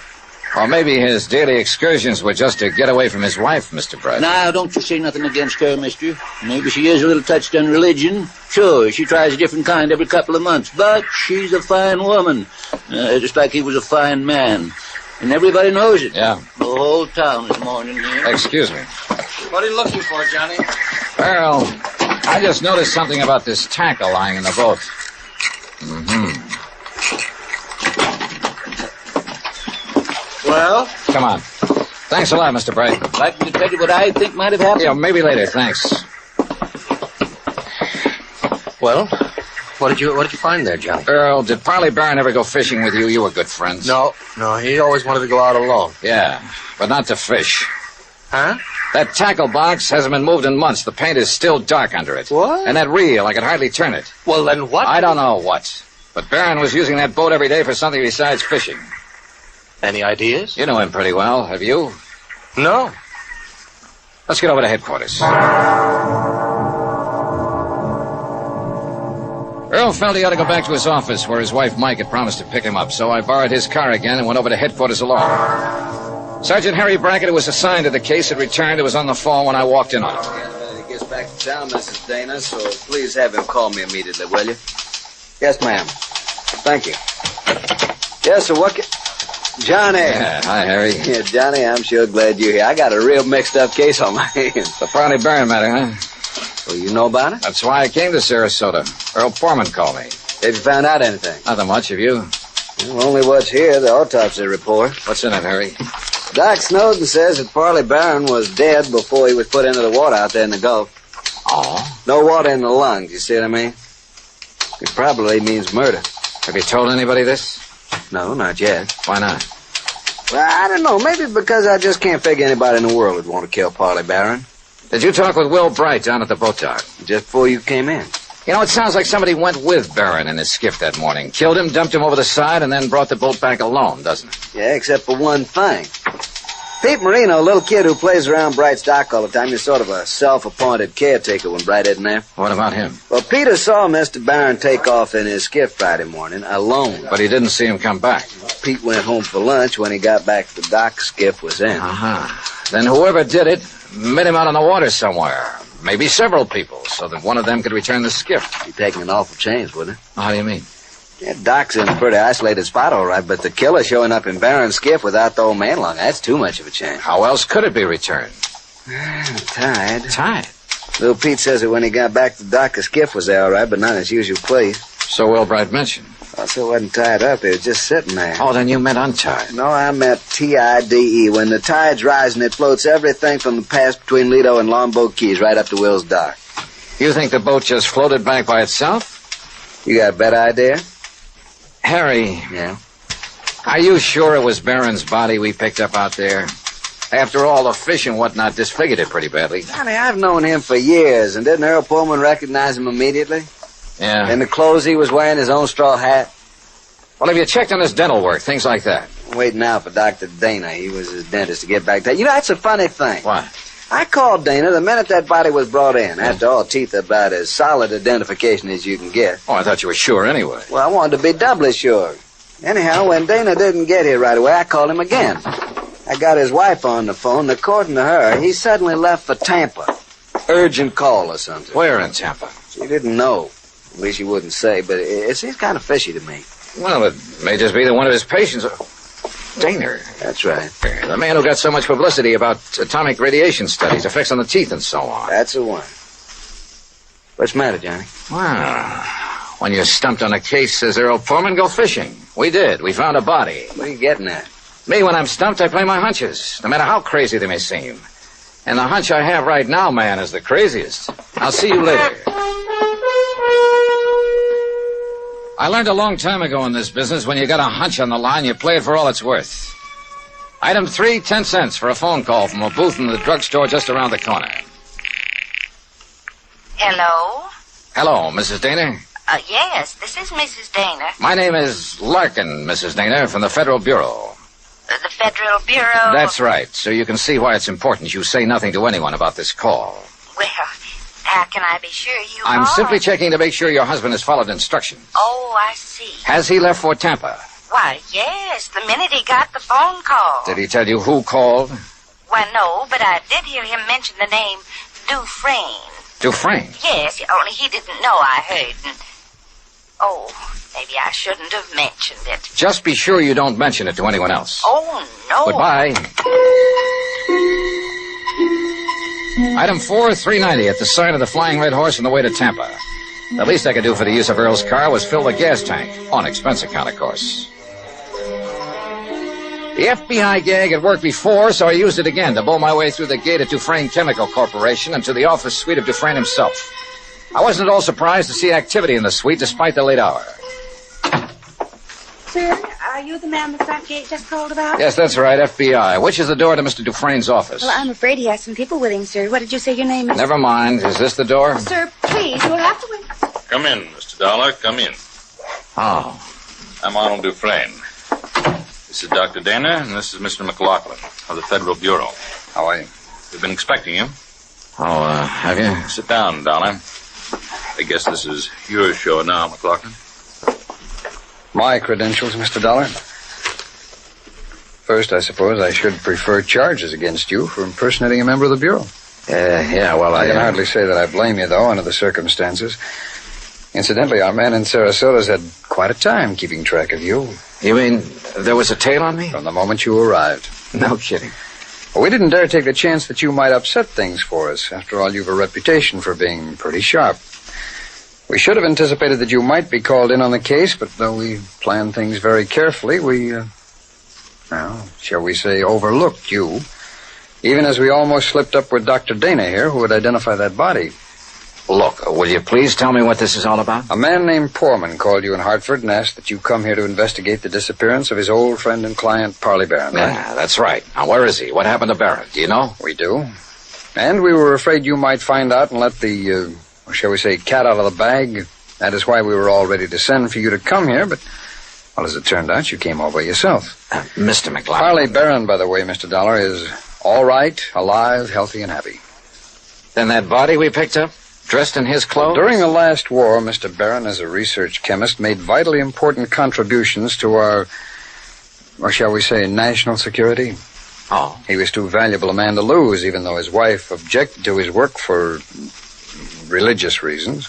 Yeah, I gathered that from talking to her. Or perhaps you even thought she might somehow be implicated in his disappearance. The thought certainly entered my mind. Well, in any event, so that he could continue to have a happy home and at the same time carry on his tremendously important work, we arranged for the little deception that has been going on for some years now. His so-called daily fishing trips. That's right.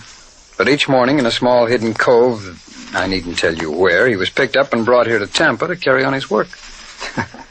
Well, I'll be darned. No one was the wiser. Even our, shall we say, competitor nations in atomic and missile research, who were bound to keep tabs on such a man, they knew only that he was working for the Dufresne Chemical Corporation. They did know that, huh?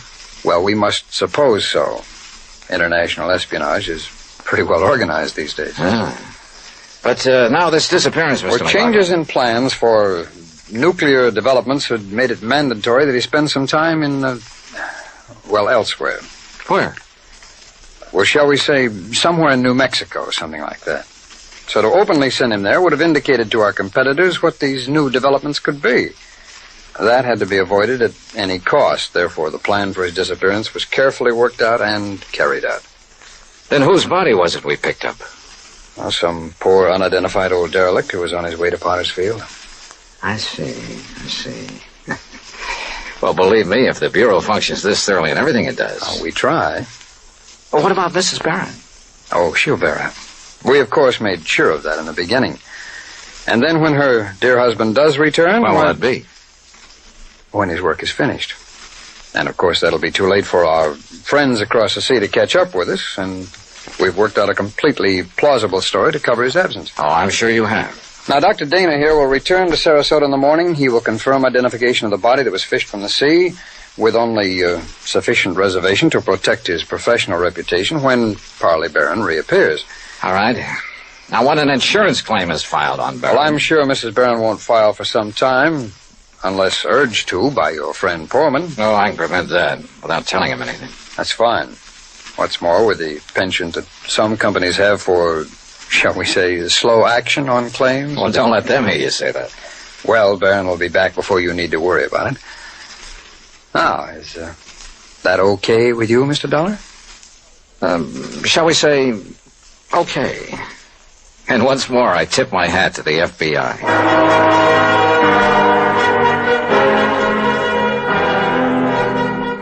Expense account total, including plane fare and incidentals back to Hartford, $421.50. Remarks? For obvious reasons, I have used fictitious names throughout this report, and of course delayed filing it until obtaining official clearance. Yours truly, Johnny Dollar.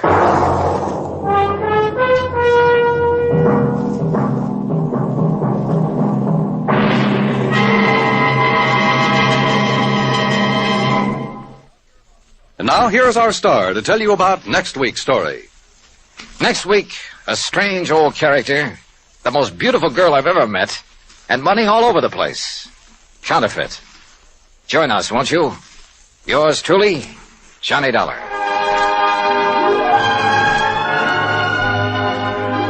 Yours truly, Johnny Dollar, starring Bob Bailey, originates in Hollywood.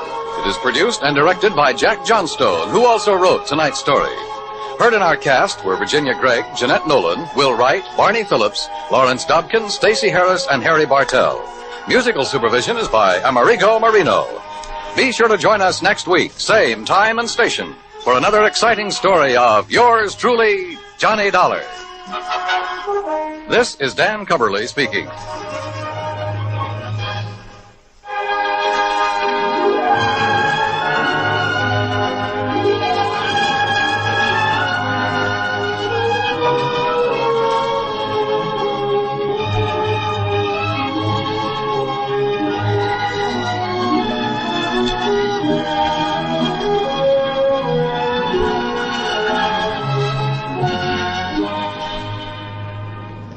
Johnny Dollar has come to you through the worldwide facilities of the United States Armed Forces Radio and Television Service.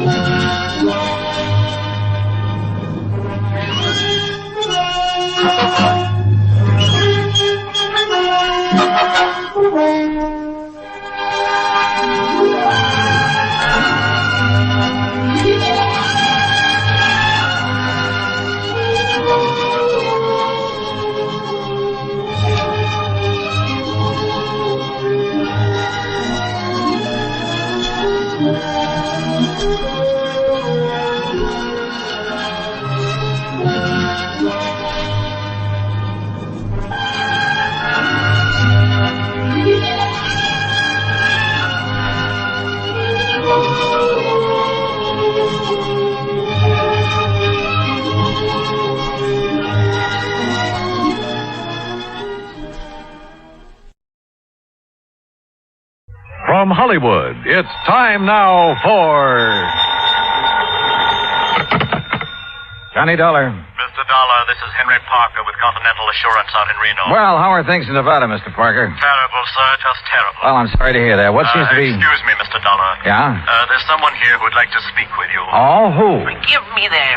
Who do you suppose it is, you sloth-eyed Pinkerton? Sounds to me like a cantankerous old character named Jodiah Gillis. Cantankerous? Why, you miserable... What are you doing in Reno, Mr. Gillis? I tell you when you get here. When I get... Oh, no, now, wait a minute. I can't wait. If I do, he'll be dead and it'll be your fault. Who? A feline friend of mine. A what? Oh, being uncouth like you'd probably call him a cat. Oh, no. Look, Jodiah. Also, he's rich. He's what? Rich, yes, sir. Last week he inherited $60,000. This week somebody's making sure he won't live long enough to spend it.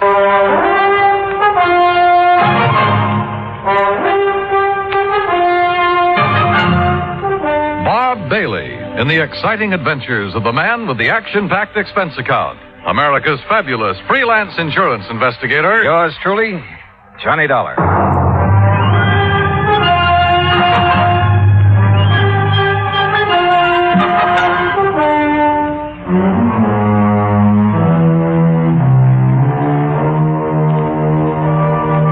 Expense account submitted by Special Investigator Johnny Dollar to the Continental Assurance Company, Reno, Nevada.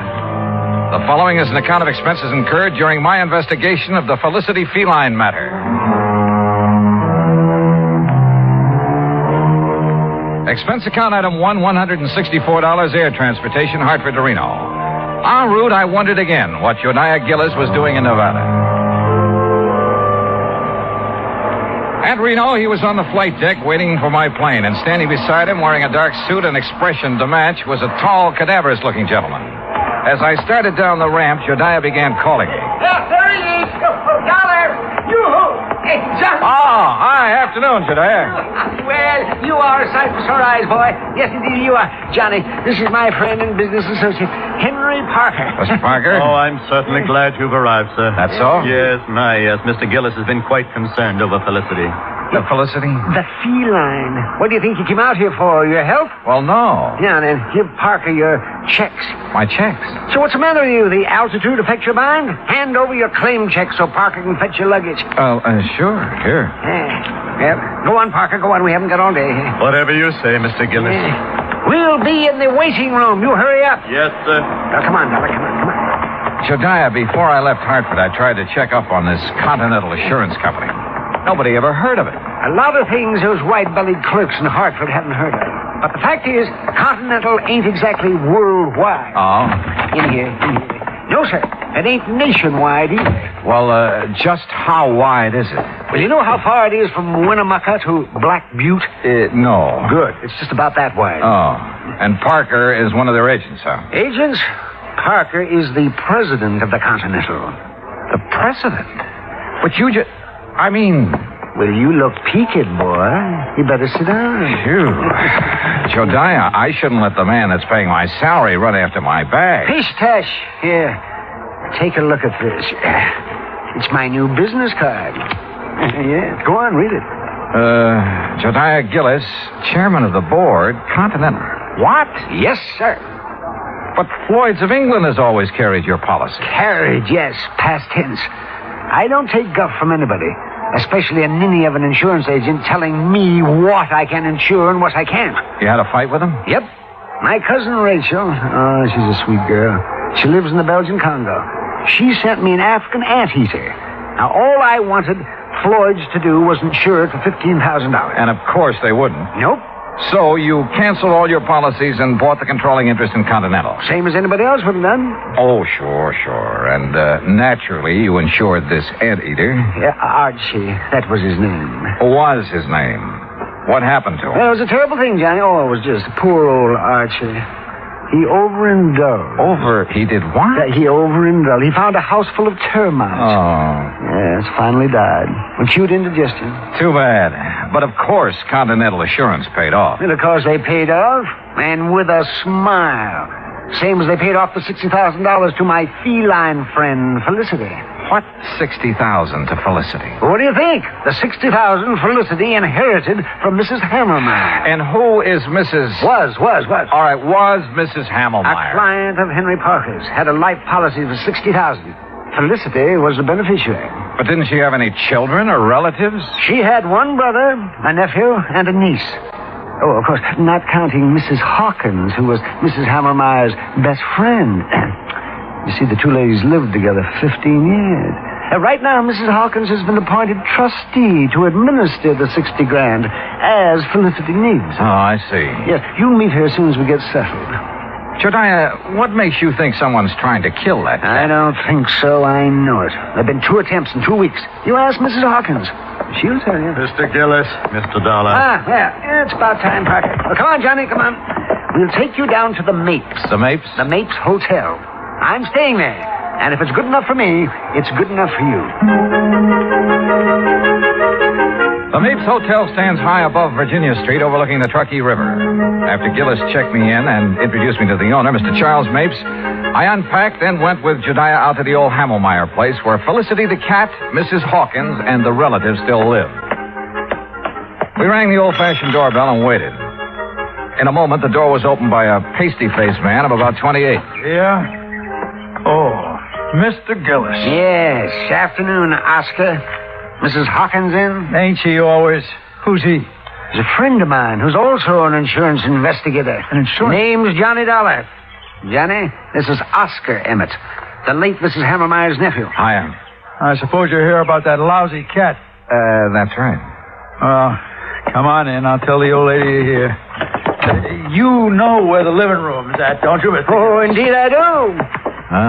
Friendly sort of character. Oscar's like the rest of the Emmets. They just can't stand seeing Felicity eat steak when they gotta have tuna casserole. In here, Dollar. All right.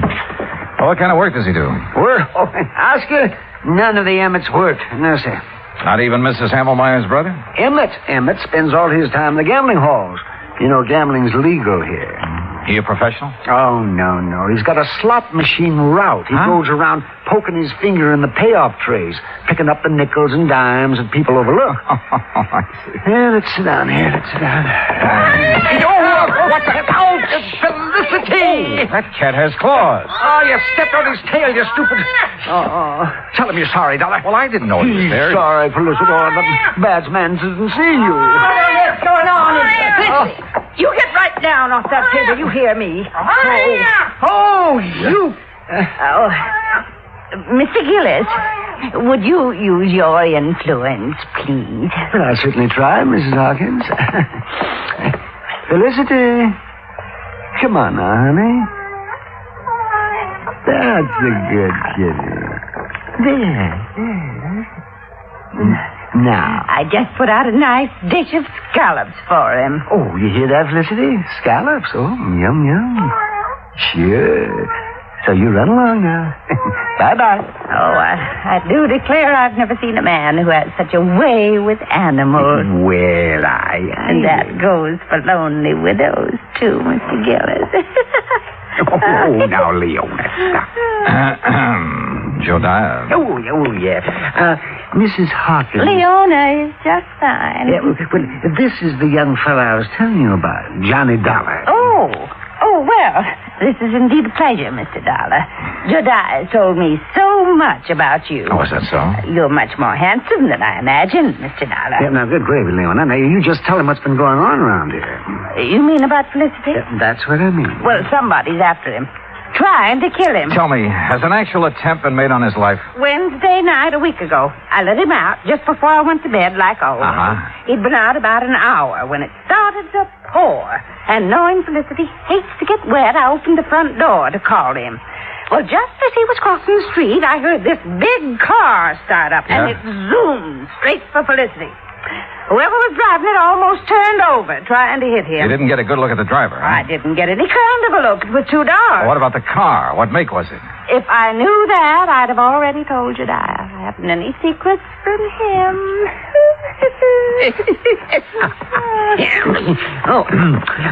Tell him about last Thursday, Leona. Felicity was poisoned. That's what the vet said. Somebody put arsenic in his lobster. Lobster? Oh, yes, he just loves it. According to the instructions Mrs. Hammelmeyer left, he's to have lobster once a week, steak 3 times, and boiled chicken every Sunday. I see. Yes, and as long as I take care of him and obey her instructions, I can live here rent-free, same as her kin, the Emmets. Uh-huh. Same as them. Mr. Gillis, just who gets Felicity's money in case he dies? The Emmett family? We aren't sure. Oh, why's that? Because Mrs. Hammermeyer left a sealed envelope to be opened only in the event of Felicity's death. Oh, the Emmets will get all that's left, Mr. Dollar, I'm sure of it. No, Leon. You mustn't look on the dark side. Well, I did rub Mildred's, Mrs. Hammelmeyer's back and bunions for a good many years. Did her marketing, so she got her medicine on time. I do hope she appreciated Oh, it. she did, Leona. You see. You dear, sweet man. Hello? Anybody home? Where is everybody? We're in the living room. Yes, I figured they'd start flocking in. Now it's dinner time. Dollar. Yeah? It's Joyce Emmett, the niece. She hates cats. Told me so herself. Oh. Well, evening, Mrs. Hawkins. Do I have time to take a shower before dinner? Oh, I didn't know he had company. Mr. Emmett, Joyce, you both know Mr. Gillis. Yes. Hi, Mr. Gillis. Terrible. And this is Mr. Johnny Dollar. He's investigating the trouble we've had about Felicity. After the would-be cat killer, huh, Johnny? Yeah, that's right. I'll lay 8 to 5 you never catch him. Or her. Could be a woman, you know. Oh, yes. It most certainly could. Why, Joyce, the way you say that, you act as if you want Mr. Dollar to start investigating you. Maybe I do. How about it, Johnny? Well, how do you feel about Felicity, Miss The Emmett? same as everyone else in this house. Aunt Mildred had no business leaving all her money to that creeping night crawler. Joyce. Well, he is. Mr. Dollar, just what interest do you have in Felicity? He isn't insured. Mr. Gillis sent for me, Mr. Emmett. He did? Yes, I did. Continental has a moral responsibility to see that the funds handed over to widows, children, and dumb animals are protected from swindlers, connivers, and blackguards, of which I'm sure this house has many. Why, you pompous, wrinkled old Romeo. Joyce, please, if you can't hold your tongue, leave the room. Well, what I said is the truth. Man his age getting romantic. You wait, girl. 30 years from now, you'll be mighty glad men my age can get romantic. That's telling it. Mr. Emmett, do you share your daughter's opinion of Felicity? Why, of course I do. I'm a dog man. Besides, I can't see why she left all that money to the critter. Mrs. Hawkins has figured up what it costs to keep him like a king every week. Yes, $23. Maybe a trifle more by the time I get him out of the pretty kitty. The pretty kitty? Well, it's a beauty parlor for cats. Felicity has a standing appointment there every Friday at 1. Oh, no. $23 a week. You know how many weeks it'll take him to spend that $60,000, not counting the interest that'll add up while he's doing it? No, not exactly. No, 2,600 weeks. 50 years. And believe me, the odds of any cat living to be 50 years old, well... I'll lay you 10 to 1 he doesn't live another 6 months. Joyce. Oh, speak of the devil. Well, hello there, Felicity. Oh, did you know we were talking about you? Did you finish up all your dinner, Felicity? He sometimes doesn't eat all his scallops. Last week I gave them to Oscar. Oh, it's disgusting. Well, look at him. He thinks he owns us. What do you mean, thinks? A few minutes later, Jodiah drove me back to the Mapes. Whether it was the Emmets or Mrs. Hawkins who wanted Felicity out of the way, I didn't know. But I did know we should get him out of that house as soon as possible. I changed my clothes, met Jodiah and his friend Charlie Mapes in the Skyrim for dinner, did a bit of gambling, then went to bed. Must have been about 3:30 when the phone rang. Hello? Oh, Mr. Dollar, please answer me. Who is it? Mrs. Hawkins, I tried to get Mr. Gillis, but he left word he wasn't to be disturbed. Oh, well, what is it, Mrs. Hawkins? What's wrong? Oh, it's terrible. Oh, it's just terrible. What is it? What's happened? Felicity, Felicity, what? I let him out about 10, but he's disappeared. Mr. Dollar, I know he's been killed.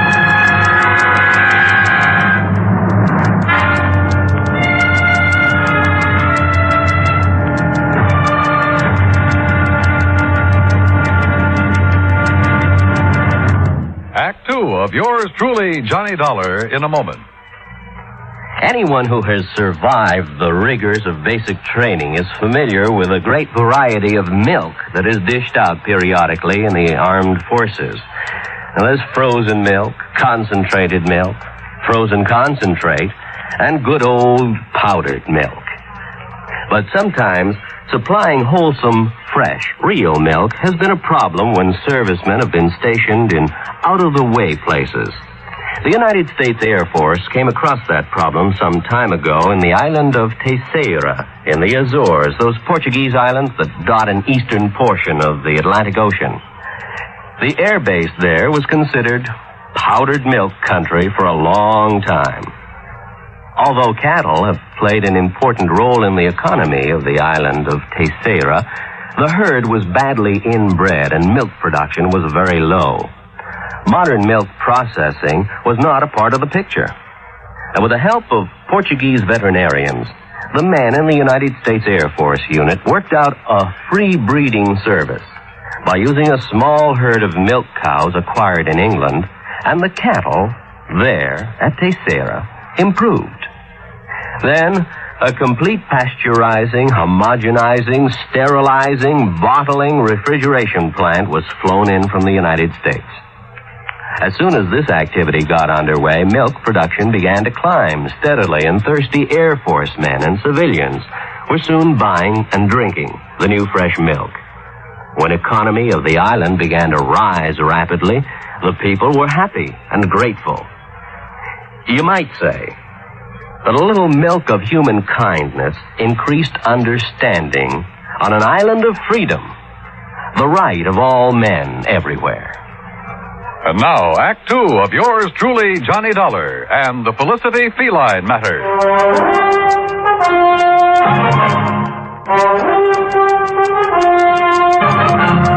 A few minutes later, Jediah Gillis and I were at the old Hammelmeyer home. Joyce and her father, along with Mrs. Hawkins, were waiting for us. Oscar Emmett was nowhere to be found. He's the one, Johnny.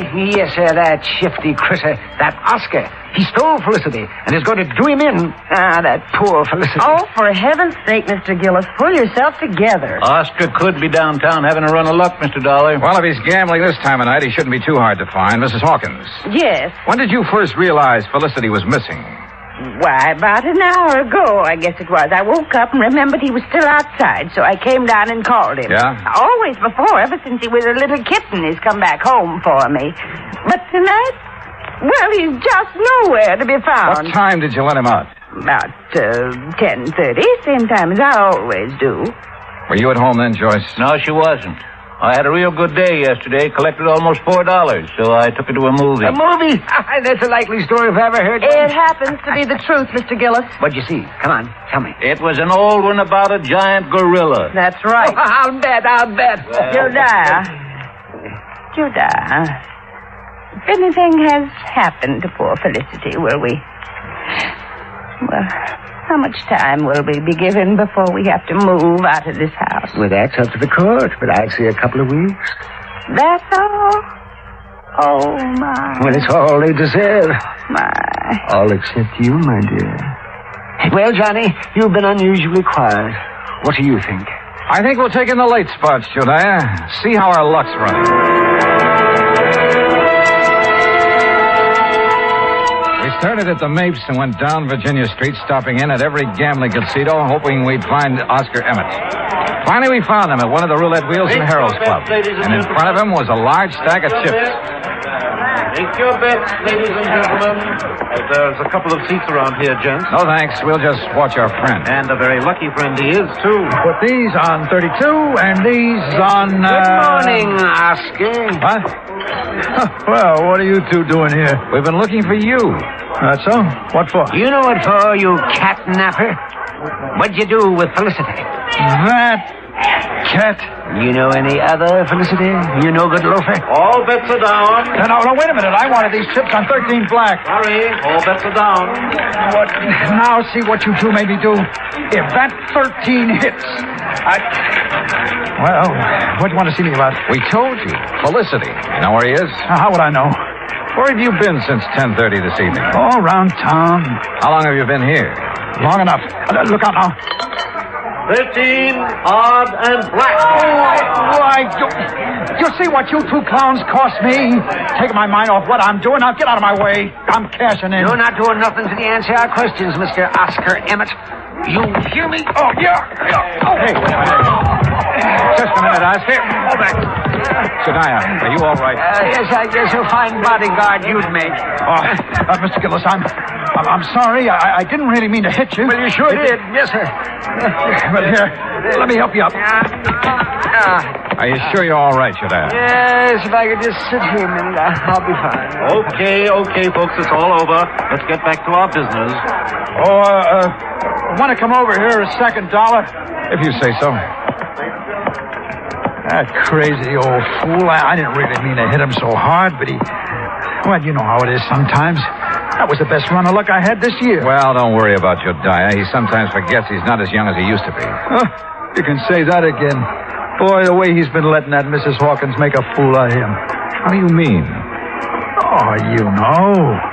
Telling him how much she's in love with him, how nice it'll be after they're married, you know. You heard her say this? Sure. You see, my room's on the first floor just off the parlor. And I can't help but hear what's going on. Uh-huh. Well, what makes you think Mrs. Hawkins isn't sincere? Because she's been given the same line to Mr. Emmett. Only she really loves him. Oh, yes, sir. Sometimes he argues with her and she breaks out crying.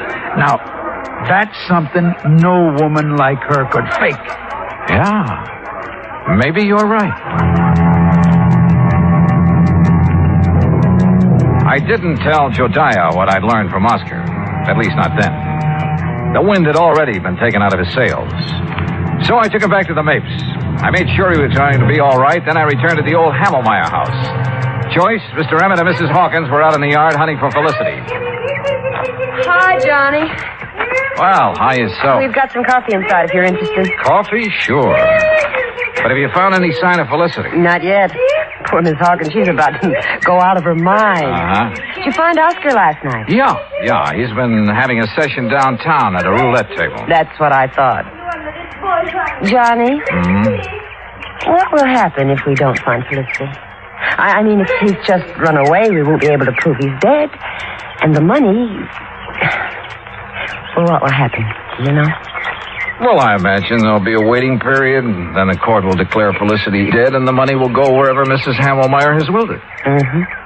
Oh, I sure wish I knew what's in the envelope Mr. Gillis has locked in his office. Mrs. Hawkins! Joyce!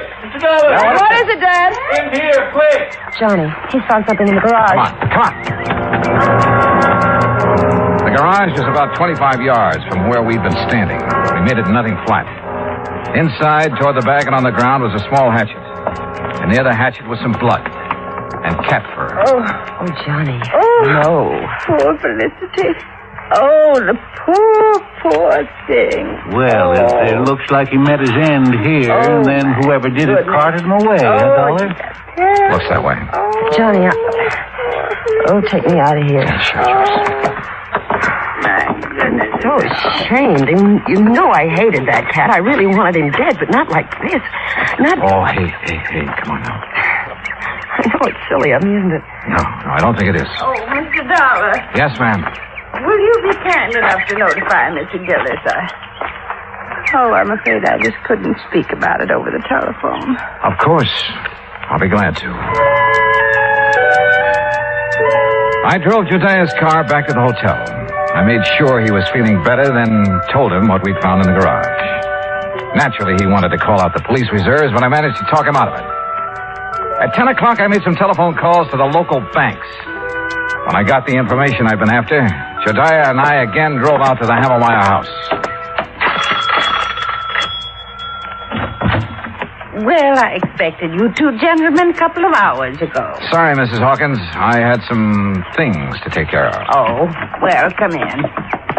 What's the matter with... Why, Jodiah Gillis, you've been fighting. So I have, woman. So I have. Sweet darling, and at your age... Seems like I've been doing a lot of crazy fool things at my age. Now, just what do you mean by that? You know very well what. Pulling the wool over my eyes. Let me think that I'd found a true sweetheart at last. Oh, you miserable Jezebel.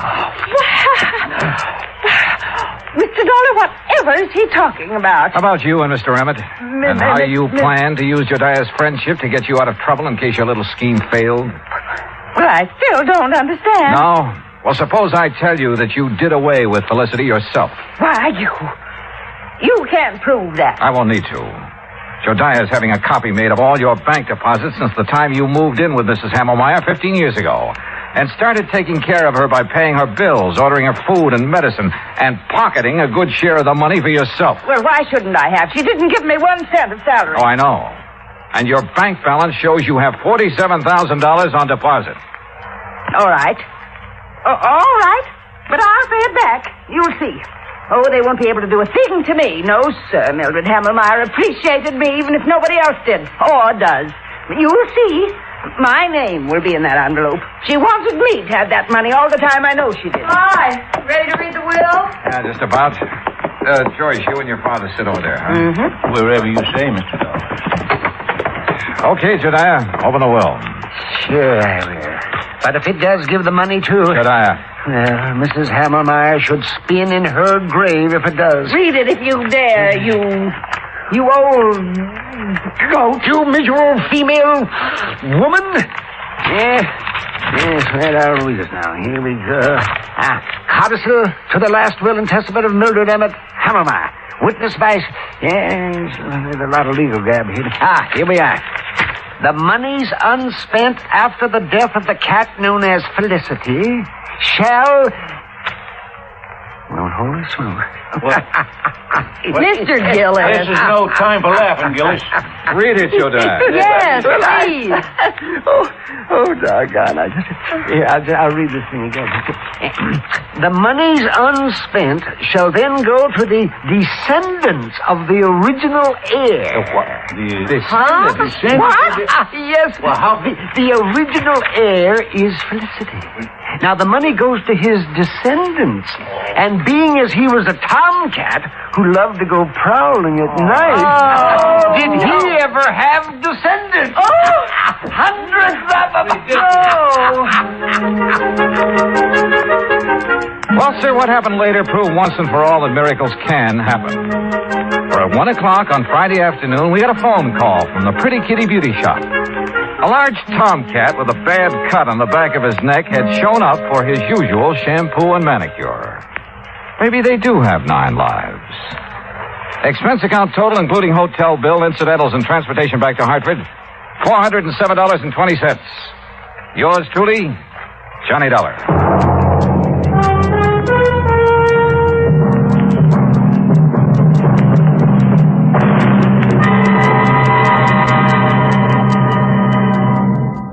Now, here is our star to tell you about next week's story. Next week, an actor who talked nothing but Shakespeare and who talked himself into his grave.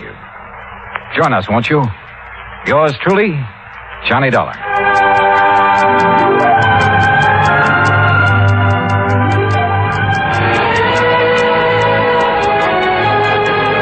For the past 55 minutes, you've been listening to the best of radio drama with suspense and Johnny Dollar.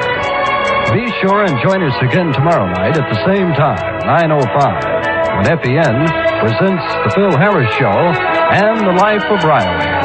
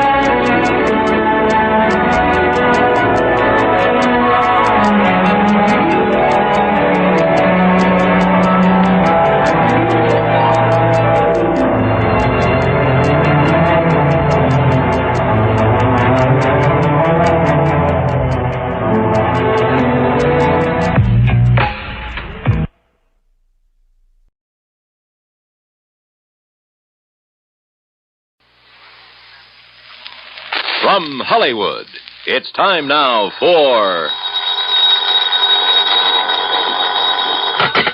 Johnny Dollar. Fred Larkin, Johnny. New Jersey Fire and Casualty. Hope I didn't get you out of bed. Well, you sure did, Freddie, but how are things in Trenton? In Trenton, fine. In the little town of Vineland, I'm not so sure. Vineland? About halfway between Philadelphia and Atlantic City? That's the place. What goes down there? Fire. Arson? That's what I hope you can find out. Well, any reason for suspicion? Yes. A man who holds the policy on $83,000 worth of bedding. Bedding?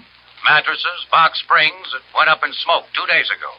Okay, Fred, I'll grab the first train.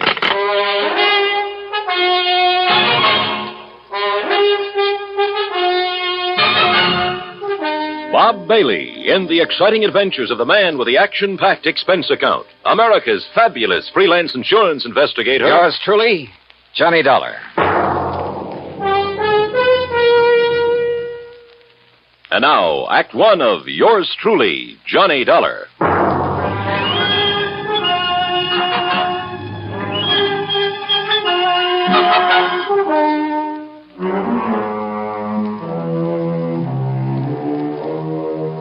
Expense account submitted by Special Investigator Johnny Dollar to the New Jersey Fire and Casualty Insurance Company, Home Office, Trenton, New Jersey. Following is an account of expenses incurred during my investigation of the Smoky Sleeper matter.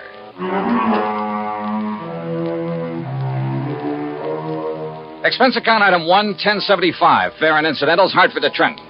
Item 2, 80 cents, taxi to Fred Larkin's office on West State Street. He lost no time in getting right to the point. That's right, $83,000, total loss. Well, who's filed the claim, Fred? Name is Ben Murray, sole owner and manager of Ben Murr Furniture Sales in Philadelphia. Sort of a small chain scattered around all over the city. I thought you said the loss was in Vineland. It was. That's where he had a big warehouse. Well, if his stores are in Philly... He claims it's cheaper than maintaining a big warehouse in the city. Also, apparently, it's close to a couple of sources of supply. He's been a good account, Johnny. We've made a lot of money on his policies. Well, it sounds like you've issued him quite a few. Well, we have. You see, in addition to the usual coverage on his stores, we've issued him a lot of short-termers on warehouse contents from time to time. I don't quite see what you mean. His whole business is based on special sales. Pre-inventory, going out of business, distressed merchandise, fire and water damage sales, summer, winter, spring, and fall sales. Anything you can think of. No kidding. Periodically, he loads up his Vineland warehouse with stuff he's accumulated for the next big sale. And we insure it. This time it was $83,000 worth of box springs and mattresses. Wow, that's a lot of bedding for just one sale. Don't worry. He'd got rid of it. His salesmen are the sharpest bunch you ever saw. Too sharp, if you ask me. Almost like a bunch of con men. You know what switching means in the retail trade? Isn't that when they advertise a well-known item at a very low price? That's it. Then when you try to buy it, they just happen to have sold the last one. That's it. But by that time, they've got you in the store where they can use the high-pressure pitch to sell you some inferior item at an even higher price. And on a no-return basis. Yeah, by the time the customer gets wise, it's too late. Exactly. I suspect they're not above using the label switch, too. You know, have some local manufacturer make up a cheap item, then put a nationally recognized label on it, or a pretty good copy. My, what nice clients you have, Freddie. Well, what can we do, Johnny? As long as we don't catch them red-handed in something that directly affects us. Well, you don't need to write any more policies. The company says different. At least until such a time as they try to pull something on us, or we find proof of such doings. I see. Oh, where'll I find this Ben Murray? Either at his main office in Philadelphia or down in Vineland, looking over what's left in the shell of that warehouse. On what exactly does Murray base the amount of his claim? Face value of the policy, which in turn was based on the cost of the goods to him. Huh? You mean you used the figures he gave you? Hardly. We got the figures from the actual bills sent him by the manufacturer. Well, I wondered. I don't blame you. No, Johnny, that $83,000 is exactly what the mattresses and box springs cost him. It was a special order from one manufacturer, made up especially for one big sale. Can your secretary check on Murray's whereabouts for me? Sure. All right, then let me use your phone. I may be able to save us all a lot of time, labor, and soap.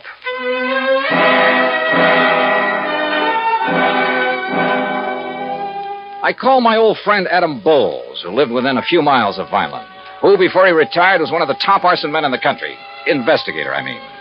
He wasn't home, but I left word for him to drive to Vineland and meet me in the lobby of the East Landis Hotel whenever I got there. Meanwhile, Fred's secretary had learned that Ben Murray was in his Philadelphia office. Expense account item 3560 for a train to Philadelphia and cab to the main office of Benmer Furniture Sales. The place was a madhouse. Okay, Dollar, go ahead in. It's that first office on the right. Thanks. And listen. Oh, wait a minute. Sales department. Call me back. I'm busy. Listen, Dollar, if you can get a word in edgewise with Ben, ask him where's the contracts for that West Philadelphia deal, will you? Oh, sure. Sales department. Yeah? Well, turn the hose on some of that stuff and call it a flood sale. Something like that. Makes the picture in that advertisement look good, see? Put a lot of stuff around. Pictures on the wall, rug on the floor, stuff like that. Yeah, make the suckers think they're getting a 25-piece dining room suite, not just a table, 4 chairs, and 20 crummy dishes. Dollar, sit down. Thanks. Yeah, make it look like they'll be getting everything they see in the ad. Yeah. Now'd you get them sofas in from Sterling? Okay. Put a price ticket of $95 on them. And then mark it down to $49.95 and we'll clean out the whole... Mr. Murray. Huh? See what? Sterling charges $25 for those lousy sofas. Listen, we're giving them $22.50 for them. Except for the demonstrator we show on the floor, the good one. Who does he think he is telling me the price he's going to charge me? Oh, that lousy bunch of chiselers trying to hike the price on me. Boy, what a business. From the looks of that outer office, you've got plenty of it. Yeah, volume, Dollar. That's what does it. I work on a narrow margin, see? Oh. Yeah, sometimes I even lose money, just to keep the volume up. I got 9 stores, see? They're all over Philadelphia. Hey, Ben. Yeah, what's the matter now? Pine Street wants to know the sale prices on those 3 grades of Night Cloud mattresses. What'll I tell him? What are the cost prices? All the same, $13 a piece. Cost us $13, huh? Well, price them at $39.95, $49.95, and $69.95. Okay, Ben. Hey, Larry. Narrow profit margin, huh? And now, look, Dollar, your card says you're an insurance investigator. That's right. Well, if it's about that fire I had down in Vineland a couple of days That's ago... That's exactly what it's about. Well, let me tell you something. Yeah, what is it? Oh, yeah, well, listen. Hey, pick that other phone off the hook, Dollar. That noise is killing me, will you? Why not? I might learn something. Well, you tell him I don't care. These are the Department of Internal Revenue in person. Hello. We pay Hey, for protection Ben, against guys I got like a him, dame here in the he'll look store at and found whatever out that books bed we want sent to her look wasn't at. the You hear same that? one she saw on the floor. Well, now, wait just a minute. She threatens to go see the Better Business Bureau. Well, look, this isn't Ben. Huh? That's what I mean. Just hold on a minute, will you? Hold on. And you tell that bookkeeper we got there, he either keeps the books the way I tell him, or either he... Well, look, I'll call you back, see? Did you hold that call for me, Dollar? Yeah, here. Yeah. Hello? Yeah? Yeah? Well, don't take any chances. Give her anything she wants. Give her the one she saw on the floor. Go out and buy her one, a good one. Just make her happy. Keep her from... well, you know what I mean. Yeah. Troubles. Well, now, look, Dollar. You think there was anything wrong with that fire, you prove it, I'll give you this whole business. What do you think I am, a crook? I haven't said that. Yet. Then what's the idea of investigating? Not you, but that fire. We always investigate when a claim this large is involved. Oh, yeah? Do it automatically. Look, I'm trying to run an honest business here, just barely scraping by. That phone call just now. A customer ain't 100% satisfied, we make her satisfied. Oh, sure. To keep her from blabbing about the way you rooked her. Oh, look, get out of here, would you? Can't you see I'm busy? I try to run a decent business here, and punks like you come in and... Oh, if I'm... Yeah, hold on. Look, you got some legit reason to investigate, Dollar. You come around then. Maybe I will. Now go on, get out, will you? Gladly. Listen, Charlie, you tell him he tries to outsmart me, I'll sue him for every cent he's got. Expense account item 4, $50 deposit on a drive-your-own car. I crossed the Delaware River Bridge and finally picked up Route 47 for the 35-mile drive down to Vineland. Flat country, this, with plenty of beautiful trees and rich farmland, and occasional cranberry bog. The soft smell of ripening peaches greeted me from the vast orchards I passed. It was all very pleasant. Certainly a complete contrast to the noisy, unhealthy joint I just left. And I could see only too plainly why Fred Larkin suspected arson in the warehouse fire. Sure. If a character like Ben Murray didn't resort to arson, he'd feel he was missing a good bet. Proof of arson, however, is a different matter, and not always easy to come by. That's where I wanted the help of Ed Bowles. But Ed hadn't got to the hotel when I arrived in Vineland, so I drove over to the police headquarters at 610 Wood Street, a block north of Landis Avenue, the main drag. There I found Sergeant Louis Tomaso, who'd been working on the case. Be glad to take you over there, Dollar. Just the other side of Chestnut Avenue. That's over south of town. All right, Sergeant, I'd like to see that warehouse, or what's left of it. Oh, there's plenty left of the warehouse. All metal construction. Come on. That in itself might make it hard to spot arson. Dollar, we went over that. Lieutenant, Mr. Dollar and I are going out to the Benmer warehouse. We went over that place with a fine-tooth comb, both during and after the fire. Came up with nothing, huh? Nothing that would give any cause for suspicion. Sergeant, do you know a man by the name of Adam Bowles? I certainly do. He's been giving me a lot of help with this. You know, just to sort of keep his hand in. And he's found nothing?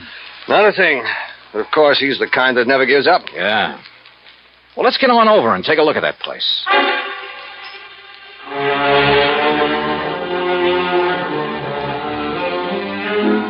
It was obvious that the whole contents of that warehouse was damaged beyond repair. And apparently the big steel building had been packed to the roof. I looked over some of the damaged mattresses very carefully, sometimes with the aid of my pocket knife, and I learned some rather interesting things. Things that showed the best possible reasons for wanting to burn up a lot of merchandise like this. Wow.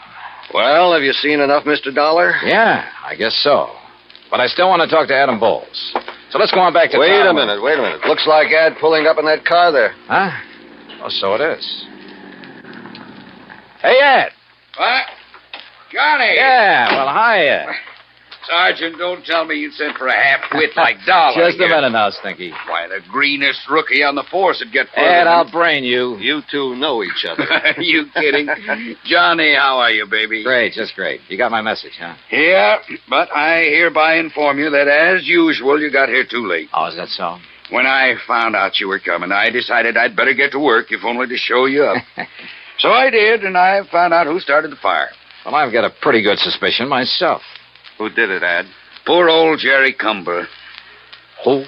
Jerry? The old town ne'er-do-well? Yep, that poor, foolish old wino. Wow.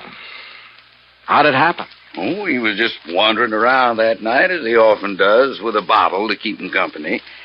Found the back door of the warehouse open, thought he'd take a little nap, or rather sleep it off.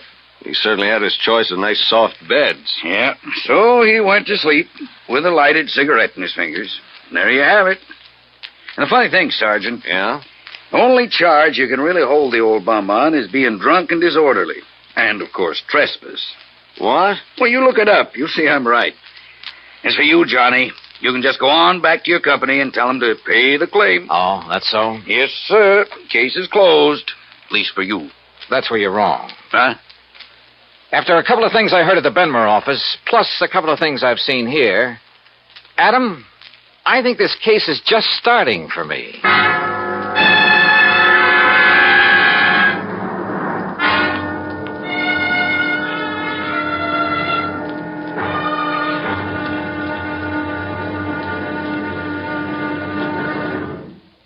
Act 2 of yours truly, Johnny Dollar, in a moment. For a long time, people have been saying that the Earth is shrinking because transportation is getting faster and faster. And because this is true, people are getting closer, too. Today, our neighbors are not only the ones who live next door to us, they're all over the world. It is axiomatic that one should help his neighbor. But Americans have gone a step further. In addition to individuals helping individuals, now many American cities help many other cities through the Sister City program. Now, perhaps you've heard how it works. If not, here's an example or two. In the fall of 1959, a large area of Nagoya, Japan, was struck by a devastating typhoon.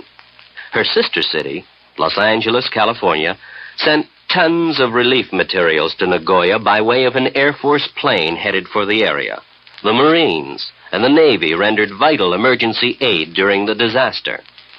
When earthquakes shook Viña del Mar, Chile, during the summer of 1960, her sister city, Sausalito, California, sent hundreds of dollars worth of relief materials to help out.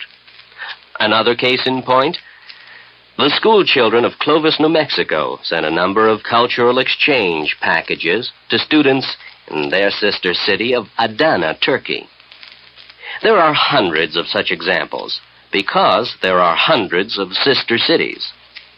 By using this means of diplomacy, friendship and understanding have increased throughout the world and paved the way for permanent freedom. The right of all men everywhere. And now, Act Two of yours truly, Johnny Dollar, and the Smoky Sleeper Matter.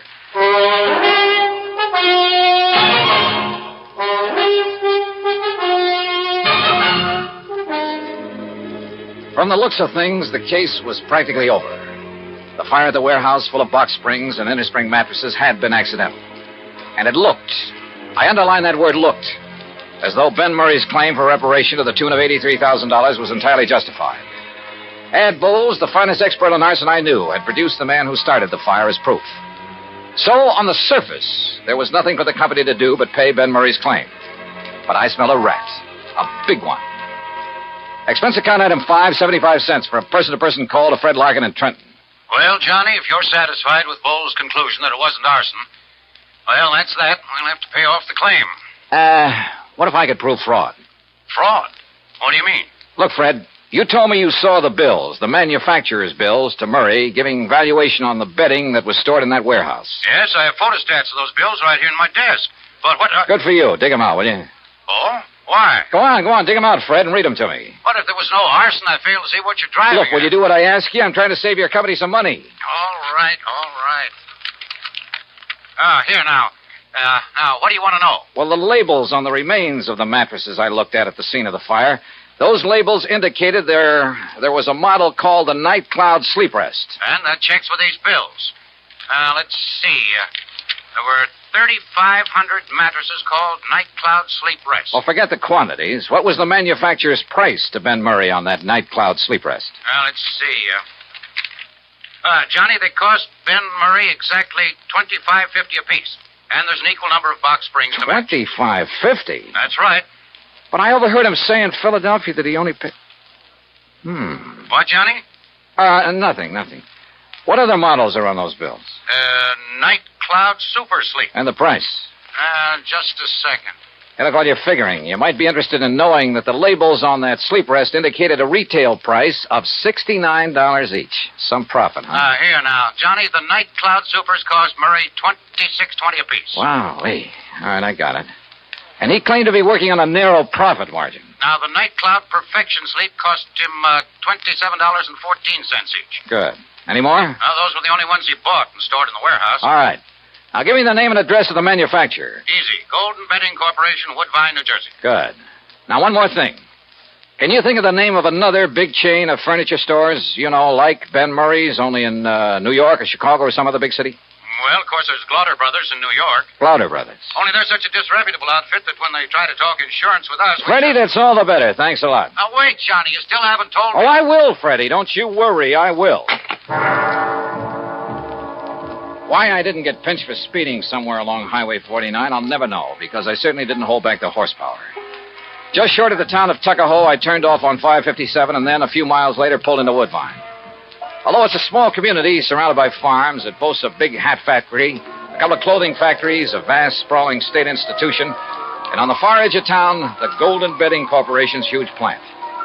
I figured the best thing to do was put on a bull front and bull my way into the president's office. But any such tactics proved entirely unnecessary. Barney Glauder, huh? Yes, Mr. Golden, but just Barney's good enough. Well, I should say it is, because you must be Barney Jr. I've known your papa for years. Sit down, my boy. Would you like a cigar? Why, no, thanks. You don't look like your old man, though. You know that? Not a bit. Of course, I haven't seen him since 42. Barney Glauder. Yeah. Well, what are you doing in this part of the country, huh, Barney? Business. Pleasure trip. Business, huh? What's the matter? We haven't had any orders from you people lately, huh? Well, up to now, I haven't really had anything to do with the business. Living off the old man's millions, huh? Smart boy. Did you go to college? Yeah, full 4 years. Yeah, that's the way. Smart boy. Now you are in the business. Buying, maybe? Well, if you mean from you, that depends. Well, if you're as sharp as your papa. How old is he now, huh? Pop? Yeah. Let me see. How's your mama? Mama? Look, Mr. Golden, if you don't mind, we'll talk business first. Chip off the old block. Sure, business always first. After, maybe you come out to the house and have dinner, huh? Talk over old times, your family. Sure, maybe. All right, you go right ahead. Tell me what you want to order. 1,000 mattresses and box springs, huh? 10,000. Anything you want, my boy, and at a good price. Well, like I said, that depends. Uh-huh. What kind of a deal? Is that what you mean? Yeah. All right, I'll tell you. Your papa's a very smart man, you know that? He's a good businessman. I know what he's thinking, so I know what you're thinking. All right. If you want to give me a nice big order for a lot of merchandise, I'll name you a price that you... Listen, Barney, I've got such a good customer in Philadelphia these days. Not mentioning any names, but you'll pardon me, I don't even miss your papa's business. Understand me? But to get your business back again, I'll make you the same type deal I give this man. For a firm order, that is. You understand? No cancellations. You'll pre-ticket the merchandise. That is, put the list price on the labels for me, for us. Any price you say, regardless of the cost to you. Now, look over here, my boy. The pictures of our merchandise here on the wall. Uh-huh. Night Cloud Perfection Suite. Well, we'll put on any name you like. One should sound like some national brand, we'll think up a name for you. Not a bad deal, so far. And we make up as many models as you want. You know, we change just the ticking. They look different. All 196 springs. I personally guarantee it. Only 196? That's all you need, sure. Nobody can tell the difference. Except, of course, the demonstrators you keep on the floor to show the customer. The demonstrators, you got 392 springs. Those you can jump on and bend them anything you like. Yeah, and the customer thinks that's the kind he's getting. What else? I tell you, Barney boy, just as smart as your old man. Yeah. Now, what about the price? The price. Now, Barney, this you can't resist. You understand, out here in the country, low overhead, no labor problems, nobody snooping around. Yeah, I know. How much? Well, for you, my boy, how many? Well, say 10,000 units. 10,000 units. All right, I'll give you a special price. How much? Well, now, this depends on the ticking material. You look here. See? First-class material looks like twice the money. Go on. Plain blue and white ticking, that cost you, and remember, Barney, this is very special because of your papa and getting back his business, so at 10,000 units, then this ticking, $14.93, and you never saw such a buy. That okay? Strikes me as a little high. A little high? I'm not making a thing on it. Look at here. This, the fancy ticking, this is real class. $15.06 a unit. Now, you can't beat that. Now, wait a minute. Of course, Barney, my boy, if you want to order a few more... No. I think maybe I can do better up in New England. In New England? Who? Tell me who. Well... All right. Now, look. I told you, I've got a big customer in Philadelphia. Well, all right, never mind. We'll do it the same way for you we do for him, all right? On the books. What do you mean? No, I mean $14.93, huh? Only what would you think if the bill I send you says $29.96, Double? Mm-hmm. You'd make it look like I paid twice as much? So? Yeah. For tax purposes, I'd only be showing about half the profit I was actually making. Smart boy, Barney. Or suppose I insured the stuff for the amount your bills showed, and something happened to it. Well, that's right, sure. However you want. Excuse me. Hello. Oh, hello, Ben. I was just thinking of you. I hear you had a lucky fire up there. What? Oh, no, not now. Listen, Ben, I've got a customer. I've got an important customer here, the son of a very dear old... What? Yes, he is.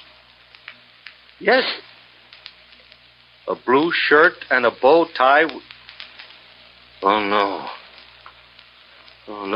Ben, I'll call you back. Mr. Dollar? That's right. Johnny Dollar. In person, Mr. From the insurance... Oh, no. Too bad Ben Murray's call interrupted our conversation. Oh, what have I said? That was a very interesting lot of facts you gave me, and I strongly suspect it'll not only put Murray out of business, but you too.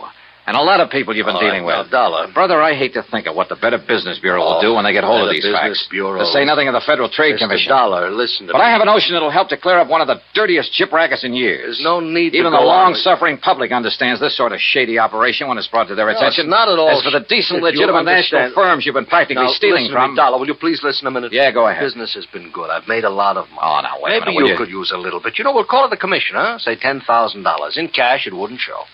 Golden, I wouldn't even spit on that kind of money. Oh, I could maybe persuade you. You couldn't persuade me to have any part of it. Brother, you've had it coming for a long, long time. And believe me, I'm going to see that you get it. Understand? Yes, Dollar, you make it... I understand. I understand you, too. You dirty crook. You faker. You liar. You cheating, dirty, conniving, chiseling liar. You ruined me, you hear? You ruined me. Yes, Fred? I'm afraid that your nice client, Ben Murray, based his insurance claim on a lot of values that didn't exist. On the hiked up prices. Hiked up to cheat you and the income tax boys. And if that isn't outright fraud, I'll eat my shirt. So you can just forget about paying that claim or any part of it. And I hope that you and the company will take whatever legal steps are necessary to put these guys out of business. Expense account total, including incidentals and the trip back to Hartford, $130.49. And cheap at half the price. Yours truly, Johnny Dollar.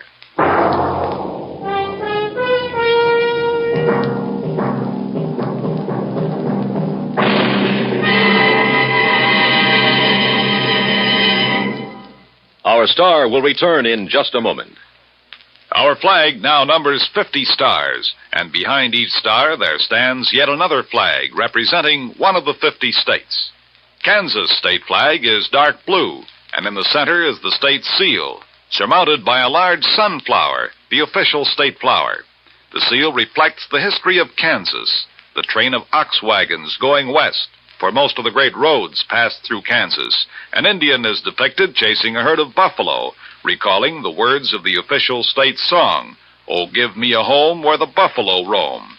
For this truly was the home of the buffalo and Indian. The East is represented by a rising sun, and the promise of future prosperity is indicated by the steamboat on the river and the farmer plowing the field. Above a mountain range are 34 stars, for Kansas was the 34th state admitted to the Union. Over all is the state motto, Ad astra per aspera, to the stars through difficulties. Kansas state flag, the flag of the 34th state to enter the Union, was adopted on March 23rd, 1927. Now, here's our star to tell you about next week's story. Next week, the case of a girl who was willing to kill for money she didn't need. Join us, won't you? Yours truly, Johnny Dollar.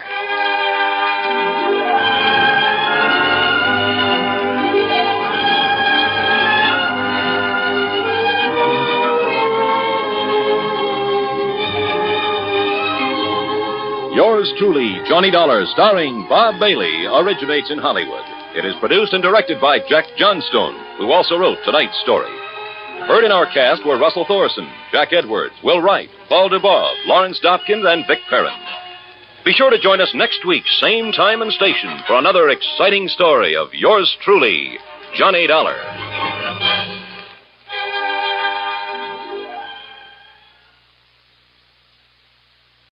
From Hollywood, it's time now for Johnny Dollar. George Reed here, Johnny. Uh-oh, what fantastic character is Floyd's of England insured this time? Now, what is that supposed to mean? More singing mice, wayward cats, and how about the counterfeit money problem? Johnny. No, let me guess. John, if you'll just listen to I me. got it. You're in trouble because you've done a switch. You've insured somebody against living instead of the other way around, that it? Of course not. No, I must admit we do have one policy of that sort in effect. There, I knew it. However, that is not the one I called you about. Okay, George, what is? We've issued a policy. Well, I guess it is a little unusual at that. I fear the worst, but go on. Well, it's on a small brewery over near... Brewery?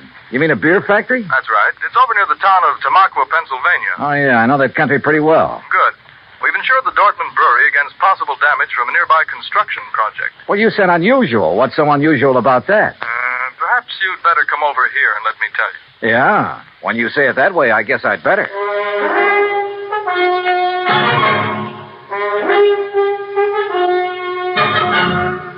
Bob Bailey in the exciting adventures of the man with the action-packed expense account. America's fabulous freelance insurance investigator. Yours truly, Johnny Dollar. And now, Act One of yours truly, Johnny Dollar.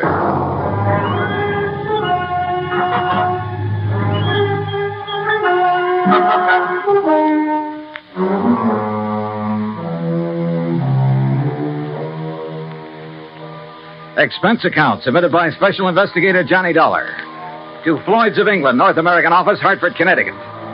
Following is an account of expenses incurred during my investigation of the JPD matter.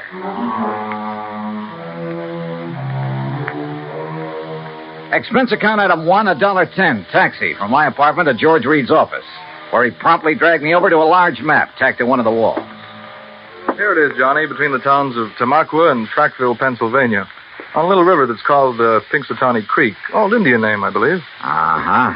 The Dortmund Brewery is just about here. Yeah. Well, okay. I'll rent a car in New York and drive over there. Now, wait. By making a couple of train changes, you can get most of the way over there by rail. Anything to save the company a buck, is that it? Why not? When that freewheeling expense account of yours gets into operation. Okay. What's the face value of the policy? Coverage for the whole plant, $820,000. Wow-wee. So I'll rent a car in New York. All right. Now, as I told you, we've insured the Dortmund Brewery against possible damage from the building of a plant right next to it. What kind of a plant? Competition. Another brewery. Oh, I see. Possible malicious damage. Is that what they're thinking of? That's what JP seems to be worried about. JP? JP Dortmund. Owner, manager, president, brewmeister, and anything else you can think of. Has anything happened yet? No, but I want you to go there and be sure that nothing does. Is this JP my contact? Yes. Okay, George, I'm on my way.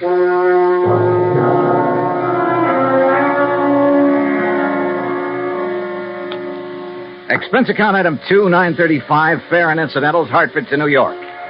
Item 3, $50, deposit on a drive-your-own car. Item 4, 50 cents toll through the Holland Tunnel. I cut straight across the top of Jersey, crossed the Delaware at Phillipsburg, and finally pulled into the little town of Tamaqua shortly after 6 p.m. Items 5, 6, and 7, $12.20. For dinner, a place to rest my weary head, and breakfast the next morning. The Dortmund Brewery sat on the western bank of Pinxatawney Creek, about 5 miles out of town, and looked as though it had been sitting there for 1,000 years. It was a small affair, and the old frame buildings were badly in need of a coat of paint. Just north of it rose a towering cliff, and on top of that cliff stood an array of cranes and machines and bulldozers that are used on modern large-scale construction jobs.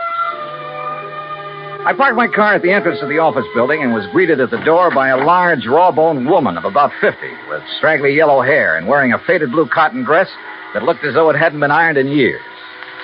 Something I can do for you? Oh, why, I'm looking for Mr. J.P. Dortmund. Mister.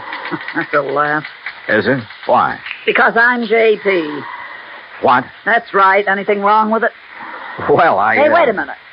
You another of those lawyers from that job up on the cliff come to fancy talk me about not having to worry in the world about what they're doing to me up there? No, and how I better mind my own business. What do you mean, no? My name is Dollar, Johnny Dollar. I'm here on behalf of Floyd's of England. The insurance company? Well, now, that's different. You come on into my private office, Johnny. Her private office was furnished with a battered walnut desk, some ancient filing cabinets, and a couple of straight wooden chairs. Nothing else. Hardly the kind of an office you'd expect for the president of a company worth $820,000. There's nothing fancy about it, Johnny, because there's nothing fancy about any part of my brewery. But that isn't what counts. We've been here ever since my great-great-grandfather built it up. And all we've cared about is making the finest beer in the country. Gretchen? And we do make it, too. Gretchen, can't you hear me out? Yes, J.P.? Gretchen, I want you to bring Mr. Dollar a pitcher full and a glass. Yes, ma'am. Well, look, I'm afraid I'm not much of a beer man. You will be when you've tasted this. It's the creek that does it, you know, Pinxatawney Creek. Finest water for beer in the whole United States. That's what makes good beer, you know. Yes, so I've heard. That's why that dirty Clarkson Kemper bunch are building up on the cliff to get at that water. I understand they'll be your competitors. Ha! All their fancy modern equipment and methods can't produce the brew the way I can. The long, slow, easy way. With all the good old-fashioned apparatus. The old country methods. Yes, I see. Why, Johnny, we make our own barley malt. And we grind it by hand. And we come up with a wort that's second to none in the world. The old-type Sparger, too. And the hopjacks. And the finest strain of yeast there is. Yes, I'm sure that 3 full months we age before we rack a drop. Sure, we take more time and more trouble, but we come up with a better brew. Better than any modern plant can ever make. Well, then what's your problem? They're getting ready to blast up on that cliff. Blast? A whole big chunk of it away. And when they do, that whole thing will come crashing down here. Thousands of tons of rock. Well, surely there's some state authority or something to prevent that. Oh, they've bamboozled the authorities. And your insurance company, too. They'll say it was an accident, a miscalculation. And when that rock comes crashing down here, it'll wreck this whole plant of mine. Well, you do have insurance, remember? It'll wreck all my fine old equipment that can never again be replaced because there are no such things anymore. Well, when's all this blasting supposed to take place? Who knows? tonight, tomorrow, next week. Who knows? That soon? Yeah. So, Johnny, if there's anything you can do, you'd better do it now. What's insurance money if I have to lose this for it?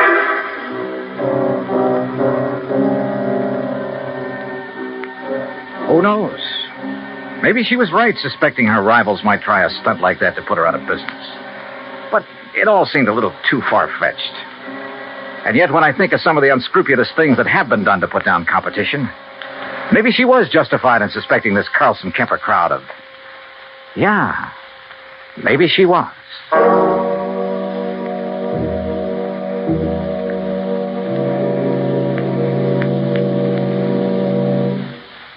Act two of yours truly, Johnny Dollar, in a moment. Our flag now numbers 50 stars, and behind each star there stands yet another flag representing one of the 50 states. Massachusetts state flag, bearing a green pine tree, is the descendant of the famous Liberty Tree flag that came out of Boston to serve all the original 13 colonies. It was under the Liberty Tree flag that the Sons of Liberty met and planned the Boston Tea Party, that our floating batteries on the Delaware River defended Philadelphia, and on the Charles River defied Howe's cannons.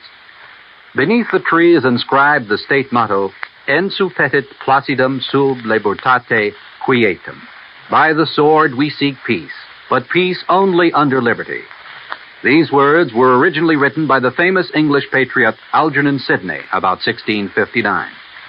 This was a message intended for King George III. Unhappily, it went unheeded.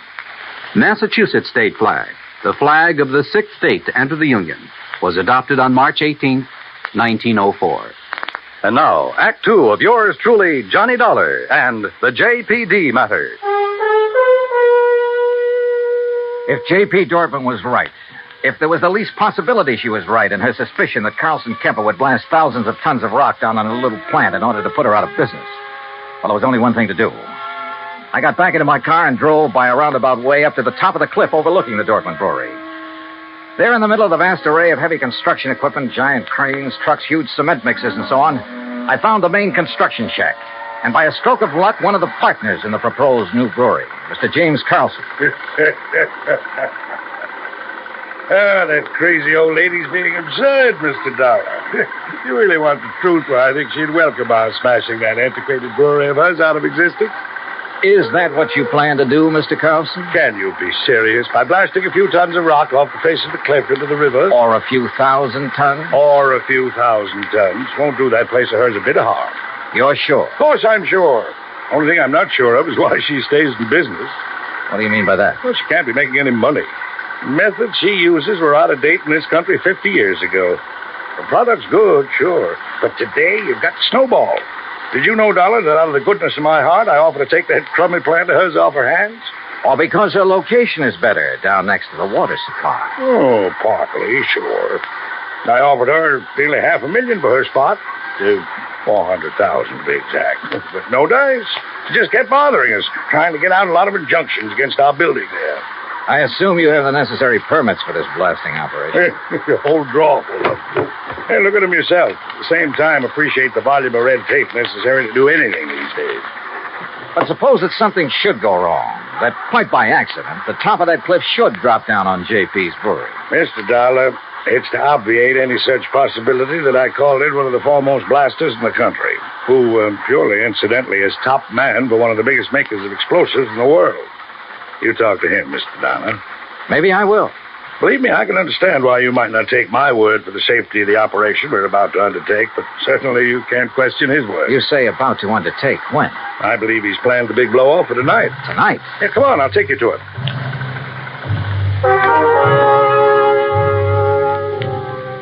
We found this expert, Mr. Sidney Crutchfield, in a small, tidy shack set out near the edge of the cliff, working over a series of complicated diagrams with a busy slide rule in his hand.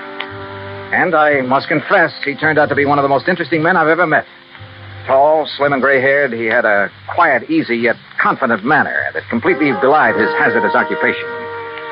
This was the man who had done the dynamiting for some of the biggest jobs in this country, had moved mountains and rivers in the construction of huge dams, had blasted the way for some of our vast highway networks. As you can see by the dates on these sheets, I finished planning this blast over 2 weeks ago. But I find that constant checking and rechecking never does any harm. Mr. Carlson tells me you plan to set off this blast tonight. Yes. Actually, I shall push the plunger at exactly 2 o'clock tomorrow morning. If Mr. Carlson is ready. Don't you worry about it, Mr. Crutchfield. We're moving the equipment and the shacks away right now. Excellent. And at the time of the blast, no one is to be here but me. That's what your contract says. And that's the way it must be. For safety, Mr. Crutchfield? Well, call it a fetish of mine. Uh-huh. And there'll be no damage to the brewery plant down below? I'll stake my reputation on it. Come, Mr. Dollar. If you like, I'll show you how I've made the sets for this blast. We spent the rest of the day inspecting every tunnel, shaft, and drill hole into which the explosives had been packed and fused. And the artistry of this man was evident from the word go. By 6 p.m., all the machines and shacks and equipment had been moved back from the edge of the cliff that was to be blown off. The place was deserted, except for Mr. Crutchfield and me. And now, you must get into your car and leave, Mr. Dollar. But if there's no danger... Please. I prefer it this way. Surely you're not still concerned about the blast? To be honest about it, no. Not one bit. And I wasn't, at the moment. Yeah, this amazing man simply couldn't do anything wrong. I would have staked my life on it. But by the time I'd driven the long, curving road to the Dortmund Brewery below, had found the place not only deserted, but completely shut down, a funny little hunch began to grow in the back of my head. Even the office building was dark as far as I could see. With the help of a business card, I slipped the lock on the front door. And then I saw the thin streak of light under the door of JP's private office. I thought I heard something in there. The office was a shambles. Account books and papers scattered all over the place. A couple of cartons. The drawers of the crusty old files were open and, for the most part, empty.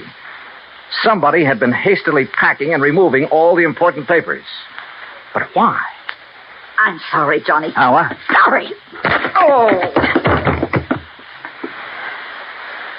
And you seemed like such a nice boy, too.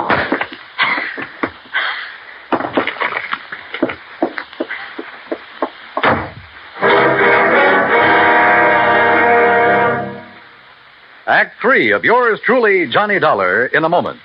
Anyone who has survived the rigors of basic training is familiar with a great variety of milk that is dished out periodically in the armed forces. Now, there's frozen milk, concentrated milk, frozen concentrate, and good old powdered milk. But sometimes supplying wholesome, fresh, real milk has been a problem when servicemen have been stationed in out-of-the-way places. The United States Air Force came across that problem some time ago in the island of Terceira in the Azores, those Portuguese islands that dot an eastern portion of the Atlantic Ocean. The air base there was considered powdered milk country for a long time. Although cattle have played an important role in the economy of the island of Terceira, the herd was badly inbred and milk production was very low. Modern milk processing was not a part of the picture. And with the help of Portuguese veterinarians, the men in the United States Air Force unit worked out a free breeding service by using a small herd of milk cows acquired in England, and the cattle there at Terceira improved. Then, a complete pasteurizing, homogenizing, sterilizing, bottling, refrigeration plant was flown in from the United States. As soon as this activity got underway, milk production began to climb steadily, and thirsty Air Force men and civilians were soon buying and drinking the new fresh milk. When economy of the island began to rise rapidly, the people were happy and grateful. You might say that a little milk of human kindness increased understanding on an island of freedom, the right of all men everywhere. And now, Act 3 of yours truly, Johnny Dollar, and the JPD matter.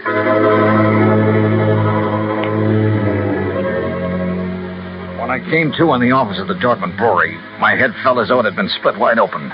The sash weight that had been used on it lay beside me. But why had JP struck me down from behind the door where she'd been waiting for me? And why, before that, had she been hastily packing a lot of business papers, bills, and so on to take away? A couple of them still lay under me where I'd fallen.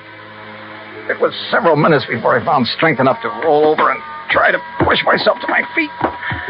As I did so, I saw two things. One was a bill she'd overlooked in her haste to get away. A bill from Frankline Powder Company addressed to her personally. A bill for 21 cases of dynamite and some other explosives. The other was my watch. I'd been out for hours, too many hours. For according to my watch, it was 1:52 a.m., exactly 8 minutes before the tremendous dynamite blast on the cliff above was to be set off. And suddenly I knew where, somehow, by her plan, those thousands of tons of rock would land, and not harmlessly in the river below. And I knew why J.P. had left me here, so I'd be crushed by them.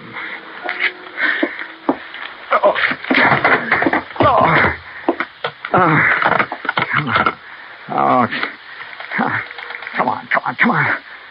Oh, please, come on. Hello. Oh, please, hello. Operator, this is emergency. Yes, sir. Hey, look now, I'm calling from Dortmund Brewery. It's between... Yes, I know where it is, sir. There's a big construction. Carlson Kemper, that's the name. Well, sir, up on the cliff above this sir, brewery here. I'm sorry, but those lines were disconnected late this afternoon. What? But look, surely there's some way to... Operator. I'm sorry, sir, but there's no way to ring them. Oh, no. Oh, I've got to get out. I've just got to get out of here. Somehow I got to get out there and get it there. Oh, no. Oh, please. I got to get in. I got to get in. Oh, sorry. My head, I can't.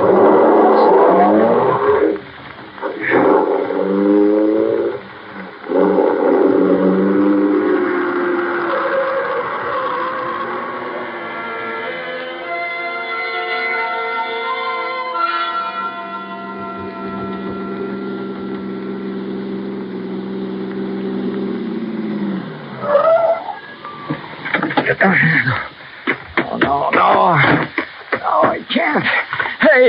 Hey, stop! Stop! Who's that? What are you Crutchfield! Stop! Dollar, Don't! what are you doing here? Don't do it! I thought I told you. Don't push that plunger! I'm sorry, Don't set Mr. off that Dollar. blast! That's no! exactly what I'm going to do right now. No, you're not. No. I'm sorry, Mr. Dollar. You have no right to interfere. You now stand back. hear what I said. Dollar, put down that gun. You touch that plunger, and so help me, I'll pull this trigger. Now, wait a minute. Dollar, what's the matter with you? What's happened to you, man? Oh.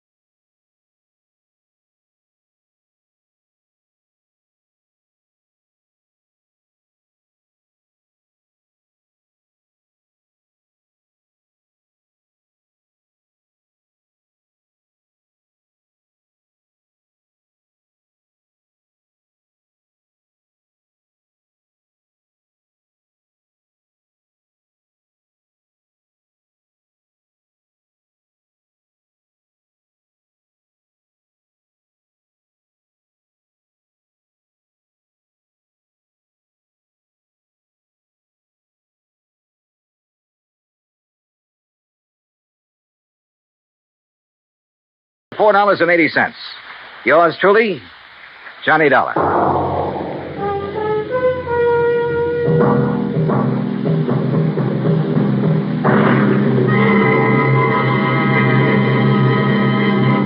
Our star will return in just a moment.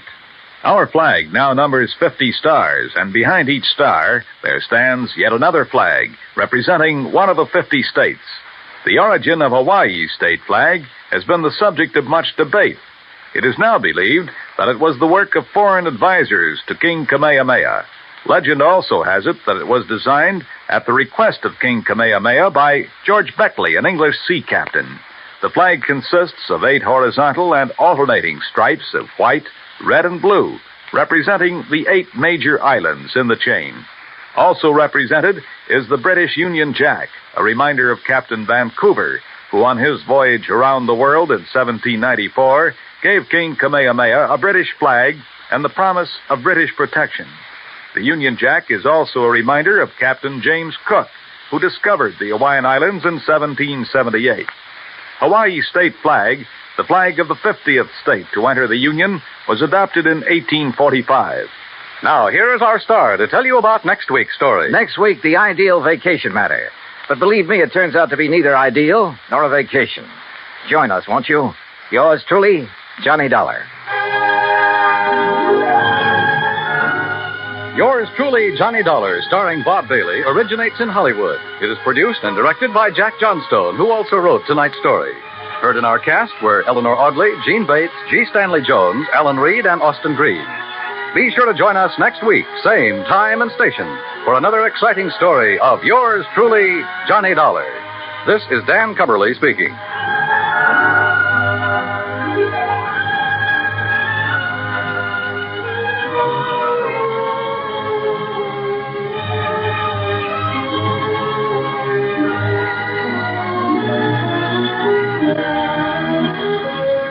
This is the United States Armed Forces Radio and Television Service.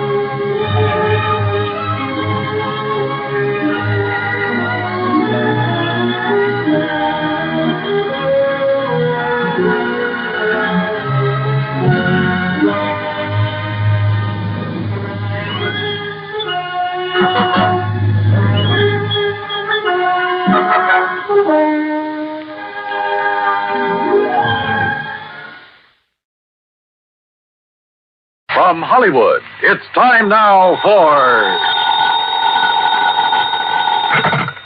Johnny Dollar. Pat McCracken, Johnny, Universal Adjustment Bureau. Oh, hi, Pat. Hey, I thought you were on vacation. I was. I got called back right in the middle of it on account of Ned Grant. You know him? Grant, the Broadway columnist? That's the one. Well, what's he got to do with your vacation? He's heavily insured by one of the companies we represent, and right now he's taking his vacation. Well? Well, Ned has made a lot of enemies in his time. I know. I read his column. Yeah. And it looks like one of those enemies is trying to make Ned's vacation permanent.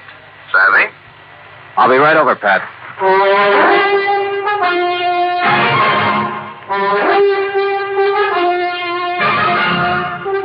Bob Bailey in the exciting adventures of the man with the action-packed expense account. America's fabulous freelance insurance investigator. Yours truly, Johnny Dollar.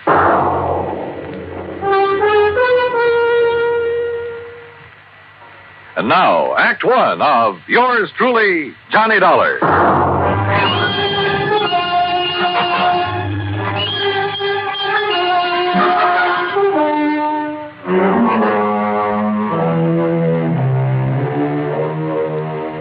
Expense account submitted by Special Investigator Johnny Dollar to the Home Office, Universal Adjustment Bureau, Hartford, Connecticut. Following is an account of expenses incurred during my investigation of the ideal vacation matter.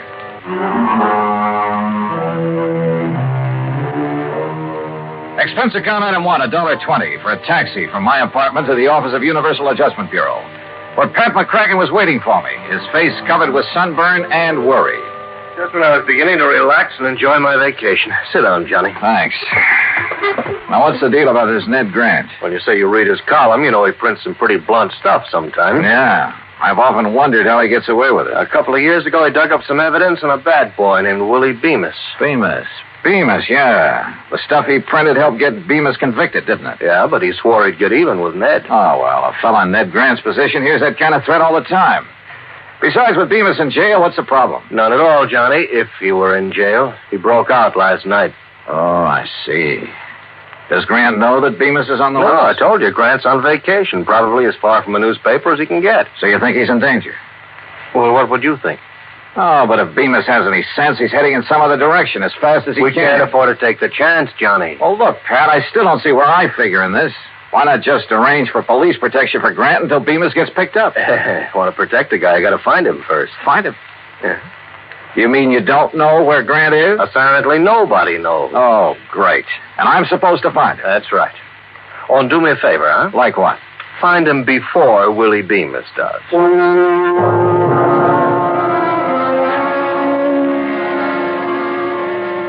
Well, I knew enough about Bemis to realize he wouldn't hesitate to gun down anybody who got in his way, including me. So I headed for New York. That's item 2, $23.40. I located the apartment house where Ned Grant lived and had a talk with the manager in his office at the rear of the first floor. I'm sorry, Mr. Dollar, but I really don't have the slightest idea where Mr. Grant went on his vacation. Well, didn't he leave a forwarding address? No, he just told me to hold all his mail for him here until he got back. And he didn't say anything at all that would give you a clue as to where he might have gone? None at all. Oh, great. I don't know if you know Mr. Grant very Not well, personally. but, well, he's unpredictable, let's put it that way. Of course, the kind of life he leads would make a character out of anyone, I guess. You mean batting out that column every day, huh? Yes, and his phone ringing every 10 minutes and strange people traipsing up to see him at all hours. Really, I can understand his not telling anyone where he went on his vacation. He just wanted to get away from it all. He kept saying that this time he was going to have an ideal vacation. Ideal vacation. That could mean anything from a trip to the moon to, well, Lord knows what. Tell me this. Did he take much luggage? Oh, I don't even know, but he hadn't been gone 10 minutes before my phone started ringing with calls for it. Your phone? Oh, yes, Mr. Grant had his disconnected before he left. Tell me, Mr. Dollar, what's so urgent about finding Mr. Grant? There's an escaped convict named Willie Bemis who has it in for him. Oh? He could be looking for Grant. If so, I have to find Grant first. I see. Well, I wish I had more information for you. Oh, I tell you, you might try Miss Anthony. Huh? Possibly she could help you. Well, who's Miss Anthony? Doris Anthony. A close friend of Mr. Grant. Oh? You know where I can find her, where she lives? Well, as I understand it, she has a small apartment somewhere on East 73rd Street. Good, I'll find it. Thanks, Mr. Crothers. I walked outside and hailed a taxi. But then, just as I was about to step into it, I froze. Because I caught a glimpse of somebody walking quickly into the service entrance at the side. And there was just enough light to tell me it was none other than Willie Bemis. I headed back in fast and straight to the door of Crothers' little office. The door of it was locked. Crothers, open up. Crothers. Okay, then I'll open it.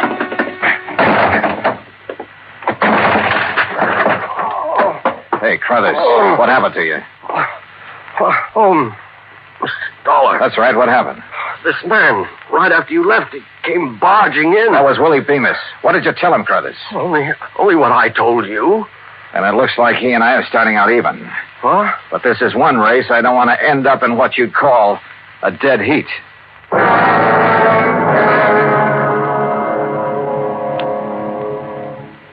Act 2 of yours truly, Johnny Dollar, in a moment. And now, Act 2 of yours truly, Johnny Dollar, and the ideal vacation matter. I looked up Doris Anthony's address on East 73rd and took a cab. That's item 3, $1.75 to her apartment. She was tall, rangy, dark hair. And somewhere along the line, I'd seen her before. But I couldn't remember where. Ned Grant? How would I know where he is? He isn't exactly the sort of guy that lets you in on his plans. Hey, listen, Doris, this may be the oldest line in the book, and I know it, but haven't I seen you somewhere before? Could be. I've been around a while. Like where? Oh, I used to sing in a couple clubs around town. That's where I met Ned. He liked me, so he helped me. In his column, that what you mean? Yeah, that's what I mean. His apartment manager says you're a very good friend of Ned's. He has a lot of girlfriends. My main claim to fame is I'm always handy. Well, look, Grant told the apartment manager he was going to take an ideal vacation. Any idea what that would mean? Or where? Sure. Wherever there are girls. What do you want him for? Somebody's out to get him. What do you mean? Who? Willie Bemis. That name mean anything to you? Bemis is in prison. He was. He's out now. What? When? You didn't know? I haven't read the papers today. Does that change your mind any about helping me find him? Look, really, I don't know where he is, honest. There is one thing that might help, though. Yeah, what? Well, a week or so ago, while I was out with Ned, he stopped in at a travel agency. Davis, I think the agent's name was, on 51st Street, around there. Okay, I'll follow it up. Johnny, if Ned doesn't know, Bemis... Yeah, and if I don't get to him first, he's in for a real nasty surprise. There was still something about Doris that stuck in my mind, but I couldn't quite peg it. So I decided to do a little quick research on her. I dropped in to see an old friend who worked in one of the newspapers. We dug through a lot of clippings in the morgue. Doris had sung at half a dozen spots around town, and there were a lot of pictures on her. Then I came to one that rang a large-sized bell.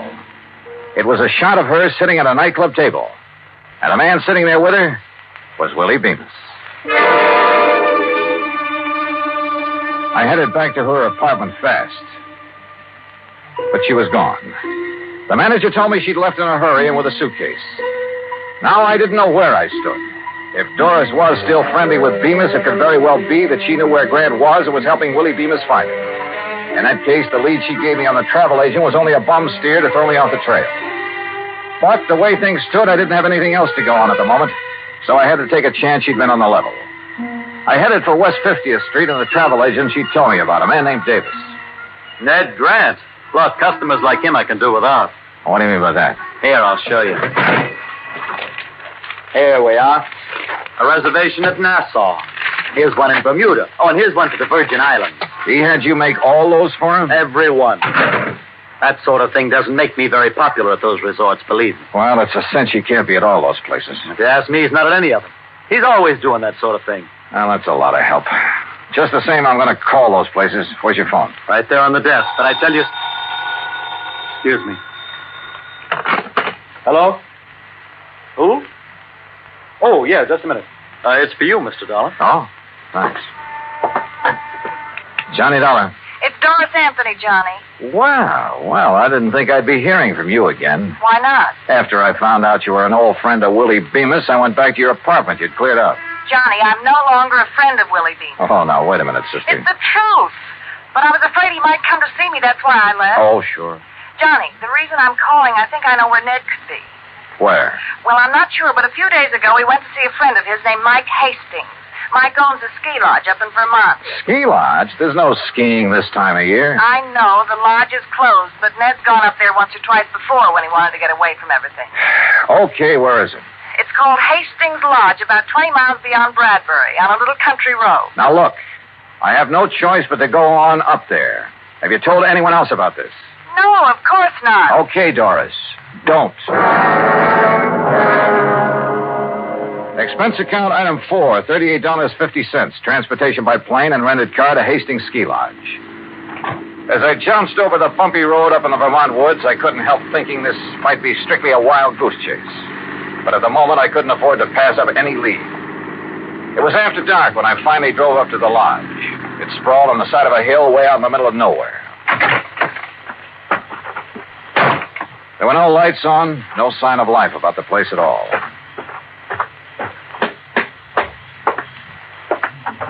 The door was unlocked. Inside, the room was pitch dark with all the curtains drawn. I couldn't find the light switch, but I had a real funny feeling. Like maybe there was somebody else in the room with me. Grant? Grant? Sorry, buddy. You got the wrong party. Bemis. That's right. Willie Bemis. Just hold it right where you are, boy. How'd you find out about this place? What difference does it make? Yeah, I guess you got a point there. Except I have a nasty little idea who might have tipped you off. Well, where's Ned Grant? He hasn't shown up yet. So what happens now? So I'll wait for him. What about me? I'll give you 3 guesses about you, but I figure you're only going to need one of them.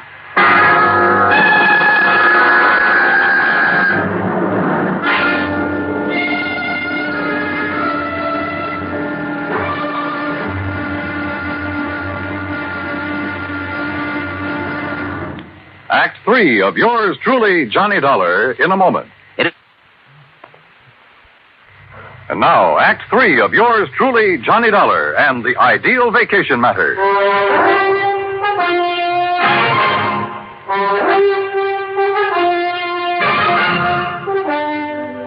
Stand still, Dollar.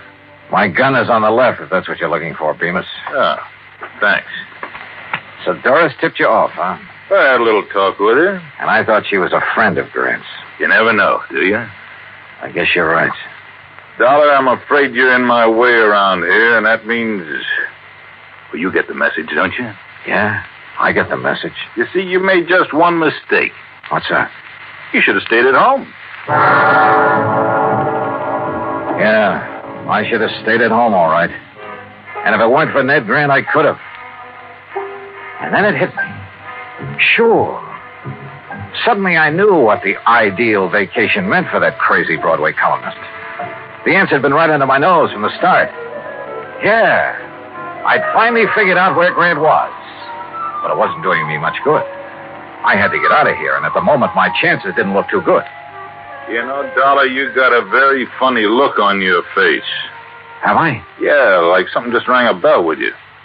Oh, sorry, Bemis. It's just my normal delirious expression. Okay, funny boy. Play it your way. Over against the wall. Move. Hold it. Listen. There's a car outside. Friend of yours? I don't know. I'm not taking any chances. Now you answer the door, Dollar. I'll be right behind it, and this gun will be staring at your back. It could be Ned Grant who'd driven up, in which case I'd have to warn him somehow. Or it could be somebody else, in which case I had to grab their car and get out of here. One thing sure, whoever it was, I had to move fast.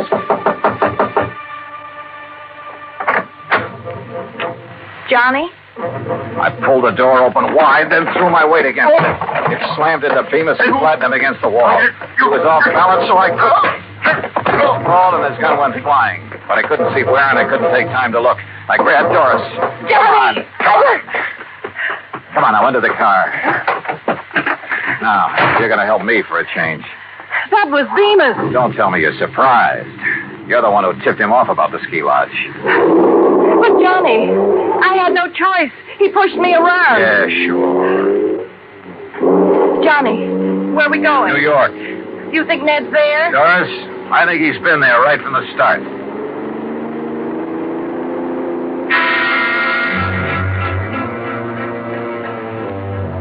We stopped at the nearest town to call the sheriff. I wanted his boys to try and intercept Bemis. He was a cinch to be following us by now. Then we headed for the city. The sun was rising when we pulled up at Grant's apartment house.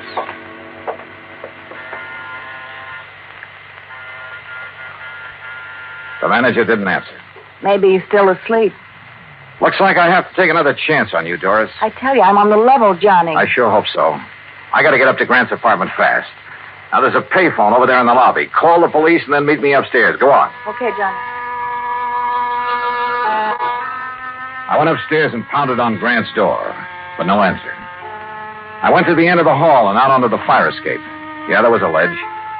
Carefully, I worked my way along it to a window. It was Grant's bedroom, all right. And there he was, sound asleep, with an empty bottle on the bed table. So my hunch had been right. Sure, it was the ideal vacation for a guy who was pestered by everybody in town. Tell everyone you're leaving the city, then disconnect your phone and hole up in your apartment for some real peace and quiet. I went to the front door. Doris? Yes, Johnny, let me in. Okay, just a second. Well, Doris, I was... Well. Well. If it ain't Johnny Dollar. Hello, Bemis. Now, ain't this nice? So you did it again, Doris. Honest, Johnny, I couldn't help it. He has a gun. He made me. Yeah, sure. Pretty smart, huh, Dollar? Finding Ned Grant for me? You know, I don't think I'd ever thought of looking for him here. But you did, so you're a smart boy. Okay, now look, Bemis. Don't interrupt me while I'm talking. Like I was saying, I'm much obliged to you for helping me find Grant. Now that I got him, okay. So I don't need you around anymore. No, don't! Slowly and with a smirk on his face, Bemis raised his gun until it pointed straight at my head. It flew out of his hand. The shot had come from outside, down the hall. The cops. Suddenly, the corridor was swarming with police. Beamer stole for his gun. Well, you don't get me. Instead, he collected the butt of one over his left ear. Thank goodness they got here. So you did call the police after all? You bet I did. Now, do you believe I'm on the level? Yeah, Doris, I guess I do. And you took a mighty good way to prove it.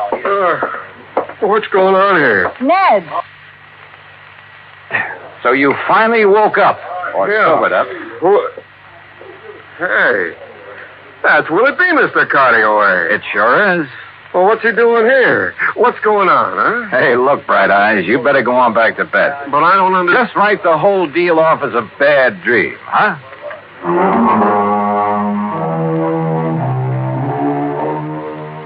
Expense account total $115.25. And look, the next time you send me out to protect a guy, don't pick one who's going to sleep all the way through the deal, huh? I don't know, it kind of takes the sport out of it. And Pat, since I didn't find a man who ran away for you, on account of he never really ran away, well, how about sending my fee on this one to the community chest? Yours truly, Johnny Dollar.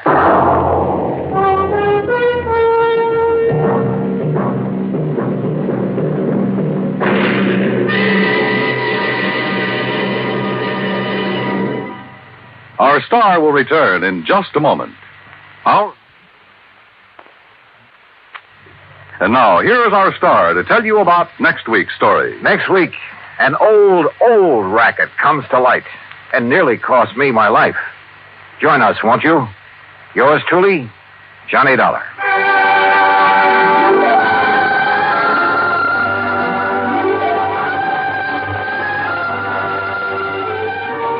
Yours truly, Johnny Dollar, starring Bob Bailey, originates in Hollywood. Written by Robert Wright, it is produced and directed by Jack Johnstone. Heard in our cast were Mary Jane Croft, Lawrence Dobkin, Joseph Kearns, Jack Edwards, Barney Phillips, and Byron Kane. Be sure to join us next week, same station, for another exciting story of yours truly, Johnny Dollar.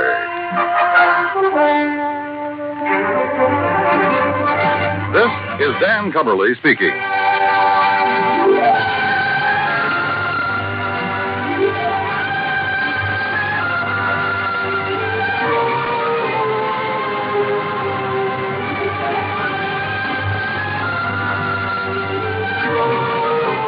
This is the United States Armed Forces Radio and Television Service. From Hollywood, it's time now for Johnny Dollar. This is Peter Hardy at Tri-Western Property and Casualty Insurance. Hi, how are things in the Golden West? You still in Reno? Sure am. Good boy. What goes, Pete? A little trouble with a big dairy farm out here, Johnny. Armenian dairies. Okay, Pete, tell me all. A year and a half ago in a fire, Armenian lost one of his silos. You know, one of those big towers where they store and cure a lot of chopped up corn and stuff. Yeah, I know. Cost us $21,000. $21,000 for a silo? This time it's a compound silo, and the claim is for $56,000. Oh. But I don't want to pay it. I don't blame you. Sure, because, Johnny, I think it was arson.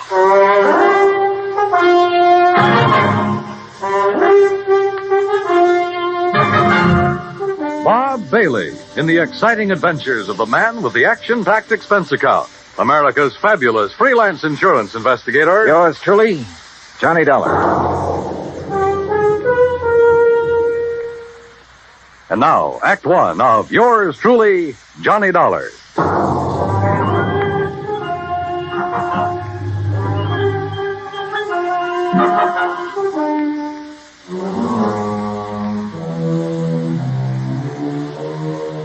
Expense account submitted by Special Investigator Johnny Dollar to the Tri-Western Property and Casualty Insurance Company, Reno, Nevada office.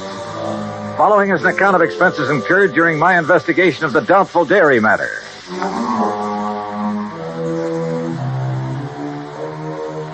Expense account item 1, $141.20. Transportation and incidentals, Hartford to Reno, Nevada. It was about 9 a.m. when I arrived, so I checked into the Mapes Hotel, then walked over to Pete Hardy's office. Armenian Dairies is just north of here, Johnny, in Warm Springs Valley off Route 33. Well, then I'd better rent me a car. Or you can use mine. Now, Pete, how can I run up my expense account unless I have something to run it up with? Johnny, for once... Anyhow, the reason why these silos Armenian has are so expensive. Is that the owner's name, by the way? Yes, Aram Armenian. And I take it he's Armenian? Strangely enough, no. Now, he's had all his silos very specially built. Oh, how specially can you build a silo? Just a concrete base, a lot of long wooden staves to get the circular shape, and a good roof on top. Well, he has some trick with them inside. Like what? That's his deep, dark secret. But he claims it makes better silage for his cattle than is possible anywhere else in the world. And one of these things burned up a year and a half ago. The word exploded best describes it. Yeah. And as I said, cost us $21,000. And now the replacement has gone up in flames. Yes, day before yesterday. He filed the claim the same day. Well, why do you suspect arson? Did the local authorities find anything suspicious? No, but you go out and talk with Armenian, Johnny. And if you don't end up with the same kind of feeling I have, well, I'll leave my shirt. Expense account item 2, $50. Deposit on a drive-your-own car. Finding the Armenian dairy and ranch some 20 miles north of the city was easy. It was spread out all over the countryside. Hundreds of acres of well-irrigated, lush green pastures. Square in the middle of the ranch sat one of the cleanest, most modern dairies I ever saw. Aram Armenian gave me the grand tour, and I must say I was impressed. There was close to 200 well-kept Guernseys in the main barn, which was clean as a whistle. The milking machines, coolers, separators, clarifiers, and so on were the same. Yep, a prosperous-looking setup. Finally, Mr. Armenian took me out to where a small group of workmen were cleaning up what was left of his compound silo. As you can see, Mr. Dollar, only the concrete base is left. That must have been a pretty big silo, Mr. Armenian. That's the largest and most efficient in the entire West. Still, $56,000. Oh, the size had nothing to do with that. It was the inner construction, known only to Barnwell, the man who built it for me, and to myself, of course. What was so special about it? Principally a method of venting. Venting? Yes. It increases the phosphorus and lactic acid content. Well, I thought the point in the silo was to keep it pretty well sealed up. Venting within, Mr. Dollar. But that's all I'll tell you about it. It cost me $56,000 to have Barnwell build it. And I wish the company to pay my claim as quickly as possible, because I'm starting construction on a new one immediately. Of the same type? Oh, vastly improved type. Oh, then it was to your advantage to lose the old one. Just what do you mean by that? Your loss came at just the right time, didn't it? Now, just a minute, Dollar. With the insurance money, you can build a new and better one. And when it gets out of date, I suppose you'll have another fire. Oh, I see. You think perhaps these last two were deliberately set? Were they? Ridiculous. Is it? But if they were... Yeah. If they were, I certainly wouldn't know it. Oh, come on now. After what you've just said. And what's more, Mr. Dollar, I'm sure you'll never be able to prove it.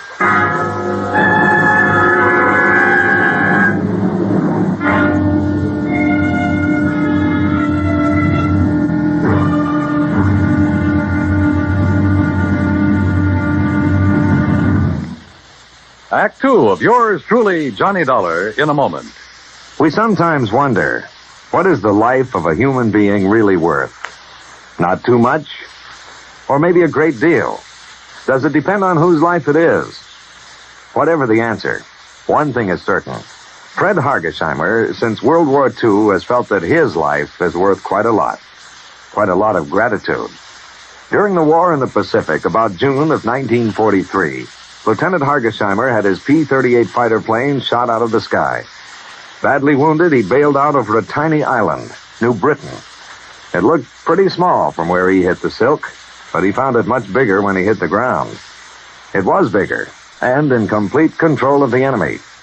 But Hargesheimer was lucky. After a month of lonely hiding, he was found by a group of friendly natives from the village of Nantambu. They cared for him and successfully hid him from enemy patrols for the next 4 months at the risk of their own lives. Then Hargesheimer was able to make it back to civilization. For the next 17 years, Fred Hargesheimer thought about those wonderful people of Nantambu. 12,000 miles away in the United States of America, Hargesheimer put a great plan into effect. He made speeches, took up collections, sold jewelry belonging to his family, and worked out a way to bring a bit of civilization and happiness to the little village of Nantambu. Needless to say, the villagers gave him a spectacular welcome upon his return. Fred Hargesheimer showed his gratitude to the people who had saved his life. But life is worth little without freedom. the right of all men, everywhere. And now, Act Two of yours truly, Johnny Dollar, and the Doubtful Dairy Matter.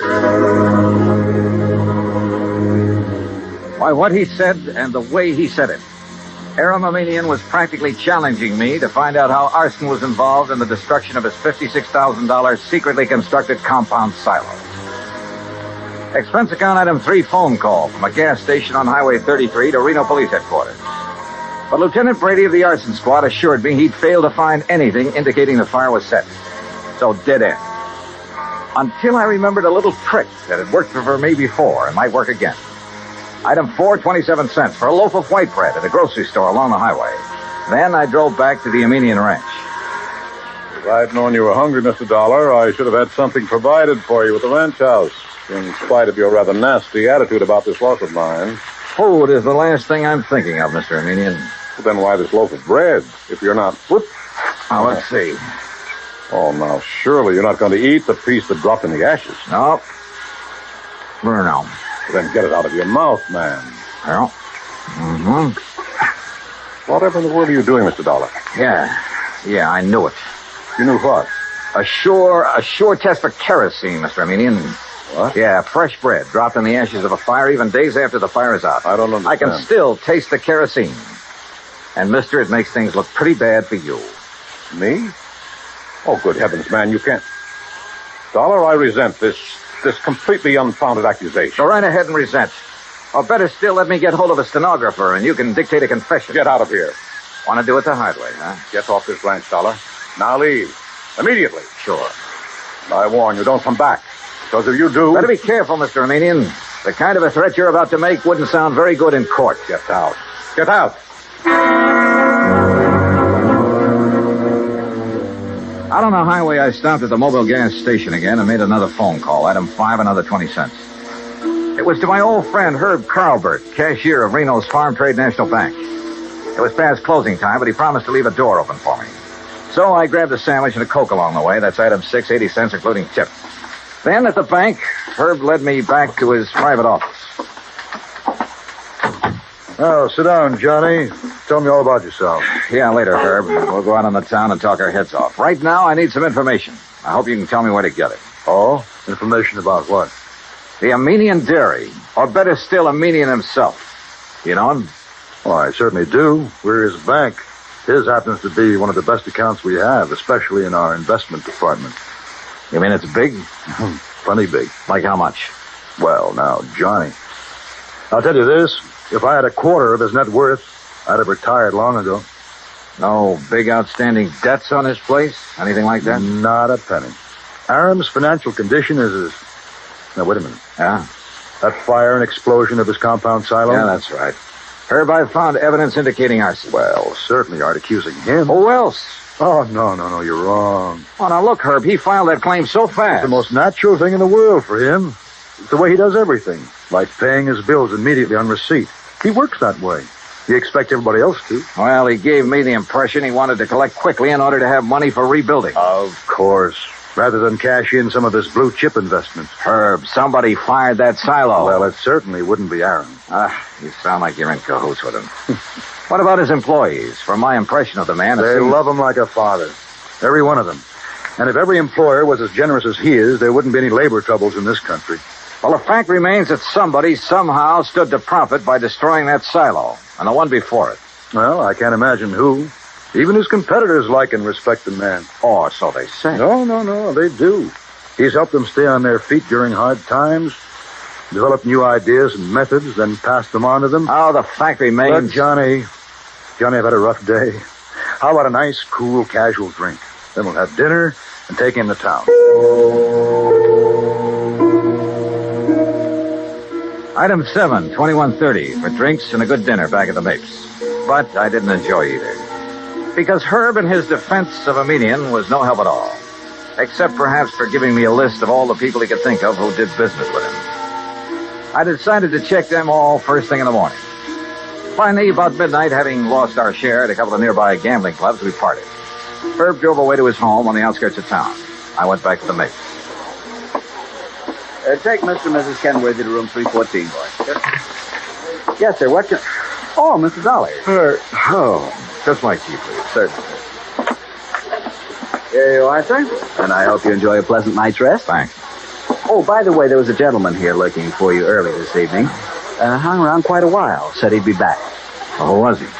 He didn't give his name, sir, nor did he wish to leave a message. Mr. Armenian? Mr. Armenian the dairyman? Oh, no, sir. I'm quite sure. Okay, thanks. Yes, sir. Good night. Good night, sir. Oh, Mr. Dollar. Yeah? There he is. There. Huh? Going out the door, the dark brown coat. You're sure? Yes, sir. The same man. I wonder. Yeah, so do I. But if he knows you, sir, and saw you, sir. By the time I get out the front door, the man in the brown coat was halfway down the block and walking fast. Faster and faster, as a matter of fact, as I gained on him. He turned the corner, and by this time, both of us were running. Hey! Hey! Were you looking for me? By the end of 3 or 4 blocks, it was a real foot race. Then suddenly he turned into an alley, and like a darn fool, I plunged into the darkness of it after him. Hey! Hey! Right here. Oh, no, you...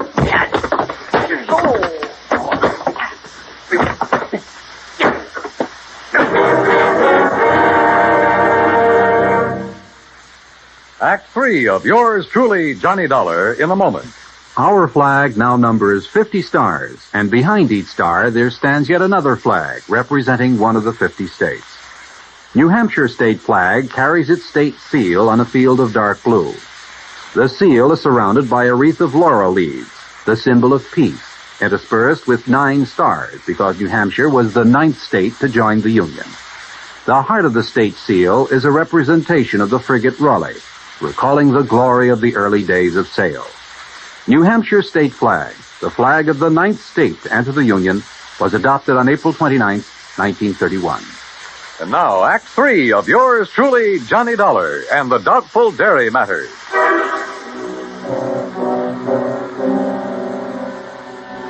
If it hadn't been for a big interstate moving van that drove into the alley where I'd been waylaid, well, I have a strong hunch I wasn't supposed to have lived through that beating. The truck driver, who absolutely refused a tip, incidentally, half walked, half carried me back to the Mapes. And the desk clerk had a doctor in my room within a few minutes. Terrible thing, Mr. Dollar. You're being attacked like this. And, of course, I'll have to make a report of it to the police. Oh, do anything you like, Doctor. Just get me patched up, will you? And you, easy now. There. You have no idea who could have done this to you. Believe me, I intend to find out. Judging by this swollen hand of yours, you got in some good licks, though, and whoever... What's the matter? Well, this is a very unusual ring you're wearing. Oh, some kids in the YMCA gave it to me a couple of years ago. I helped them with the softball team. Oh, yes, of course. That's the Y insignia. Yeah, one of them made it. And the 3 raised points stand for spirit, body, and mind. Yeah, that's right. Well, now, if you just... Oh, wait, what's that for? Make sure you get plenty of rest. Oh, no. Now, wait, Doc. I'm the doctor. Roll up your sleeve, please. Here, I'll do it. Look, if this shot leaves me groggy in the morning... You wake up feeling fine. There you are. Incidentally, that ring... Listen, before you notify the police... Ooh, hey, this shot works pretty fast. Yep. As I started to say, if that ring of yours didn't leave a mark on whomever you defended yourself against out there in the alley, I'll be very much surprised. In a few seconds, I was out like a light. But then a whole set of weird dreams began to plague my somewhat battered mind. And questions about who had attacked me and why. Only the why was only too obvious to keep me from finding an arsonist who... Yeah, who probably bore the mark of my ring on his kisser. I thought of the names Herb had given me, and his insistence that none of them could be guilty. Wait a minute. There was one name he hadn't mentioned, but Armenian had. Of one man who stood to gain a lot by the destruction of the silos. Or maybe it was just a crazy hunch, part of the wild dreams that came from the beating I'd taken. In any event... In the morning, as soon as the bank was open, I was in Herb Carlbert's office again. Well, yes, he has an account here, too, Johnny. At least he did before. How about loans? Has this man we're talking about taken out any loans? Well, yes, but, Johnny, you know I... Yeah, I know. The fact remains he's pretty hard up for dough, isn't he? Well, I didn't say that. Although, of course, if that's the conclusion you choose to draw... Tell me this. He owes the bank money now, doesn't he? Yeah. All right. Did he also owe the bank a lot of money about a year and a half ago? Johnny. Yeah. Well? Johnny, you're right. But who would have suspected? And when you consider that Aram Armenian is the one man who has given him money for all the work he's...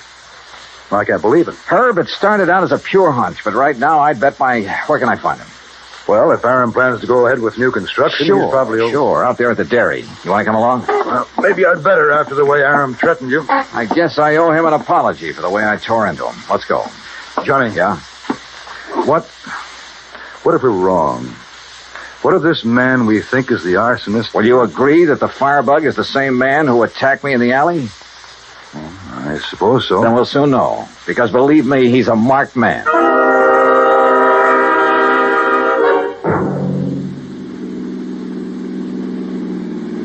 We made the Armenian dairy in 30 minutes flat, and we're told at the gate that Aram Armenian was in the pasteurizing plant.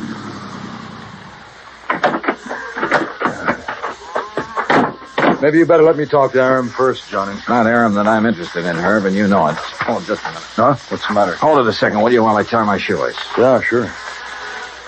I've been thinking, Johnny, on the way out, you know, we could really be terribly, terribly wrong. Herbert, old man. Aram, we're just looking for you. Well, when I heard the car pull up, I thought it was Joe Barnwell. He's due here to show me final plans for the new silo he's gone to. Well, Mr. Dollar. Yeah, that's right, Mr. Armenian. I want to apologize for... Well, what's the matter? That dressing on your cheek. What about it? Just what is that little bandage hiding? Johnny. Well, Armenian? As a matter of fact, I cut myself shaving this morning. Well, I'm sorry, mister, but that bandage is going to have to come off. Look, Johnny. Now, just a minute, Dollar. Ah, here you are, Aram. Here's the final blueprint for it. Why, what's wrong, George? Oh, gentlemen, this is Mr. Joseph Barnwell, Herb Carlbert. We know each other. And Mr. Johnny Dollar. Yeah. I think we know each other, too, Barnwell. Oh, do we? George, you have an accident of some sort? Your face. What's going to happen to him now won't be any accident, Mr. Armenian. And I apologize for doubting that you cut yourself with a razor. What? I'm afraid I don't understand. But that bandage on your face doesn't hide any razor cut, does it, Barnwell? Well, I don't know what you're talking about. All right, then let's rip it off. You certainly won't. Good heavens, Johnny. Yeah, look. The mark from the ring on my hand where I struck him last night. Okay, Barnwell. Now stop. Don't touch me. Start talking. Tell Armenian how you burned up his fancy, expensive silo so you could build another one. How you burned the other one up. Talk. I swear I... Talk. Talk.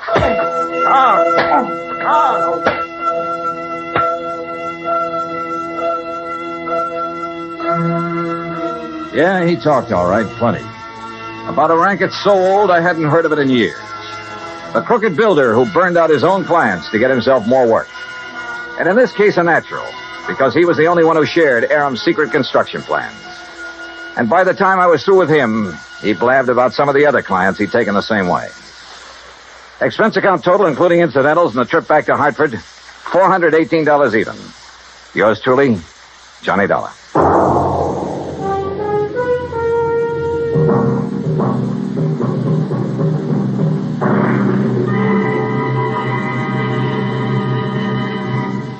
Our star, Bob Bailey, will return in just a moment to give you a hint about what's in store for you on next week's program. Meantime, listen carefully. There is a biblical verse which promises life is going to be better for everybody in the world when mercy and truth are met together and righteousness and peace have kissed each other. When the people of the United States of America express that thought, it is not in idleness, but in deeds. Today it is common knowledge that when the gigantic earthquakes and tidal waves struck the Republic of Chile in South America not too long ago, thousands of lives were lost and tens of thousands were left homeless, hungry, and suffering. Immediate aid in the form of food, medicine, clothing, supplies, and professional and technical help were flown to Chile by the United States Air Force in a Mercy airlift.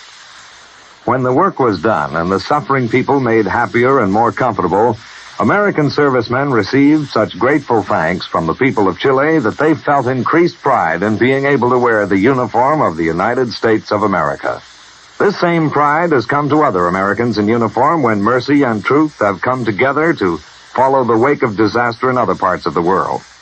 After the earthquake in Agadir, Morocco, after 2 devastating cyclones swept across the Bay of Bengal into East Pakistan, after a typhoon rocked and battered Japan.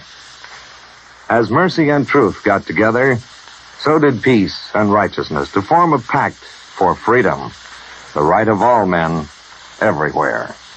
And now, here's our star to tell you about next week's intriguing story on yours truly, Johnny Dollar. Next week, well, I get into cattle country again, and a Hereford steer solves the case for me. So join us, won't you? Yours truly, Johnny Dollar.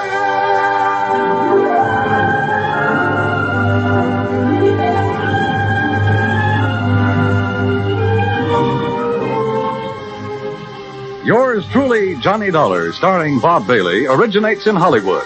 It is produced and directed by Jack Johnstone, who also wrote tonight's story. Heard in our cast were Paul Duboff, Will Wright, John Daynard, Harry Bartell, Parley Bear, and Forrest Lewis. Be sure to join us next week, same time and station, for another exciting story of yours truly, Johnny Dollar.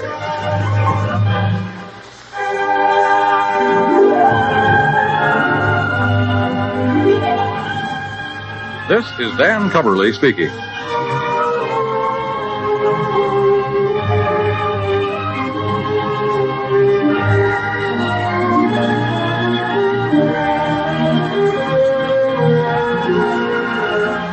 This is the United States Armed Forces Radio and Television Service.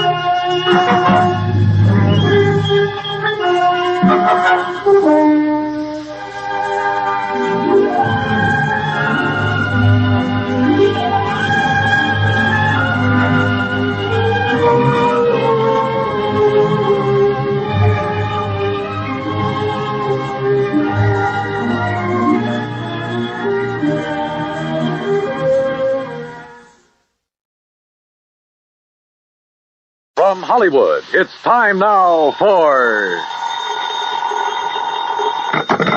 Johnny Dollar. Howdy, Mr. Dollar. My name is Jake Denham. I own a cattle ranch out here in Craig, Colorado. How'd you like to come out here and see me? Colorado? That's right. I have a policy with one of your companies, Tri-Western, office over in Denver. Well, what seems to be the trouble, Mr. Denham? Trouble? Oh, nothing like that. Not at all. Then why have you called me? Well, you see, the brand I use in my beef cattle is a Lazy JD. Yeah, you said your name is Jake Denham. That's right. But JD is your initials, too. Oh, yeah. Yeah. And the lazy part fits me to a T. But now why have you called me?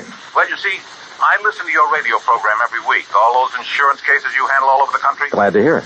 And I thought the Lazy JD being your initials, too, and all the local color out here, and, well, maybe you'd like to come and get some local atmosphere for one of your stories. Oh, now, wait a minute, Mr. Denham. If you have some insurance matter you'd like me to investigate... Well, no. I told you why I thought you ought to come. So can you, right away? You sure there's nothing wrong out there? No, like I said, a lot of local color. Nice place to stay here at the ranch. How about it? Well, I've a couple of days' work on some reports to finish up. Then right after that, huh? Well... Good. I'll be waiting for you. Goodbye. Look. And everything's really okay, huh? Goodbye. Mr. Denham, I think you're lying through your teeth.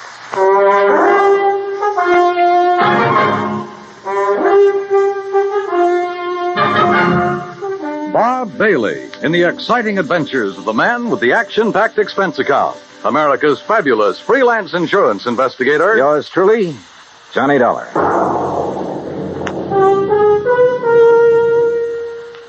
And now, Act One of yours truly, Johnny Dollar.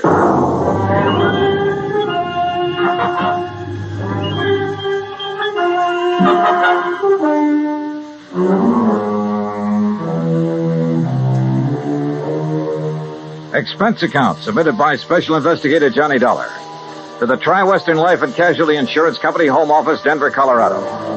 Following is an account of expenses incurred during my investigation of the bum steer matter.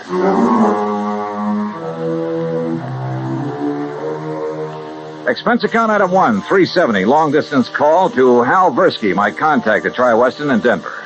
Johnny, good to hear from you. You out in this neighborhood? Nope, still in Hartford. Hal, I want you to okay an expense account for me. Well, now that depends. Listen, do you know a client of yours by the name of Jake Denham? Yes. As I recall, he owns a big cattle ranch over near the little town of Craig. Uh-huh. Carries a straight life for something like 40,000, 50,000. Well, look, I got a phone call from him begging me to come out there and see him. Oh? Something wrong? He says not, but I don't believe him. Well, have you any reason to think something is wrong? Well, only the half-baked excuse he gave me for wanting to see me. Look, Hal, I realize this is just a hunch, but... Certainly sounds like it to me. But my hunches have saved your company a lot of dough on occasion. So how about it? Okay. Put it this way. If you run into something out there and clear it up, we'll pay the freight. If not, well, you just go ahead and have yourself a vacation at your own expense, okay? Oh, now, why don't you relax that iron grip on the purse strings for a change, huh? Why? What would you do? Okay, but I warn you, Hal, if this does turn into a case for your company, my expense account is going to knock you right off your feet. Oh, now, wait a minute. Bye-bye. Johnny! It took me nearly 4 days to clear up the reports I had to finish. I wish now it hadn't, that I'd left Hartford immediately. Expense account item 2, $133. Plane fare and all the incidentals I could think of, Hartford to Denver. I got there shortly after 7 a.m. Item 3, $50 deposit on a drive-your-own car, in which I promptly headed north and west on Highway 40. That is, after getting out of the traffic in Denver itself, and believe me, that town has it. The 200-mile drive to Craig was routine, except for the lush green hills, the snow-topped mountains, the vast meadows and forests. Colorful Colorado, they call it, and it sure is. Finally, about noon, I pulled into Craig and stopped at the Cosgrove Hotel for lunch. That's item 4, $350. From the waitress, I got directions to the Lazy J.D. Ranch. About 8 miles south on the Yampa River, just off Route 789. You want some dessert? Oh, no, thanks. This is fine. Hey, you one of the relatives? Relatives? Oh, of course not. You're too late.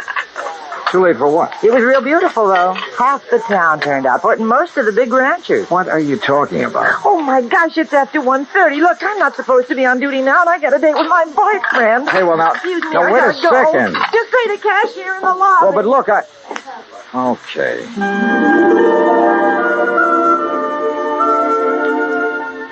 I paid my check to the cashier, went out to my car, climbed in, and headed for the Lazy J.D. There must have been several thousand acres to the ranch, all rich, green, healthy-looking pasture land, and Lord knows how many head of beef cattle. The main ranch house was a rather small but well-kept affair near the gate to the road from the highway.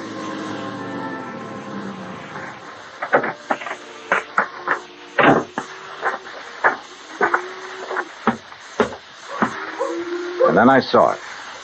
A long piece of black crepe hanging on the doorframe.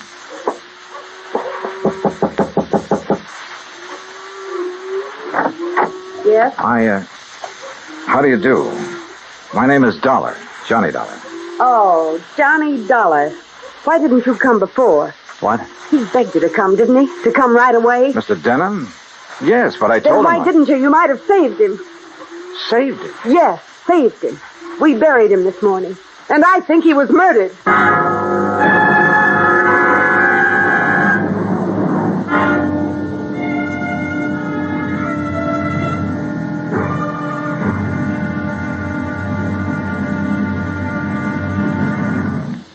Act Two of yours truly, Johnny Dollar, in a moment. The American writer Christopher Morley once wrote, "When you sell a man a book, you don't sell him just 12 ounces of paper, ink, and glue. You sell him a whole new way of life. unquote. Now, that goes double when you give, not sell, a book. But the gift of 550 books to little children increases the legacy tenfold. Near the end of 1960, the employees of the Chase Manhattan Bank started a people-to-people program with such a gift to school children of a town in Tanganyika. That's on the southeast coast of Africa. And to give you an idea how the books were received by the children, let me first quote from Francis Bacon. He's an English writer of a few centuries back. He said, "Some books are to be tasted, others to be swallowed, and some few to be chewed and digested." In the past, children in Tanganyika may have done a little tasting and chewing and a little swallowing and digesting. But there's one certain thing. They wound up devouring the books they received from the United States. And they did so much of it that they, the ones in high school anyway, were able to reach the level of English children their age and pass the exams at the same time. That takes a lot of book learning, as they say. Now, the gift of these books from the United States of America may have seemed a small thing to the senders, but the boys in Tanganyika who received them know that they've opened a whole new way of life. They've greatly increased understanding in the classroom of freedom, the right of all men everywhere. And now, Act Two of yours truly, Johnny Dollar and the Bum Steer Matter. The tall, beautiful girl standing in the doorway of the ranch house at the Lazy J.D. outside of Craig, Colorado, was dressed in black. The red about her eyes showed that she'd been crying. But there were no tears in them now. Jake Denham was my father, Mr. Dollar. I'm Virginia. And you think he was murdered? Why do you think he called and begged you to come out here? Any idea who might have done it? Yes, Big Mike Craven. Who's he? He owns the Sea Lucky Star and wants to own every other ranch around here, and he will unless somebody stops him. How did your father die? Anthrax. That's what they said it was. I thought that was a disease of cattle. People, too, if they get infected from the cattle. And that's what happened to your father? That's what they say, but there's no anthrax around here. Our ranch is clean. Look, let's go inside and sit down and talk about this. Sure, I'll talk about it. If only somebody will listen. And here, John. Oh, thanks. Are you, all alone? Now that Dad's gone, he and I ran the ranch. Now it's up to me. Sit down. Thank you. Virginia, were you trying to tell me out there that you think somebody tried to infect your herd with anthrax? What would you think? Who was your father's doctor? Dr. Regis Ross from in town. Who are you? Well, my name is Dollar, insurance investigator. Say, you fellows act pretty fast, don't you? Sometimes. Feeling all right now, honey? I guess so.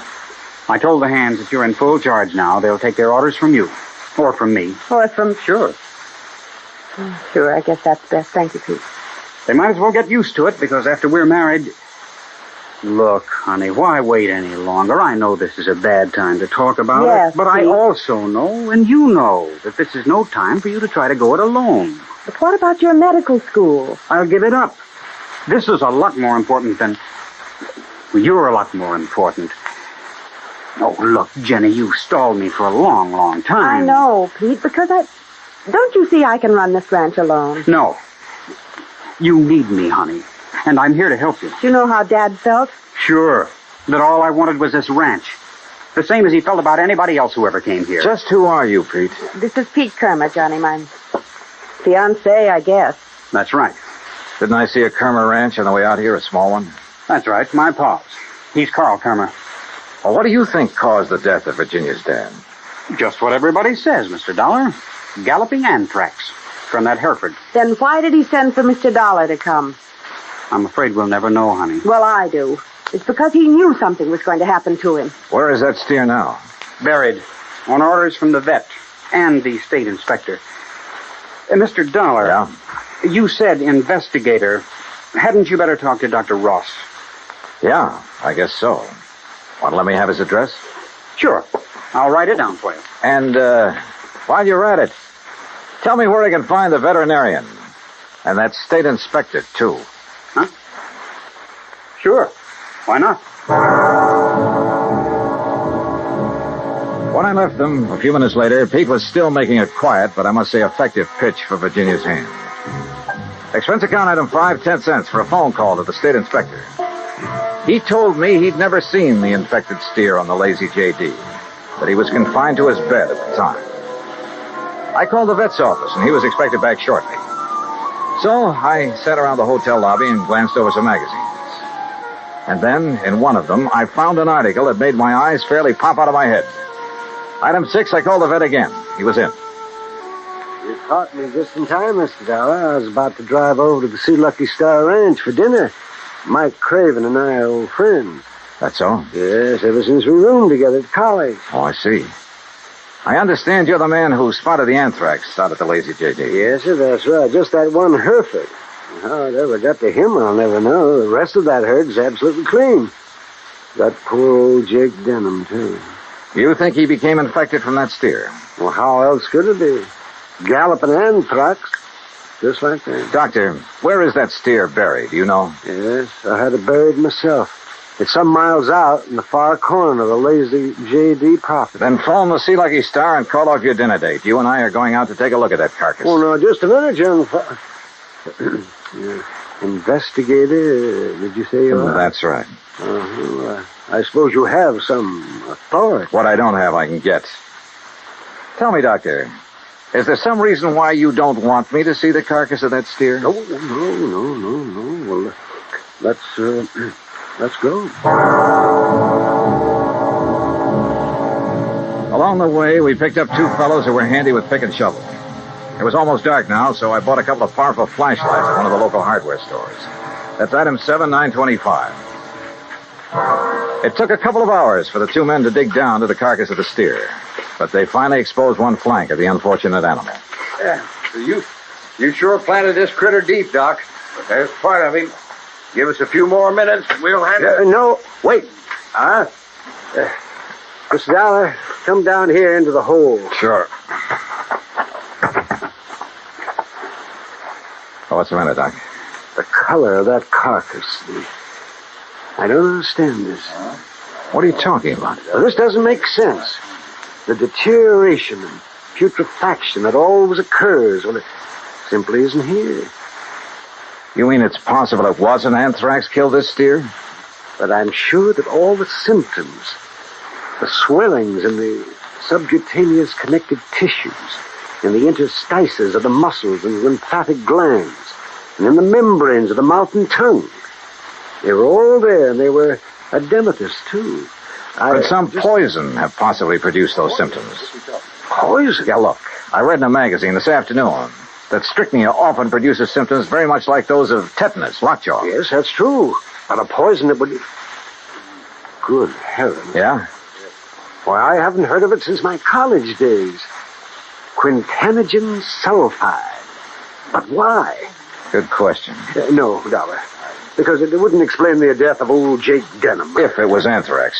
What? Or was he poisoned, too? Good heavens, you mean you think that he... Wait a minute.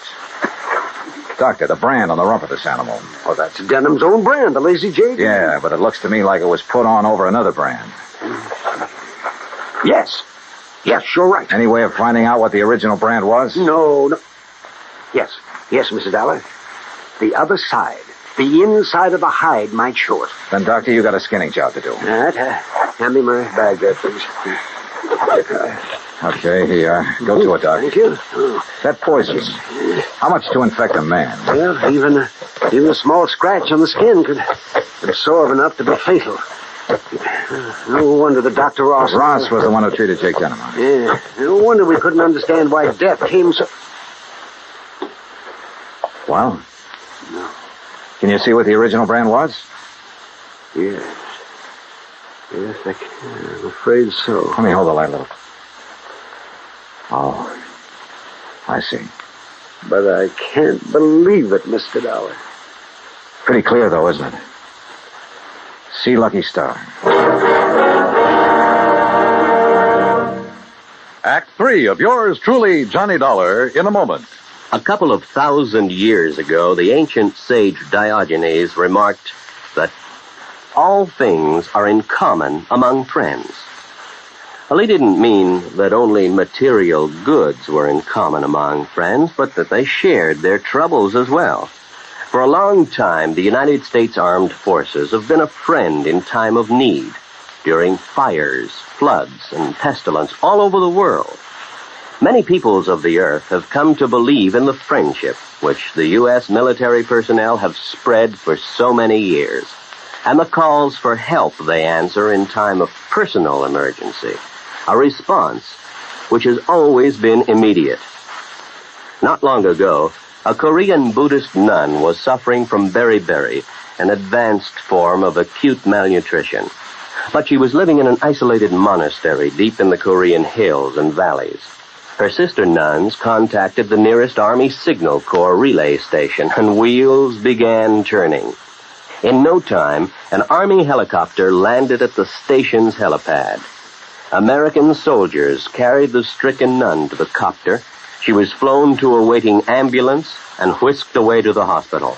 Her recovery was rapid, thanks to the United States Army, her newfound friends. Army helicopter men helped in many other ways. Over the 108 islands of the Ryukyus that spread from southern Japan to northern Formosa, Army helicopters are constantly whirling their blades as they hop from one island to another on missions of mercy. They bring food donated by American women on Okinawa, or they bring vital medicine to save a life. They also bring friendship and understanding and freedom, the right of all men everywhere. And now, Act 3 of yours truly, Johnny Dollar and the Bum Steer Matter.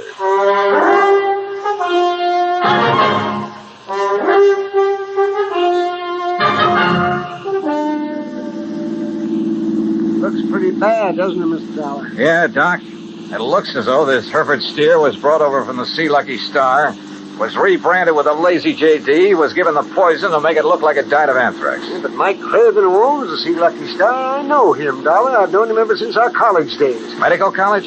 Oh, no, just during the preparatory years. But Big Mike couldn't have done a thing like this. Big Mike has wanted to get his hands on the Lazy JD for years, Well, hasn't of he? course, so have a lot of other big ranchers, but I'd stake my life on it. He'd never do it. Hey, wait. Yeah? You should have taken that left turn to get to the Sea Lucky Star. That's not where we're heading. Yeah.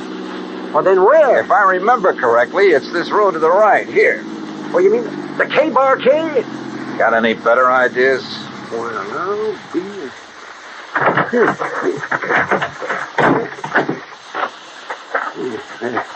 The ranch house is dark. It won't be for long. Would you call this a good ranch, Doc? No, old Carl has been just a hanger-on. He hasn't made the place pay for quite some... What's going on out there? Who is it? Johnny Dollar, Pete. Oh? I want to talk to you. Oh, sure. Door's open. I'll be right down. Come on, Doc.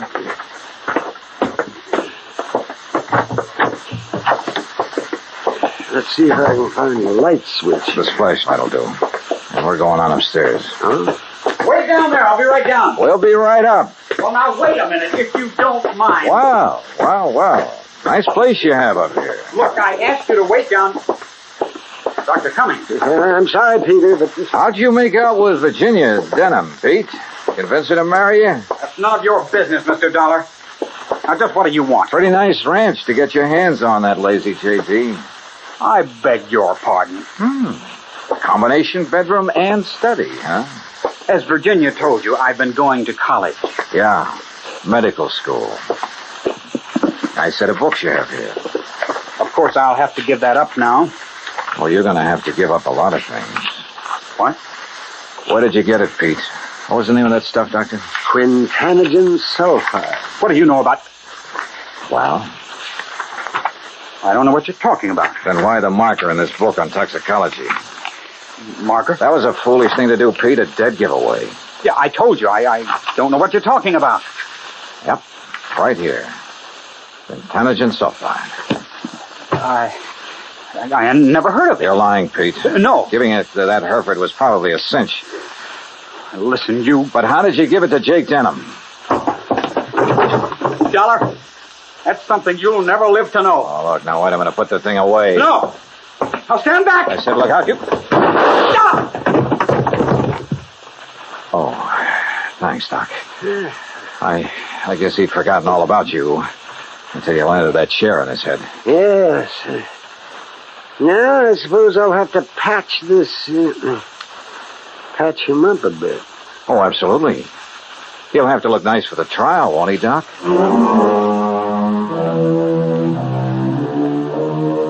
Expense account item 8, $55.95. Living expenses in Craig while waiting for the autopsy on Jake Denham.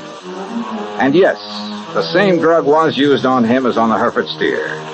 A small bottle of the rare drug was found in Pete Kermer's trunk.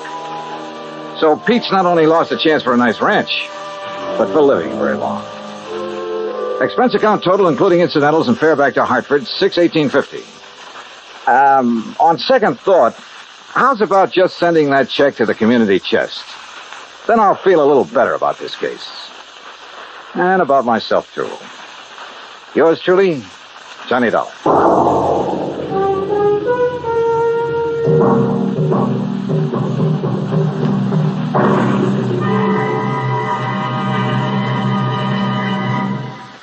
And now, here is our star to tell you about next week's story. Next week, an old ghost town out in Montana. But one of the ghosts carries a .38 Colt. Join us, won't you? Yours truly, Johnny Dollar.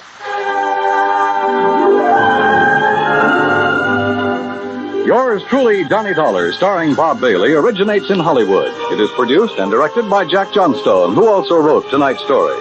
Heard in our cast were Virginia Gregg, Gene Tatum, Will Wright, Jack Edwards, Howard McNear, Sam Edwards, and Forrest Lewis. Be sure to join us next week, same time and station, for another exciting story of yours truly, Johnny Dollar. Dan Cumberly speaking.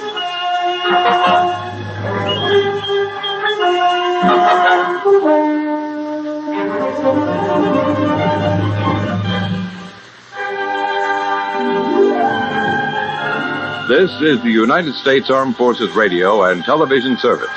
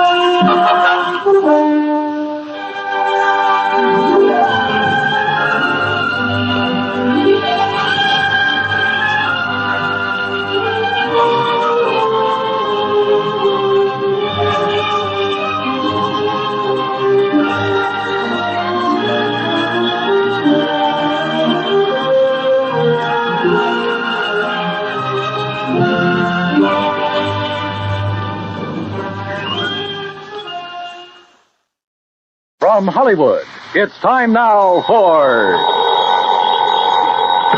Johnny Dollar. Randy Singer, Johnny. Oh, hi, Randy. How's the New York City Police Department these days? Well, the department's fine. Me, I'm not so sure. Well, then maybe I'd better run on down there and cheer you up a bit, huh? Yeah, you'd better come down here on account of Mary Grace Marshall. Hey, how do you know Mary Grace? The point is, you do. Well, matter of fact, I just got back from a weekend in that town of yours. Yeah, Mary Grace and I had a ball. We took in a couple of shows, did the nightclub routine. Yeah, I know. Even spent Sunday afternoon together out at the...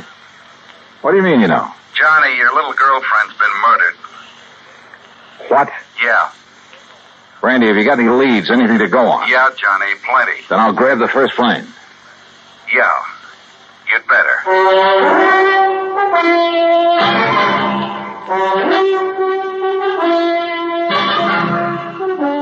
Bob Bailey in the exciting adventures of the man with the action-packed expense account. America's fabulous freelance insurance investigator. Yours truly, Johnny Dollar.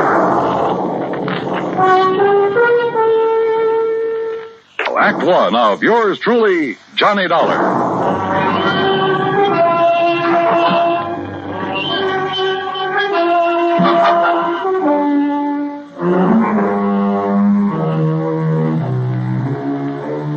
Expense account submitted by Special Investigator Johnny Dollar To the Mideastern Life and Casualty Insurance Company, Home Office, Hartford, Connecticut.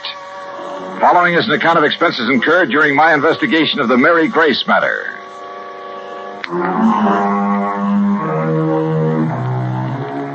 Expense account item 1, 10 cents. Phone call to the airport to reserve a seat on the first plane to New York. Item 2, phone call to Ben Perrin at the Claims Department of Mideastern Life. Aaron here? Ben, this is Johnny Dollar. Oh, hello, John. Now listen, I'm on my way down to New York at your company's expense, though the expense part is beside the point. What? No, just wait a minute. Mary Grace Marshall has just been murdered.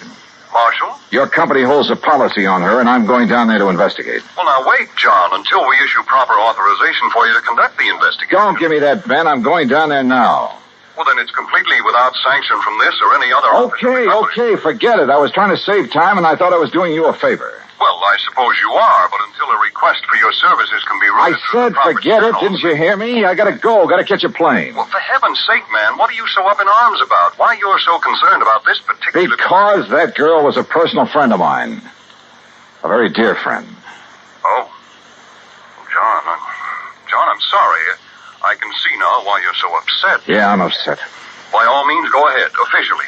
And if there's anything I can do... Yeah, there is. You can stop all this yammering so I can hang up and get out of here. Goodbye. John. Yeah, what now? You really cared for that girl, didn't you? Yeah, Ben. I cared.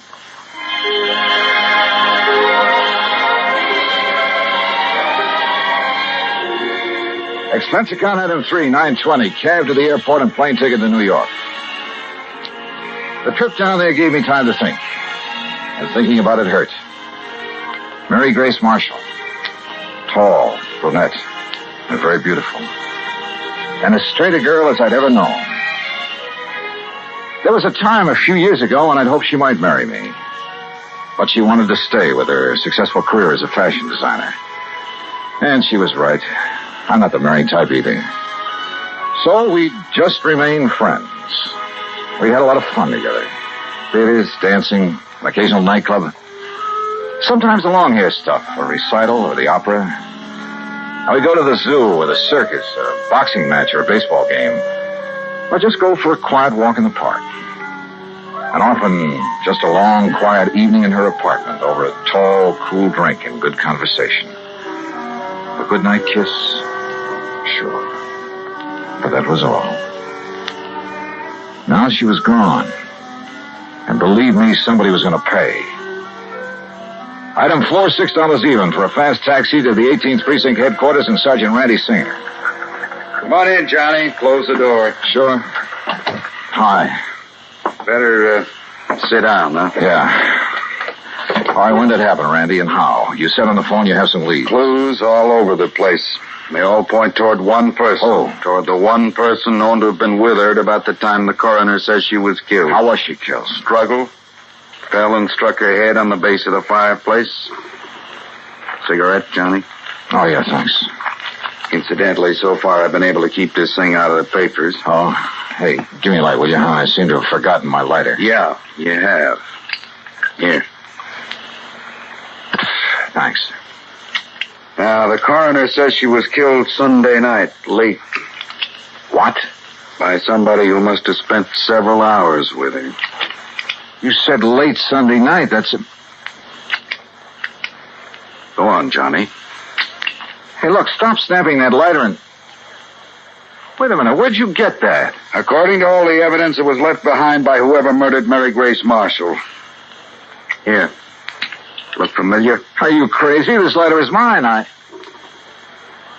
Yeah, Johnny. I know. And now, Act 2 of yours truly, Johnny Dollar, and the Mary Grace matter.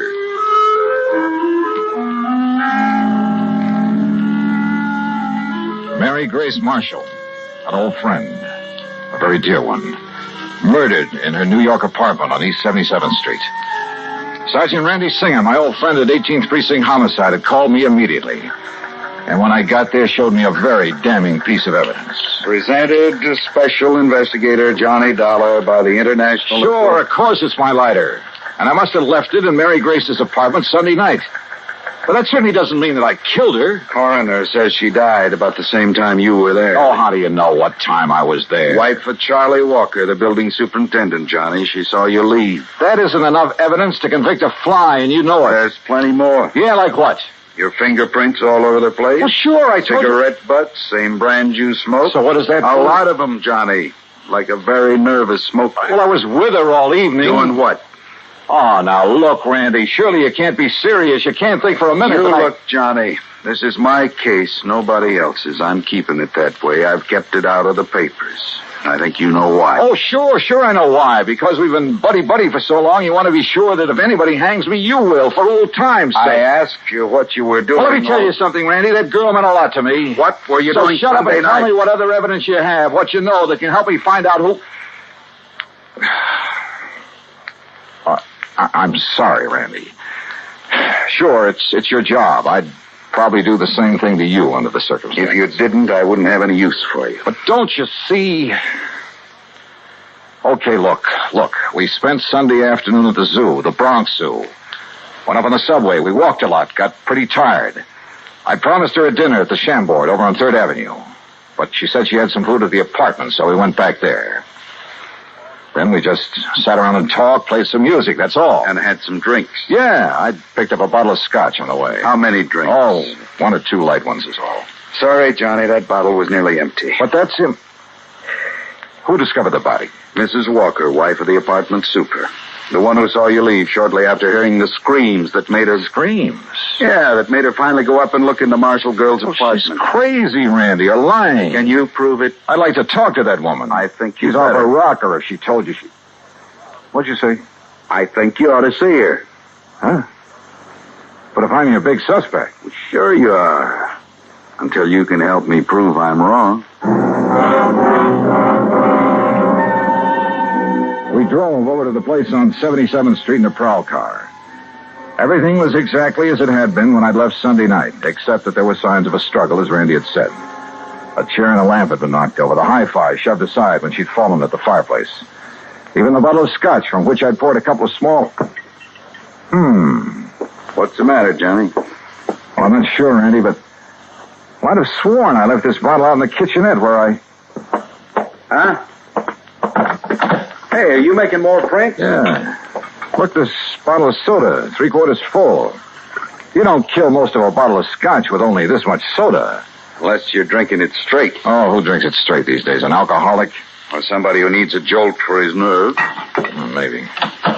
Want to go downstairs and talk to the super's wife? Yeah, let's.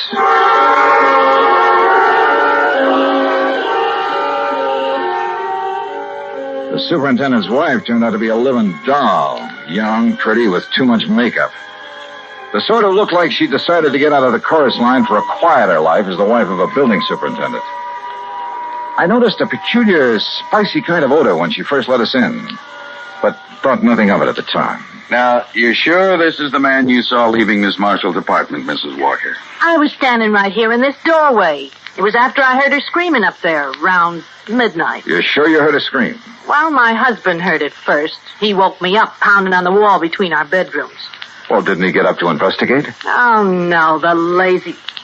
Well, he's been sick. He's still sick. But then I heard the screaming, so I run into his room and ask him what to do. Go back to bed and forget it, he says. It's probably just a party upstairs. Then you went up and found the body, huh? Well, first I tried to sleep, but I kept thinking I heard noises. From upstairs? Well, no. You're sure? It was like maybe my husband was getting up or something. Go on. Well, finally, about 2 a.m., I went up to her apartment. When she didn't answer my knock, I let myself in. And there she was, dead. Who called the police, you or your husband? Him? Besides, I told you he was sick. He still is. I'd like to talk with him. Oh, sure. If he's sober enough. Come on. That was a funny crack. If her husband really was sick.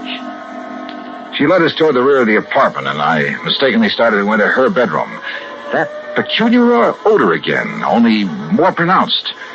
And believe me, it was an arpege. Here, mister, this way. Her husband's bedroom was pretty much of a mess, untidy, with pictures of bathing beauties, calendar art, and some striking pictures of Mary Grace Marshall plastered all over the walls. This room had an odor about a tube of stale booze. Here you are, Charlie. No, I tell you, I don't want any more of that stuff. Well, you seem to think it'd make you feel better. I did. What did you... Oh, the cup again. That's right, Mr. Walker. And this is the guy I seen coming down from your girlfriend's apartment after all the screaming.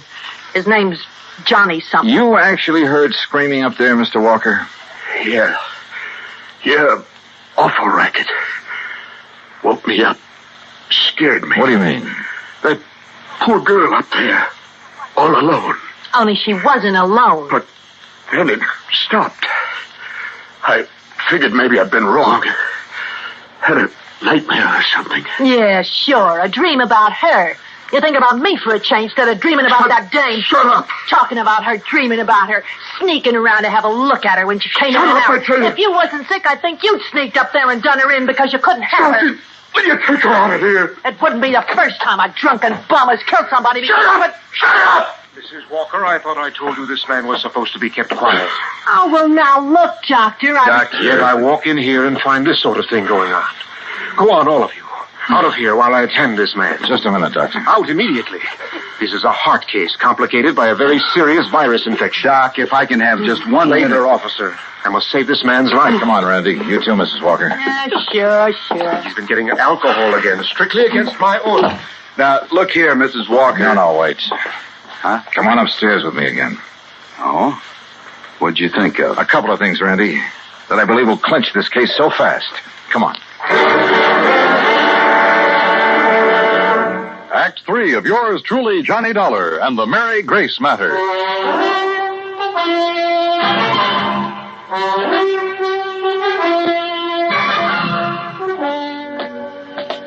What do you mean, clinch the case, Johnny? Didn't you hear enough from Charlie Walker and his wife? Yeah, I heard plenty, Randy.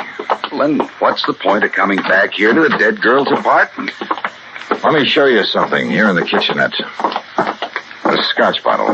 You shouldn't pick that up, Johnny. Print. Yeah, prints. And where your boys dusted over them to show them up. But look. Yeah? Right here they're smeared, see? By a piece of cloth. Sure, he tried to erase them when he killed that bottle. Now, come on back to the living room. And here, take a look at this. Well, what's the hi-fi set got to do with I it? told you Mary Grace and I sat here Sunday night talking and playing records. So? This record on the turntable is the same one we were playing just before I left her. Look at it. Dolorima by Vingetti. Never heard of it. We shut it off because it got too noisy in the death scene from that opera, huh? Listen.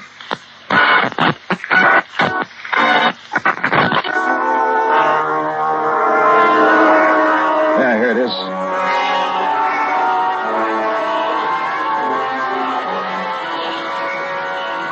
Holy.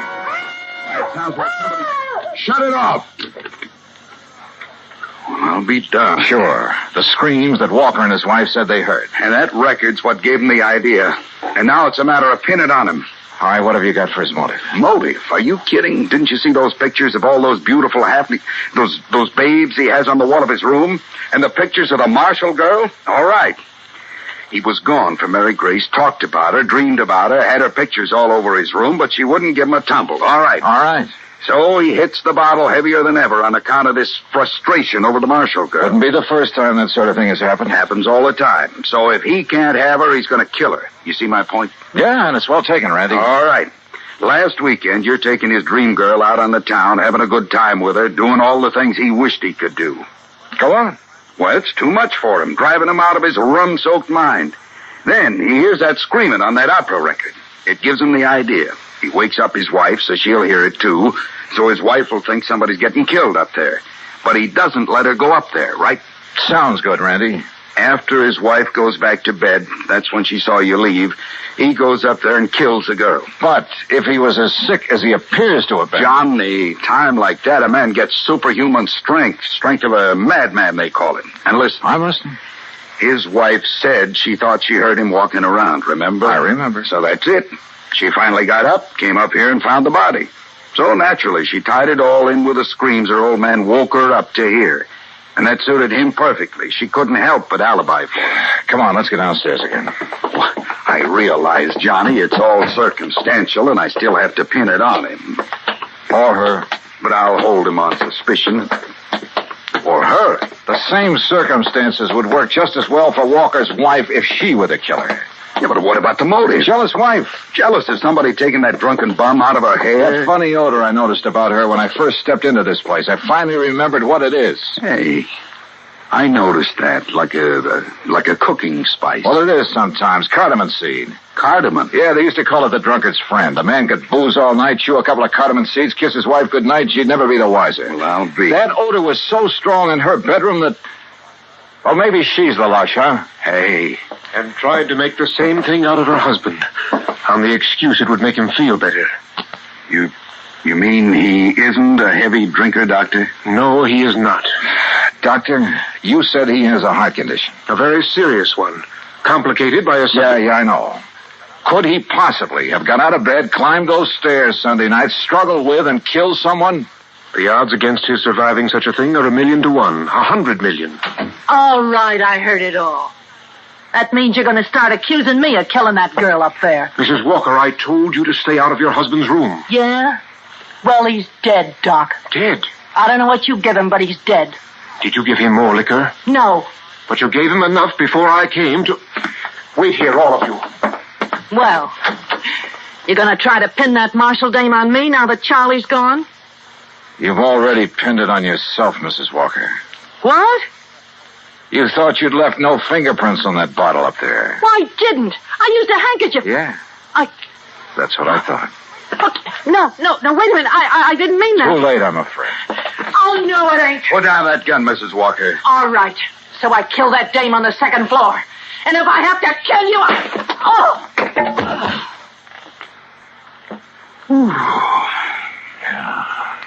Thanks, Doctor. It's quite all right, sir. Well, Randy, there's your killer. Happy? Yeah? I guess I ought to be. You? It doesn't bring back Mary Grace.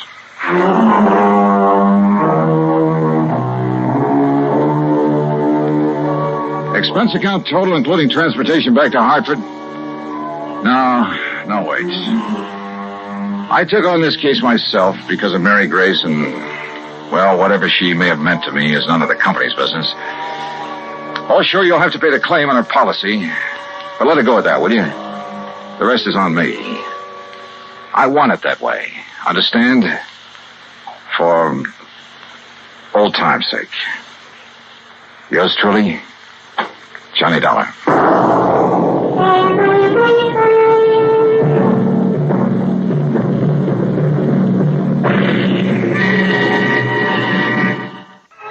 Be sure to join us next week, same time and station, for another exciting story of yours truly, Johnny Dollar. This is Dan Coverly speaking.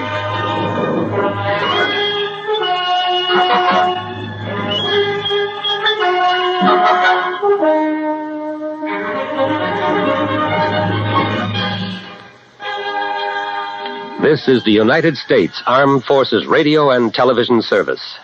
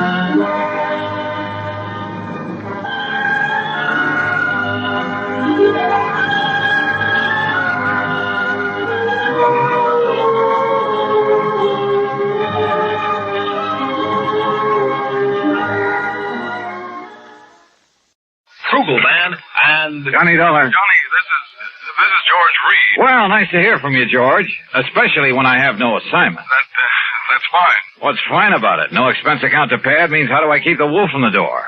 Unless, of course, Floyd's of England has the case for me. Huh? Well? Johnny. Yeah? Well, a few weeks ago, you were kidding at the time. Oh, now, George, how could I ever kid you? I'll let that one go. Yeah, you better. The point is, you rather jestingly asked me if instead of selling life insurance... Oh, no.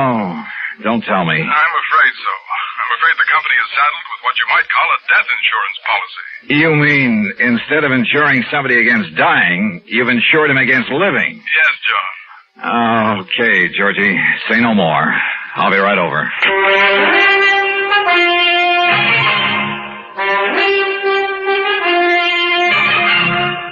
Bob Bailey in the exciting adventures of the man with the action-packed expense account, America's fabulous freelance insurance investigator. Yours truly, Johnny Dollar.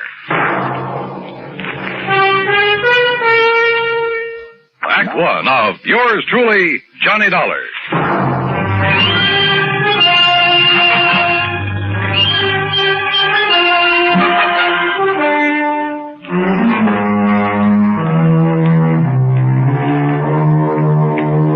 Expense account submitted by Special Investigator Johnny Dollar to Floyd's of England, American Office, Hartford, Connecticut. Following is an account of expenses incurred during my investigation of the Hope to Die matter.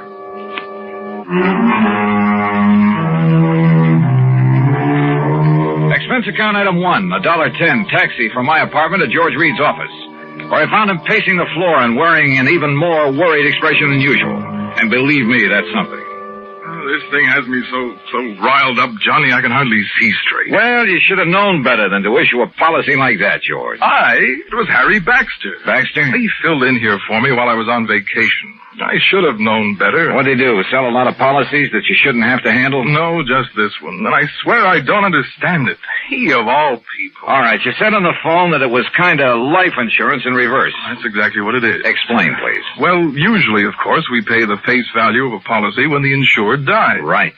In this case, however, the company will have to pay the $250,000 that the insured doesn't die. $250,000? Yes. How under the sun could a man be crazy enough to issue a policy like that? John, you know how it is. The company prides itself on the fact we'll insure anything. Not only life and property and health and so on, but the voice of a singer, the feet of a dancer, hands of a pianist, even the dimples on the knees of a chorus girl. Yeah, and singing mice, an old alley cat, a sick whale. Of course I can't say that Harry wasn't in position to do it, but... Johnny, you've got to help me. First, you better tell me who and why and what it's all about. It's just the trouble. I don't know. Well, in that case, you don't know. I only got back here to the office this morning. I found our copy of the policy lying here on my desk. But if you don't even... Oh, look, I've handled some pretty screwy cases for you, George. Yes, but they've all finally made sense one way or the other. And, Johnny, we have paid you some very nice fees. You can't deny that. George. Tell me, have I ever questioned your expense account? But death insurance, it doesn't make sense. Have I? Insuring somebody against living. Have I? I'm sorry, but this time the answer is no. Listen, if you take this on, I'll okay your expense account without even reading it. Death insurance. Expense account unlimited. Johnny? George, there are some things even a conniving, chiseling, unprincipled rascal like myself won't even... Unlimited? Johnny? Okay, George, I'll take it. Act 2 of yours truly, Johnny Dollar, in a moment. And now Act 2 of yours truly, Johnny Dollar, and the Hope to Die matter. Floyd's of England insure anything. At least that was their boast. And now it looked as though it had finally backfired on them. Because somebody in the organization, some character named Harry Baxter, had issued not life, but death insurance. If it hadn't been for my friendship for George Reed, well, plus his promise of unlimited expense account, I'd have thrown the whole problem right back into his face, as it was. Thanks, Johnny, from the bottom of my heart. I'll never forget you for this. Believe me, George, I'll never forget you for this. And if you can get us off the hook... All I can do is try, so come on, give me the dope on it. Yes, now here. The name of the insured is Miss Mary Ellen Markham. Yeah, I got it. Where does she live? 514 East 52nd Street, New York City. Pretty fancy address. Yes. Okay. Now tell me why this Mary Ellen has enjoyed herself against living. Well, that's the point, Johnny. She hasn't. Well, now, wait a minute. Albert Schwinner has. You mean somebody else took out this policy on her life? Or rather death? Yes. Holy. Well, what is this guy, a professional gunsel who's going to wipe her out and then collect? I suppose he's the beneficiary, too. Yes, he is. Oh, fine. Well, come on, who is it? I don't know. As I told you, the policy was lying here on my desk when I got back this morning. I do know this much about him. It's Dr. Albert Schwinner. Doctor? What kind? Well, those are the things you've got to find out. Who he is, what he is, why he's bought insurance against this woman's living beyond November 10th. The 10th? Well, that's only a few days from now. Oh, George, this gets worse and worse. Oh, if only Harry Baxter hadn't issued that policy. But he has. Oh, boy, you sure picked a dilly to fill in for you while you were away. Picked him? What else could I do? After all, he never did anything like this before. You've known him before? Are you serious? Of course I have. Why, Harry Baxter... All right, now look, time's a-wasting and we haven't got much of it. I take it you want me to see if I can find some legal grounds for canceling this policy. Yes, immediately. Now, have you got an address on the beneficiary, this Dr. Schwinner? No, I've been so upset about this whole thing, I haven't even looked. And let me see. According to this, he lives at... What's the matter? Dr. Albert W. Schwinner, C.L. C.L.? What kind of a doctor is that? I don't know. The address is 14327 E Street, Union City, New Jersey. C.L. Well, I'll soon find out. Where can I reach this Harry Baxter who sold the policy? In New York at the... here, I'll jot down the address. I still don't see how Baxter could get away with this. After all, when you consider his position... Here. He offered no explanation at all. Well, I'm afraid I didn't give him much chance. I practically threw him out of here. Oh, can't say that I blame you. And that's another thing. Look, Johnny, perhaps you can reason with... Oh, don't worry, George. He's number one on my calling list. I'll be talking to you. Expense account item 2, $785, fare to New York and taxi to Harry Baxter's address. A real snooty one over near Sutton Place. And people don't live in that joint unless they've earned or chiseled a lot of money from somewhere. In the case of Baxter, I suspected a big chisel. My suspicion was considerably heightened when he opened the door. His apartment was luxury from stem to stern. As for Baxter himself... Dollar? Why, of course, old boy. I've heard a great deal about you from my dear friend and colleague, George Reed. Dear friend, huh? Well, you say that as though you doubted it. Oh, I know, that filling in for him while he was away. Well, I really should have done better for the old thing, but I've had so many social obligations to meet these past few months, and after all, one must keep up with those things. Oh, I'm sure one must. Well, I did sell one policy, you know, a real dilly. Ah, that's the understatement of the week. I suppose I can't really blame him for being a bit excited about it, but he gave me no chance to explain why I issued the policy. Why did you? Oh, now, really? Well, I made it very clear to George that I would tell him when he calms down enough to be reasonable. Really, Mr. Dollar, he was in quite a tizzy. Brother, he still is. That's why he sent for me. But when he calms down, he'll be sorry he bothered you. Suppose you tell me why you issued that policy. You? No. What? No, I'll tell George when he's ready and when I'm ready. Oh, now, just a minute. And you may tell George I said exactly that. Goodbye, Dollar. You'll tell me, Baxter, right now. I'll do nothing of the sort. And what's more, since my plane for Europe is leaving shortly, I have no time to...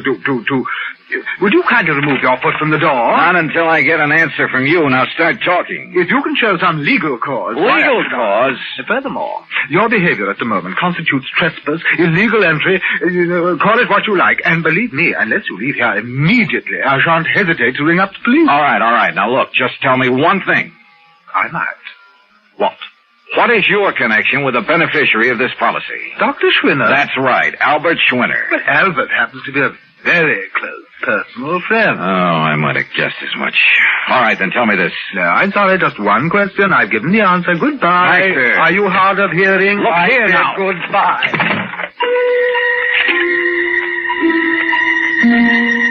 Well, there was no point in trying to batter down the door of Harry Baxter's apartment, so I left. Downstairs in the lobby, I put in a phone call. That's item 3, 55 cents to George Reed's office in Hartford. I'm sorry, Mr. Mr. Dollar, but he seems to have stepped out for a few minutes. Oh, well, then please tell him when he gets back that I want a complete rundown on Harry Baxter. Well, that shouldn't be difficult. Right. Having hired him, George shouldn't have much trouble getting that for me. Well, that isn't what I meant, Mr. Dollar. As a matter of fact, I think I can tell you just Now, let George do it. I'll call him back. Item 4, 65-cents taxi to Mary Ellen Markham's apartment on East 52nd Street. A uniformed nurse met me at the door, told me I could stay with Miss Markham only a very short time, then led me into the bedroom. And there, carefully propped up in bed, lay a pale, wan, tired woman who looked to be 65 or 70. The room was full of flowers. You may leave us, Mrs. Haskell. I'll ring when I need you. Yes, Miss Markham. Sit down, Mr. Dollar. Thank you. I'm sorry I won't be able to speak with you very long. But as you can see... Yes, I can, of course. I'll get right to the point. You must know, I'm sure, that someone has just taken out a policy on your... Well, an insurance policy on you. Yes. It was so smart. And so helpful with Harry Baxter. Oh. You see, I am suffering from a rare, incurable disease of the blood. I'm sorry. I don't have long to live. A few days, perhaps. A few weeks at the most. Excuse me. This is such an effort. Well, you're getting the best of care, I trust. Yes. It's the very best. Now, what do you wish to know? You know a Dr. Albert Schwinner, don't you? I've known Albert for many years. We've been great friends. Then why does he take out a policy that... Well, it indicates he hopes that you'll die. Hopes? I'll die? Yes. What else could it be? Oh, you don't understand. Don't you see? Schwinner has bought insurance against your living beyond November 10th. Yes. Yes. My 50th birthday. You mean to say you're... The reason so. Yes? I'm sorry. You mustn't. Oh, I know. I'm tiring you. Yes. But just one more thing. Your doctor, the doctor who's taking care of you. Albert. Albert? This same Dr. Schwinner? Yes. Now you must leave.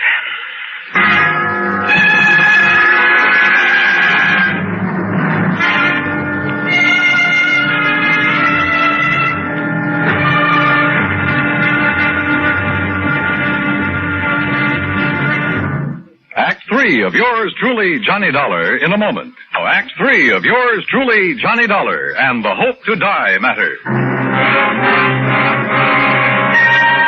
The little that Mary Ellen Markham had been able to tell me left me more puzzled than ever. I've never been given such a runaround of my life, deliberate or otherwise. But I didn't dare tax her strength further, so I left. Item 5, another 55 cents for another call to George Reed in Hartford. This time he was in. Yes, Johnny, I must confess I'm calmed down a bit, but the first shock of learning that Mr. Baxter had issued that seemingly absurd policy... What do you mean, seemingly absurd? George's whole thing has me in a tizzy now, a double-barreled one. Well, I tried to call Mr. Baxter a few minutes ago, but got no answer. I wanted to apologize, of course. Apologize? After all, since he's chairman of the board... Chairman of what board? The company, this company. What? I tried to tell you that this morning, but you didn't give me a chance. Harry Baxter is also the majority stockholder. Oh, brother. In any event, as I'm sure you can see, he must have had some good reason for that policy, and as soon as I can get him by phone... You won't. What? He just left for Europe. Where? I don't know, and right now I don't care. But if I can't contact him, Johnny, I don't dare cancel this policy until I've talked to him. And if Miss Markham should die before the 10th... Yeah, 250 G's. You've got to carry on. Would you like to tell me how? If Mary Ellen Markham dies on or before November 10th, Floyd's of England pays Dr. Albert Schwinner $250,000 on a policy taken out by him. And he is her doctor with her life in his hands. And if there isn't something wrong with that setup. Expense account had him $6-8 for a taxi to Schwinner's address in Union City, New Jersey. And there at last I learned what the CL meant behind his name. It was an abbreviation, for this was the Albert Schwinner Clinic, devoted to the study of rare diseases of the blood. But Schwinner wasn't there. He'd gone to New York to see Miss Markham. Item 7, $10 even for a fast taxi ride back there to Manhattan. As the nurse led me into the unfortunate woman's apartment, he was just coming out of the bedroom door. Oh, Dr. Schwinner, this is Mr. Johnny Dollar. Oh, Mr. Dollar, Harry Baxter told me I might expect you. Oh, he did, huh? Yes, he phoned me just before his plane took off for Europe. Pretty smart. You're an insurance investigator, aren't you? That is right. Oh, you may go in to see Miss Markham now, Mrs. Haskell. Very well, Doctor. How is Miss Markham, Doctor? Much better, thank God. Oh, why do you say that? What? If she dies before this week is out, you stand to collect a cool $250,000, don't you? I? No, the clinic. Isn't that the same thing? Hardly. Sit down, Mr. Dollar. Now, you're concerned about the rather unorthodox insurance policy that Mr. Baxter issued. I certainly am. I think you better let me tell you the reason for it. I think you'd better. At the onset of her illness some 15 years ago, the best doctors in the country gave her 5 years to live at the most. And that's when you came into the picture? Yes. Because of the devotion, the concentration of all our efforts to this one field of medicine, the clinic was able for the first time to give her hope. Her hope was justified. We have given her years of life. But now, wait a minute, Doctor. She told us then that if she could be helped to live until she was 50... And that'll be on the 10th? Yes. That would prove beyond the shadow of a doubt that our methods, our practices were right. That we could prolong and possibly ultimately save not only her own, but thousands, perhaps millions of lives. Therefore, she agreed that if she reached 50, she would make an outright gift of $250,000 to the clinic and its work. Money which is much needed, by the way. But then it began to look as though she might never reach 50. Yes. And she suggested this unusual insurance policy on her death rather than on her life. I see. But why Harry Baxter, chairman of the board of the insurance company, its biggest stockholder, whatever? I don't get it. Baxter's own mother died of the same disease, Mr. Dollar. Oh. Of course. Then he knew how necessary this money is to the clinic. Yes. And let's face it, Baxter is something of an eccentric. And that's the reason he chose this offbeat way to make sure you get the financial help you need. Exactly. Then, if I try to get this policy canceled... A great many lives in the future may depend on its remaining in force. Of course, if you feel it your duty... Doctor, my duty as I see it is to do just exactly nothing.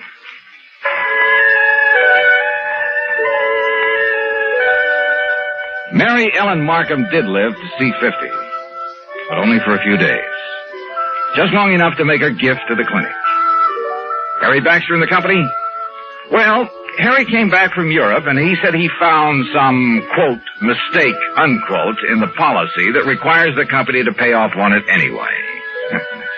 Eccentric? We should have more of them like that. Expense account total? Are you kidding? Yours truly, Johnny Dollar.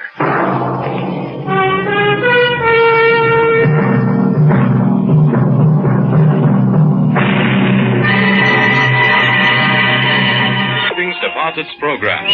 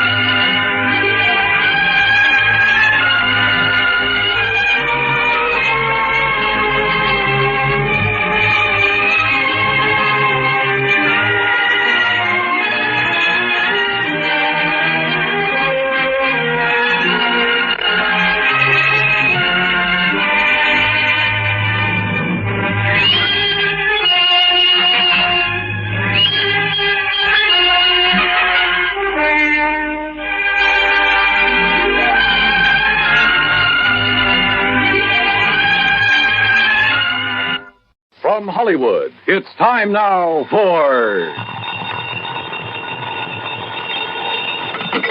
Johnny Dollar. Mr. Dollar, the investigator? That's right, insurance investigator. Yes, well, my name is Frank Skinner, Mr. Dollar. Yes? You see, my wife and I run the Sunny Dream Home up here at Buckland Center. Old folks' home it is. I see. Well, now, what can I do for you, Mr. Skinner? But I'm afraid there's something wrong here, Mr. Dollar. You see, we've never had anything like this before. Like what, sir? Well, to begin with, all our clients are pretty well insured. Yes? All right. We've been having a lot of deaths here at the home these past months. Too many, Mr. Dollar. Well, after all, if your clients are all very old people... Yes, sir, they are. But you see, these have all been accidental deaths.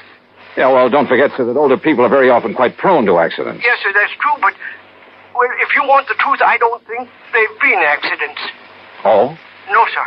And if something isn't done to stop this, well, I think maybe you'd better come up here and see us. Mr. Skinner, I think you're right.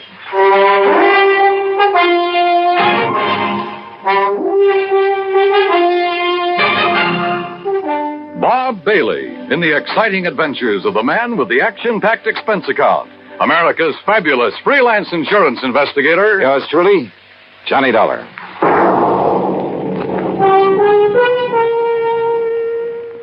And now, Act One of yours truly, Johnny Dollar.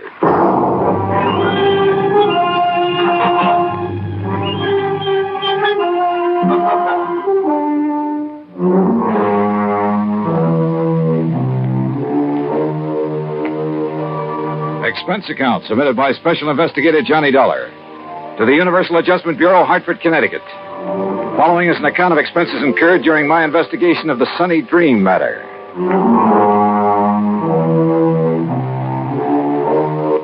Expense account item 1, 10 cents for a phone call to Pat McCracken, my old friend and contact at Universal Adjustment Bureau. Oh, say, I'm glad you called, Johnny. Yeah, well, Pat, I just want you to know I won't be available for a couple of days. Oh, yes, you will. And it isn't because of any insurance matter. Yes, it is. What's happened is that I've just received a phone call that's aroused my curiosity.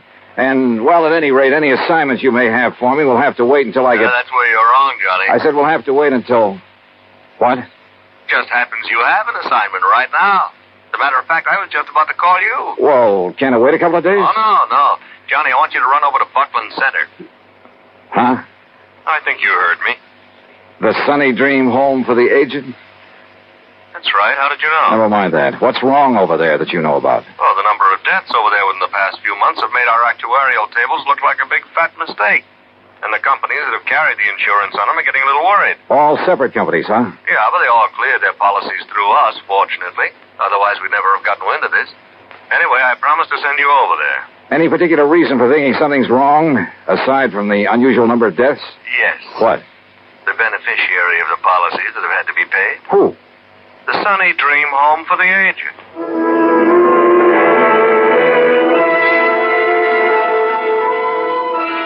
I gassed up my jalopy at the sign of the Flying Red Horse, that's item 2, 425, and drove some 30 miles south and east on Highway 2. I found the Sunny Dream Home just north of Buckland Center. It consisted of a huge old frame house surrounded by trees and well-kept gardens. In comfortable chairs scattered here and there on the wide porch and lawn, nice-looking, well-dressed older folks sat around reading, chatting, playing cards, enjoying the late afternoon sun. The whole place looked clean, quiet, and restful. After parking my car, I walked slowly up the long, flower-bordered walk under the trees toward the entrance. And as I did so, a little wizened old man in a wheelchair detached himself from a group of the old folks and wheeled over to me. Mr. Dollar? Yeah, that's right. I'm Frank Skinner, the one that called you. Oh, how are you, Mr. Skinner? Come right along in the office where we can talk. Yeah, sure. Oh, may I give you a hand with that chair? No, don't need it. Huh? I must say you handle it well. Sure, haven't been on my feet in over 5 years now. You can help me up this little ramp, though, if you don't mind. Oh, sure. Here you are. Walter, my stepson, built me that ramp. Good idea. Yes, sir. It's a big help to a man that can't use his legs. Now, right around the side of the porch here. Oh, evening, Miss Baker. Good evening, Mr. Skinner. Here we are. If you just open the door. Sure.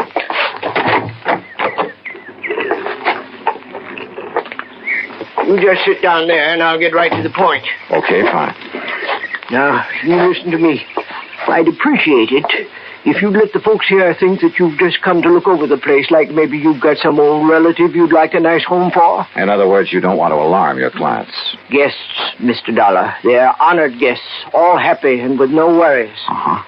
Well, I must say that those I saw outside looked perfectly content. But now, about those so-called accidents. 5 of our people have died within the last 6 months, Mr. Dollar. 5 of them. Terrible.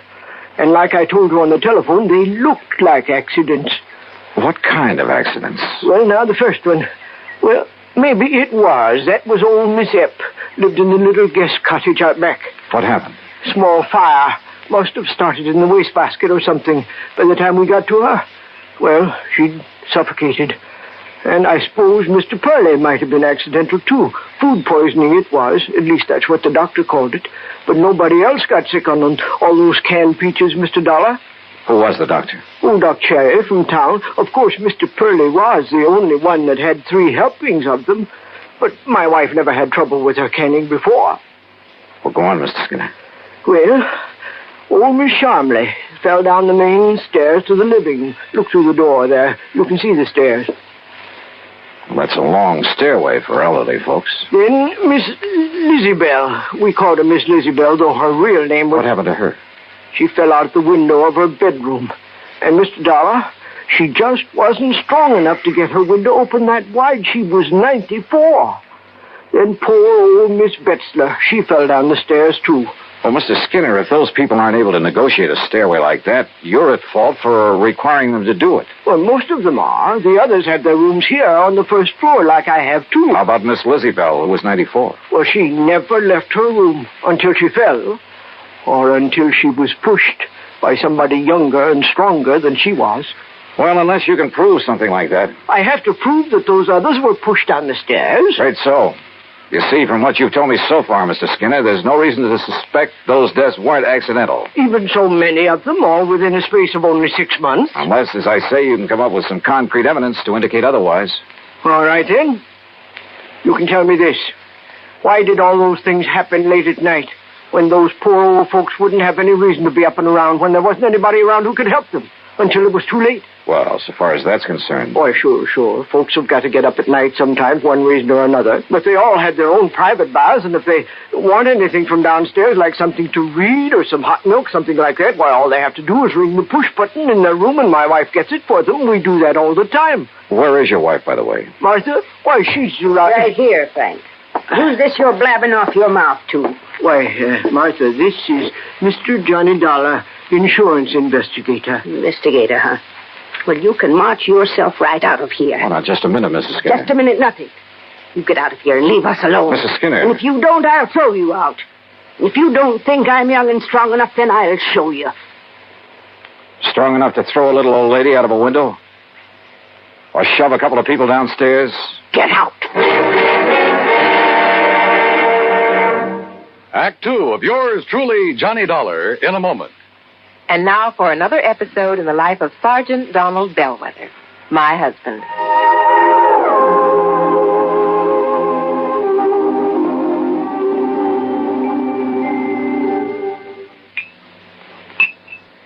Oh, that's what I call a good dinner, Reba. Oh, that was delicious. Well, I'm glad to hear that, dear. More coffee? Yeah, just about a half a cup, please. All right. There you are. Thank you. Now, tell me all about your safety class. Did the boys enjoy your speech? Oh, yeah, they sure did. Thanks to you, I did quite well. My lieutenant complimented me afterwards. Well, good. Yeah, but that same lieutenant threw me a curve, too. How, dear? Well, after I gave my talk, he asked the men if there were any questions. Well, that did it. But one of the guys stood up and said, look, Sarge, you claim there were over 95,000 deaths and over 9.5 million people injured in accidents in the U.S. last year. Looks to me like all those safety campaigns and slogans are doing no good at all. Well, how did you answer it? I didn't. I couldn't think of an answer. I got out of it by saying I'd have more facts and figures at the next meeting. All right, let's see now. Oh, yeah, here it is. Now, first, Sergeant Bellwether, you start off by telling the boys that since 1913, the accidental death rate has been reduced 35%. Mm-hmm. Or, in other words, if there hadn't been campaigns and safety measures put into effect to reduce accidents, almost 1 million more people would have been killed in the last 46 years. Is that right? It certainly is. I'm reading it right out of the National Safety Council record book. Oh, and another thing. Accidents in the farming areas are much higher than in the city. Now, do you know why? Why? Because in rural areas, there are fewer policemen enforcing safety laws and less traffic signs and signals to guide the motorists. Mm-hmm. You know, many more cars travel the city streets, and yet the per capita rate of accidents is much higher in the rural areas. Of course, the reason is obvious. In the city, more safety measures are instituted and obeyed. Reba, you are wonderful. That's a good logical answer. I don't know what I'd do without you. Oh, that's my Donald. That's my doll.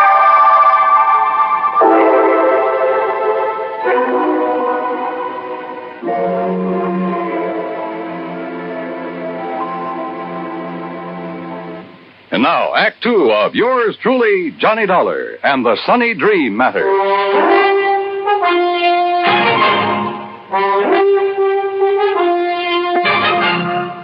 Martha Skinner, co-owner and the real manager of the Sunny Dream Home for the Aged, was a big woman, tall, muscular, and a lot younger than her husband. I don't want your kind snooping around, Mr. Dollar, so get out of here and leave us alone. Your husband seems to think those deaths here in your home for the aged weren't so accidental, Mrs. Skinner. No, he does. Yes, that's what I told him, dear. If you'd keep that mouth of yours shut, Frank, we wouldn't have this sort of thing.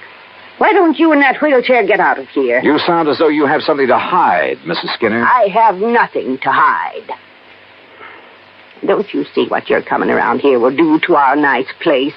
It'll give us a bad name, that's what it'll do. Folks come here on the recommendation of the folks that live here.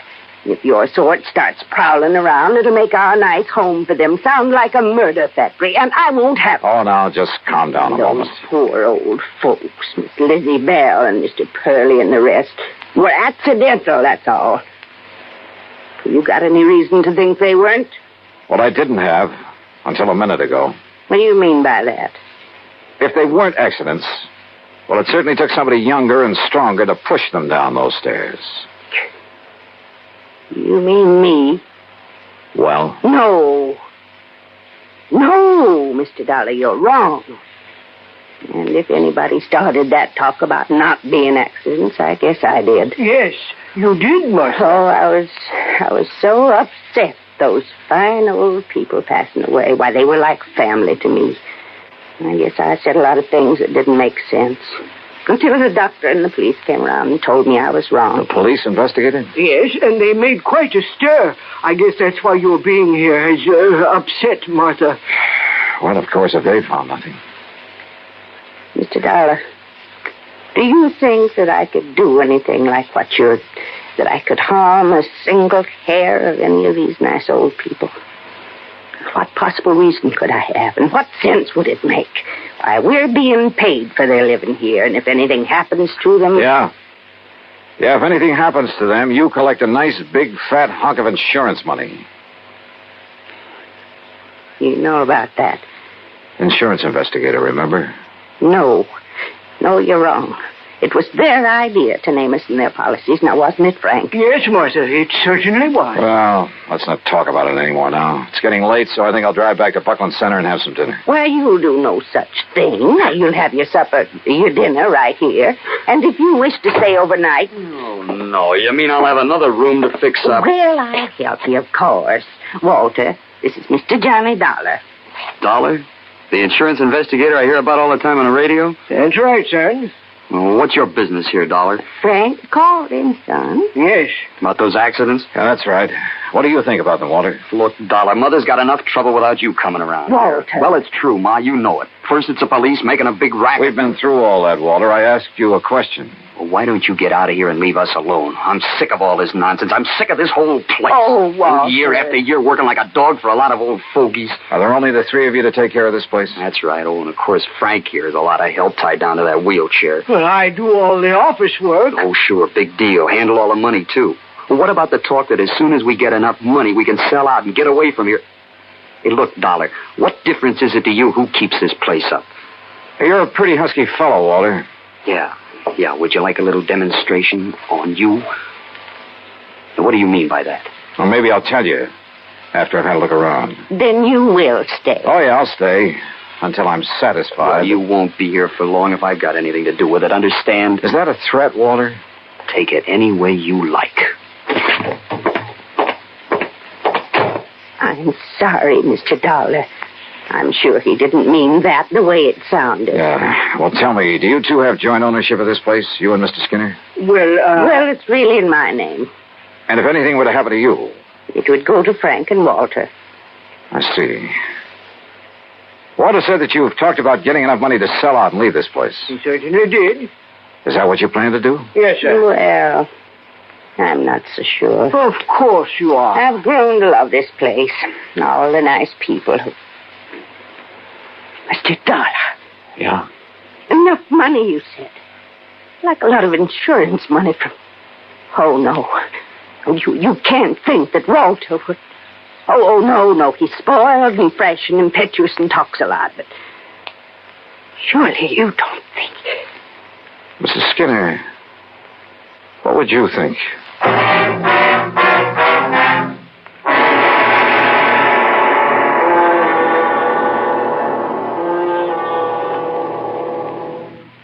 Act 3 of yours truly, Johnny Dollar, in a moment.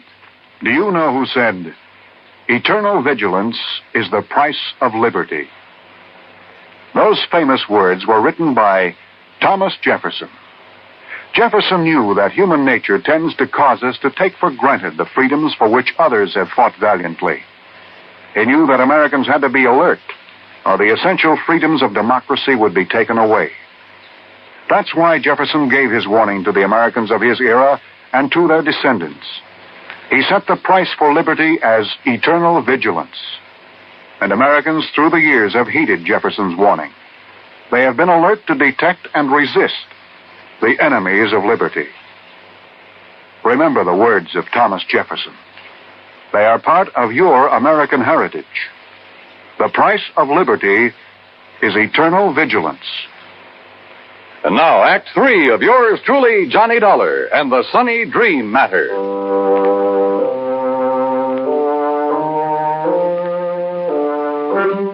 At dinner that evening, I made a point of chatting with as many guests of the Sunny Dream Home for the Aged as possible.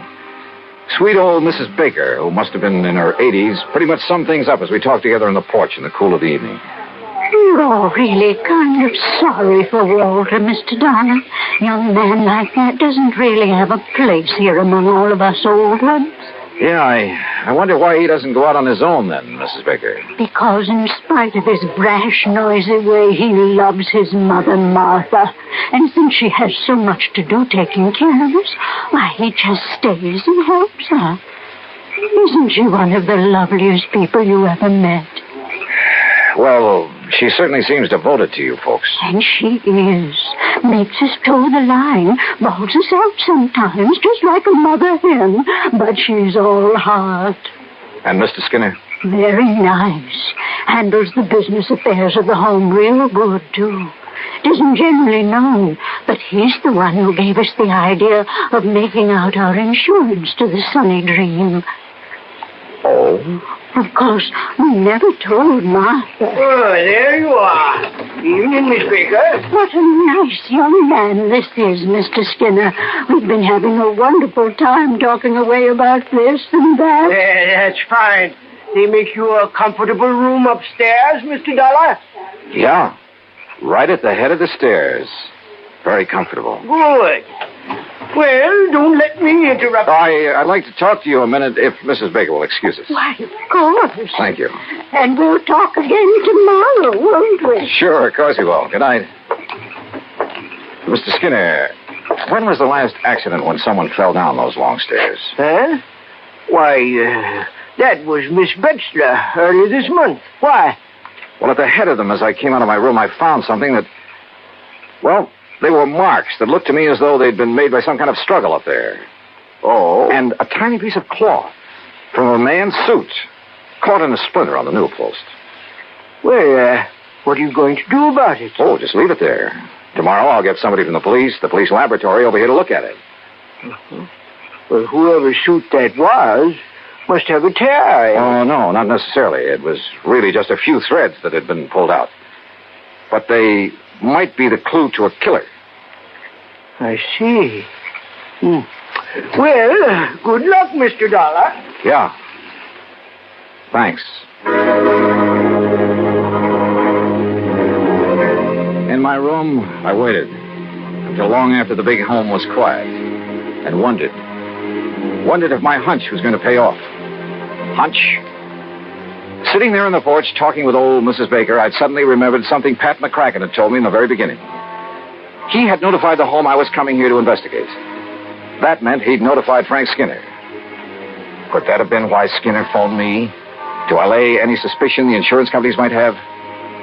Yeah, I wondered. Finally, about midnight, I heard a noise at the head of the stairway. Quietly, I opened my door. And there at the top of the stairs, armed with a flashlight and standing solidly on his own 2 feet, was the man who said he was confined to a wheelchair. Well, Mr. Dollar. You won't find anything there, Mr. Skinner. Because there isn't anything. See? You lied to me. It got you up out of that phony wheelchair, didn't it? To see if you'd left some trace of your last murder, didn't it? Now listen, Dollar. Pretty rotten racket, Skinner. You and only you handle all the finances of this place. You persuaded the old folks to name you as beneficiary of their insurance policies. Then you proceeded to shove them down those stairs. Would you like to see how? Yes, Skinner. Then I'll show you. No, you don't.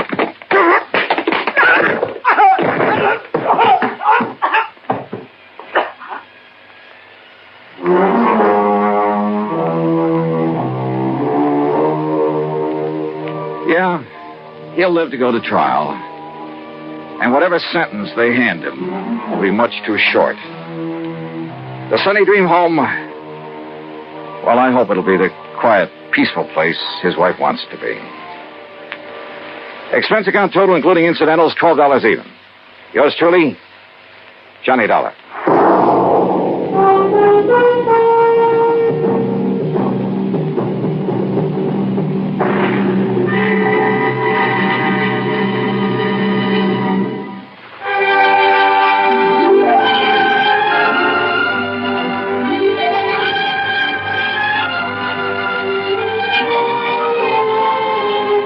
Yours truly, Johnny Dollar, starring Bob Bailey, originates in Hollywood and is produced and directed by Jack Johnstone, who also wrote tonight's story. Heard in our cast were Virginia Gregg, Peggy Weber, Junius Matthews, Larry Dobkin, and Bert Holland. Be sure to join us next week, same time and station, for another exciting story of Yours truly, Johnny Dollar. This is Dan Cubberly speaking.